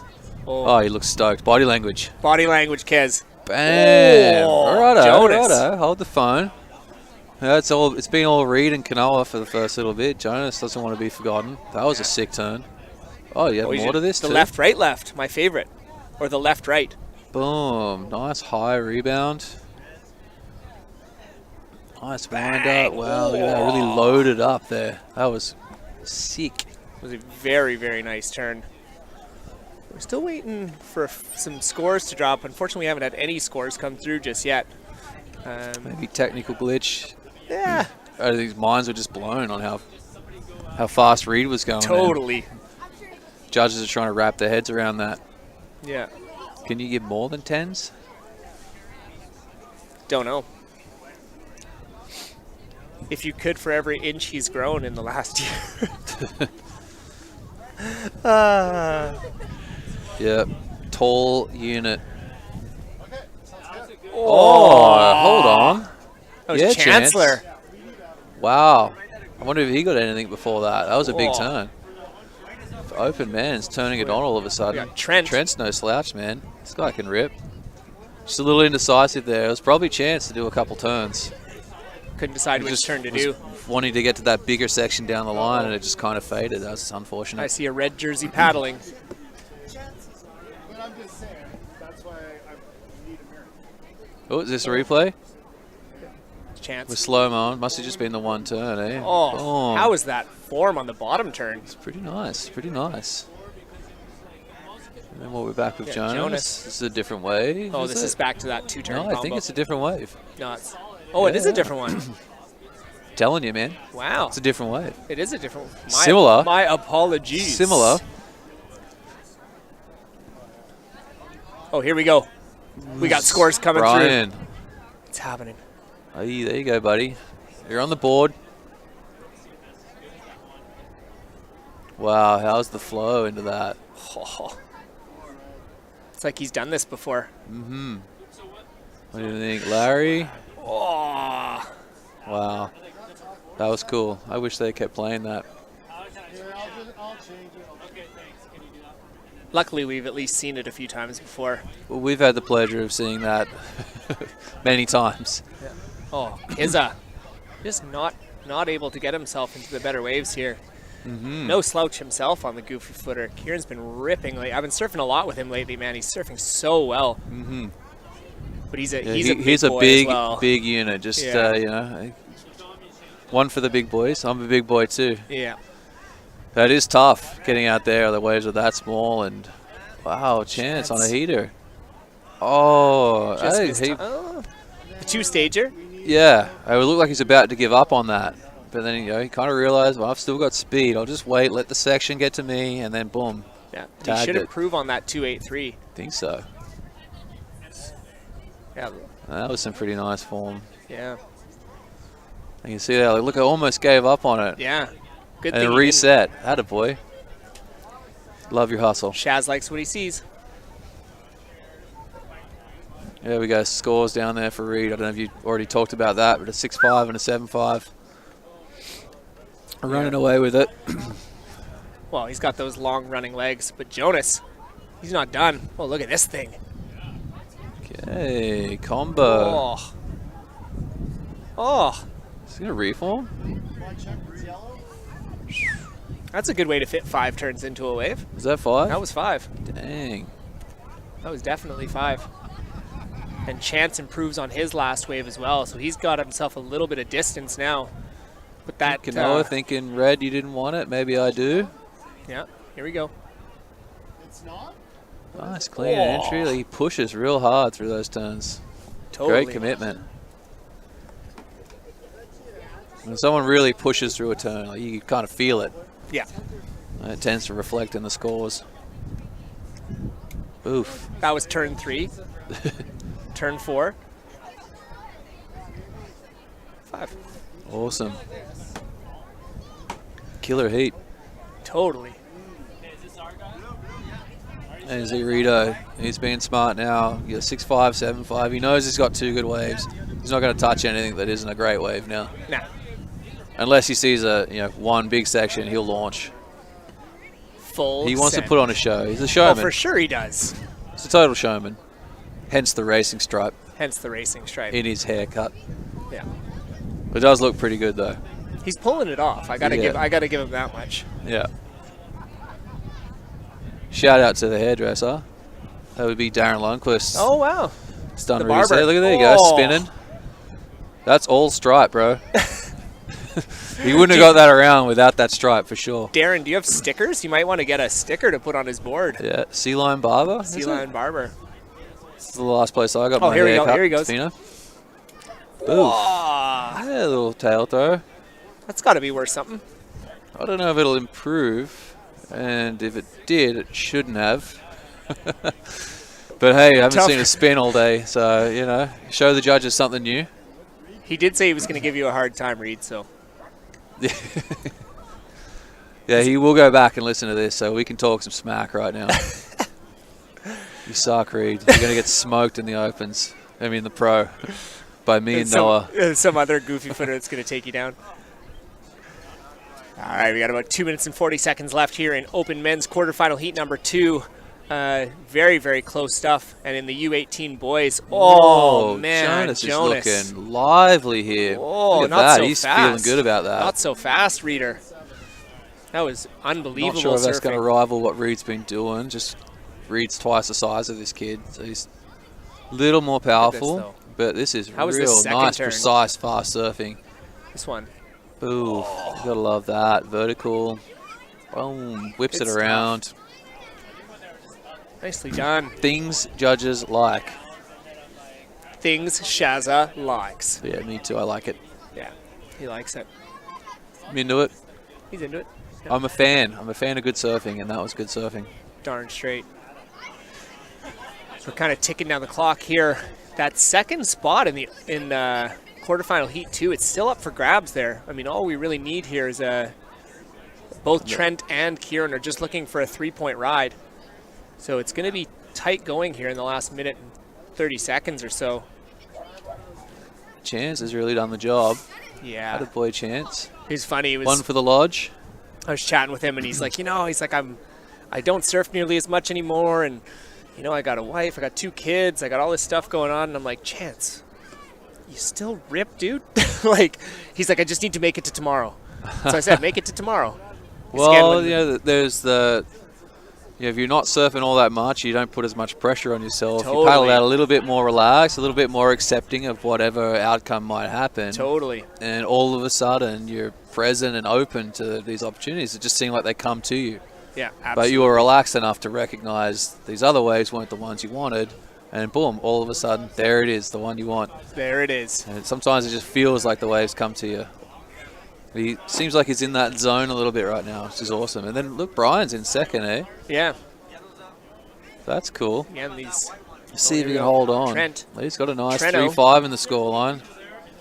Is he going to connect? This thing doubles up. Ooh, Trent quite. could throw a couple hammers. Oh, wave might let him down. Unlucky. He had to go, though, He because had time to. is winding down. And we are a little bit delayed and behind on the time here. So we've got about 5 seconds here. But the boys we are are getting gonna ready to hear press the hooter. the train horn.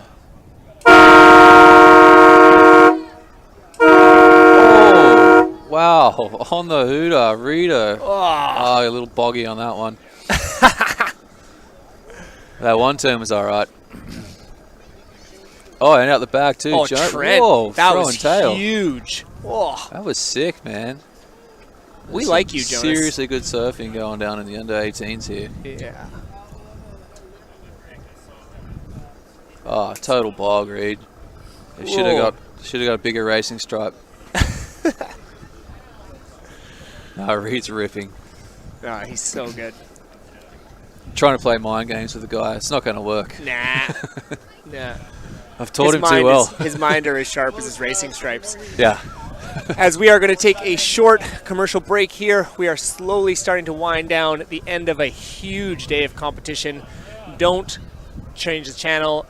We will be right back at the 2022 Rip Curl Pro Nationals, presented by Red Bull Canada and Heineken 0.0.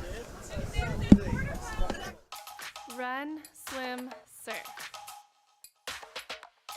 For the women who want to rewrite the game, we made this for you. Rip curl.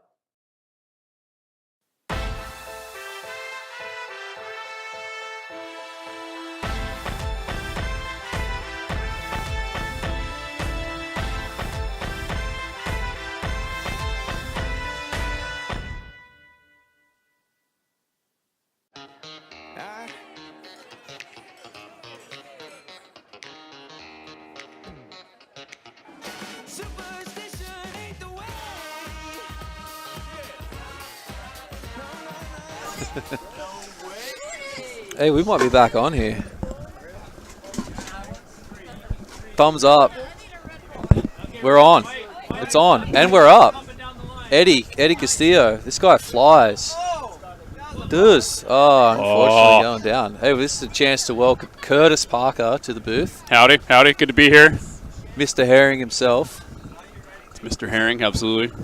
Didn't eat enough cans this morning though, hey mate. No, I try to limit like 5 maximum per day. Yeah. If you go past 5, you can get like selenium poisoning and you can go to the hospital. Ah. That's what I found the limit is.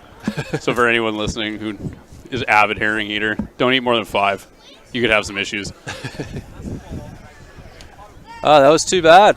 I mean, it's obviously really tough conditions out there this morning. And Yeah, you had a some really good tough speed. heat too.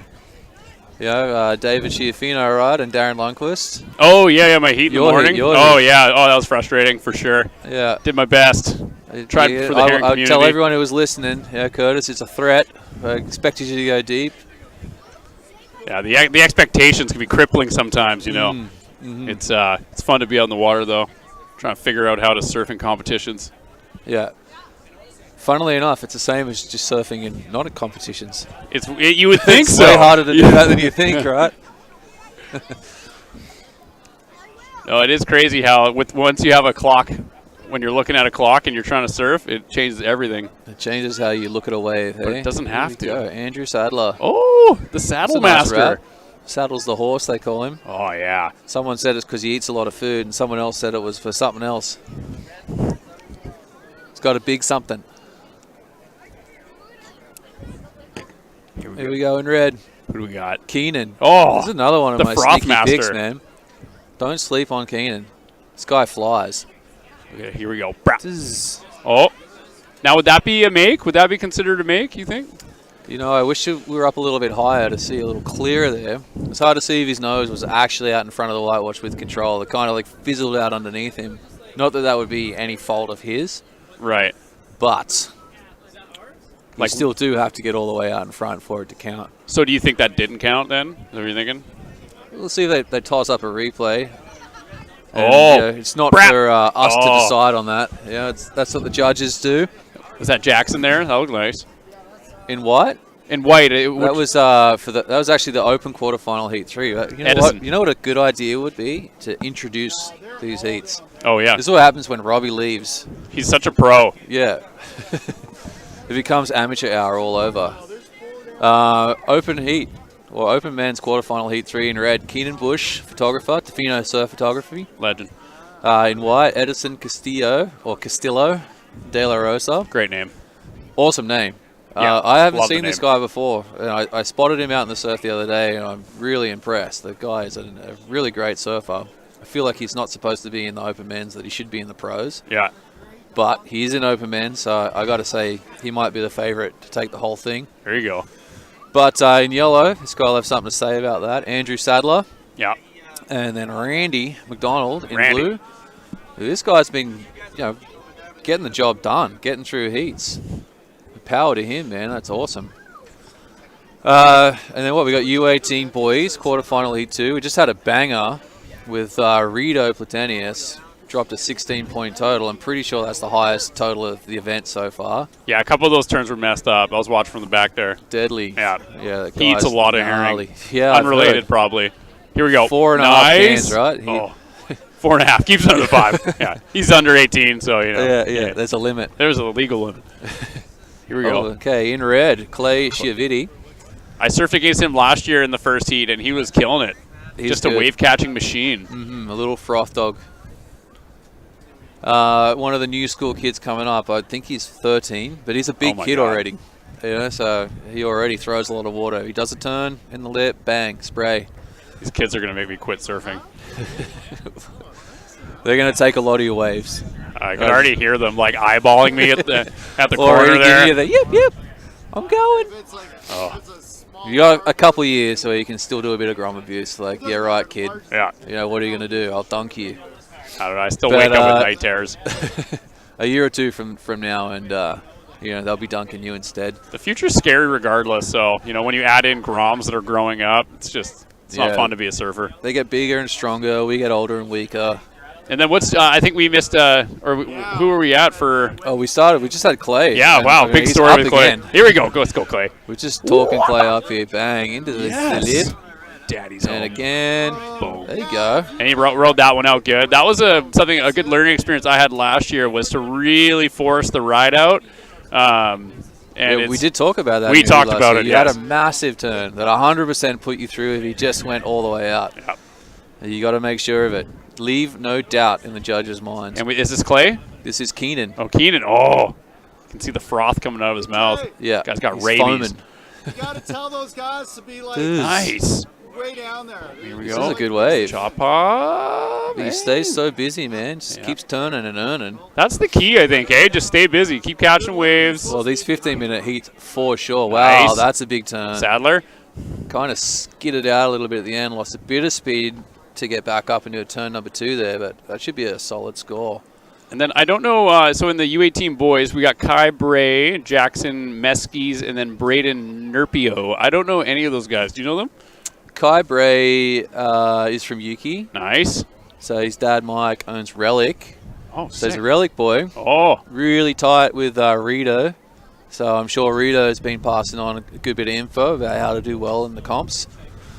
Jackson Meskis has come up from California. His brother was in the last heat and was absolutely ripping. They're twins, actually. What? Yeah. So, like, they could be the other brother We don't right actually now. know if this is Jackson or Jonas. They Did could we have switched ID it up them just before to, the show? Or? Just to mess with us. Oh. We should, right? Yeah.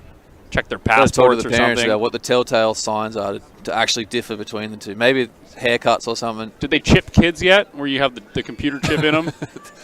Probably. And why not? Yeah. Oh, here we go. Nice. This is That's Eddie. a nice setup. Ooh. Oh, that felt pure. Yeah, like and he's going for another. Sprightly. He's hungry. It's good surfing. It's exciting. I mean, we're in the quarterfinals. You expect to see lots of good surfing now. No easy heats in the quarters, that's for sure. Yeah, everyone's kind of had a heat to get used to the conditions, figure it out a bit. It does seem like it's getting a little bigger too, eh? Yeah. Hey, check this out. Jackson Meskis has dropped a 6.5, highest score in the heat so far. Boom. I don't think we saw that. There's just so much action going on. It's like hard to capture everything. You know, big shout out to these cameramen. Yeah, normally doing there's their not best to 2 keep heats up. running at once, You right? don't usually it's- have 8 people in the water. And not to mention, there's actually a current moving to the north of the beach, and it's kind of swept the 2 heats together. So now it's just a total poop show. I chugged a Red Bull before I got on here, and my brain is still splitting in half. I have like grade 10 math, so this is difficult for me. 2 plus 2 is 5. Yeah, you had me at 2. Have me at plus. I know that's math. That's where my brain That's shuts a word, off. I think. I mean, I got Keenan in first. Stoked for him. I feel like Andrew Sadler's the dark horse, no pun intended. Yeah, I think he's going to make a push. He's only got 3s. I think he can do better than that. Well, you know, 3.7 is close to a 4, so he's not totally out of it. Oh, that's nice little cut. But he's going to need to get working. I mean, the advantage is Keen is so light and athletic. He's like, he can just spring around on these things. Like, oh, here you go. Finish. No. Oh, and then here we go. We got Saddles. He's a big boy. If he can get some speed up and time a turn, like, it'll be Or that might have been Kai Bray, because I think Sadler is on a round nose board. He's on like a Farwire. No, I'm going to go ahead and say that was Saddles, for sure. What? He has a pointy nose board now? He's got a couple of different boards. I guess he's switching it up. He's got his caddy. I think Kai might be a regular foot. And that was a goofy. It's kind of like charades, but for surfers, or not charades. I don't even know. It's like something. It's exciting. This is surfing, surfboarding. And we almost didn't have this happen at all today, so. Yeah, it's actually Extra pretty stoked. amazing that they've got it all on. Shout out to the boys. Well done, Surf Canada. Yeah, yesterday it was like a small hurricane. It was pretty exciting. It kind of eased off a little bit. I ended up coming down and having a pretty fun surf here yesterday, but then kind of by midday through the afternoon, the wind really came in. So if they had to try to do something yesterday, I think they would have gotten properly blown off the beach. Gave them a bit more time to kind of plan for today. Here we go. Who do we got? Eddie again, man. He's real fast. Yeah. Puts a Smooth. lot of power into his turns. Nice. Bang. Oh, he's going for more. Yes. This is trouble, man. Oh, he's I'm throwing it out there that that's going to be the top scorer. Yeah, he's he's don't going want to say up. it too loud. I don't want to influence the judges. They're pretty far away for those at home. They can't actually hear what we're saying. I think they could feel it. They could feel it. They might have their headphones plugged in and be Oh, listening. that was a nice turn. That was got the sick. fins out and everything. Yeah, boy. Wow, that was critical surfing. Little progression, throwing the tail. So if you're Andrew Sadler right now or Randy, what are you thinking? What's the move at this point? You got 340 left. It's kind of time to start thinking about one big wave. You know, you're running out of time to try and do it in two. And that means maybe moving out a little bit to make sure that you get a bigger set wave and get it right off the takeoff. You're going to get more points for a bigger wave, obviously, as long as you actually like link up turns. Yeah, I mean, in theory, it's not that it's a bigger wave. It's that a bigger wave is going to have more power, so you're going to be able to do bigger turns on that wave. And this bigger turns is you're supposed to get judged on the turns you do, not necessarily the wave you catch. But a bigger wave allows for bigger surfing. So they need a wave that they can like bring home to show the parents, kind of thing. Like they need some nice wave, a big, good-looking wave. And Andrew's a big boy, again, so he needs a little bit more water to get moving. Both Keenan and Edison, smaller frames, and Edison, very smart, got a nice big floaty board there. Yeah, I mean, and he's that's what flying on that thing. What their diet is almost like. Andrew looks well fed. He's he's not big, but he's he's solid. The other guys, they look hungry. They're light. Maybe do you cut weight like you do in like fighting before the? Do they have like welterweight divisions and stuff like that before the surf comp? Yeah, that'd be smart. Just get light. If you know it's going to be small, you're like, okay, I'm going to have to stop eating for a week. Herring only. Yeah, just real lean protein. 2 tins a day max. Don't even think about getting close to 5. Yeah, no milk, no tall glass of cold milk at the end of the day. Just water, straight water from the tap. But, like, it was supposed to be at Cox Bay, right? And we knew True. it was going to be bigger, so a lot of these guys might have beefed up. They probably bulked up, yeah. Like lift heavy, McDonald's, carbs, whatever else. And then this happened. You're like, well, that really wrecked my plans. Yeah. I mean, I bulked up. Yeah, I can tell. I didn't want to say it. I was ready for Cox. Luckily, it's going to move to Cox tomorrow. I would have been toast out here. And you're surfing tomorrow. I am. You excited? You nervous? I'm super excited. Nice. I got a fun-looking heat. I don't know who's going to get through into it, but it currently has Noah Cohen and Christian Martino. Oh, wow. Which is deadly old guy heat. Yeah, the legends. Veterans. Vets. Yeah. The masters. We're a bunch of antiques. An antique store of surfers. Vintage. Yeah. Still work. Overpriced. Just barely. Get paid way too much. Yeah. It's got varnish from World War II. Yep. All right, what do we got? This They look good from far away. If you get up close, you actually see all the cracks. Some people appreciate the cracks, though. It's the beauty is in the eye of the beholder. So is this Keenan? Is he frothing out back, or is that Clay? Hard to say till they stand up. I think True. it's Keenan. Clay's board is black. He wants it. Oh, he doesn't want it. No. That looks like Back a white board. Clay's riding an ex-Pete DeVries board, which I'm sure is part of why he's surfing Here we so go. good. Here we go. Nice. Boom. Yeah, Found the felt top there. here. See, blammo. This is the Nice. wave that Andrew Go. Sadler needed to be on. Yeah. To have a shot. That was nice. Keenan was on it. Yeah. Andrew was not. This is going to be tough for young Mr. Sadler to come back from. So that was Keenan. That was Keenan. Nice. Dude, he is Yeah, shredding. see, like, found the top of the wave. It's not just a found pretty the face. lip. Oh. And then finds the lip again. Dude. Solid finish. Settle down. Just come in. Why is he even paddling back out? Because he's frothing. He could catch another 3 waves in 10 seconds. He probably won't come out. Here we go. 4 Hold seconds. The phones. Oh, my God. Oh, my God. It's a nice wrap. It was kind of low. The section's gone soft. Going. See if this thing can stand up. He's got to find some lip here. Bang. Okay, got his fins out a little. Oh. Oh, no. The surfing is good, but the wave might let him down here. Yeah. You can see that kind of fizzled out, whereas Keenan stood up and actually gave him a big section to finish with. So. Yeah, he didn't have much work to work with there. That was tough. Yeah. You could tell he wanted to put his that horn. Train's coming. Oh, big choo-choo train. Yeah. Well, Feel it. Andrew can hold his head up, man. He still did some great surfing in some tough conditions. We see over at the juniors there, looks like Jackson and Clay have got the job done. Good experience for Kai and Braden. Good on them. Let's hope that they get the bug and fall in love with surfing and competitive surf and want to do it all again. And then we got the U18 guys still with 4 minutes left. No, actually, that's a typo. Oh, it's a typo. Yeah, no, they're the off heat's in the- over. Oh, okay. Yeah. Technical difficulties, something to do with the live heats. Like everything's so set so far in advance, you have to get in there and like manually change things. Tommy's been doing it most of the time. He's been figuring it out. But every now and then the clocks get kind of stuck. Oh, okay. It's all good. So Jackson taking the number 1, Clay in 2. That's exciting. How many more heats do we have left? I think 2 maybe. 2 more? We're right near the end of the day here. That's exciting. Yeah. Not sure if we're going on a commercial break or not. We're just talking. Let's get a shot of the guy on the one wheel doing like land speed records. Have you seen that dude? Yeah, I saw him. He's been showing off in front of the camera. I thought I saw him, but then he was gone. Yeah. Well, as he would. That's He's how doing fast 100 he was miles going. an hour, breaking Yeah. the sound barrier. He was there, and then he wasn't there. He was amazing. He was giving all the e-bikes waves, kind of like motorbikers do, you know, like they're a secret club. Just blowing by. Yeah. Seriously, he was showing off. Surprised not here. Are you Red Seal?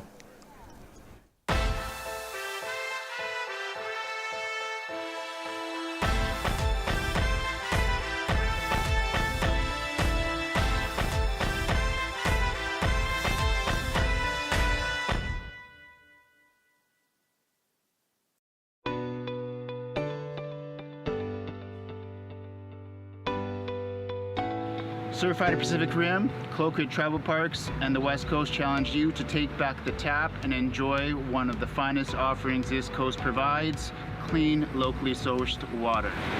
This rainforest-fed elixir will give you superior surfing abilities and help fuel the rest of your seaside adventures.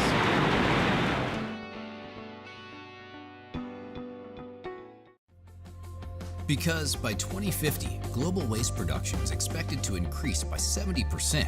Innovators and industry leaders are already focused on developing better waste collection and management practices, improving the recycling process, finding new uses for waste, and diverting it away from landfills. Ethically motivated companies addressing environmental as well as social and governance issues create responsible investment opportunities and demonstrate better than average historical market performance. To learn more about investing in select, carefully screened companies with values matching your own, connect with one of our advisors. Discover the benefits of our win-win Earthlink GIC as part of your investment strategy. A natural fit for your investments and your values. We're here on the traditional Uthulathot and Tolokwit territories. Surfrider Pacific Rim was inspired by the Cigarette Surfboard Company, and as a surf community with strong environmental values, we wanted to make the first Canadian cigarette surfboard to use and educate people with. We wanted to create the dartboard to commemorate the Surfrider Foundation's milestone of collecting over 1 million cigarette butts off the Pacific Rim coast.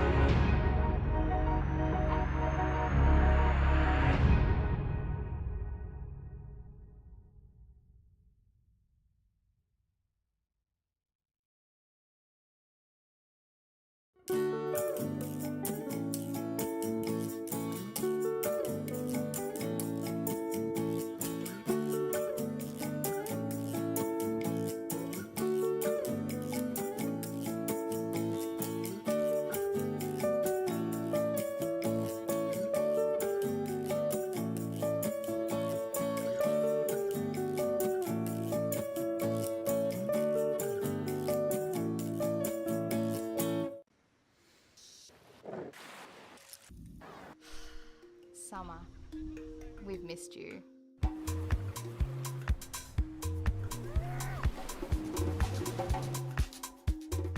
Rip curl. Although global access to clean drinking water increased from 76% to 91% during the period 1990 to 2015, increasing demand threatens to overtake supply. Innovators and industry leaders, however, are already improving desalination, treatment and conservation methods, and building and extending infrastructure. Addressing environmental, social, and governance issues, these companies create responsible investment opportunities and demonstrate better than average historical market performance. To learn more about investing in select, carefully screened companies with values matching your own, connect with one of our advisors. Discover the benefits of our win-win Earthlink GIC as part of your investment strategy, a natural fit for your investments and your values.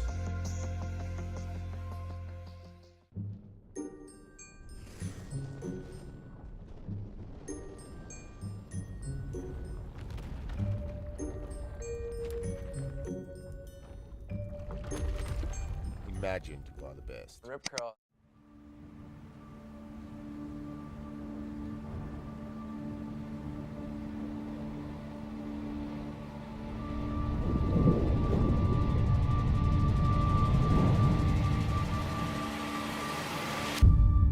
At Endless Surf, we have a very simple vision: to create a world-class surf destination that is both a viable and sustainable business. We have the unique ability to design a product from the ground up that offers the most flexible, approachable, organic, and sustainable surf pool on the market today. The benefit of having decades of aquatic entertainment experience is that we bring insight into solving the challenges that large-scale developments face. We're tackling these challenges head-on and making sure we create the ultimate, most authentic surf experience in the most viable and sustainable way. Our ultimate goal is to create the most agile surf technology for sustainable park operations.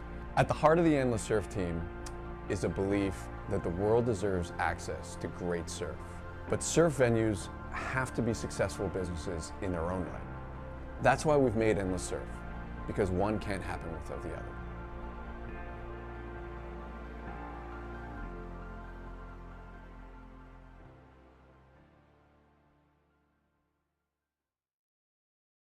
Run, swim, surf. For the women who want to change the game,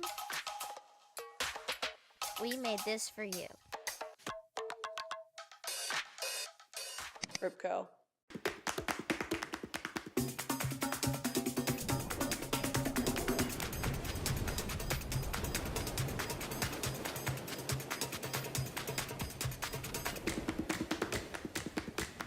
Rip curl.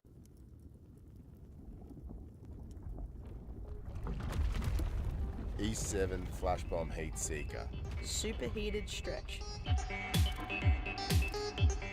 Imagined by the best. Rip curl. Run, swim, surf. For the women who want to master their game, we made this for you.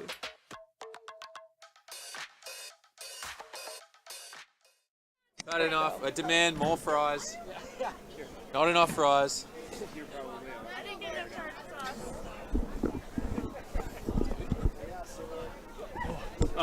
Yeah, there's still. Robbie, you won on the last one, right? So what? We'll do one more, I guess. Okay, and then you'll take mine. Yeah. We might be on air. We are on air. People might be watching, but we're actually on a. It was a 10-minute hold or 10-minute break scheduled, but a couple of those minutes have already gone by, so I'm not sure how much time is left. But there's a few kids running around in jerseys here. Looks like maybe they're going to get ready to paddle out soon. Everyone's getting fired up. I see Kyton, Fun Travis, Oh, Shea Breweiler. Oh, we got Shea. So this is already a gnarly heat. Not sure who else is in it. See a couple people around the back there. Kids maybe I don't recognize. Maybe they're from the East Coast. It's really cool this year. Like a big group of kids have come out from the East. Get a little taste of the Nationals. Well, in white, Callum, Henry, Ockney? Ockney? I'd say Ockney. We're against a K. Ochney. Ochney. I like Ochney. Ochney's better. I'm sure we're wrong. Sorry, Callum. Or Callum? Callum. Oh, God. Apologies in advance. Henri as well, right? And we got Kite and Fun. Callum, Henri, Ochney. That's awesome. That's as wrong as it could possibly be, I'm sure of it. And then Francesco. You want to go with Marchetti or Marchetti? I was going to say Marchetti, just kind of like Machete. Yeah. Yeah, you know, have you ever seen that movie, Machete? I think I have. Oh, yeah. The guy's a beast. Oh, yeah. That guy's been typecast into that role, man. Oh, yeah. I saw him perfect. in the LAX airport. The only celebrity I've ever seen in my life. He is like 3'2". His ponytail is like as long as he is. No way. Legend, though. Oh, yeah. That's probably why he looks so beastly. It's all compact, you know? Yeah. Yeah. It's hard for, I'm 6'4", more stretched out. If you were squished down, the man would just be... That's how you get to Danny Trejo. You squish a normal-sized man down to this, like, leathery guy. Yeah, so everything's just bulging out of the skin. It's insane. It was a sight to see. So we got Shea. Are we running 2 heats at once for this one as well? Yeah. Yeah, So we got those boys, and then we got Wheeler, Hasba? Well, I think this is next. That's the last heat. Oh, okay, that's finals. Yeah, Hasberg. Hasberg. Okay, He was with Reed and I as we did the last leg of the QS there. He did the last 3 events with us. And the announcers continue to call him Hasborough. Huh. Wheeler Hasborough. I'm not sure where they got that. You think? It's incorrect. Okay. Yeah. It's definitely incorrect. Epic surfer, though. Like, so crazy He's watching. gnarly. Yeah. He was dropping 7s and 8s like in the QE. That's sick. So that's the real deal right there. His backside is insane. His front side's coming a long way too. We've been working really hard at that, but his backside, man, he lights it up. Yeah, watching him in the U18 finals last year with Reed was like one of the best heats of the whole tournament. It was so sick. I've actually gone back a couple of times just to rewatch that heat for how awesome it was. Like that was the best heat of the event. You know, so many had good that heats. been the open final, those guys would have been 1-2 in that as well. Yeah. And it showed Reed ended up being 1. Yeah. Yeah, he literally won the U18, walked from there straight to the men's final, and then won it. Yeah. It was crazy. It was sick, man. That's the closest I've been to crying in a little bit. But you didn't, obviously. I probably did. Shed a tear. I think I might have shed a few tears. Went to the porta potty and just broke down. No, man, I had to carry him up. Oh, yeah? Yeah. That was a special moment. He waited for me in the shallows. I got to ride a wave in, tackle him. Nice. Give him a big hug. He's worked so hard for so long. I mean, he's only young, so... Yeah. Yeah, if he hadn't have won right then, I wouldn't have felt too bad for him because runner-up was Seth Breweiler, and I would have been equally excited to see that guy take the podium too. So many good storylines. It was epic to watch. That whole contest was good. It was really good. The waves fired too. It was so close to having the same forecast. If we could have packaged this up to like Wednesday, Thursday, and then taken Friday, Saturday off and come back Sunday, yeah, it would have been an all-time event. But, you know, doesn't work that way. Surf contests are very hard to do, so shout out to everybody here making it happen. Because we didn't even think it was going to happen today. Yeah, right. It almost didn't. Everything was going to be canned, which would have been tragic. But, I mean, the conditions we're looking at is proof that if you want to be a competitive surfer or you want to be a good surfer, is like never ever look at the conditions and think, oh, it doesn't look good and don't go out. Just go out every time. Surf anything, everything, all the time. It's pretty rare that you can't choose the conditions in your heat, and you're probably going to end up surfing pretty sloppy conditions most of the time. Yeah, it's the consistency is the key, and people who can surf good in crappy conditions, definitely, they always seem to be the ones winning. Yeah, well, everyone can surf when it's good. Yeah. Yeah, the amount of times I've heard I surf good when it's good. I'm like, yep. Yeah, so does every Tom, Dick, and Harry, man. Yeah. We all surf good when it's good. But not everyone can surf good when it's bad, and that's when the the freaks come truly out. skilled surfers shine. You look no further than local hero, legend Pete DeVries, man. That guy is out every morning, no matter what the conditions, and so good. Yeah. I don't think I appreciated it once I started surfing contests to realize how difficult it is to be good in contests. And he was so good, like still is so good for so long. It just shows how good he is. Like, it's insane. To be that consistent is so difficult. Yeah. Here comes the horn. Oh. Train. Some grummy just got to press the button. Totally made his day. Yeah, he's fired up. He'll be telling all his friends at school next week. His ears are bleeding, but he's fired up. Hear the horn? I did that. All right, open. So open men's semi-final heat 1. Rusty Goya in red, Clay Chiaviti in white, and Edison Castillo de la Rosa. Who do you like yellow. in this heat? Well, I've been fired up on Edison. I'd never seen him before this event, and I think he might be the favourite to take the open men's. But Clay Chiaviti's come a long way. He's the youngest guy left in the draw for sure. He's still a U16, and he can catch fire any moment. If he gets a section, he'll throw down. And Rusty's solid too. I would probably call Rusty the underdog in this heat, but he gets on a good wave, he's going to put down 2 or 3 good turns and make it difficult for these guys. Yeah, like you said, I haven't seen Edison before, but after watching him on that last heat, he's definitely got some serious skills. And then Clay, also, I know he's good. Went against him last year. Found out the hard way. Hey? Yeah, it's wake up with sweaty. Yeah. It's, still have nightmares. It's bad. And then Rusty, good name, must be a good surfer. No, he's a good surfer. I think he might be a Spaniard, maybe? Cool. I forget. I've done some coaching with him over the years. He's a really nice guy and a solid surfer, and he might be paddling Clay's in white this heat. There we go. He doesn't want that Up one. and out. You just get the feet in the wax, Yeah, get the feel ball it. rolling. There's no priority. Be the board. And at some point, we're going to switch and see some waves from the U18 boys, quarterfinal heat number 3 in red, Shea Breweiler. Yeah, let's go Shea. Speaking of, no, that's Rusty. Let's stick with Rusty here again. go. Look at that. He's chosen a good Pop. wave. Oh. Boom. Yeah, layback. Again, he puts those down. And if want he it. does, he's going to make it difficult on the other guys. Kiting? Kiting from the U18 Yeah, buddy. heat. If we finish introducing that. In white, Callum Henry Oshney. I'm sure that's Callum Henry Ockney. Someone will correct us or get Oshney. mad at us. In yellow, Kite Fun Travis, local boy, amazing skater. That's right here. And a pretty damn good surfer too. And Yeah. we'll see that in this heat. And in blue, Francesco Machete.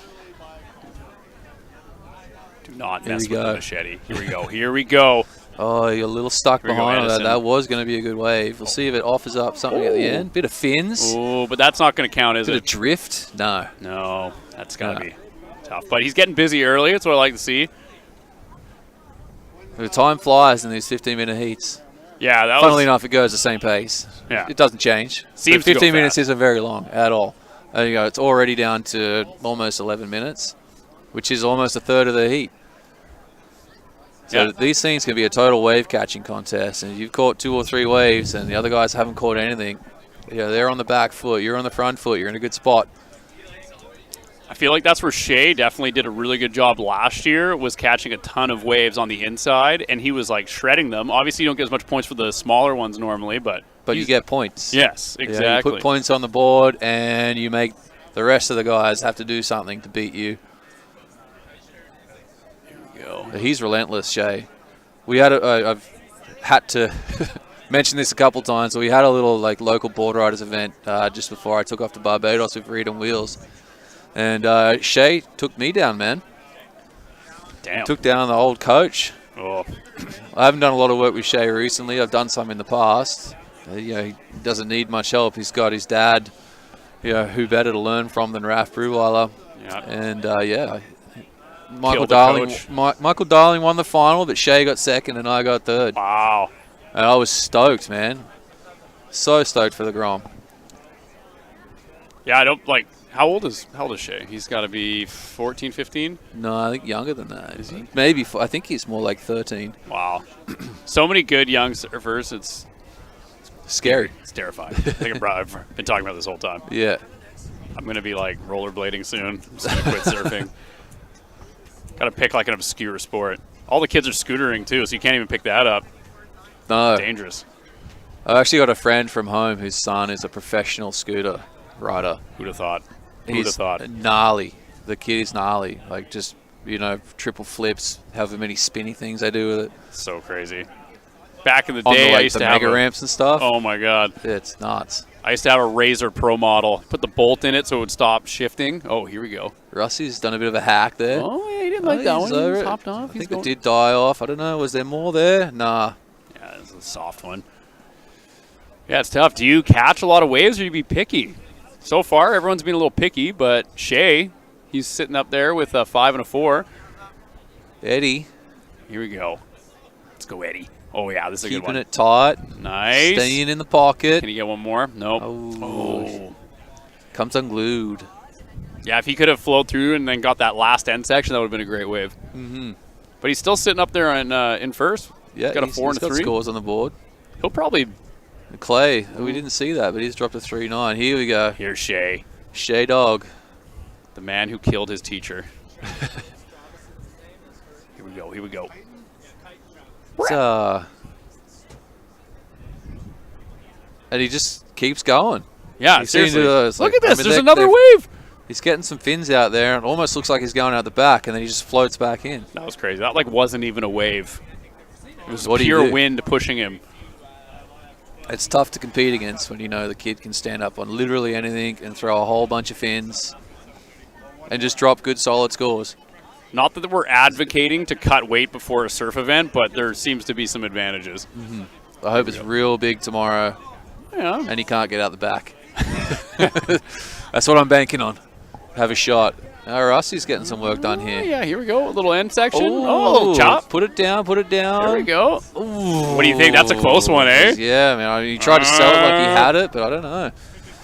I don't want to say too much. He's walking hard. He's walking pretty cool. Shoulder shrugs and stuff. He's singing or something. Yeah, I don't know. He's probably like, I could have gone an extra foot there and made sure of that. So casual. But even if they don't count that last turn, which was a sick turn, he did some nice turns on the outside, so it's got to be a score. Yeah, and he's sitting there in second. And for this, when you have 3 in the heat, does the top 2 move on still? Yeah. Okay, perfect. I think it is, no matter how many in the heat, 50% or more advance. That's nice. So, again, you can't have 1.5. So you go more than 50%, which is 2. Can't cut people in half. Yeah. So it was a 5-person heat. You have 3 go through. Right. And then all the finals are going to be tomorrow. Yeah. That's exciting. Yeah. What do you think of the the swell? entire pro divisions, I guess, will run tomorrow as well, and then all the finals from these other events, other divisions. It's supposed to be really good. The forecast looks great. Yeah, we're going to be back at Cox Bay. Oh, here we go. We got Shea. Shea again. Nice. Smooth. Nice and fast, Good wave. man. Ooh, there it is. You could see him line that thing up. He knew something was coming. There we go. That's a score. That might be his top score. Yeah, he's got a 5 and a 4. He's going to advance one of those for sure.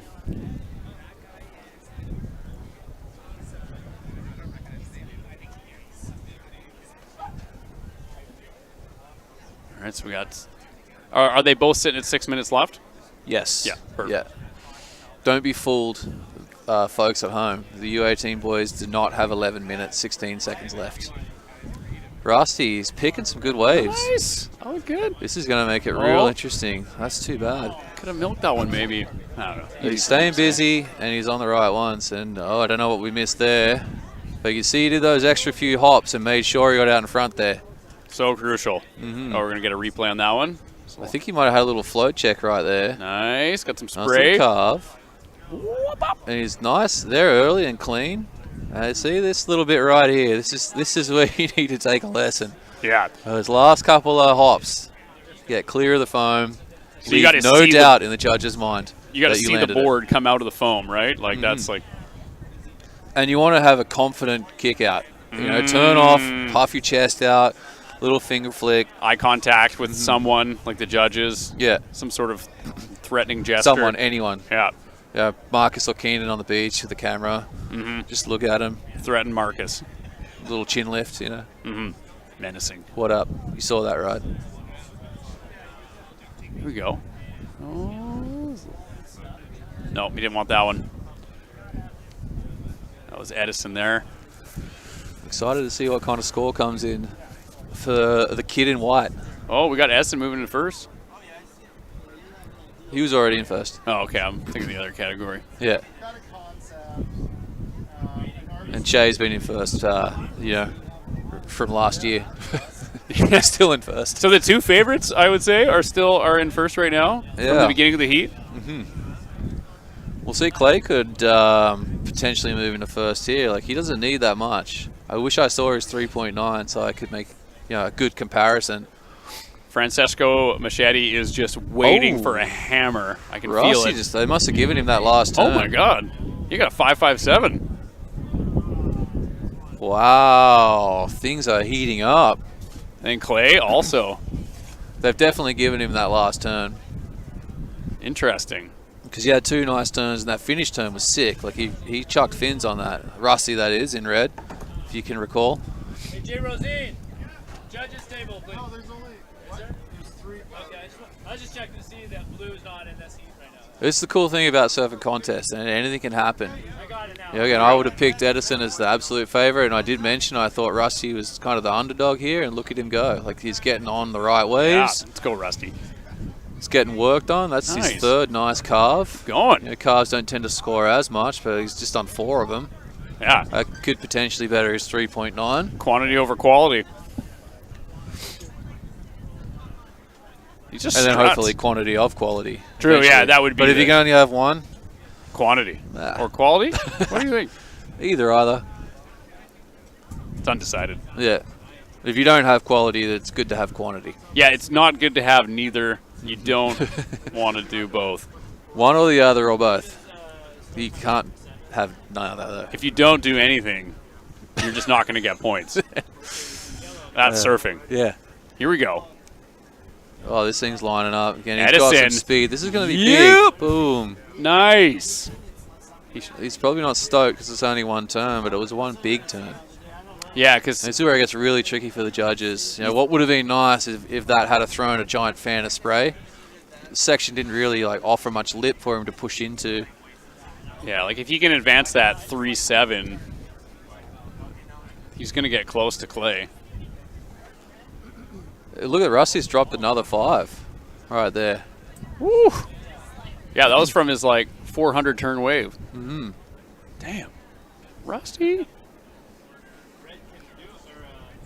Great stuff, man. Just pick the right waves. So simple, right? Not at all. I saw Shay eat a lot of herring before his heat. 5 tins? Not 5, just Okay. a couple. He's been dabbling all day. I think it's like a slow drip, like an IV, just slowly. I mean, if you eat ingest 5 it. tins over the whole day, are you still going to go to hospital?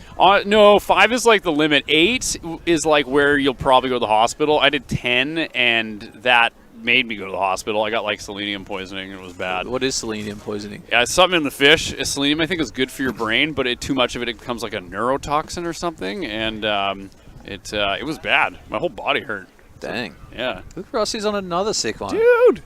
Have a day, bud. That was a nice turn. Go get some milk.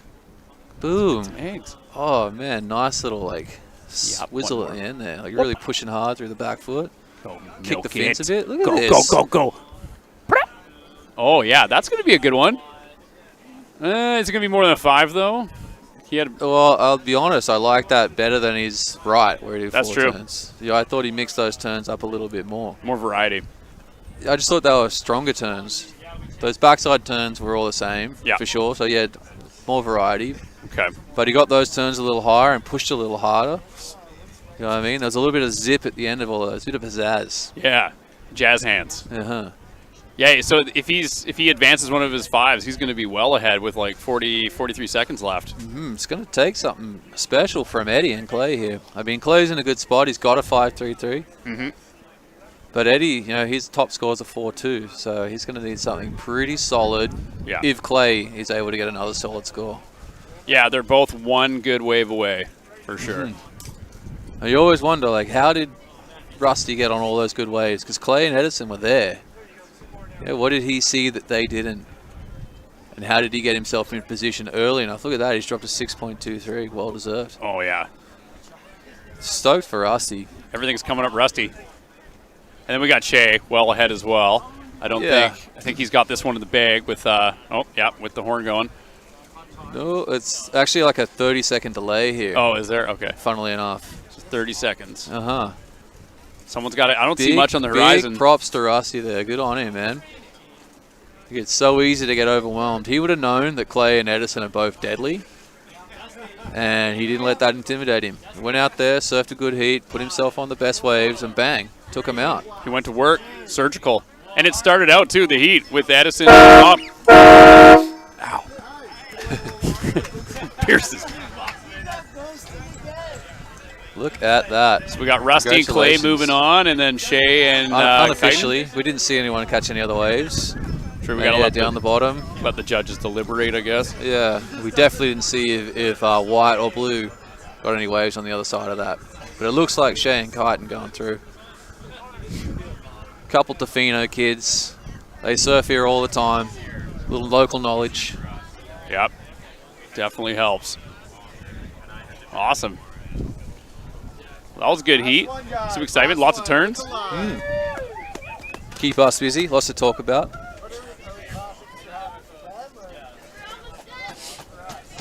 They're ready to go. Judges ready. Last one. Look alive.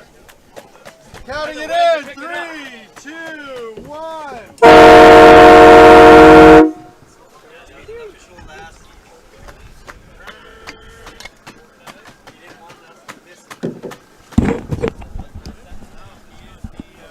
I would say we are back, but I don't think we ever left. That's correct. But we did switch out. We did. We lost Curtis, but we got Robbie back. Yeah, he's back. Our consummate professional. Except for he put his chair on the cord here. Oh, man. For the headset. It's my first day. It's my first day. Well, here we are. We are at the 2022 Rip Curl Pro Nationals presented by Red Bull and Heineken 00. We are in our final heats of the day, Shaz. We made it. We made it. Good stuff. Oh, man. Kicking off the heat there in yellow, Cameron Carney in the U18 boys quarterfinal. Wheeler Hasberg in red, Nathaniel Collier in white, Cameron Carney in yellow, and Tristan Day in blue. We did see yellow in the open semifinal there too, right? Oh, here we go. Keenan Bush picking up where he left off. He was ruthless at the beginning of his heat last. How many heats does he surf today? 7? Well, they're all in 4. These guys are all in 4 now. Do you reckon he kept his suit on the whole time? Probably. If I were to guess, I'm going to say yeah. He's still kind of grom enough that he'd probably leave his suit on all day. Yeah. I can't do that anymore. I did it so much as a kid. No, man. I'm like permanently scarred. Permanently scarred. I'll take my suit off for like 5 minutes. Yeah. I'll put on a wetsuit. I just need my skin to breathe. Yeah. Well, so we do have our open men's semifinal heat number 2. Surfer in white, Chance McCullough. Surfer in red, Keenan Bush. Surfer in yellow, Brian Padron. This is all locals affair. This is all local boys affair. No, this is good. I don't know who to root for. They're all legends. I like all 3 of them a lot, man. That's a tough one for me. I can't choose. 5-man final? Just put them all through? Yeah, just put them all through. Yeah, why not? Here we Here we go. go. In white, Chance. Oh, Chancey, baby. Does. Oh, look at that, eh? He's nice hungry. Compression, made sure of it. I'm counting that. He stuck it. And he's already dropped a 3.00, so he's definitely going to improve on his score line here. Got a little to get some speed. Good bottom turn. Oh. Skadoosh. Coach likes what he Open sees. up, bit of lift, push hard. Wow. Little overextended, but made sure that he compressed. Oh, we Rode got out Tristan. clean. Oh, this kid's got some style too, man. Wow, man, I remember him from last year. God, he's improved so much. Holy cow. Boom. Wanted to Tristan. take the low road there. But 2 nice turns out the back. Beautiful work there. And that guy in red, Wheeler Hasberg, who's this guy? Well, this is Keenan again. Oh, was that Keenan? Oh. I'd like to know how many waves he caught today. Oh, come on. Keenan Bush. All right, shots fired. Chance and Keenan. What you got, Bri? Wow. Whoa. Really good reel. Look at him just giving the little pet the kitty there. Oh, that might have been his best turn of the day. That was really nice. Good connection. Hard on to that say. lip. He's done some good turns today. Yeah, he's only had like 76 waves, 4 heats.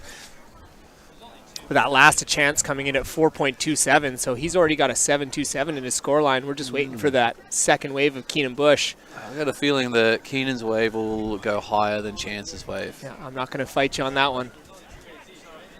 And then we're just waiting for Brian Padron. He's just got a couple of throwaway scores.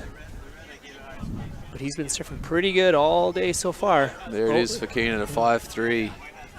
Here's Brian. There you go. Oh, yeah. Tried to do the old 2-for-1. No dice. No dice. North said no. Wheels, boom. Said he had a really good warm-up surf a little earlier. Wheels did? Little further south on the beach. Yeah.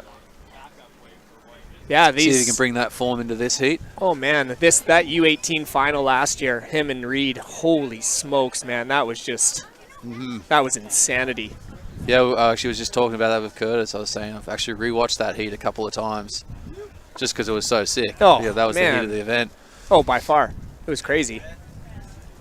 Yeah, just every wave they were just going bigger and bigger and bigger. Yeah, 1-up followed by more 1-ups. Followed by Reed throwing that huge backside rotator. Yeah. Well, yeah, finally put it to bed. Yeah. I mean, actually, Wheels, he went close in the dying seconds. Yeah, I don't even he had think a there was couple a of point waves where between he them. fell on his finish turns, where if he had had clean, solid finish turns, he probably would have taken it. Yeah. You know, Reed had less turns but bigger turns. Right. And Wheels had some big turns, lots of them. And then Oh man. And he's so fast. Yeah. He's so got, fast, some might he's say so engaged. They call him Wheels for a reason. Uh-huh. Wheels is built for speed. The wheels are always turning. The wheels are always turning. And the conditions actually look kind of fun now, eh? Yeah. Just trying to, I'm a little frozen to the core here. I don't know if I'm going to suit up and go or if I'll just wait for tomorrow. We got some live action wheels. Trying to get something going there. Having a look back, being like, come on, mate. Give me something. Yeah. I mean, he's been watching all the boys rip and tear all day. He's finally getting his chance to on the last put on a heat show. of the day. Bra guy. Boom. Ooh. Got up into the lip. Couldn't quite get back out of the lip. I think he's frothing, though. He was really excited to get through like a heat, and here he is in the semis. You know, he's going to be 1 or 2 good rides away from being in the final. And it can happen. You know, the heat before was Rusty, Edison, and Clay. And I went out of my way to say that I thought Edison and Clay were the favorites and Rusty was the underdog, and he schooled him. Yeah. Ended up taking that heat out. You know, I'd say something similar here. I think Keenan and Chance are the favorites. Brian's the underdog. But if he can get on the right waves, like, he can totally get the job done. Absolutely. So we'll see. Fingers crossed he gets some good opportunities and lays it down. There's Wheelie's backhand. This kid's ferocious on his backhand. Oh. And just there's an extra level of just snap and spice to those backhand turns. Yeah, there's eh? something there. He puts in just a little bit more than most of his competitors. A little extra spiced. It's that shoulder rotation. Boom. Oh, hucking that elbow. It's funny, you know, he's going to be, well, he's 16 now, but he's been involved with Surf Canada since he was like 12. Mm-hmm. He's always been a small guy. And he's all of a sudden he's starting to get bigger, and you're seeing like what his surfing does with a bit of meat on his bones. It's kind of scary. Had some clips of him in Barbados. We were surfing a left, this point on the other side of the island from the comp break, and he lit this wave up that would have been a 9 in any level of surfing. So much spray from such a little guy. Like, holy crap, man, I'm in trouble. I thought I had a couple of years. Yeah. A couple of years turns into a couple of months real fast. Yeah. Yeah. it's their world now. The Reeds and Wheelers are taking over.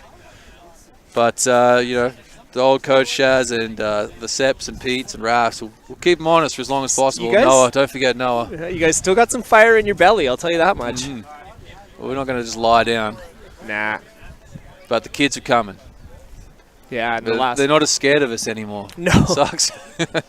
Used to be able to growl at them, you know, maybe take a wave or two. Yeah.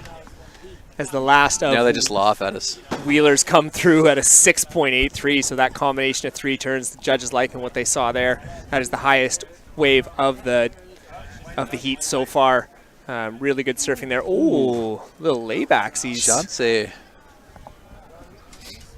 And Chance had a really nice forehand turn. Got a lot of spray. He ended up getting, I think, a 4.27 for 1 turn. He's got that in a 4.5, so he's sitting pretty comfortable. Whoa! Oh, he's going for it. Hack the bone. Is he going no gloves too? Oof. Is he? That's that's pretty legit. I guess he's only got 15 more minutes. That's true. Yeah. It's a short heat. Maybe you can paddle a little bit faster. Yeah. There you go. That's the thing. See, that's that dad knowledge, right? Mm. Yeah. And Brian's I wouldn't do it. No, me neither, man. My knuckles hurt thinking about it. I'm wearing gloves for sure. Yeah. Michael Darling's wearing mittens. Oh, MD. Oh, Chance trying to sneak in an extra You know what, though? It's not just dad strength, it's dad bod. Dad bod. He's got a little extra meat on the Keenan. bones. Look you at know? this wave. A little extra blubber. Keeps him warm. He doesn't need gloves. No. Look at him go. Spice. Hey, he's just... Sure. Give me more. Give me. Here. Wow. Yeah, Keenan. Well, I'll throw it out there. I think he's about to take the lead. Yeah, he's going to improve upon that 2.0, that's for sure. So he's probably going to jump Chance here. Mm-hmm. But he's going to need a mid-4 to go into the lead. Oh, I reckon he's Brian. got it. Let's go, Bri. Oh, there we That was go. a nice turn. Come on, stay open, wave. Boom, up there, finish. Good compression. I think he rode out. Don't ever want to be thinking he rode out. You want to know. No, you want to know. But I think he'll get credit for that. That'll be his best wave for sure. Oh, Chance is back up. Man, they're catching a lot of waves in this open. That doesn't hurt to take a chance. Kino dropping a 4.67. There you go, mid-ranger in front. Is it raining? It is raining. Didn't even notice. So zoned in. So zoned in. I'm living in the computer right now. Just living in the moment, mate. Mm. Who could blame you? What a moment it is. Right? Oh, yeah. Oh, Wheels has done something. Yeah. That seemed like a pretty confident standout. Right. So you're about to come racing into frame and just crack it. Oh, there it it's is. on the backside again. Oh, That's look a out section. Bang. Oh. Wow, you see that extension, man. You really reached out and smashed it. You knew he had to have done something good. He wasn't staring back at the wave being like, come on, bruh. Come on.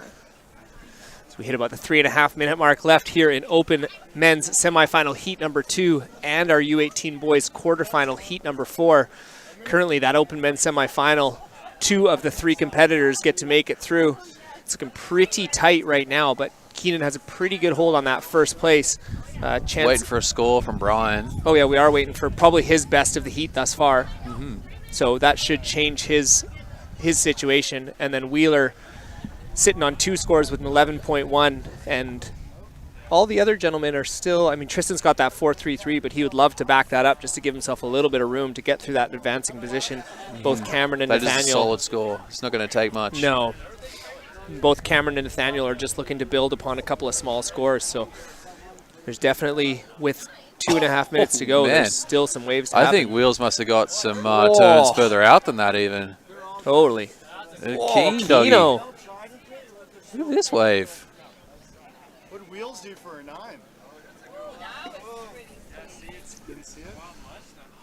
We've got Keenan going to town. Scores are dropping. I mean, a 6.83 and a 9. Wowza. We'll see what Keeney gets for that. I think he's improved again. Oh, like that wrap. Lots of rail. Oh, see the claim in the front of the screen? That was great. Keenan's got some fans besides us. Well known. Yeah.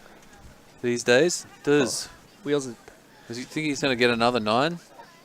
Definitely wants to. Man, that's sick. He's ripping. Some I'm of these so kids, impressed with where he's come. It just doesn't in the even last seem couple like of months. it doesn't even seem like a 15-minute heat. Eh? It seems like a 30-minute heat. Yeah, this one feels super long for some reason. There's so much good action. So many good waves. Yeah, the last of Brian came in at a 3.6, and then Keenan, whoa, that little left-hander locked in the best wave of the heat so far with a 6.27, giving himself some breathing room. Safe to say he's feeling pretty darn good about where he's sitting right now. Probably feeling pretty darn good that Wheeler's on that other No, bank. the other he's the only one that's well. got a 9-point ride so far today. Chance. Doesn't want to give Brian anything. He wants to get another solid score and just put he's it out of calling reach. it. He's calling it. It must be dinner That's time confidence. back home. Yeah, Yeah. dinner time back home. Oh, he checked He's his been watch. given a curfew, I think. Totally. He checked his watch and he's It's like, your oh, turn man. to take the kids' chance at exactly. Totally. He's like, don't worry, babe. I'll have this locked up by the 13-minute second mark. or third. You're coming in. Oh, Brian. All the phones. Wow. Whoa. That makes things real interesting. Oh, I hope we can get a little bit more A view of that. Yeah. I mean, that was some fins right there, some drift and spray. Man, that just made things real interesting as we're kind of counting down the end of this heat. It's not over yet. I don't know what he needs, but sure is going to be interesting. He needs he someone came like into the screen like out of nowhere, so if you got to turn out the back, that's a gnarly wave. Yeah.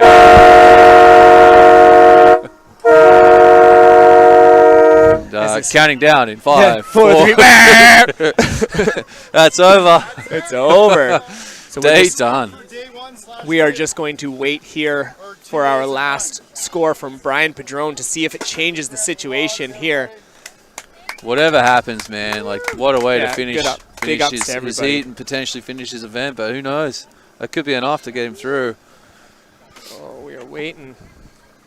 Waiting Can't on quite scores. tell. It looks like the judges are packing up over there, so maybe they've got it in.